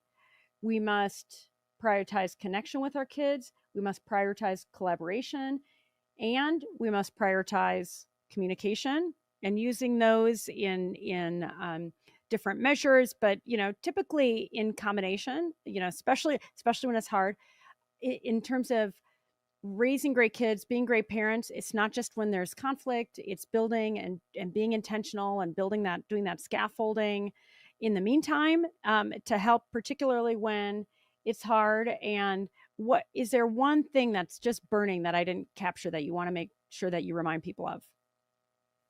No, I think that we got hit it. all the nails on the head. Yeah, I do for sure. I think that this was a really important conversation, and I appreciate the the ending on the note of just grace, and that all four of those things need to be things that we're doing with ourselves. Like, you have to be connected with yourself. You have to be willing to respect in terms of collaborating with yourself, but you have to be honoring your needs in the household as well. The way that we speak to ourselves and communicate with ourselves is super important. And being curious about, like, my daughters know, I'm like, hey, y'all know what's going on right now. I'm doing my best. Call me out when I'm not, so we can fix it right then. But y'all also know that we work together as a team. Mommy's a great problem solver, and things are going to get better. So I think that that's really important. I love it. I love it. I love it. All right, Destini Ann Davis, you're amazing. Thank you. Her beautiful book is called Very Intentional Parenting. She is amazing on TikTok and Instagram, and I think just about every other social channel. I hope you tune in to another amazing episode of the Relationship Fitness Summit. We would love your feedback on this and any episode on the Relationship Fitness Summit Facebook page. We want to get to know you. We're building an amazing community also where you can connect with people like Destini Ann and get her insights and others that are struggling with similar things with their teens. I mean, one of the great things to me about living in this decade is the opportunity to share similar challenges and go, oh, I'm not alone, right? Especially as a mom or a dad, it's like, oh, I'm not alone. And by the way, here's my latest, favorite new book or favorite hack, right? We're here to share and raise amazing kids together. So I think that's it. And we'll see you back here on the Relationship Fitness soon and Fitness Summit soon. Destini Ann, thank you so very much. Thank you so much.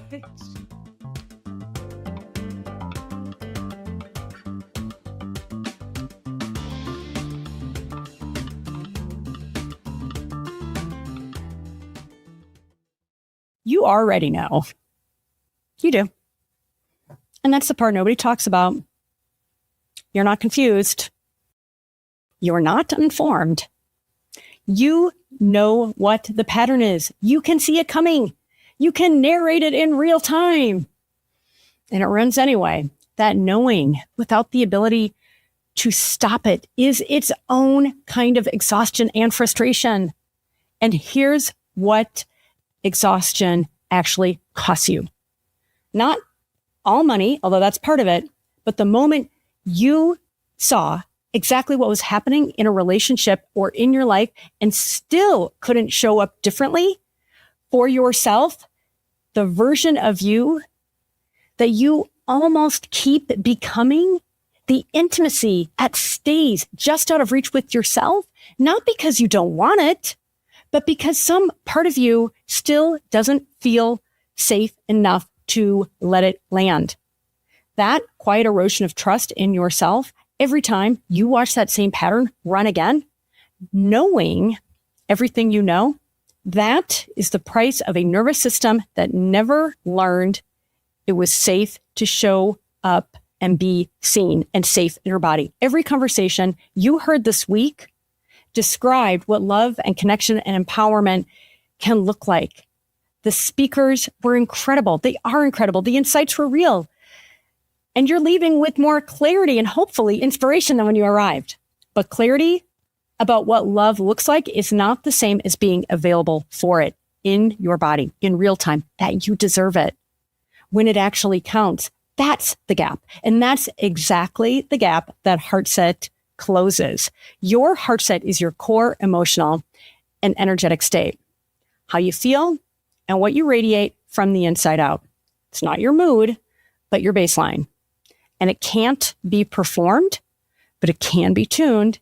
And when you tune it and it shifts, you stop managing yourself through connection and start actually experiencing that freedom, that authenticity. Every approach you've tried and everything you heard this week worked from the neck up.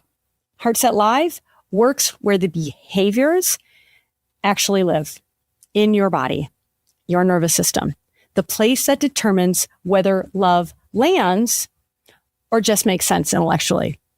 If you were at one of our Heartset sessions this week, you already felt that difference. And for the summit only, we are offering a founding member discount. What that means is after the summit, the price goes up substantially.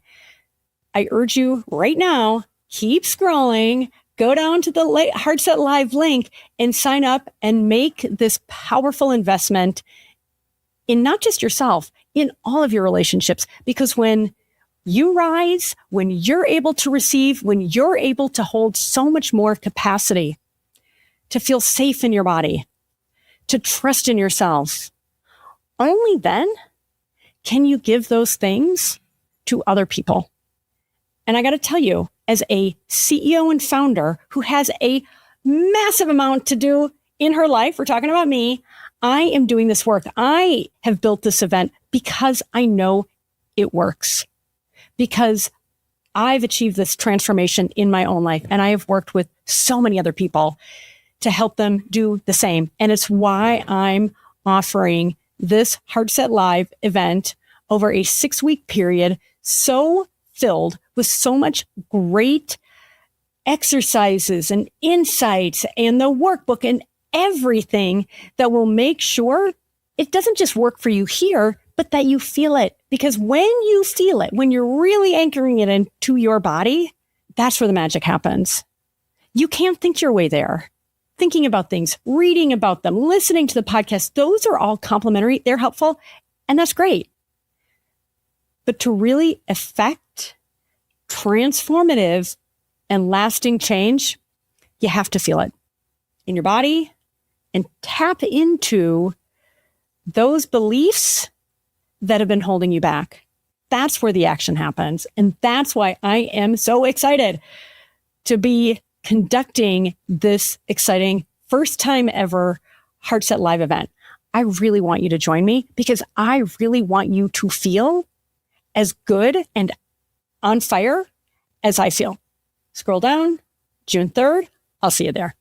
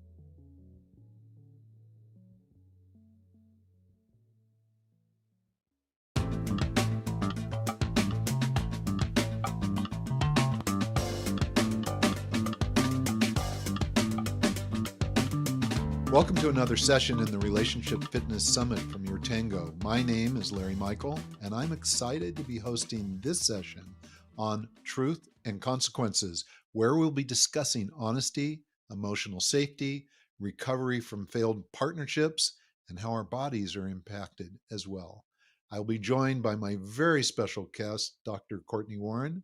And again, we'll cover truth and the reasons and consequences of lying, how to heal from romantic breakup and why love can function like an addiction, the body image and the struggles around maintaining healthy eating. So prepare yourself for an eye-opening, mind-expanding, and transformational session. Please be sure to go to the Relationship Fitness Facebook page to share your thoughts and questions on this session and to connect with other summit attendees. Okay, so I want to introduce you to Cortney Warren. Dr. Warren is a clinical psychologist renowned for her expertise in self-deception and eating disorders. Her educational and professional credentials are seriously beyond impressive, topped with extensive research in self-awareness and honesty. She did a TED Talk called Honest Liars, the Psychology of Deception, of Self-Deception. Definitely worth going and watching. She has a book called Lies We Tell Ourselves, how we explore self-deception and that it affects personal growth and mental health. And she has a new book out as well that I'm sure she'll be able to tell us a little bit about. I think it's Letting Go of Your Ex. So welcome, Cortney. It's great to have you here. Such important, massive topics, Larry. I'm so happy to be here with you. And we only have 3 minutes to do it. Isn't that amazing? Ah. So, what's amazing is that you and I connected over a year ago on a project that was so exciting about, looking at the quality of professional services that are available today. And then, and then life took over. Just like, Shocker. I don't even know what happened other than it happened.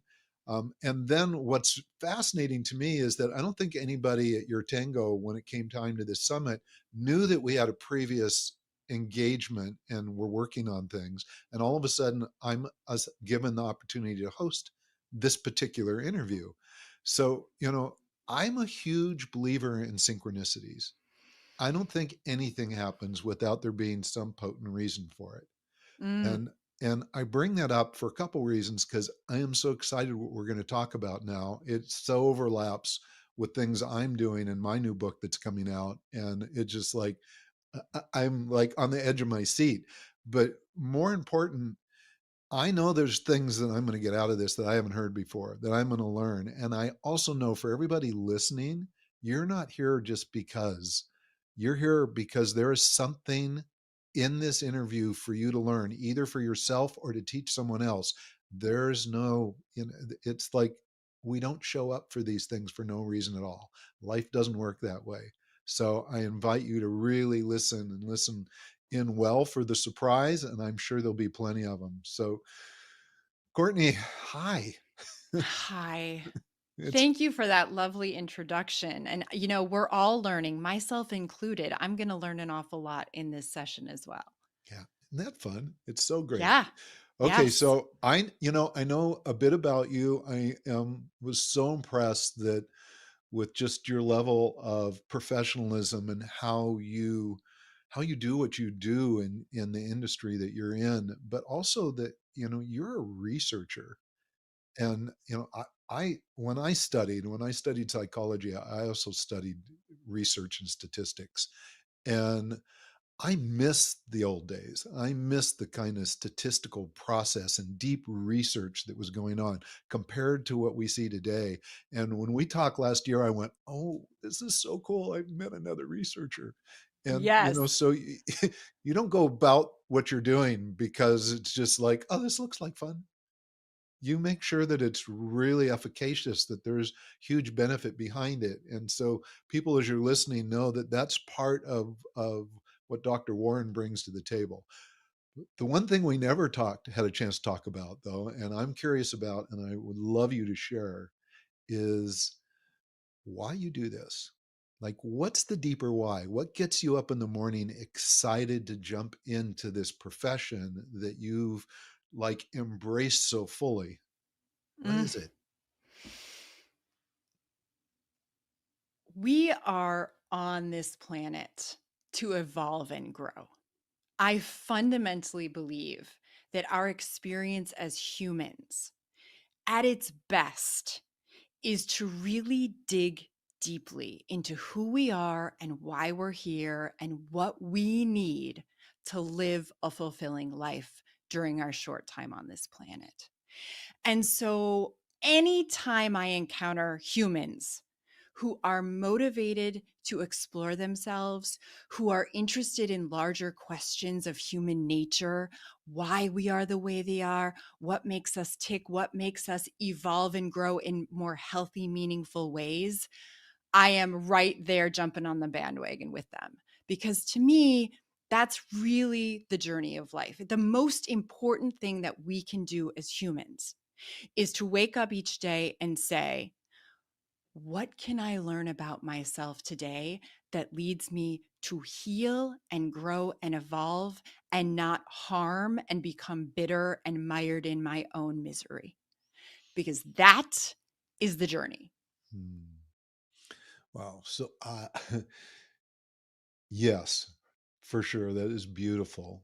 Now I want to go deeper. Okay. Yes. So I have no doubt that that's the passion that is behind what you do. But how did you get there? Why are you finding yourself in this place with such an important desire and message to share? I grew up the child of two college professors. And so I was raised in a very academic environment where there was a lot of intellectual questioning, a lot of exploration of people, and also a lot of multicultural awareness. I traveled the world from the time I was really young. And as I looked around and observed myself, observed my friends, observed my family, I was really struck by how difficult human existence is. And I recognize that some of these vulnerabilities that I had, I was bringing into all of my relationships in ways that were really harmful. For example, when I was a teenager living in Minneapolis, Minnesota, I didn't know any friends, any peers that were women, that were girls, that weren't struggling with their appearance. Wow. If I asked them, what do you like about how you look? It took them sometimes minutes, sometimes an hour, sometimes never to give me an answer about something that they really appreciated about how they looked. But if I asked them, what don't you like? They could rattle off a laundry list for me. I didn't know any moms who weren't on a diet. I didn't know really very many people who ate moderately and had a really positive relationship with their physical bodies in terms of their appearance and in terms of how they felt in their own skin. And then I started dating. And let me tell you, through adolescence and early adulthood, it just explodes. The body image, weight, eating, internal identity struggles become very complicated. And so I took those interests and said, this seems crazy. I need to understand this.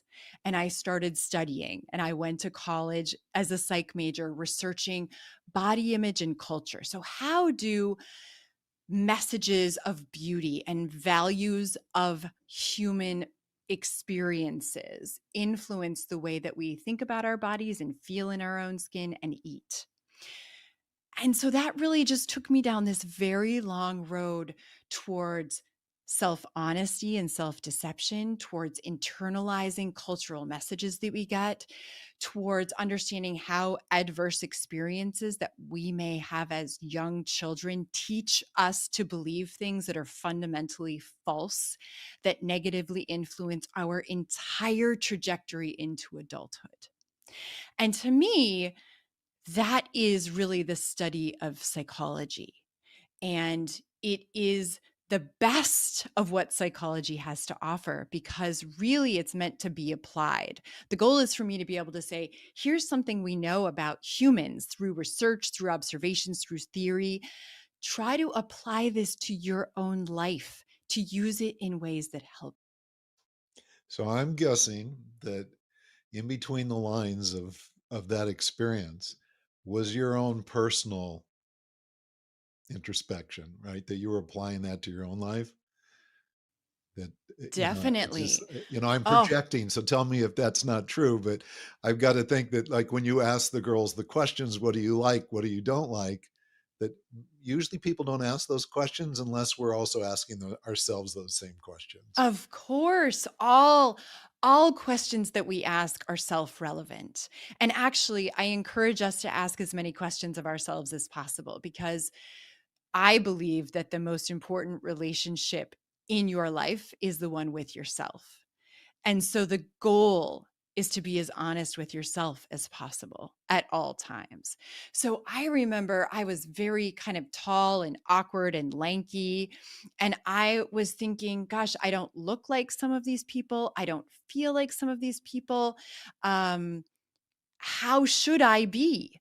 What is the ideal, and why? Why does it matter so much? And then how does that relate to being attracted to people, which really starts to flourish during adolescence and young adulthood? We have our first dating relationships.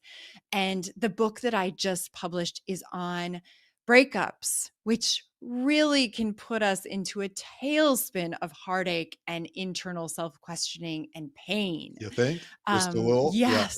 Oh, so much. But they're also very interrelated with body image and with eating and with how we experience ourselves as physical beings. And so, yes, these questions I had to ask myself very much. Wow. Well, thank you for sharing that. Because I think sometimes that people look at professionals and go, well, they're just doing a job. And no, we're doing a deeper job than just what's on the surface, all the time. And, we don't, the next question I'm going to ask you, which is, why is truth so difficult? And what are the reasons and consequences of lying? We don't put that out there unless we've really gone deep with that within ourselves.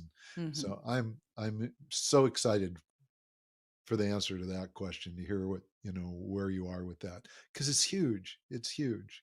Psychologically, we are protected in our own egos from information that would hurt us. We deny it. We ignore it. We distract from it. We try to rationalize it away. We try to give explanations to make it not true. And the reason for that is that being completely honest with yourself is often incredibly painful, because life is hard and there are vulnerabilities and insecurities in each of us that we have to face if we're going to admit the truth about a difficult situation, about who we are, about our family of origin, about our dating partners, about our capabilities, about our strengths and weaknesses, about everything. And so generally, as a human being, our first response to hearing something that might be true but is hard to admit is to try to create a self-deceptive reality that makes it not true. The problem with that is that in the long run, we construct a narrative and a reality about ourselves and our lives and our loved ones that is actually really objectively false, but we live it out as if it were true.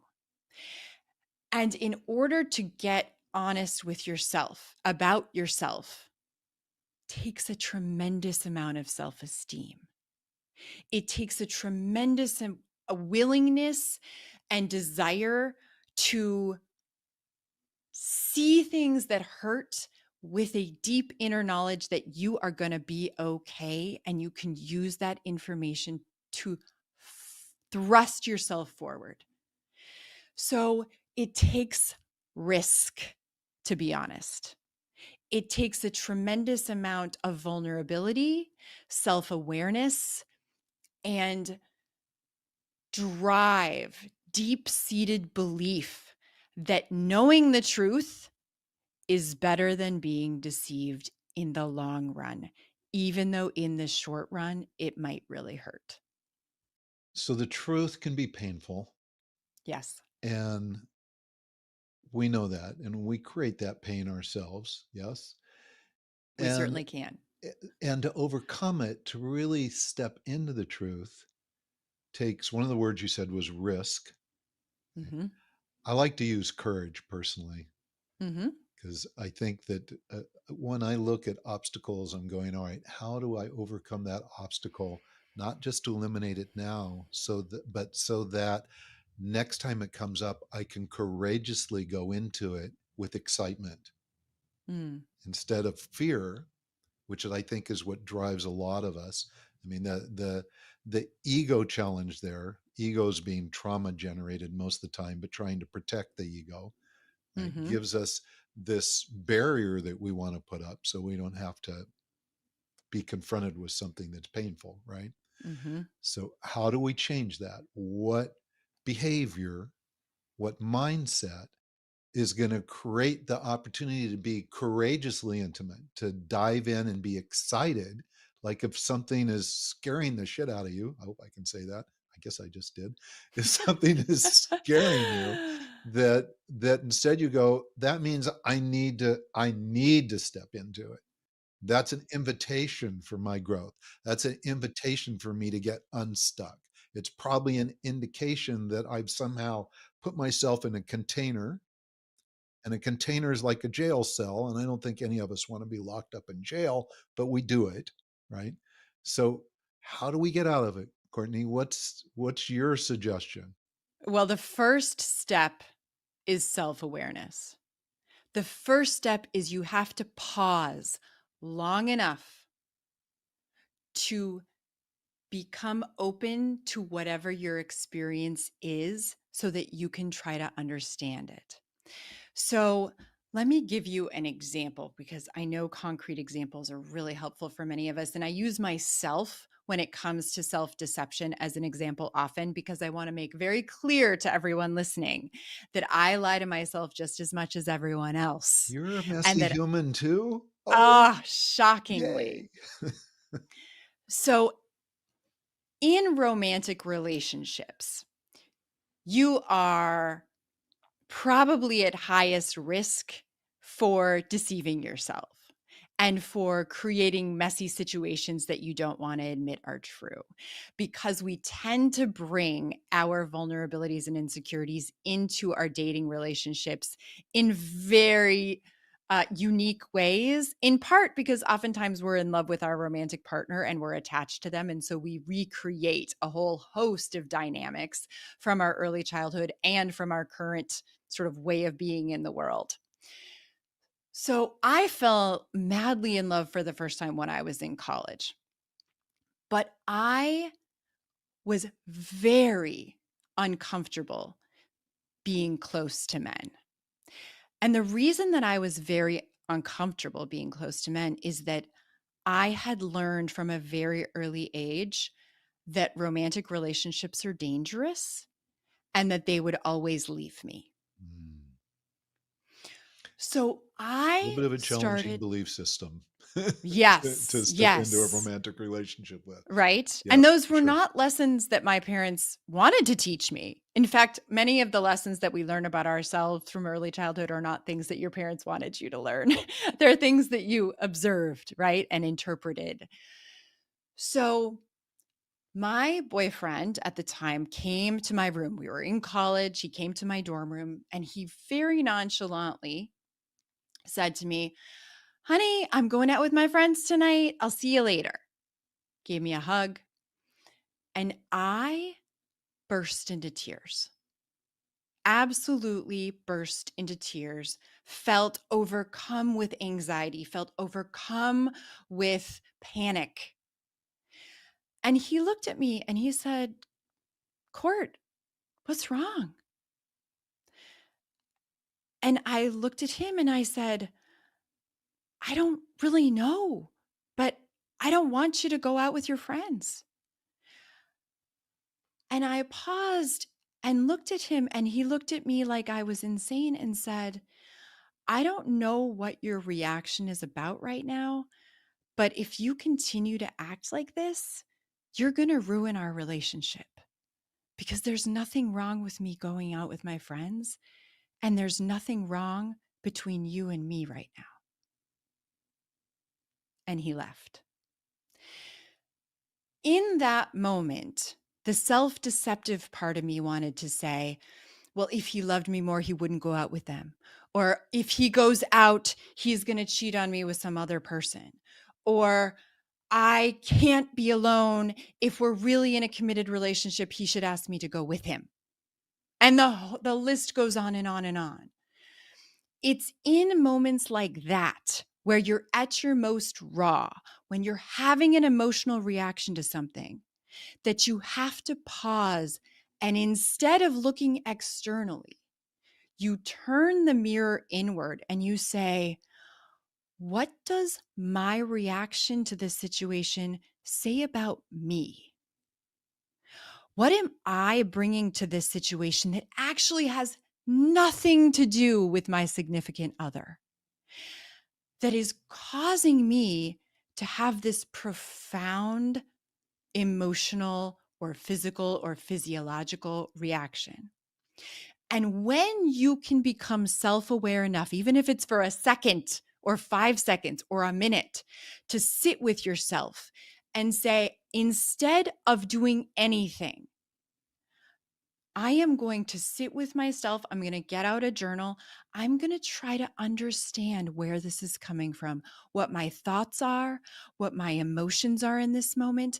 And instead of doing the things that I may have done in the past that I know aren't going to be helpful, like calling my boyfriend repeatedly, or crawling into bed in a ball, or eating that bag of Doritos, or beating myself up, or whatever it is, I'm going to learn to tolerate my emotion. I'm going to learn to understand where I learned that I'm in danger in this situation, and I'm going to work on it, because that's what it's going to require for me to have a healthier relationship with myself and with any dating partner, current or future, because he was absolutely right.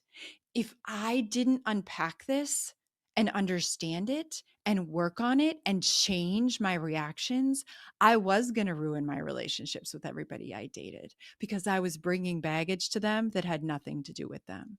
So for you to pause and turn the mirror inward and do what you're talking about, that's about taking massive personal responsibility, right? Absolutely. And that's not something that people are necessarily very trained to do. So It's harder. It's yeah, much harder. when my advice to my clients when that comes up is I have one very simple thing I tell them to do is they're in the emotion, so feel the emotion, Mm-hmm. and then tell me what you have to believe to hold on to that emotion. Just tell me what you have to believe to hold on to that Mm-hmm. emotion. Mm-hmm. They'll come up with something, they'll have that moment. Because if I ask them, look, you just need to take care of this yourself, there's pushback. I experience pushback. So I go into an inquiry space, and I know how much you treasure inquiry. So, Yes. so Yes. that question gets them to actually go, well, I have to believe that this, or you're going to leave me, or you're going to do the same thing that my parents did, or the same thing my last relationship did. And so that belief is not where I stop, though. The next question is I ask them if that belief is theirs or if it's someone else's. And a high percentage of the time, it's not theirs. They got it from a magazine. They got it from, especially when you're talking body image, right? Where did you get that belief? Well, it was on the cover of Cosmopolitan, right? But oftentimes it'll go, I don't know where, oh, I know where I got that. My mom used to say that all the time. And I go, great, give it back to her. Just give it back. It's not yours. Mm. And it's I think fascinating to watch how people respond to that. what's really interesting about your conversation or your comments to your clients is that from a basic cognitive behavioral perspective in psychology, if you were in therapy, we do a lot of analysis of our thoughts because many of us think that our thoughts are accurate. You want to believe that what you think is true, but the fact of the matter is that most of your thoughts are highly flawed and very unhelpful. They're And in very fact, creative. yeah, People realize. creative. Yeah. They're creative. They're a version of the truth, perhaps. But when you're having strong, unhelpful thoughts, they're going to fuel really problematic emotions. They're going to fuel behavior that you'd like to take back. They're going to just foster an environment that is actually really unhealthy for you. And so, in addition to actually questioning where you learned these beliefs, which is really looking for evidence, what evidence do you have that that's true? What evidence do I have that my boyfriend is going to cheat on me? Or what evidence do I have that we should be together 24/7 because that's what it means to be in a successful romantic relationship, right? In addition to questioning where you learned it, when you recognize that it is a lie, that it is unhelpful, and that is coming from some other place, a parent, culture, your early childhood in some way, now you actually have to actively challenge it. So I would even take it further than, oh, that's somebody else's belief. I would say you now have to create a new belief system so that every time you become self-aware that you're saying that to yourself, or you're aware that you're having that emotional reaction, you now have to pause and say to yourself very deliberately, I actually am just fine having a night by myself. I am over here. My significant other is over there. They are an autonomous person. I hope they have a good night. And I am okay in my own skin. And actually, two don't become one to make a complete being. Two stay two. And we try to see if there's a way we can have a life that's shared that adds to our experience. I love that. Right? You know And so what you I'm have getting to from this. challenge it. Yeah, what I'm getting from this that's really fun, and I'm going to implement it for sure. So when I tell someone give it back, that's great. So you can give it back, or you can say it is my belief, and then you can go, so where, is it one that you really want to keep? Does it support you? We can go down that path. But the key that I love that you're saying here is that, like, suppose they give it back. Now there's a void. You've got to put something in place of that belief, right? And hopefully that's going to be something empowering that helps self, right? Now turning inward to really take care of oneself. So I It love that. needs to Yeah. be helpful and accurate. Those are the two adjectives that I use most often with people. Whatever challenge you give back to yourself, whatever you're going to put back in your head, it needs to be accurate and it needs to be helpful. And if it isn't either of those things, you have to cut it. So Nope, how do can't think we it. define accuracy? Because truth, I mean, this is truth and accuracy they're crazy words, because what's true right now, what's true in our conversation right now, might be different tomorrow if someone comes up with some different evidence or understandings, right? So how do we what do we do with truth? Is there, there's people that I remember when I was a kid, we used to try and when I was in college, we would try and come up with what we called universal truths, something that was true forever and ever and ever. I don't know what the heck we were thinking that was even possible, but it was like a fun buzzword. And now I know that there's truth right now, and there's accuracy right now. So how do you, I would love to hear how you navigate that. Well, I would really separate those things as well, accuracy and truth. And when I work with people, or when I talk about truth, sometimes I use the term capital T, truth with a capital T, which I think is your universal truth. These are fundamental beliefs about human worth that I want people to believe, that I think are existentially true. Things like, you are valuable just because you exist. Things like, you are lovable. things like you are safe and sound in your own skin. You have the power to control your behavior. These are sort of foundationally important core beliefs that I want people to understand. And after going through a breakup, I add some like, you have exactly the same value now as you did when you were dating them. They do not influence your value as a human being. That exists in you. So those I would call truths with a capital T. These are things that I want every single person listening to believe about themselves and other people. When I talk about accuracy or truth with a small t, we're talking about your personal beliefs and thinking patterns.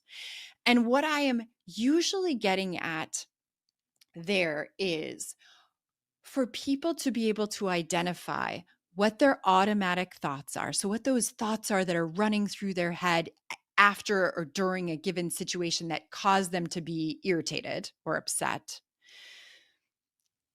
or conditional assumptions, which are things like, if he loved me more, then he would stay, or untrue core beliefs like, I'm not a valuable person. And I want them to evaluate the accuracy of those thoughts in the moment by looking for evidence that they're true or false. So, for example, if I'm working with someone who's going through a really rough breakup, which is a very common reason that people come to therapy or to a coach or to any kind of self-help facility, one of the most common things that I'll hear them say is, I'm never going to find somebody else. Nobody's ever going to want me. If I'm going to ask them to evaluate the accuracy of that statement, I would say, well, what evidence do you have that you're never going to find somebody else? And they'll look at me. And sometimes they'll come up with something like, well, I've only been in love once, so chances are that was it. There's only one Lots of soulmate, excuses, right? rationalize, right? Yes, Yeah. which we'll have to challenge later. Yeah. And then I say, well, what evidence do we have that that isn't true, that that's inaccurate? Mhm. And sometimes they'll have a hard time coming up with them. And then I'll start giving them some examples, because especially in a breakup and you're feeling really bad and it really feels true, but it isn't. And I'll say, well, you fell in love once, the chances are it could happen again. And, you're still alive and there are many things you could do to try to date. And if you do, that really increases the probability that you're going to fall in love again. And have you ever dated anybody else? I'm pretty sure that there are going to be a lot of people who are going to be interested in you. And you go through this whole list. And then once they look at the evidence, we put it together and we say, this is the challenging part. Well, I was thinking that I was never going to find somebody else. And the consequence of that was that I felt really depressed and I felt really sad and I wasn't taking care of my physical self. I wasn't exercising. But now when I look at the evidence, I see that he or she was just one person. And I have a whole life to live. And there are lots of things that I can do to increase the likelihood that I will find somebody else. And if I don't, I'm still a lovable human being and I can still have an amazing life. There's an example. That's good. All right. I'm stuck on a word that I want to make sure we get definition for. You spoke about being a valuable person. What does that mean? It means that you inherently have value, period. What's value mean? It means that you deserve to exist. It means that you don't have to prove anything to anyone in order to exist with meaning and to create meaning in your life. I think one of the most difficult aspects of relationships, which I know people are talking about in this summit, is that it's really a dance of intimacy. On the one hand, I really believe that we are existentially alone. We are born into a single solitary body. Every single one of us exists in one body as one individual, and you have to navigate your relationship with yourself, period. The flip side is we also crave belonging and social connection. And actually, it's one of the strongest predictors of mental health outcomes. It's one of the So we're greatest human living, needs is connection, right? it is. Yeah. So we're living in this dance of, I exist by myself. I'm fundamentally responsible for myself, for who I am, for the quality of person that I become. And I want other people. I need other people. I need to feel a sense of belonging to other people.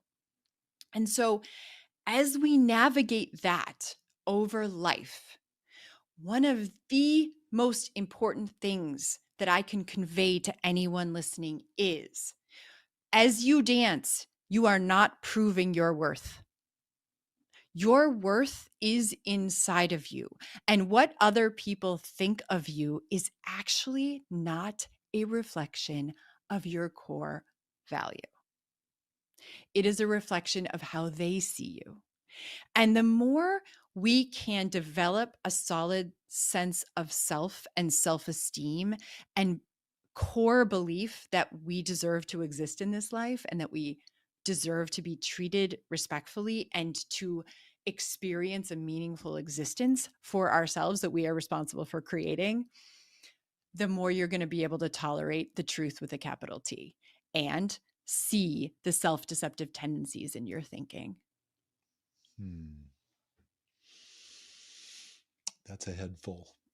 It's a lot. It's a lot. A number of years ago, I was kind of asking myself similar questions, and that's why I wanted to come back to value. And I ended up with the word significant. That,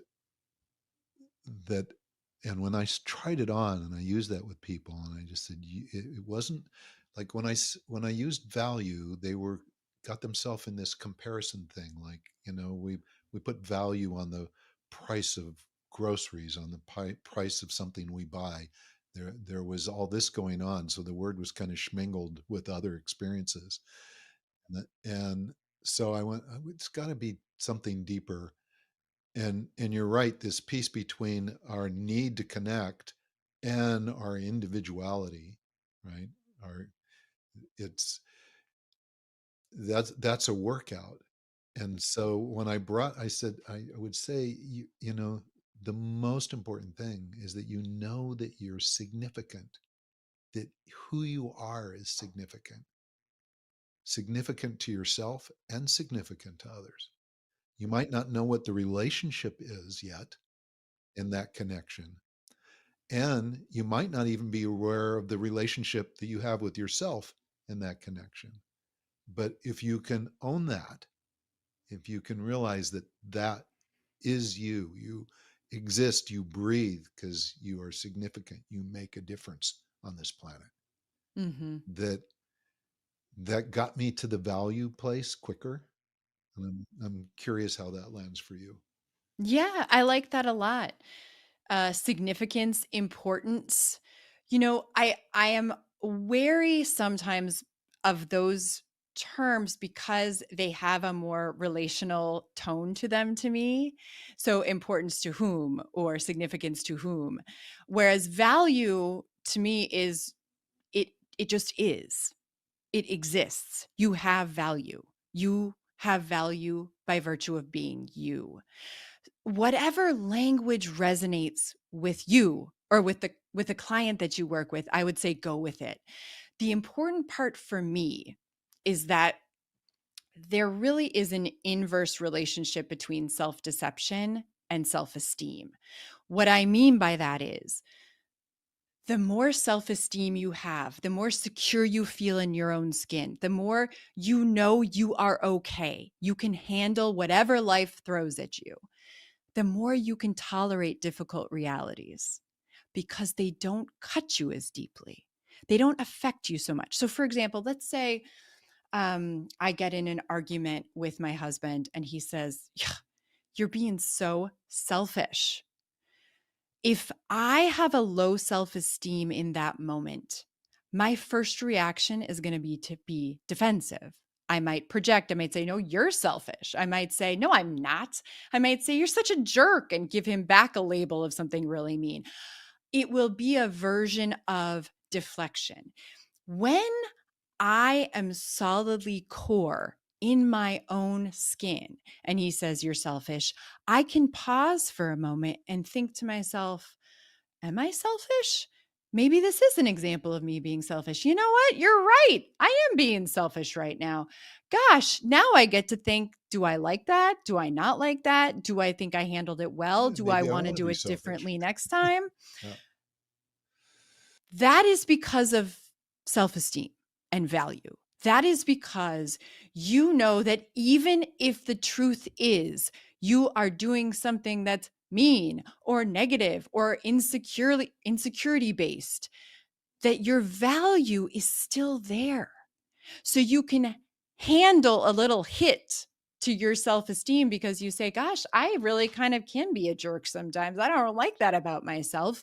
And you can use it to move forward instead of using it to create more havoc, either in your relationships or internally in your own mind, as you either, berate your spouse or beat yourself up.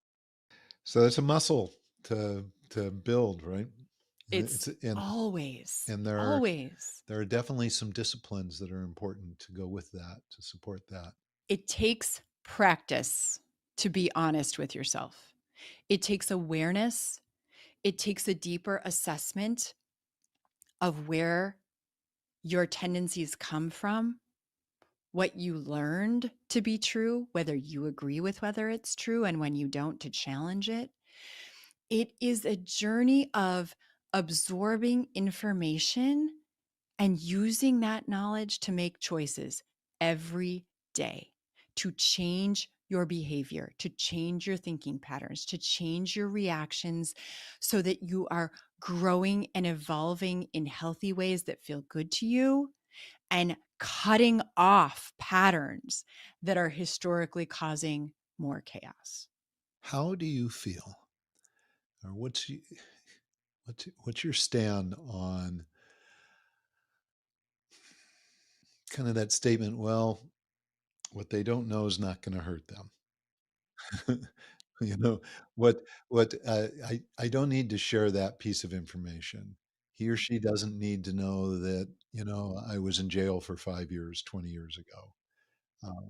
That that this idea of concealment, withholding, Mm-hmm. is that a, I think it's a disease. I think it's a cancer that will eventually come back and dismantle even some of the best relationships, unless it can be brought back with courage and vulnerability. I'm curious where you stand with that. Let me preface this by saying that ignorance really is bliss. I really do believe that. And actually, ignorance with yourself is bliss too. For a Once you limited admit, time. for a limited For a time, but limited once time. you admit the truth to yourself about something that you don't like, if you now don't try to work on it, it's going to hurt you more because you know better. You now know that something is true and you're not doing anything to change it. And psychologically, that's very damaging.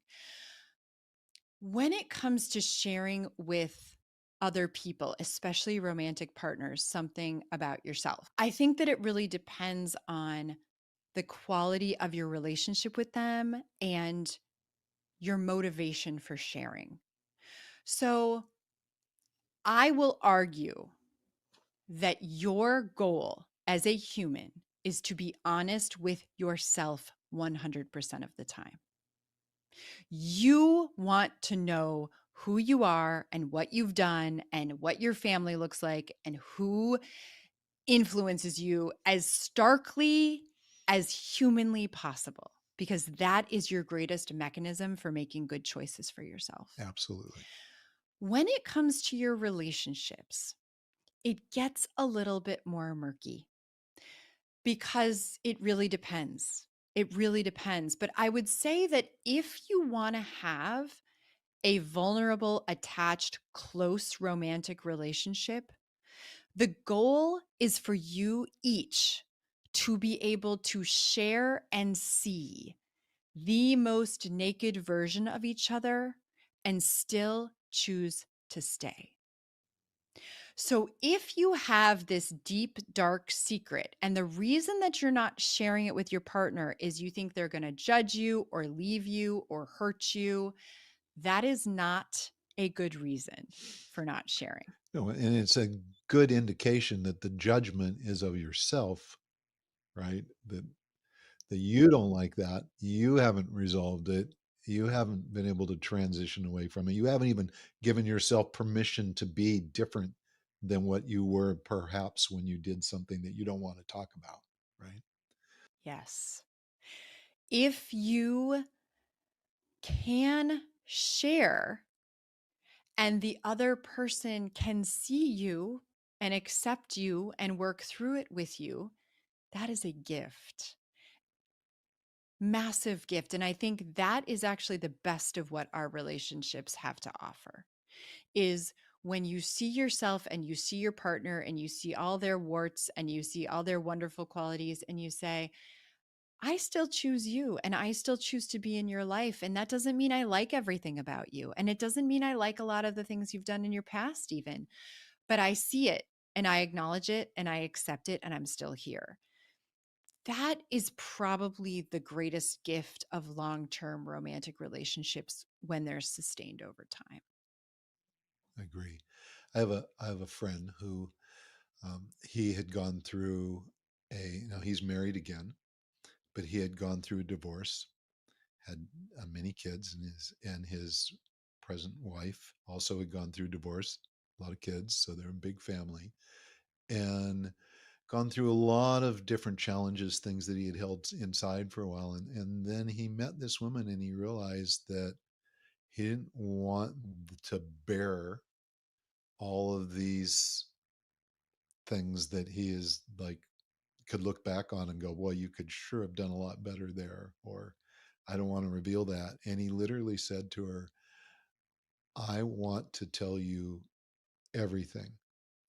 I want to spew out every secret, every possible thing that I've ever held on to. I need to do that. And he created this container for himself and for her, for him to do that, realizing that if she turned around and went, oh my God, I can't, no way can I be with you, that would be a gift, because he would discover that the person he was with was not the right person. And if indeed she could hear all that and still want him to be with him and build a life with him, that he had that particular piece of information was the fuel that could last a lifetime, right? I think it's so healthy. And actually, when I talk to people who are thinking about getting married, I ask them to ask a whole bunch of really uncomfortable questions to each other. And they're not conventional, let me tell you. Things like, what do you think about a prenup and why? Because that will enter you into a conversation about your values and about what matters to you. What's something you're afraid to tell me that you've done in your past and why? I think one thing that a lot of couples struggle with, even if they're able to do what your client described doing, where you say, okay, we're coming together. I'm telling you everything. I'm being completely vulnerable. I'm giving it all to you in the most raw way. And we stay together. One thing that often happens is that as we go through the course of life, people stop sharing the uncomfortable details with their partner. And so instead of being this cathartic, let me share all the bad things from the past, it becomes, oh gosh, I'm having some reactions in the present, or I'm acting in some ways in the present that I'm not proud of. And I don't really want to talk to my partner about those. And if you do that long enough, you're going to start feeling very disconnected and potentially go down very different paths. And so I think even continuing that into a relationship where you say, not only do I want to be laid bare with my past, but I want to be laid bare with All my the time. present Right. every day with you as we move forward. Right.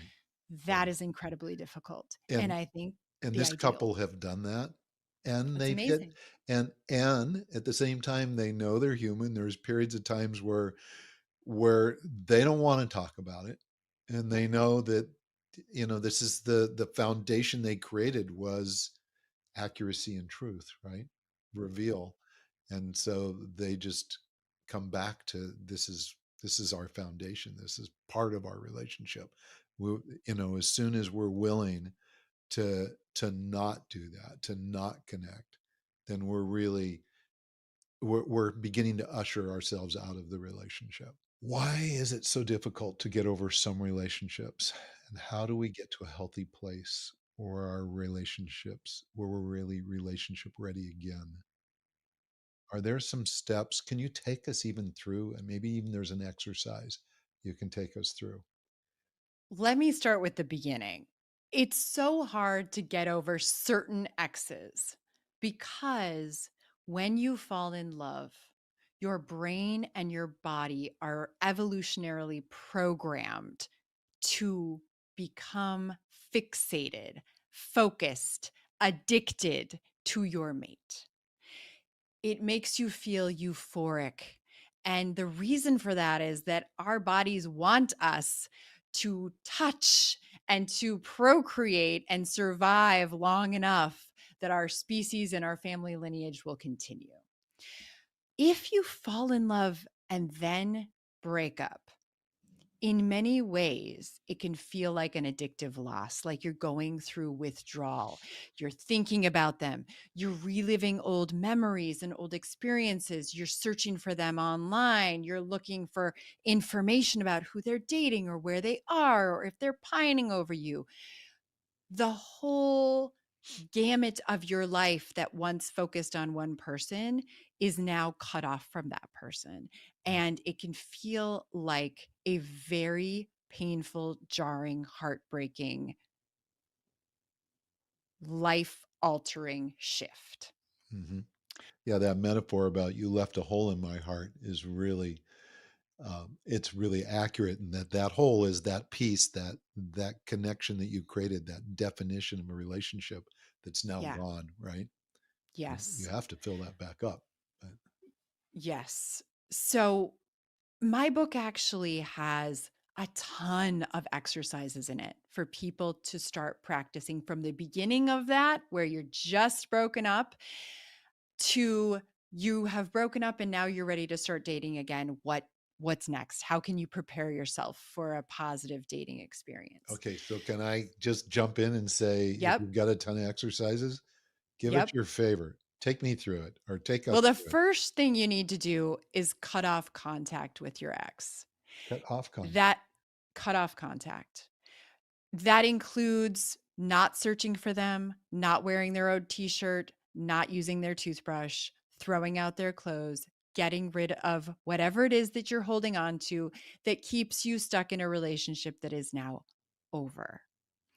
It also includes using thought stopping and techniques in your own mind to change your thinking patterns around your ex. So, one thing that I recommend to people is if you find yourself thinking about your ex all the time, which most people do after a breakup, you are going to schedule a rumination time. You are going to schedule 20 minutes 3 times a day, or as many as you think is relevant for you, where all you do is sit in a designated place and think about your ex. Cry, scream, journal, yell at Oh my them, God, that tell them sounds all the painful. things you wish you could have told them, tell them any version of anything, the whole catharsis. Your entire job is to think about your ex and your breakup and where you are right now. When the timer goes off, you are now no longer able to think about your ex until your next scheduled rumination time. And you are going to use mindfulness and thought stopping. You're going to enter back into your life. Anytime thoughts of your ex come to you, you're going to kind of watch them fly by you, almost like a river. If you're using mindfulness, the goal is for you just to notice without giving in, without attaching. Just notice, oh, there you are, but I can't think about you right now because I have to live my life, because my life is still going on. Thought stopping is when you literally put a big red stop sign or a neon flashing light in front of any thinking, rumination that goes on in your own mind, and you say, stop. Nope, nope, nope, not available, not available, not available, not available. And you practice that every day. And over time, the goal is for you to take control of your thinking patterns again so that you aren't constantly obsessing about your breakup and your ex. All right. So So what's your that's one experience? technique. What's your experience with this? Like, okay, I'm listening and I'm going, wow, it sounds like a good plan, but am I going to have to do that for months? How long do I need to do that? Because I want to be over with them now. Yeah. Is this going to work? It really depends. It can work incredibly quickly. And I think people find it very useful, particularly when they need to be focused on something else. Like, I'm going to work. I am not working at work because all I'm doing is thinking about my ex and searching their Instagram to see where they are. This is not helpful for you. So as you practice, it'll get easier. For some people, it is very effective very quickly. For other people, it's harder, may take longer. Then you might implement something called distress tolerance, which is when you notice that you're really emotionally activated, instead of doing anything, you just sit with the feelings. And the reason that that's important is that oftentimes when people are really emotional, they feel like it's only going to get worse. They could only get more and more emotional, to the degree that they might have a panic attack, feel like they're going to die, feel like completely consumed by feeling physiologically and emotionally. Oh, I've seen But that. the truth is, it can't sustain and it can't continue to get worse. So sitting with it, tolerating the experience of feeling sad, of feeling heartbroken, of feeling disappointed, of feeling angry, and recognizing that over time it's going to diminish. You're going to be okay. You can get through this. Well, it's exhausting. I mean, if you sit with that for a length of time, there's got to be a point where in your misery, you just go, ah, this is just so exhausting, right? And and then decide you need to feed yourself or something, right? Yes, yes. Mm. Radical acceptance is another one I practice a lot. A lot of these you start early when someone's really having a hard time, so that as you dig deeper, they already have these tools in their toolbox, because it's only going to get harder once we start unpacking kind of your attachment styles and your early childhood learning.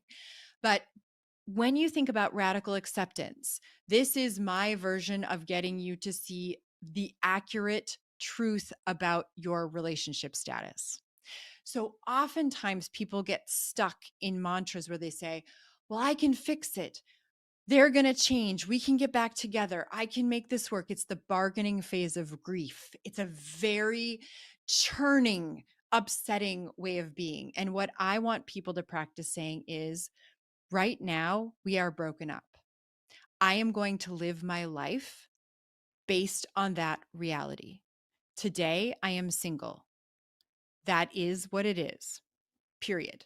And so anytime you notice the churning, the we can fix it, nope, practice radical acceptance. Today, I am single. We are broken up. I'm going to live my life accordingly. These are all ways that you're basically trying to stop the cycle of symptoms that generally make people so miserable in the middle of a breakup. And the more you practice these kinds of skills, the more empowered you will feel, because your symptoms will reduce and you will develop a stronger sense of self-efficacy and self-esteem, and this knowledge that I actually can do things to help myself through this. I actually am still me. I actually still have my own interests. I actually can do self-care activities that make me feel connected to other people, that help me value and forgive myself, that help me remember that I exist as a single solitary entity that is deserving of life and of happiness, and that I actually have a great deal of influence over the course of my life today and my future. That is probably the most important reason that you will practice any of these tools early on in a breakup. Those are beautiful. That is so great. And then is this all in the new book that It's it's all in there. There are worksheets. Then as you dig deeper, you got to do some questioning about your early childhood learning. What did you learn about romantic relationships, how they should look, who you should be, what you should be as a valuable person, what you should look like? There's where body image also is in there, maybe difficult experiences with peers or with dating relationships, with sexuality. So you're going to have to go into some of that much deeper assessment of yourself, and then refinding your values, refinding what do you care about in a romantic partner? Did you fall in love with someone who actually is really incompatible with you? Because the truth is that when we start dating, it's often based in lust. It's often based in sexual attraction, in some version of attraction to someone that doesn't have anything to do with whether they'd be a good partner for you or not. And so remembering what you really care about and actively trying to date people who you are attracted to, but who also have some fundamental core characteristics and traits that you value that can sustain a meaningful relationship over time is incredibly important when you start dating again. That's awesome. That's awesome. Oh my gosh. Are you, so I know this isn't a book. Are you teaching this? How are people learning it? I mean, there's people that read books, but there's also people that want the experience of being taken through this and Yeah. helped with it. And I know that, there's the one-on-one practice for sure. I also am still on faculty in the School of Medicine at the University of Nevada, Las Vegas, So you have in the nothing going on in psychiatry your life department. So and you have I kids. do teach, and I post as many kind of free videos as I can for anyone who does like to watch them on YouTube, on Instagram and Facebook, on some of those that are really meant to be informational with the goal of bringing the material to you so that you can hopefully apply it to your own life. I also very strongly recommend 12-step groups that are geared towards codependency and love addiction. There are a few that are really pretty provocative and profound, in addition to anything eating disorder related. And I think that therapy is very much a gift that you give yourself. So if anyone doesn't have a therapist and is open to finding someone in their area, I want you to know that I think it's actually a sign of incredible strength and bravery. It doesn't mean that something is wrong with you. Right. Okay. So I have one last question around this. And it probably just opens up another door, but all of the things you're talking about are beautiful steps. And I can imagine that they're super helpful to a lot of people, um, all the way to the point of getting a therapist and working with them. And I have still seen people go through all of that, seem like they are like way put back together for themselves, right? Not for other people, but for themselves, which is, the sign we're looking for, and then relapse.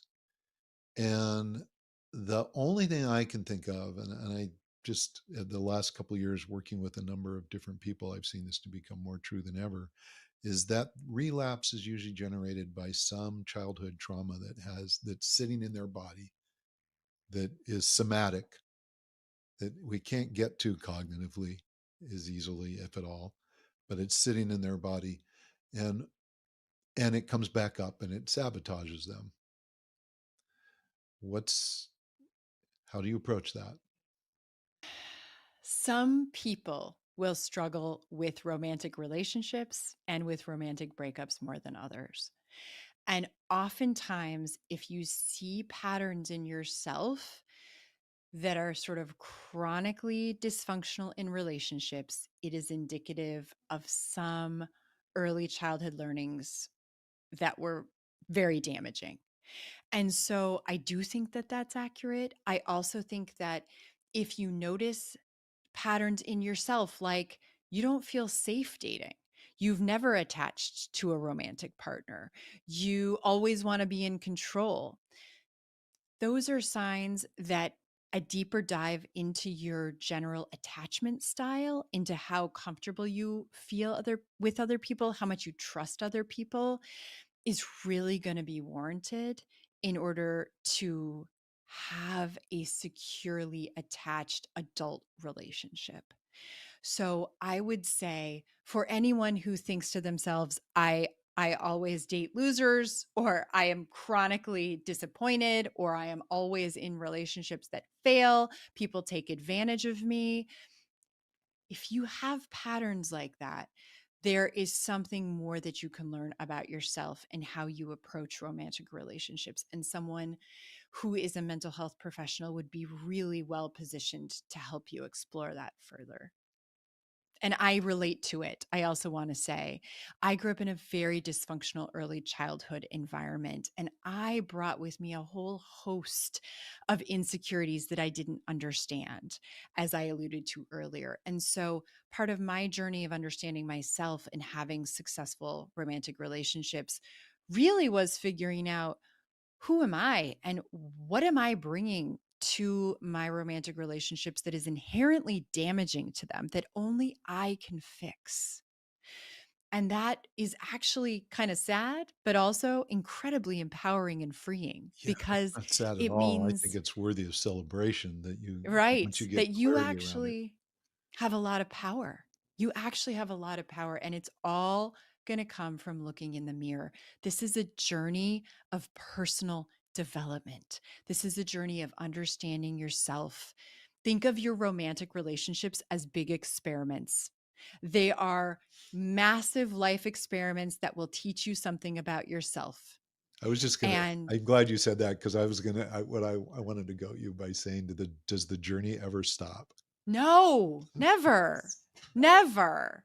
The journey never stops. You're always going to be learning. The universe is going to give you more experiences that are different, that are going to trigger old baggage, that are going to be difficult for you, that are going to make you say, oh my gosh, I'm doing it again. Seriously, I thought I figured this out 10 years ago. Nope, apparently not. Now it's coming out here. Yeah. No, it never ends. It never, never ends, but it will get easier, and you will handle it more gracefully over time the more you practice. That I very strongly do believe, and I see it in people. Thank you so much. I really am sitting here with a whole nother couple hours of questions that we got to come back and do a part two. There's just no way around it. But I do want to be able to recap a little bit of this if I can. There's so much that you came up with, and from the very beginning, and just that place of discovering that we are valuable, that is such a key ingredient. I call it significance, you call it value, but at the end of the day, it's this sense of I am, right? And Yes. I mean, we can almost just take a breath and go, I'm breathing and I choose to live. This is my life force. This is, to me, that love is really that life force. And that's the value piece. And so thank you for bringing that up there. I just love that. Um, when it comes to relationships, why are they here? Well, if the greatest of all human needs is connection, then we're going to be in relationships, whether it's family or friends or work, and hopefully romantic ones, because I think that those are where the most beautiful lessons and our most powerful and meaningful evolution happens, right? And if that doesn't work, how do we get out of it? How do we get past it? Well, we know that there are real physical elements to moving out of a relationship. The body needs to release it, the mind needs to release it. And so, what Dr. Warren has for us is a book you should go out and get immediately, for sure. And we're going to let people know where to get that. But the process there is of getting over our ex. I love the idea of scheduling rumination time, It sounds horrible. And at the same time, it sounds exhausting. and and I can see like there's this point where, oh, enough already.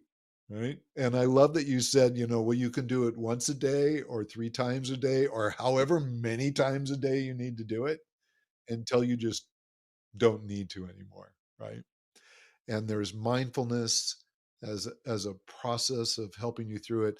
Thought stopping, brilliant. And we have to be able to do that because it's got to go away. We have to have our own lives, right? That's our own personal empowerment. Distress tolerance, just to be with the feelings. And then radical acceptance.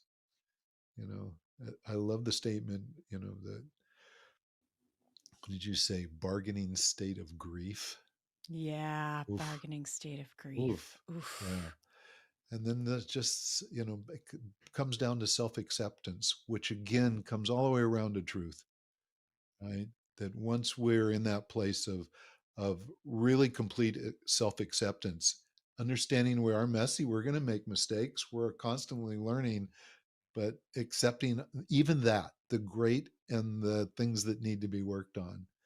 And then the truth becomes like this delicious thing that we want all the time. And other than the truth is what we really need to be most fearful of, right? Let's not go down that path. So I really thank you. I'm going to give you a chance to leave us with one last thought. And I have a friend who's got a great podcast called Get Your Shit Together. And at the end, I love what she does. She says, imagine you're up on the top of a mountain and you have just one thing you can say. And from the top of the mountain, the entire world can hear it. Oh, I have 2 phrases that I use all the time. The truth will set you free, and know thyself. That is the journey. Nice. Thank you so much, Cortney. Thank you so much. To those listening, there is, where do we find you? Just tell us where we find you, and let's make sure that they have the name of the book, because I know it's on Amazon. You can go get it because I was looking at it yesterday. I think I actually bought it. Oh, good. So it should be showing up, of course, after our interview. Yes. Well, Letting Go of Your Ex is the book.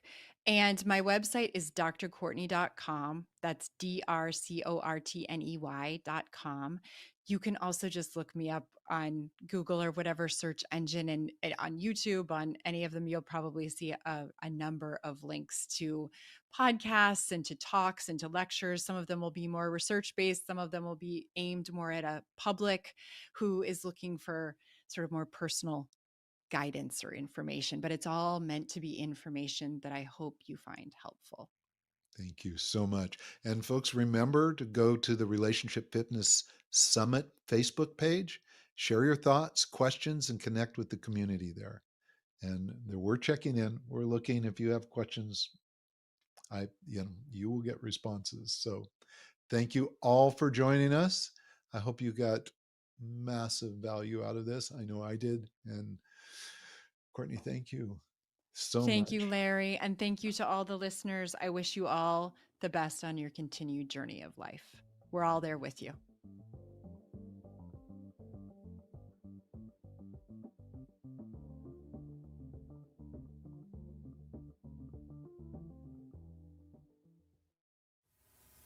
Andrea Miller here, the producer and one of the hosts of this extraordinary exclusive event.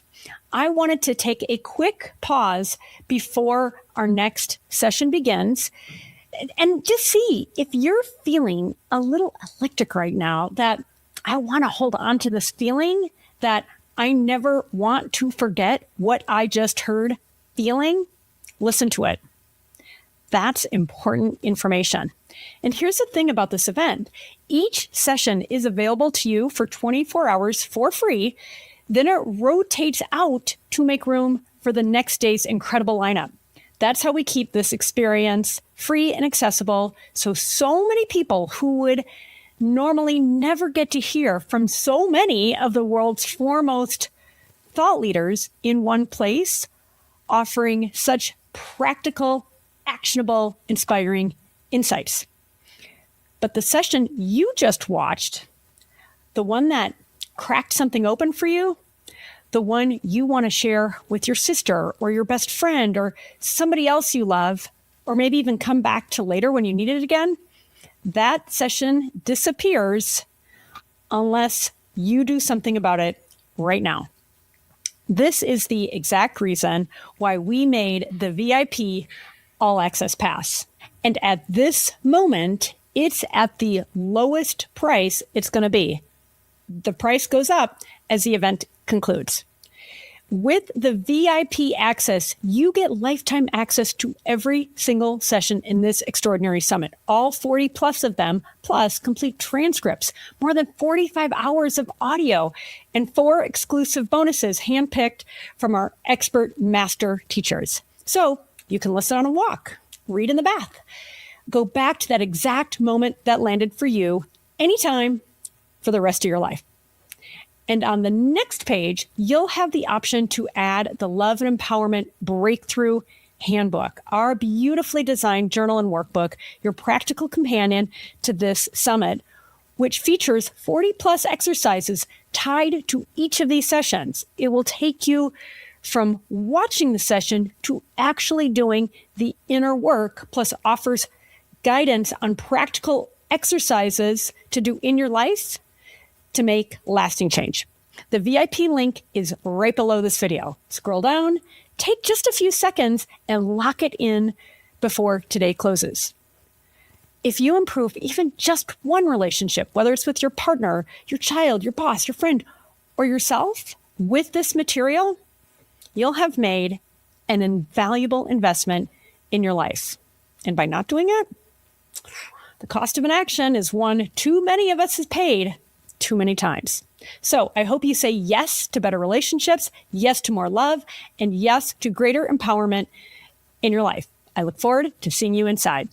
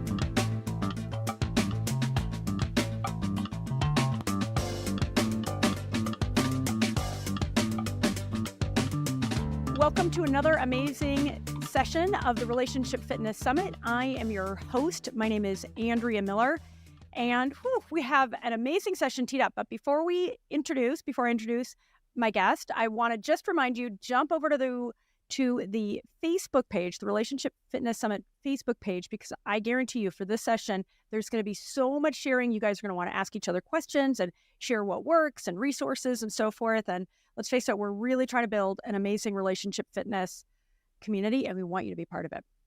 So with that, my amazing guest is Jessica Ortner. We're going to be talking about the power of tapping, to how to feel empowered to have the hard conversations that you're probably putting off and need to have, and so much more. Jessica Ortner is a New York Times bestselling author, expert in EFT, which is Emotional Freedom Technique. We'll be talking a lot about that. And the producer of The Tapping Solution, the breakthrough documentary film on EFT tapping. She has led more than 5,000 women through her revolutionary online program, assisting them with stress management and weight loss. Her most recent book is called The Tapping Solution: To Create Lasting Change, a guide to get unstuck and find your flow, which we all need. So welcome, and thanks for joining us, Jessica. Hi, Andrea. Thanks for having me. Yeah, you bet. Okay, let's just jump in. How does tapping work, and why is it so powerful? Yes. So first of all, I'm not going to start tap dancing for those who are a little bit nervous about that type of show. I was hoping. I have my top hat. I was ready. Jazz to be a hands. partner. I brought my jazz hands. So we call it tapping because we're stimulating these acupressure points by using our fingers to tap. These are points that a lot of us use subconsciously. When we're stressed, people tend to go like this, or they hold their chest. These are points that send a calming signal to the brain. So with tapping, what you do is you allow yourself a moment to focus on what's bothering you, the argument you just had with that person, feeling stuck in your life, anything that's coming up, maybe those thoughts that are waking you up at 2:00 in the morning. This is a safe place for you to be aware of what you're struggling with. And you begin to tap on these acupressure points. And as that sends this calming signal to your brain, it's letting your brain and your body know that you are safe. And Andrea, that is everything, knowing that we are safe.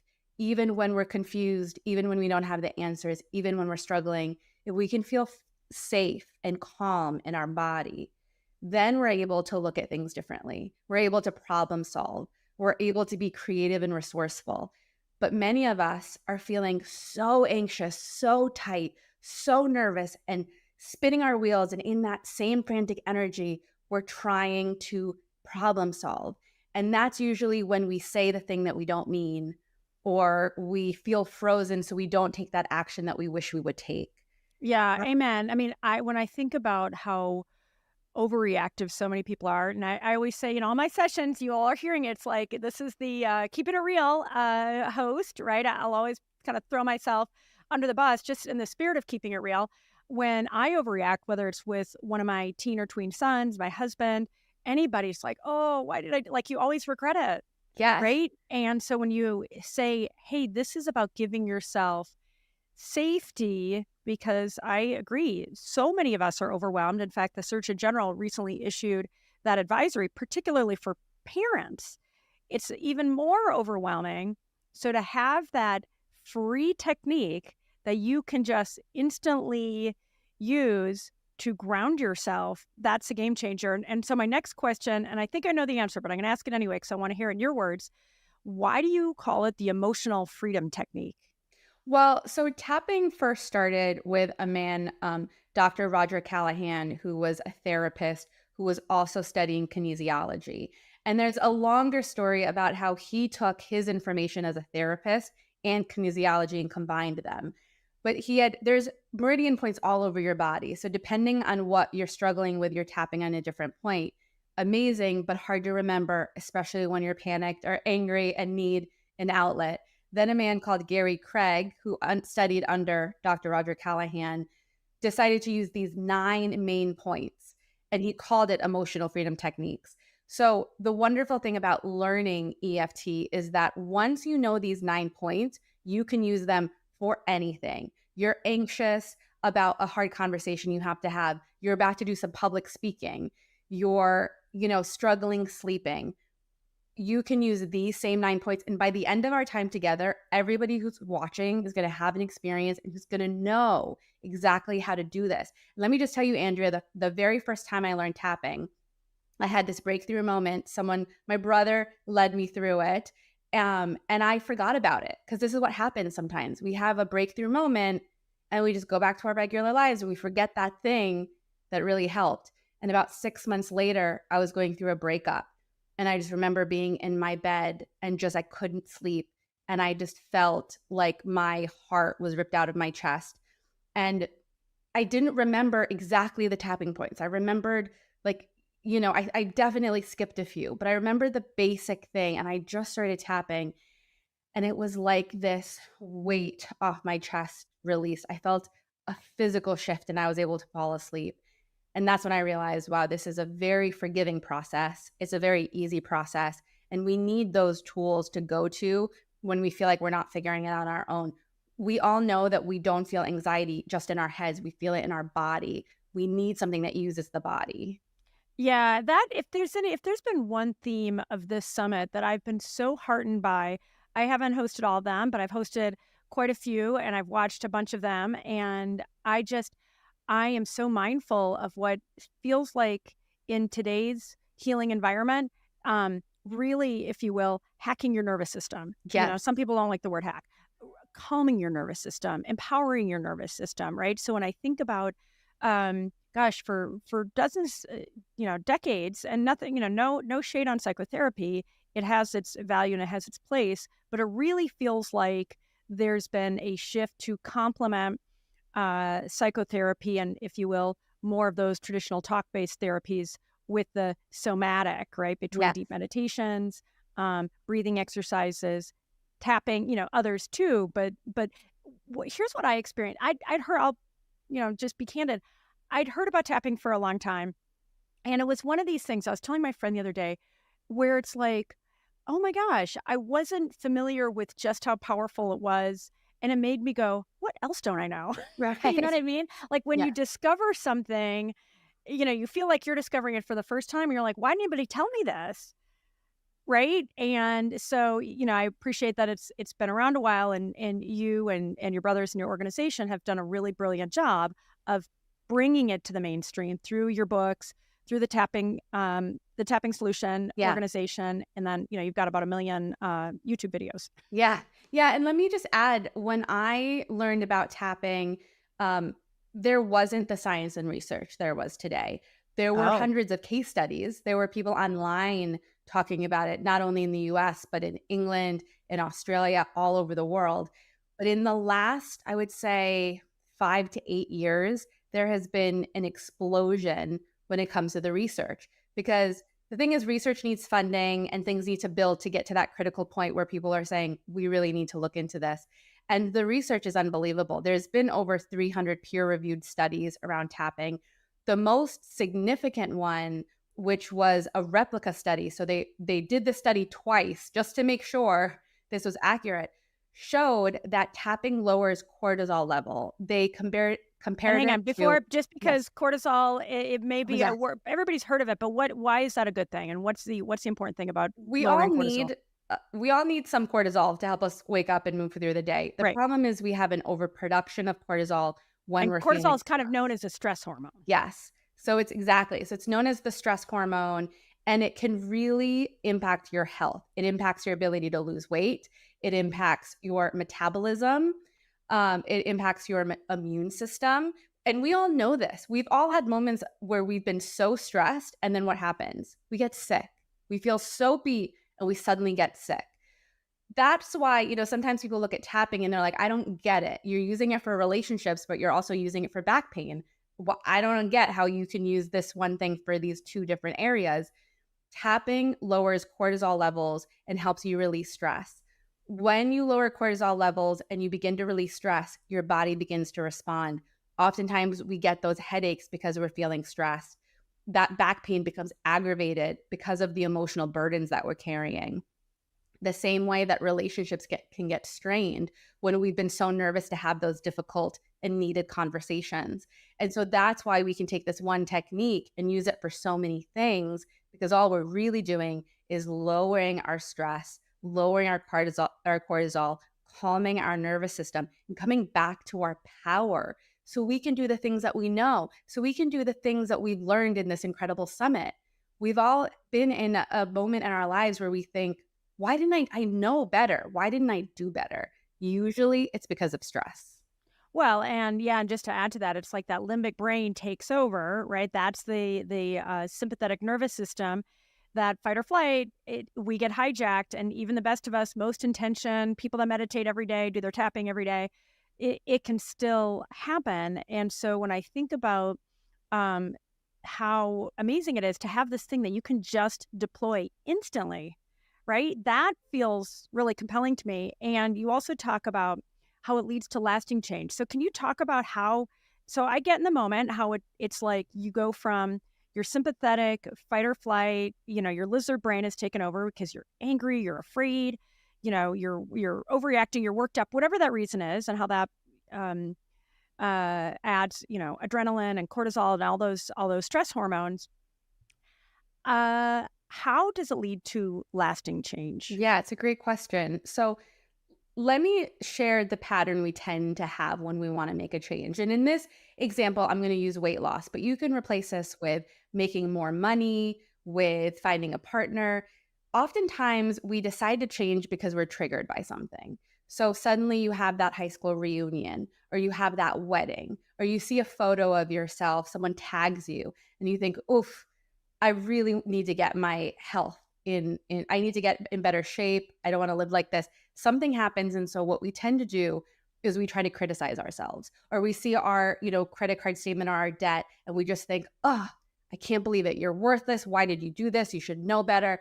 There is shame, there's embarrassment, there's struggle, there's pain. This is a tricky thing. For a very short time, that pain works because you say, okay, I'm going to start the diet. I'm going to be conscious of my finances. I'm going to take this action.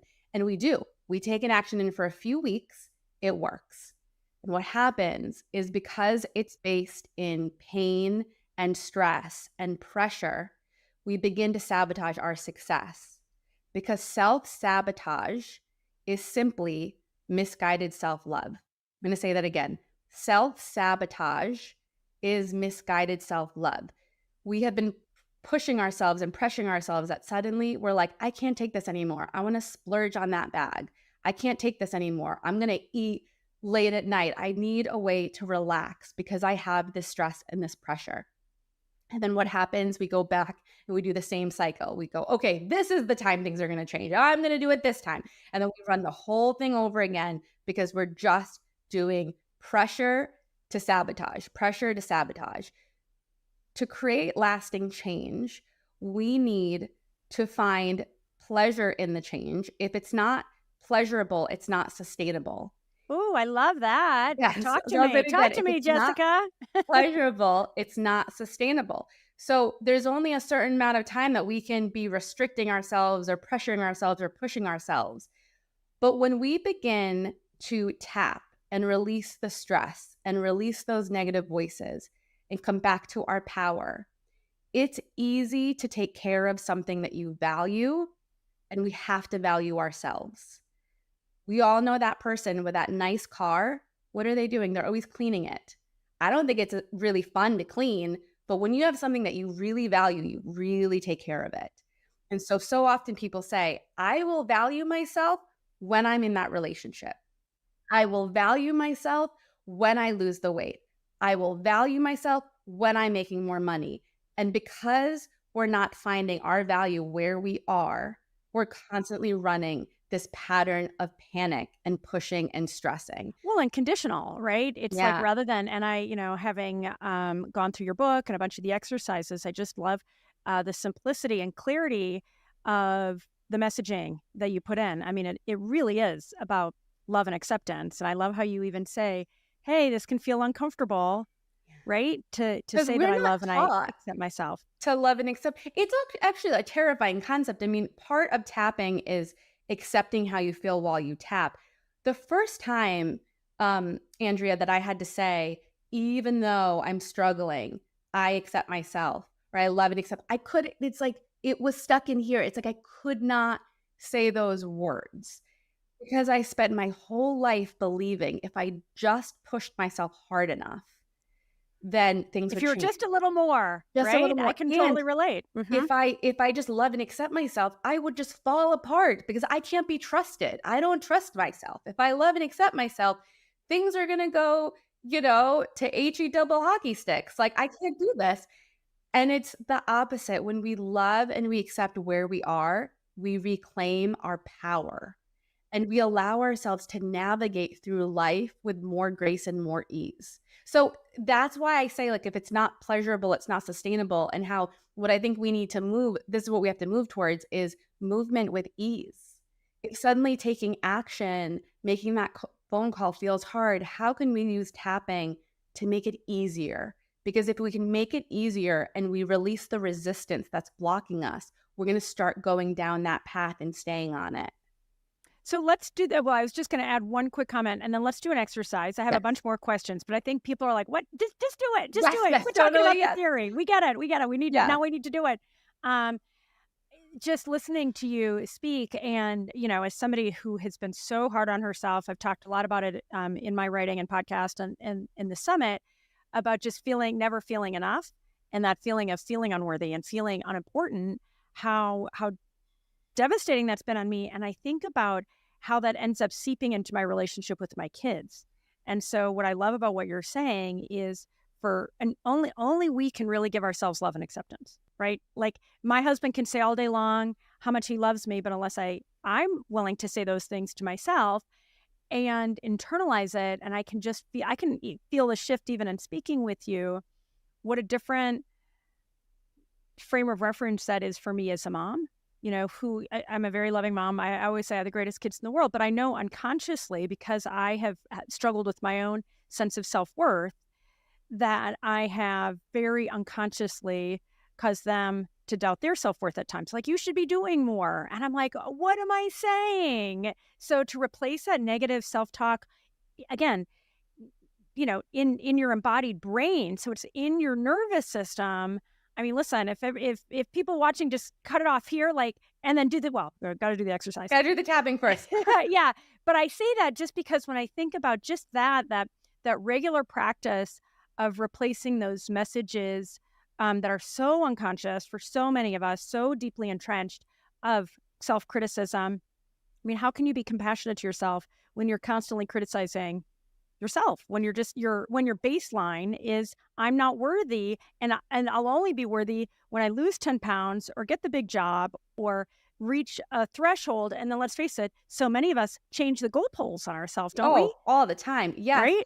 Yes. And to your point, you brought up your sons, but I want us to think about something else. Think about any child, right? You want this child to succeed. Now imagine that you're criticizing the child. You should be doing better. You should be doing more. You're not enough. Get it together. Is that an environment where that child can thrive? No. So why do we expect ourselves to thrive in that when same we environment? Speak when that's the tape we have running in our head. And so what I'd love to do is do some tapping on the critical voice, because there's a resistance to address it and to begin to let it go. And I will say this is a practice. We've had some of us are critical voice for decades and decades. But with this tapping, what I'd like to do is focus on the resistance we have to letting it go and open to more acceptance. Does that sound like a good idea? I love it, because I have a very loud, very aggressive critical voice that has dominated for a long time. So this is right up my alley. Yes. And I just want to chime in by saying, everybody watching and listening, do the exercise with us. And to the extent, I'm sure, Jessica, you'll say, a lot of times you need to do it multiple times. You'll obviously guide us on how many times you want to do it now. But if it makes sense to pause the video, do it another handful of rounds so you feel better, that is the whole point. The whole point in this is to feel better. And then you've got your A game. But if you're feeling bad and overwhelmed and that pressure on your chest, I mean, I have lived with that pressure on my chest a long time. It's the worst.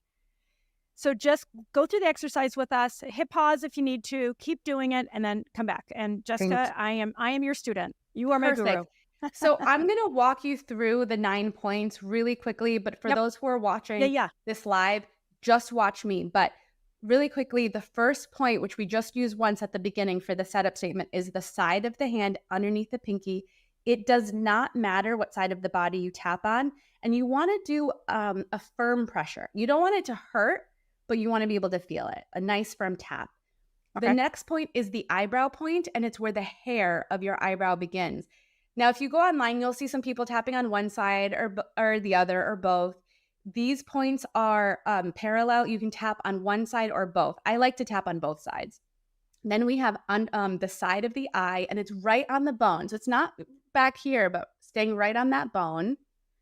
Perfect. Then we have underneath the eye on the bone, underneath the nose and the upper lip, underneath the mouth, which is the crease between your lip and your chin. Then your collarbone point, if you feel your collarbone, and go down an inch on either side. If you're not sure you're getting it, you could also use your whole hand. I've seen you. I like that one. That feels good to me. Then we have underneath your arm. It's about a hand width from your armpit. For ladies, it tends to be where your bra strap lies. Perfect. And then the very top of the head.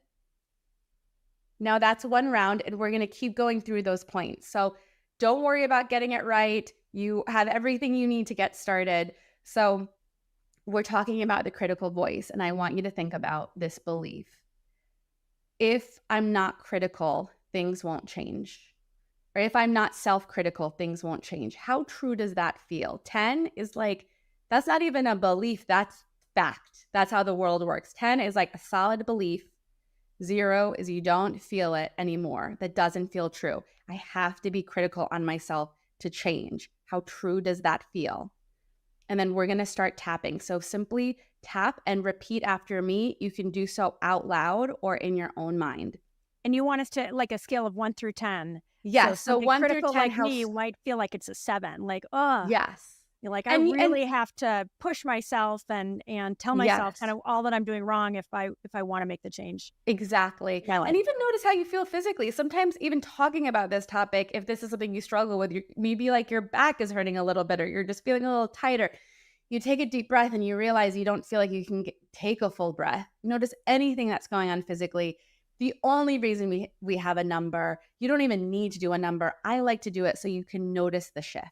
Okay, but this is totally for yourself, totally subjective, just for you to be able to experience. Sometimes we just move 2 points and it gives us that encouragement to keep going. Sometimes it's such a shift that I've tapped with people and they'll be like, well, I wasn't really that stressed anyway. And I'll be like, you were red in the face and, like you were pretty stressed. I think you just forgot because you got zen'd out with the tapping. So just to let us track our own progress. That's great. So, Andrea, if you could repeat after me, that would be a big help. Yeah. So tap on the side of the hand. Even though part of me believes that I have to be critical, or things won't change, I honor how I feel. And I give my body permission to relax. Even though I picked up this belief, somewhere in my childhood, that I have to criticize myself, to be good enough, I love and accept myself now. Even though it's hard to say those words, and it's hard to be kind to myself, I honor all of these feelings. And where I am on this journey. And I choose to relax my body now. Okay, that's called the setup statement. That's setting us up for the rest of the process. We're going to tap on the eyebrow point, and we're going to give a voice to how we're feeling. So we're going to allow ourselves to be a little negative here. We're just bringing it up to let it go. So repeating after me, Andrea, I have to be hard on myself. Side of the eye, I have to push myself. Under the eye, I have to be critical. I have to be critical. Under the nose, and I have to do things perfectly. And I have to do things perfectly. Under the mouth, somewhere in my past. Somewhere in my past. Collarbone, I picked up this belief. I picked up this belief. Under the arm, and I've been carrying it with me for years. And I've been carrying it with me for years. Top of the head, it's comfortable. It's comfortable. Eyebrow, I know it so well. I know it so well. Side of the eye, and part of me is scared. And part of me is scared. Under the eye, I'm scared to let it go.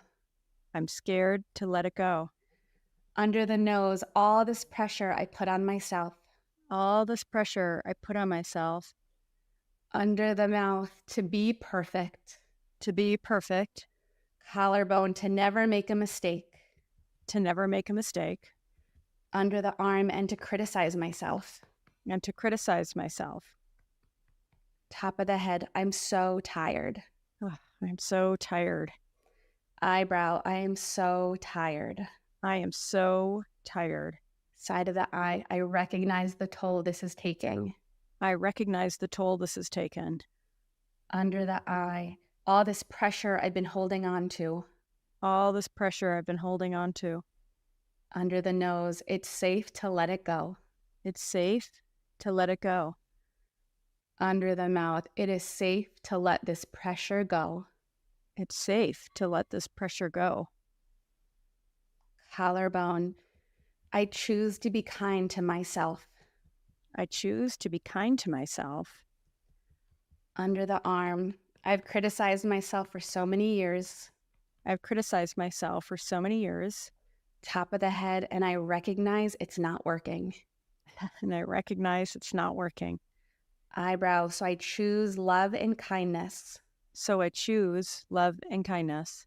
Side of the eye, and I'm ready to see what happens. And I'm ready to see what happens. Under the eye, releasing this resistance from my body. Releasing this resistance from my body. Under the nose, it's safe to love myself more. It's safe to love myself more. Under the mouth, and to be kind to myself. And to be kind to myself. Collarbone, I have come so far. I have come so far. Under the arm, and I honor my journey. And I honor my journey. Top of the head, I practice love and acceptance. I practice love and acceptance. Eyebrow, and next time I'm struggling. And next time I'm struggling. Side of the eye, I remember that I don't need criticism. I remember that I don't need criticism. Under the eye, I simply need a gentle voice. I simply need a gentle voice.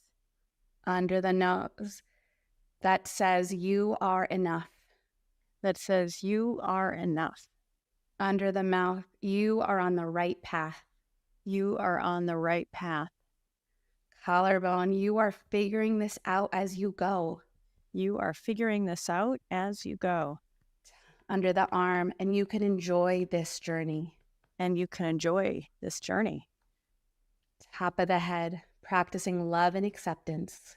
Practicing love and acceptance. And opening myself up to all the possibilities. And opening myself up to all the possibilities. All right, take a nice deep breath in. And exhale. Take a moment to move your shoulders, just come back to your body. Notice how you feel. Take a nice deep breath in and notice how that breath feels. Think about that old belief, I have to be critical on myself to change. I have to be critical on myself to change. How true does that feel? Does that resonate with you anymore? Andrea, how was your experience? It's beautiful. Like I am really amazed by the just in such a short amount of time, that shift. And honestly, I'm like, get out of my head, Jessica. How'd you know that's the exact thing I needed? Like, really, that was wonderful. My only thing was like, can we keep going? Say more, Yeah. say more about how I love and accept myself. I love Yes. it. But and I would say, I mean, quite honestly, for anybody who did that with us, pause. And I just love that setup statement. Even that, I felt a shift.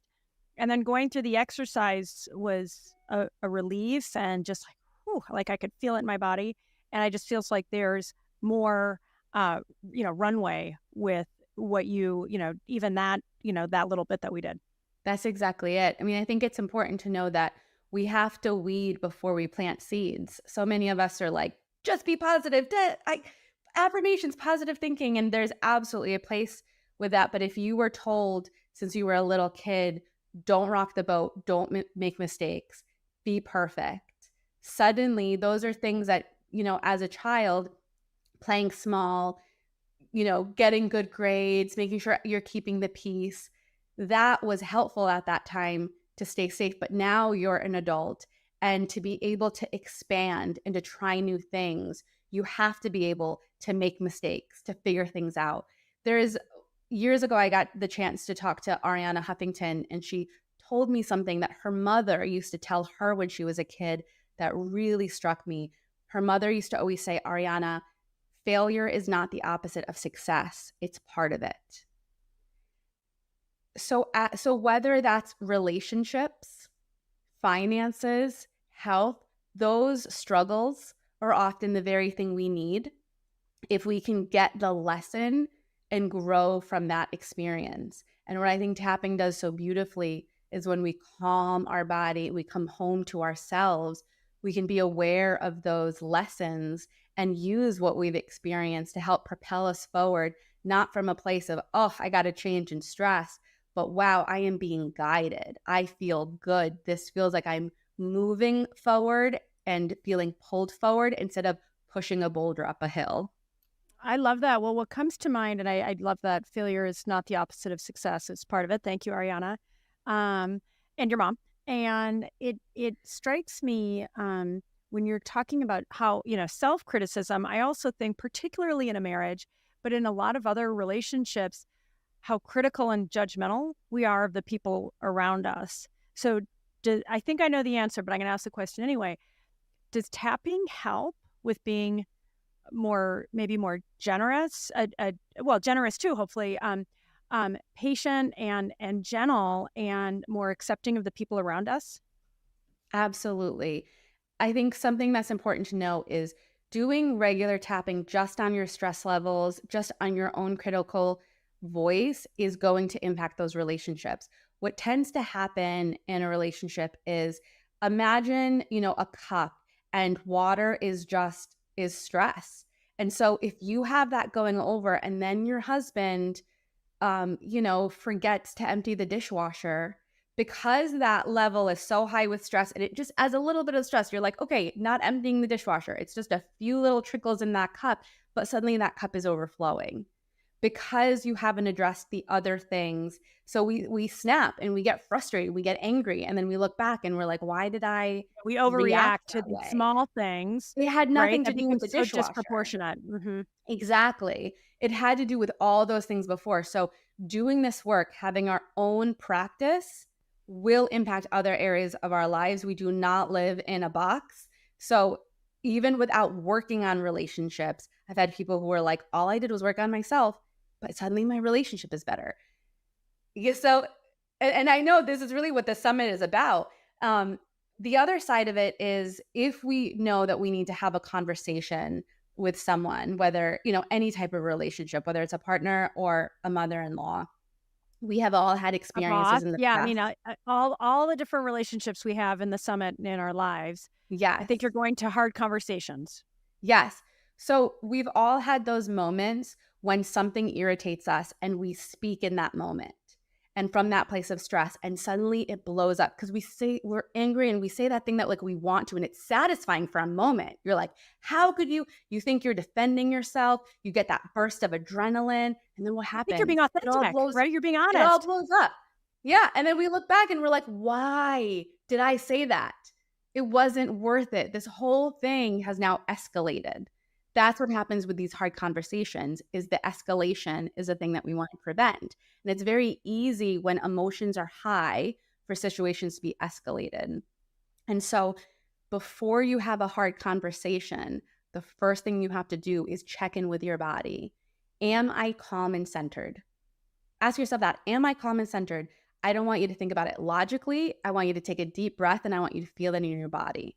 Because if you feel calm and centered, it does not matter whether you have the perfect script or perfect words to articulate yourself perfectly. It's like the words will come because the intention there is you're calm. And if there is a storm, because maybe sometimes we're dealing with people who create a storm no matter what. And so say there's that person who creates the storm, we're this grounded oak.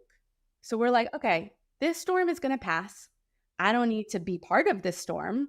I could be this rooted, strong oak that can articulate what I need within the storm. But most times it doesn't escalate because we're coming from that centered place. So again, it's not about the perfect language. It's about, let me tap on my feelings. Here's a tip. If you know there's certain things you need to say them out loud to yourself while you tap and notice how you feel. Because sometimes, they get stuck in our throat. Or sometimes when we calm our body, we realize, that might not be the best way to put it. I wouldn't really like I wouldn't like someone to say that to me. All those things you're able to think clearly when your brain is back online and you're not in that state of like fight or flight. And well, so that just to even interject there. I mean, I have a board meeting this afternoon, and I was, rehearsing. I'm guiding the board. I'm the CEO. I feel like for any important conversation, 1 or 2 rehearsals is really a pro move, right?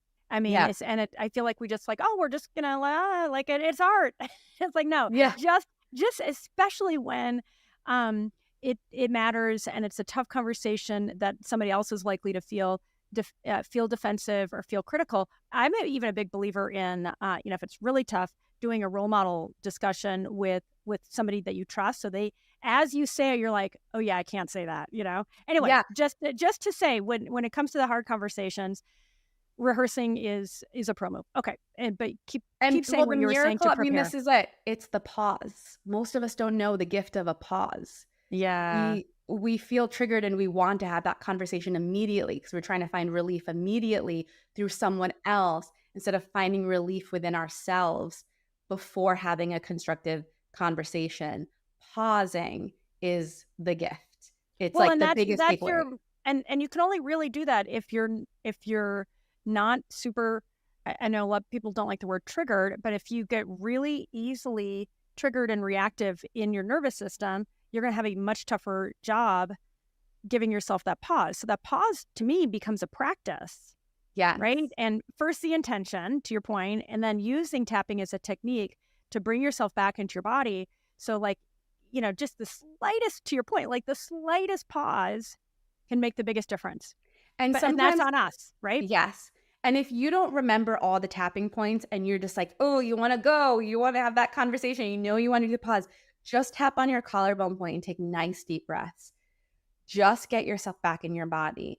Andrea, I'm sure you've heard the advice, and like to each their own. Everyone has a different perspective on life, but there's the old advice floating around, don't go to bed angry. I do not believe in that. Sometimes I think a good night's sleep is the best thing that you could do. It's a pause. Sometimes you don't need to stay up late when you're upset. Sometimes the best thing you need to do is self-care. Tapping, taking a step away, taking a walk, coming back refreshed. And I love your advice about rehearsing those things and reflecting on how that sounds. Yeah, I'm a big proponent of sleep and just rewinding to the hard conversations. So you ask yourself and you feel it. Am I calm and centered enough? I was kind of smiling as you said it. My 14-year-old, when things get heated in our family, I'll say, we're not having a discussion. We're not making a decision until everybody's calm. And through gritted teeth, he's telling me how calm he is. Dude, like, come on, hello.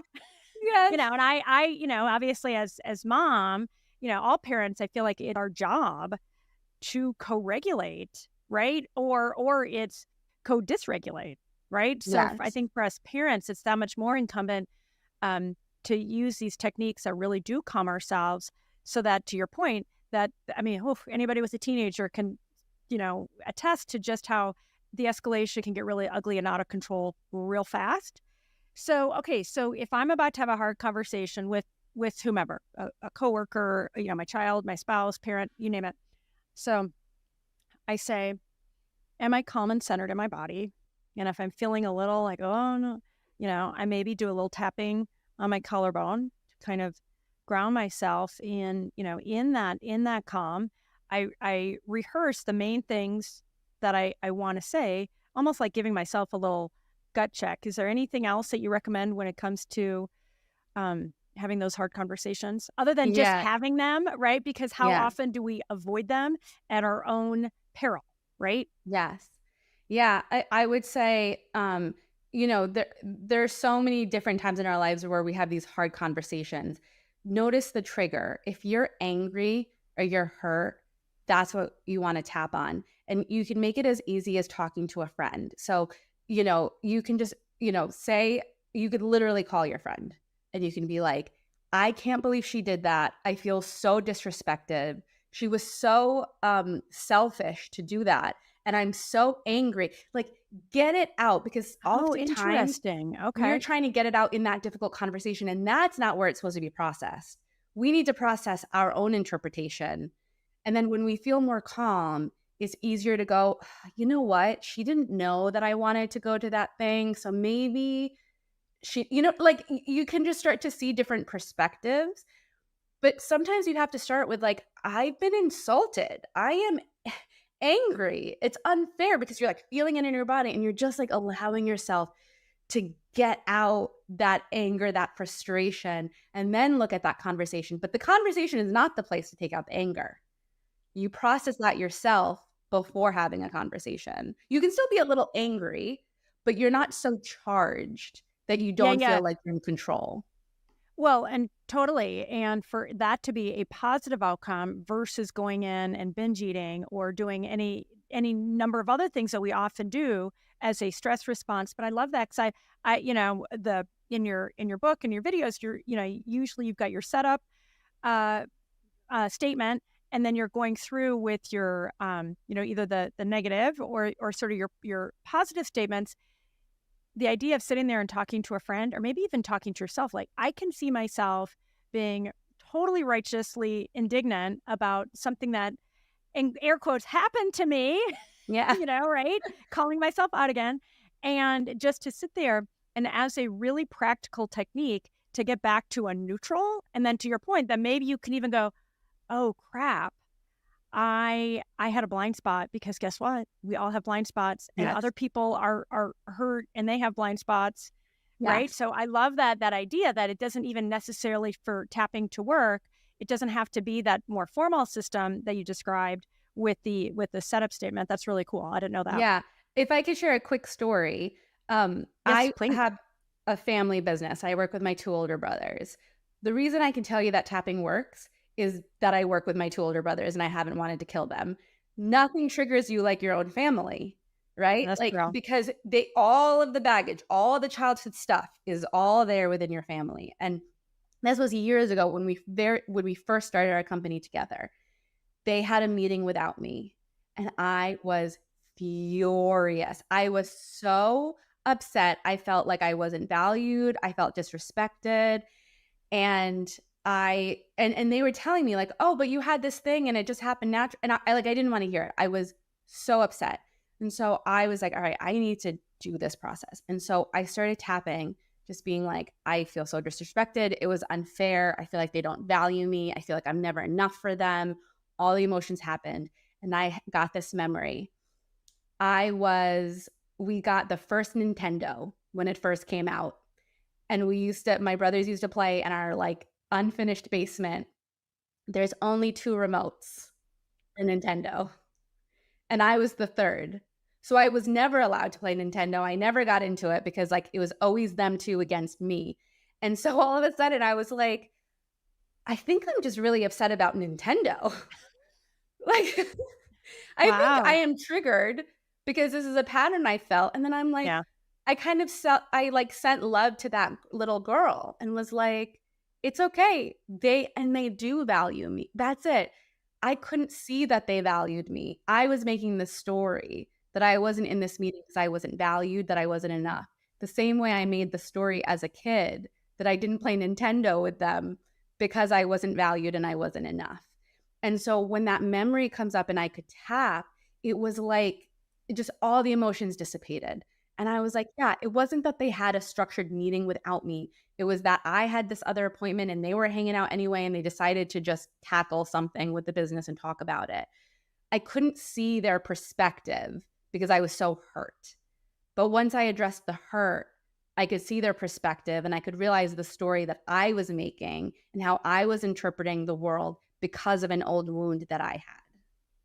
Oh, I love that. And I know so many of us fall into that same trap. I mean, we create meaning based on our own hurt and heartache and then foist that upon our spouses, often our coworkers and bosses, kids, you name it, parents, siblings, you name it. By the way, I work with my brother and sister too. So we're going to have a little love fest after this session. 'Cause like you, it's like such a gift to work with my siblings. But I say that in all sincerity, like we ascribe malintent to people, and it's like we're in our own echo chamber in our heads. And so wisdom to me says, okay, take the pause. And then let me start. Oh, I got to figure out the right way to start.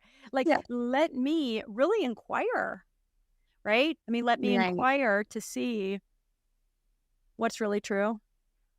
It's like, oh, okay, that's a gift. And the biggest mistake we make is we try to think about it when we're in that state. So sometimes people are like, I'm trying to figure out what to tap on because I'm trying to think about where this, and I'm like, don't think, just tap. Calm your body, and then go from there. And oftentimes that's when we begin to make the connections or we gain new perspective, is just when we come home to ourselves and come back to our body. Yeah, that coming home to yourself is so important. And there are a lot of ways to do it. But when I think, like I said, I have a deep meditation practice, but man, when things are kind of getting spicy on a Thursday afternoon, I don't have 40 minutes, to go into the nothing, so to have that tapping as an instant tool, you could like go in the bathroom, just take a step away, giving yourself, it sounds like quite literally a minute. And let me actually ask you that. I've got two more questions before we wrap up. What do you recommend for a really effective tapping practice? Now, you've talked about like hard conversations and different ways as things bubble up. I'm mad at somebody who I felt did me wrong. I'm tapping kind of almost reactively. What is a proactive practice? How long, is it daily? How long should it take? Can you just give your recommendations for that, please? Yeah, I think it's important to check in and ask yourself, when does life feel overwhelming? In the morning or at nighttime? Usually it's one of those two. It's the morning, we're feeling anxious, we're feeling stressed. It's the end of the day. It's like all of the worries come up and we have trouble sleeping. Find those moments and just give yourself 2 minutes. And I start with 2 minutes because we all can find 2 minutes. You mentioned my book, but really what I'm most proud of is with my brothers, we've created the Tapping Solution app. And we also have, we can come back to here and tap to even the conversation we had here. You can rewind and do that tapping. If you can just allow yourself to be guided, 2 minutes, 5 minutes, 10 minutes. This isn't like an hour practice. I find that like doing it in short bursts is the best thing. But I say 2 minutes because we all can find those 2 minutes to just calm our nervous system and go from there. And sometimes, when you're already in the process, it's like when you tell yourself to work out for 2 minutes, you tend to work out longer. Like you could tend to like, tap I've done longer, 2, but I can do 10, Yeah, exactly. But it's not, more isn't always better. It's really just checking into what you need. And like sometimes it's like the shift is quick. Sometimes you need to focus a little more on something. So I know we always love like exactly what should I do? There is no exact, but I will tell you just 2 minutes of tapping and you will begin to feel a shift, and that will open the door to so many amazing things. Okay, actually, I said I had 2 more questions, but I said 2 and I asked 1, but I do genuinely have 2 more. One, help me understand the negative, that it seems a little counterintuitive that often your recommendations are like start with the negative, like, whether it's, I need to be hard on myself or, these things, it feels a little counterintuitive. So why do you sometimes start with the negative? Because oftentimes starting with the positive is like staring at a garden full of weeds and saying, there's no weeds, there's no weeds, there's no weeds. And you're like, well, there is. And it can't land. Like the positive can't land. If you're feeling okay and you want to just like elevate your vibration, your energy, you can fully tap on the positive. You could say only positive things and amazing things can happen. It's a beautiful practice.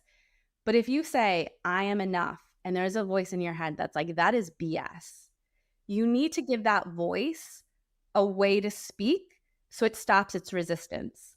What we resist persists. So when we give a voice to that criticism, to those doubts, it's like they don't have power over it. We can see them, but they don't control us like they did before. So you bring up that negative thing to release the charge so that you say it again and you go, I'm not charged. Yes, that was a thought. It was a belief. Maybe I want to try something else. I want to choose that I am enough. And it feels easier to do so. Got it. I love that. That helps a lot. It's like back to, keeping it real. Okay. So sincerely, my last question is when it comes to using tapping with children, whether they're the littles, the teens, the tweens, what do you recommend? And by the way, I totally get we as parents, how we show up as parents is a huge part of it. If I'm showing up stressed out, I know it's gonna, if things are a little tense with my kids, it's gonna tip into drama and chaos. If I'm whole and joyful, that helps. Okay, so just saying, like show up in sort of best possible place. But let's face it, as parents, we are sometimes going to be stressed, and even if I'm joyful, my kids can still be let's say challenging. So what do we do when we're parents with teens? How do we use tapping? Yeah, so it really depends on the age, but kids tend to love tapping. My mother was a school psychologist for 25 years at an elementary school and used tapping all the time with kids. A lot of times kids have big feelings. And again, it really depends. I have a 5-year-old, you have how old is your oldest? They're 11 and 14. Yeah, 11 and 14 and a 5-year-old are very different. So yeah, a 5-year-old, for example, he feels upset, but he'll have trouble articulating why he's upset. He'll have like a big feeling, but really saying why he has that feeling, he's not sure, but it's so physical for them. They're so in tune with their body. And so that's why they can kind of like lash out or hit or have trouble sleeping. Like kids really experience emotions with their whole body. And so simply tapping and saying like, even though I'm so angry right now, I'm still a good kid. Oh, I'm angry. I wish that didn't happen, but I'm still a good kid. And you have to follow. We have tapping meditations for kids depending on ages, but if you're just going off, I would just start with acknowledging how they feel quickly and then moving towards how you'd like them to feel. And if you notice they're like, ooh, then spend a little more time being like, I'm angry. This was unfair. They shouldn't have done that.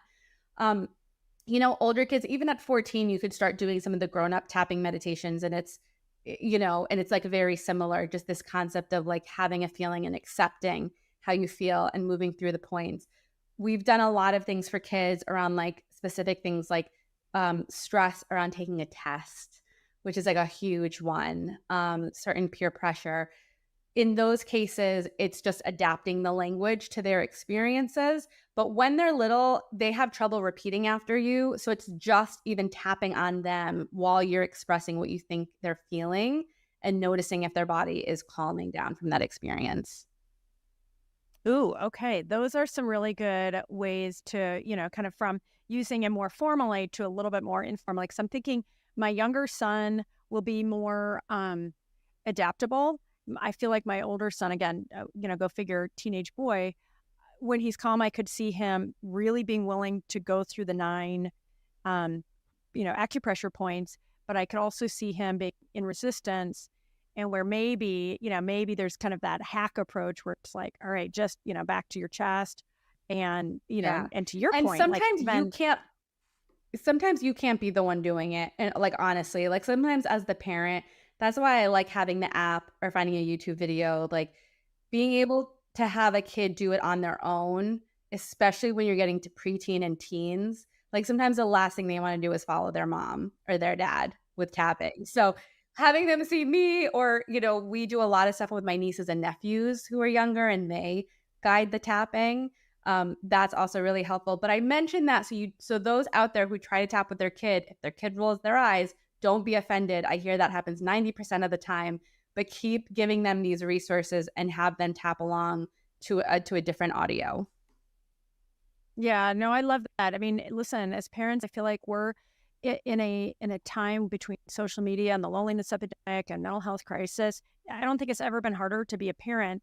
And so I love for us to be armed with something that's free, that's always instantly accessible.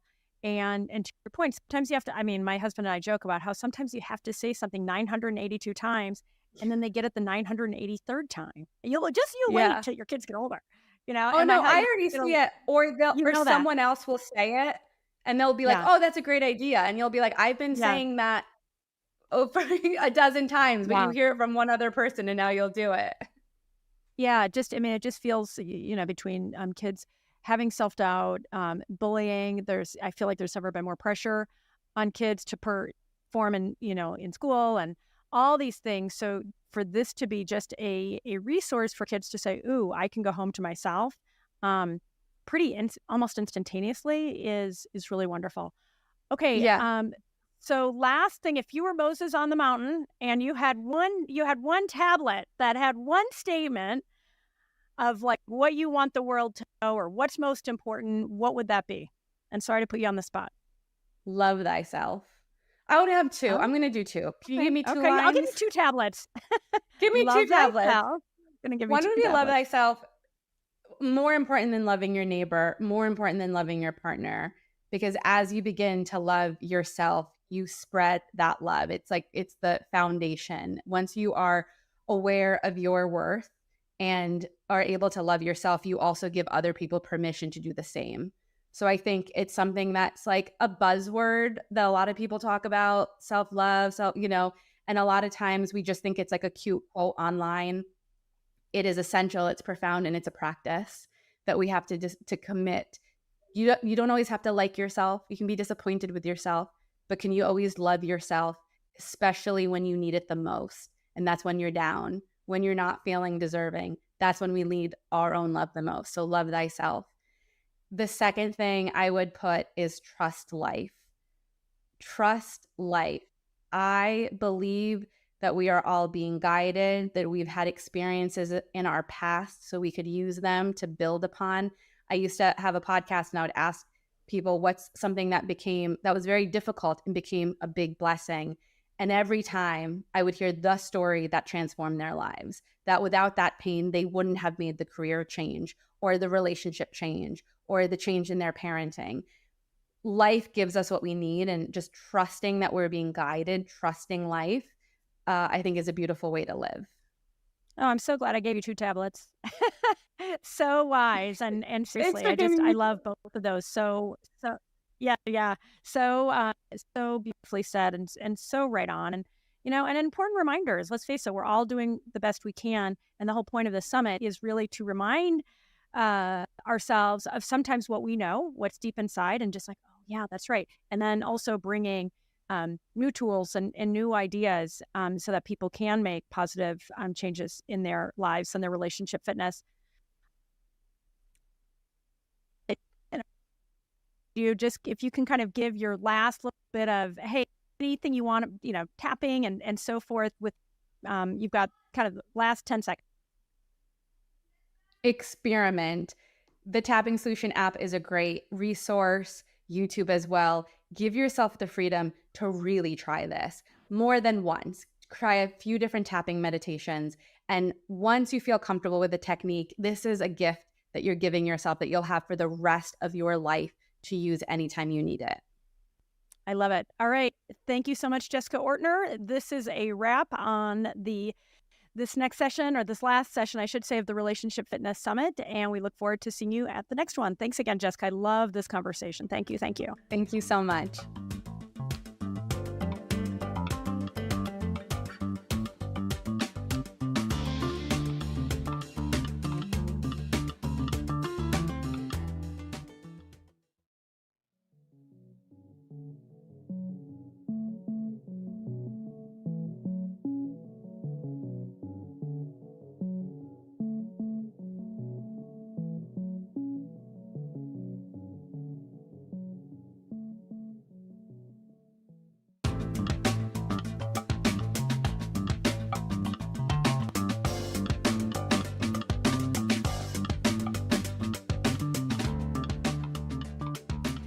Welcome to another amazing session of the Relationship Fitness Summit. I'm your host, Andrea Miller. I am so delighted to be here with Dr. Dan Siegel. We're going to be talking about a lot of the good stuff, being seen and heard, compassion, kindness, the power of moi, and getting intraconnected. I promise we'll talk about what those things are. So just stay tuned and more. But before we get into it and I introduce our guest, please do check out the Relationship Fitness Facebook page. There's going to be so much great conversation about this session in particular, because Dan is such a beloved figure. I know so many of you guys are so excited to hear from him, and you're all going to want to share, oh yeah, that's my favorite book, and blah, blah, blah. So tune in there. And with no further ado, I'll introduce Dr. Dan Siegel. He is a renowned psychiatrist who received his medical degree from Harvard and completed his postgraduate medical education at UCLA with training in pediatrics and child, adolescent, and adult psychiatry. Dan is a pioneer in a field called interpersonal neurobiology, which explores the connections between the brain, the mind, and relationships. He is a clinical professor of psychiatry at the UCLA School of Medicine. He's the founding co-director of the Mindful Awareness Research Center at UCLA and is the executive director of the MindSight Institute. He is the brilliant mega best-selling author of 21 books, holy smokes, and is a truly radiant human. Welcome, Dan. Thank you. Thank you, Andrea. Thanks you for having me, and thanks for that beautiful introduction. Yeah, I and the Your Tango team, we are super fans. There's a lot to cover, and there's just never enough time with you. So I'm going to just go ahead and get started. You talk about the lie of the separate self. What do you mean by that, and why is that so foundational to your work? Yeah, thank you. You know, Andrea, it's such a great way to begin. If we take that four-letter word, self, S-E-L-F, and just take a moment and feel what that word means in your life, what comes up for you? Ooh, well, you know what? I've been doing a lot of work, a lot of personal work, a lot of deep meditations. I told you I started my morning off with the circle of awareness or wheel of awareness, excuse me. So when I think self now, I feel so much more whole than I used to. So for me, I'm glad to say self feels really good for me now. Oh, beautiful, beautiful. Well, you know, for some people, self doesn't feel so beautiful and it can feel fractured. And for a lot of people in modern culture, that word self, people take it as the individual. And you may even be hearing this, either Andrea, you or all of your community, and say, well, isn't that obvious? Self is a synonym. It's the same thing as the word individual. So what I want to say is that understandable view that whatever my self is, whether it's feeling beautiful or not, it's separate from other selves.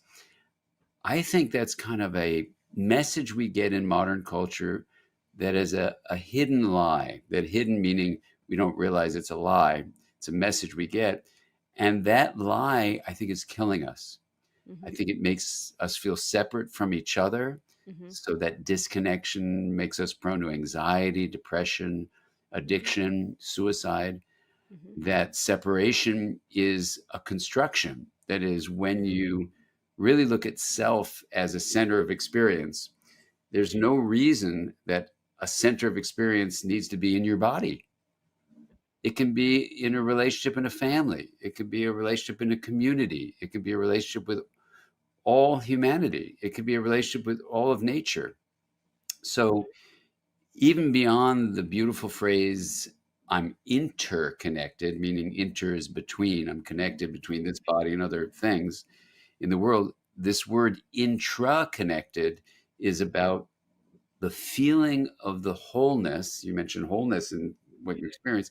This feeling of wholeness in the fact that we are woven with all of nature, with all of humanity, not just people who look like us, not just our family and friends, but actually we're a part of this wholeness that actually exists beyond what we call right now in this time to generations that came before us, generations that will come after us.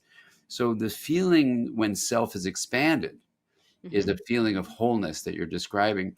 And, that view you can describe as a me in the body. That's my individual self.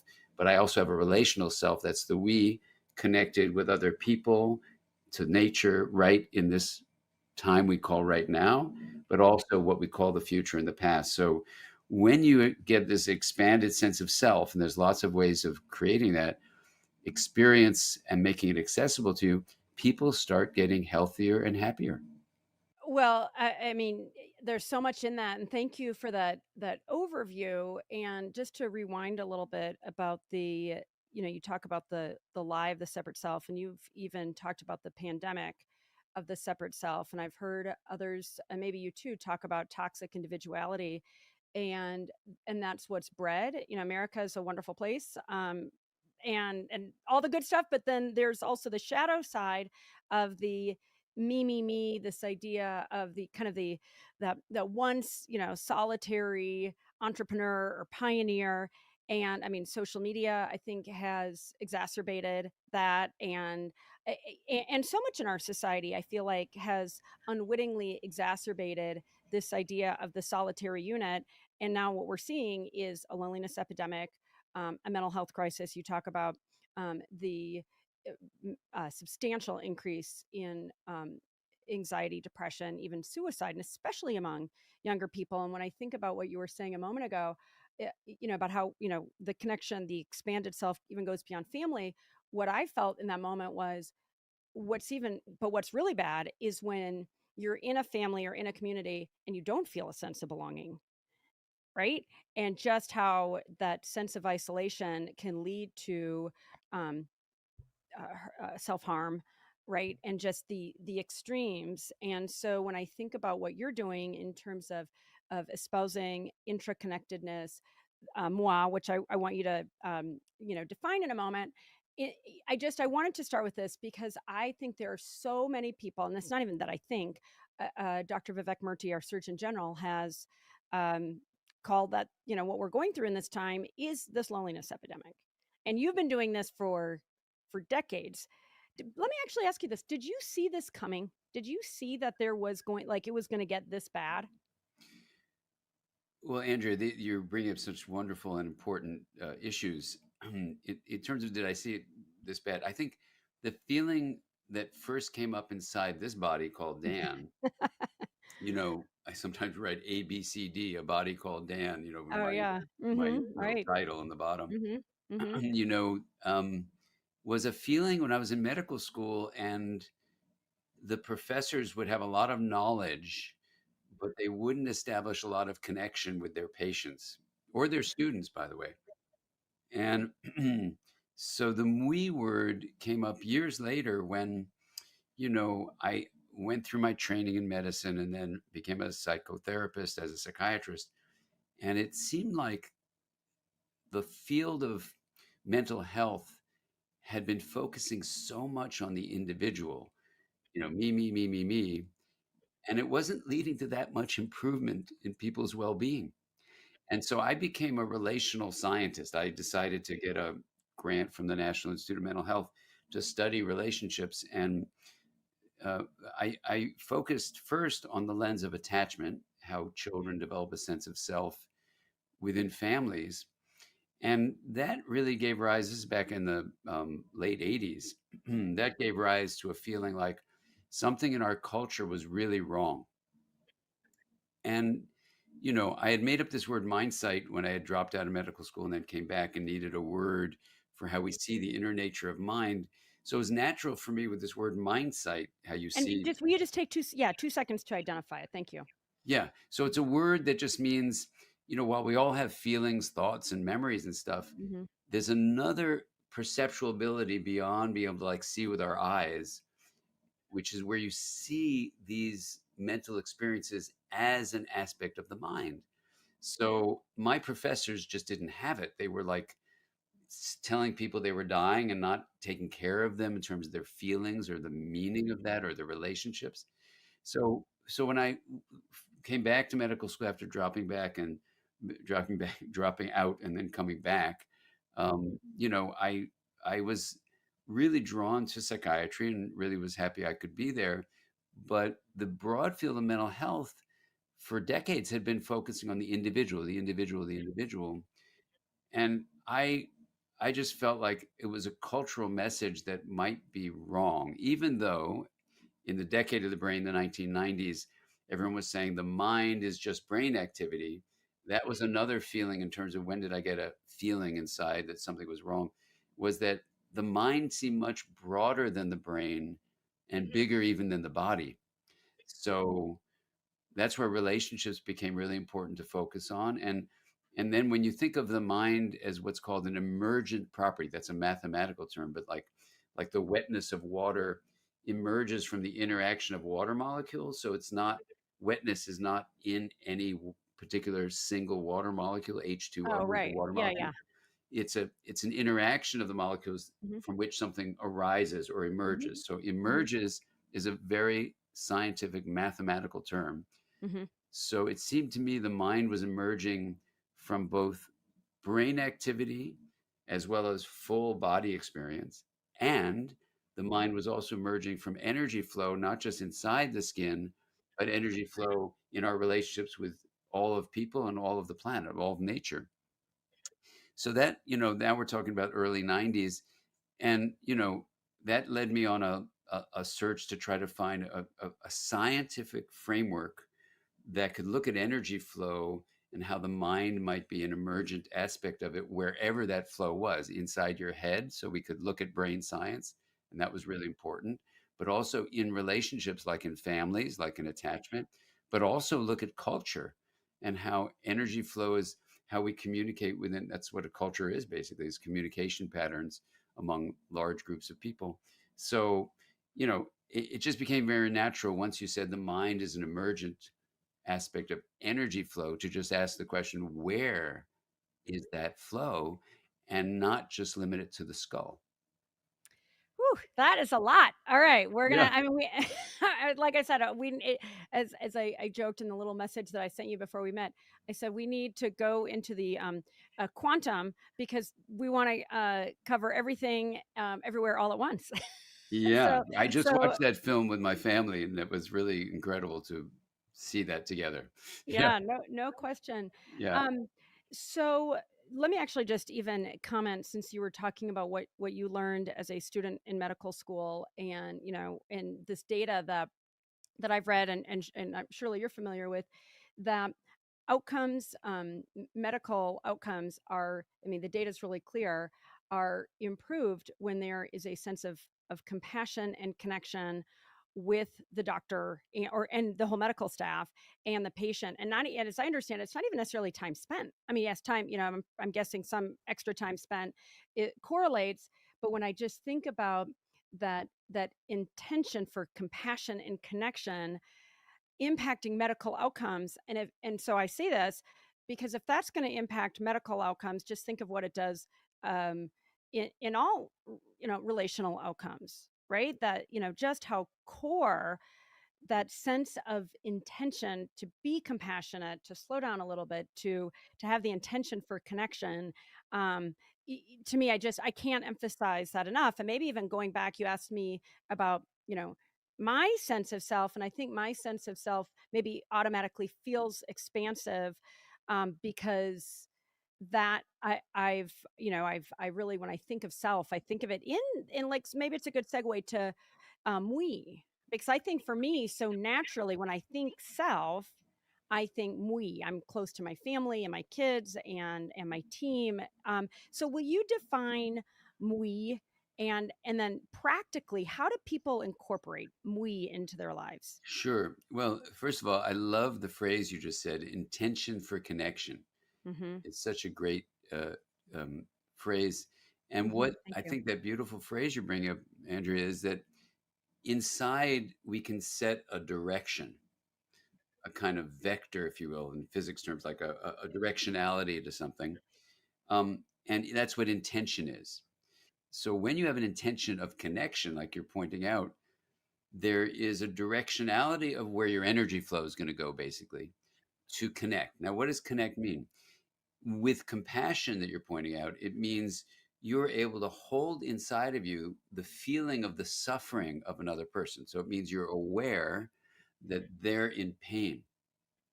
Now, once you take that awareness and you stay present with it, so you don't run away from it, and then you say, I wonder what this body called Andrea could do to help soothe the suffering of this person in front of me. How can I reduce that pain? That's so compassion has those three components. You perceive it and hold it in awareness. You then try to make sense of what you might do. How do you understand this suffering? What could you do to reduce that suffering? And then you do that thing, even if it's just bearing witness.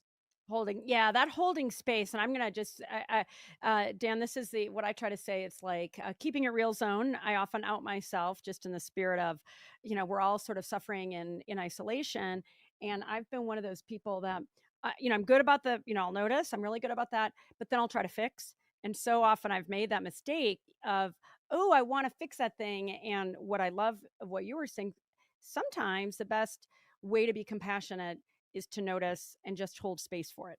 Yeah, but hold space where the person knows you're holding Right. space. You They don't like go in feel a it. closet and say, I'm holding space, and they have no idea. Right. Right, Yeah. right. I'm So holding it's holding space a while space. I'm watching a movie. I'm just holding that. There's a little space right next to you on the couch. Yeah, exactly. So that's where the phrase bearing witness, Yeah. the person suffering sees that you care and you're Mhm. being with them. And this brings up your question about the mui, So let's talk about that act of compassion.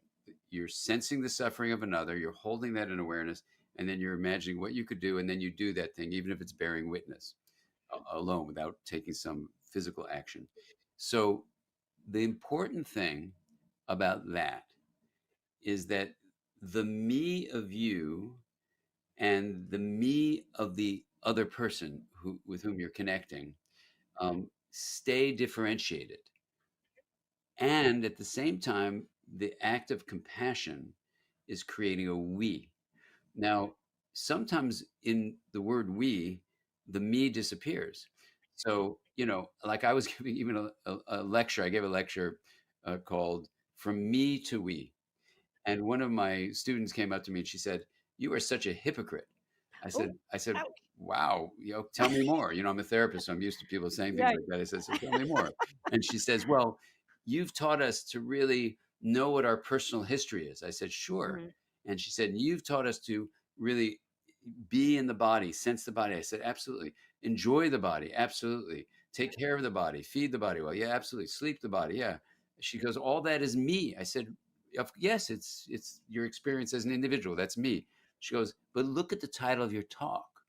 Me to we is a phrase that implies get rid of me and go all the way to we." And I go, "Oh my God, you are so right." She goes, "Well, come up with something else. You're always teaching, to have this integration thing where things are differentiated and linked." I said, "Okay, well, if things are differentiated and linked, then you need something with me and also we. So maybe embrace the importance of me and also bring in the we." She goes, "That's too clunky." So I said, "Okay, well, if you're going to make it shorter, it would be You something got a like." tough student over here. Those She are the was ones great. you like, right? And so I said, okay. So it's me plus we equals mui. And she goes, "That's it." So it was in that moment of her pushing back on what I thought was a cute title, me to we. But that's so meta too, right? I mean, that act of co-creation, right? Because if you weren't open to her, and if she wasn't open to you and willing, let's face it, I mean, that takes real chutzpah to say to a professor, especially one that's as renowned and esteemed as you, even though maybe you get a little pushback in your private sessions. But I just love that as an example of somebody saying they care enough to say, "Hey, doc," like you're being a hypocrite, and then you care enough to say, "Holy smokes, you're right," right? And that moment of co-creation, like something really compelling came out of that. Like, I just love it. So that's where mui came from. And what's been so exciting about the word mui, which is not a word in English or any language that we can find, combining me and we and making some essence of the each still present in the collective word, is that it tells you in this compassionate act, for example, you are a mui. And there's a joining of belonging as mui. And what so many people have said when they hear the word, like in the Wheel of Awareness, we end the whole practice with wishing us, well, as in these various versions of we. What people have described is that they tears in their eyes. They'll say, "I thought I had to make a choice between me or us, between me or we." But we, that word, somehow tells me I can have them not only both, but I can have this synergy when I combine the two into one. And that's what we mean by an expanded identity. That's like an improv, like the yes and. It's yes and all the way. Mhm. Yeah, I love that. In fact, okay, you want to hear what I just realized? Sure. There's muy and then there's moi, moi. Mm. Right? Yes. Don't those go right together? And you could say muy bien. Yes, exactly. Yes. All those things. I all those know, it's possible very things. fun. And we've gotten collections from other languages, Ionos, for example, in Spanish. But people familiar with the word me and the word we in English, even in other languages, are saying, why don't we just use muy as a universal across all languages? Yeah. So, but we had this project to collect, hundreds of languages of the version of we, but so far people have said, let's just use muy because it's a word you could say in any language. Well, let me ask you a crazy idea. I mean, have you explored, when I think back to like Sanskrit, one of the original, as I understand it, original languages, any chance you've examined whether something like that exists in Sanskrit or maybe some other indigenous language? I'm I've asked a mostly number of morbidly people curious. from indigenous, Mhm. modern indigenous cultures, and I haven't Mhm. found the word yet Mhm. for it. There's the idea of it, like Robin Wall Kimmerer beautifully describes it in the Potawatomi Nation that she's a member of, where people are really encouraged to differentiate their own gifts and then realize that putting in energy into cultivating your individual strengths and gifts and then offering them to the larger community is a way where the me and the we come together. She doesn't use the term, but absolutely, I think it's a principle. So no, I haven't checked out Sanskrit, but I would love to check out those languages. But I've asked people who are linguistics experts, and they haven't come up with a word yet. Well, I gotta say, I hope in time and through the summit and all your work that it just becomes incorporated into our global lexicon, right? Whether you're speaking Hindi or German or you name it, that we just ends up being this thing that we all and we feel it. And it goes along with the intra-connected word, where, as far as we can tell, there's no language has this term for what is the perspective of the whole and the connectivity within the whole. So we definitely have words like interconnected, interdependent. Thich Nhat Hanh has a beautiful term: interbeing, interwoven, interlaced. Um, all these beautiful words, but because the prefix of inter means a betweenness, its intention is, I think, very similar to intraconnected, but it unfortunately it kind of reinforces the separation. Yeah. So intraconnected was a word I made up. I was, after 3 days of being in nature with some colleagues, we came out of this alone time in nature. We were in a circle. Everyone was using the inter words, and it was my turn to speak last. And I just said, I really can't say inter. After 3 days, well, during the 3 days, I felt so much like I was this body called Dan, but I was also the rocks. I was the creek. I was the trees. I was the sky. And then coming out of that time in nature, people had a very similar feeling. So it wasn't just some strange thing in me. Well, But it put it, sounds mystical. It it was really, it that sounds like there was a very sort of sense of oneness. there really was. Mhm. And, my dear friend who passed away many years ago, John O'Donohue, used to use the word mystical a lot. I had never used it. I said, John, what does mystical mean to you? He said, Dan, a mystic, is someone who believes in the reality of the invisible. And John was a philosopher and a poet and an Irish Catholic priest, and he was an Irish mystic himself. And I am a scientist, but we were teaching together and writing a book together and all sorts of things before he passed.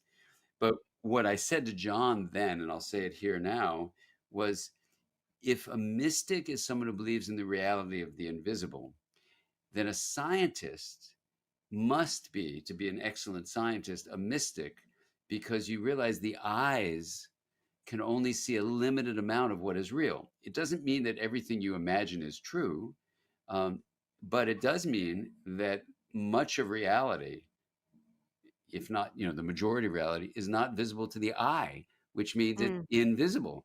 So I said to John, so let's go for it. And then we started working together, and it was just so much fun to see the wisdom John would share with people through poetry, through his reflections, through his work as a priest, and I would, offer similar things as a therapist. But, from a scientific point of view, once you go to the level of energy and make the proposal that the mind is an emergent property of energy, then you come to seek those who are experts in energy. And one set of those experts are physicists.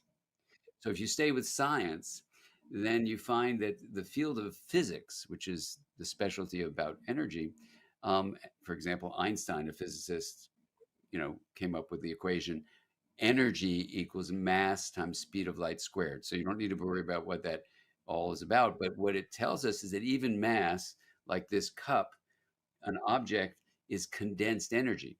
So I had the opportunity to spend a week at a monastery with 150 physicists, most of them quantum physicists. And so I said to them, well, hey, we have time. What's energy? Because, we have, light energy, so we can see each other, sound energy, the movement of air molecules, kinetic energy, that we can hear each other. We have, chemical energy and electrical energy. There's all sorts of forms of energy, but what is energy? And they said, oh, Dan, that's pretty straightforward. I go, okay, what is it? They go, energy is the movement from possibility to actuality. And then I said, hang on. Movement. Let me just get the movement from possibility to actuality. Okay. So I kind of was buzzing about that for a while. And I tried to draw it out in a drawing, and I showed them the drawing. They said, we don't have a drawing for it, but yes, that's what we mean. So basically, if you imagine at the bottom of a diagram, all possibilities are sitting there. And in physics, that's called the quantum vacuum. And some physicists like Arthur Zients, who was there at this meeting I was at, a retired, emeritus quantum physics professor from Amherst. So Arthur calls that the sea of potential. It's basically the formless source of all form. And that's physics speaking, not poetry. So, I feel like we're getting into deep into Eastern philosophy through a back door or through a wormhole. The resonance of quantum physics with indigenous teachings and contemplative teachings is astonishing. So I'm just hanging out with these physicists. They don't know anything about indigenous teachings directly. They don't know about contemplation. They're just quantum, I don't want to say just, but they are quantum physicists. That's why we're there. So I draw this graph for them. And then I've been doing this wheel of awareness practice for thousands of people. Now we're up to over 50,000, and getting people's results. And they would say things that basically in the wheel, you put pure awareness, the capacity of knowing, in the hub as a metaphor. You put the things that are the knowns, like what you hear, see, or smell, or taste, or think, on the rim. And then you have a singular spoke of attention that you move around. You know this, you did it this morning. I do it every morning as a practice. And basically, when people would get to the stage of bending the spoke into the hub itself and get into pure awareness, they would say things like, it's empty but full. It's timeless. I'm connected to everyone and everything.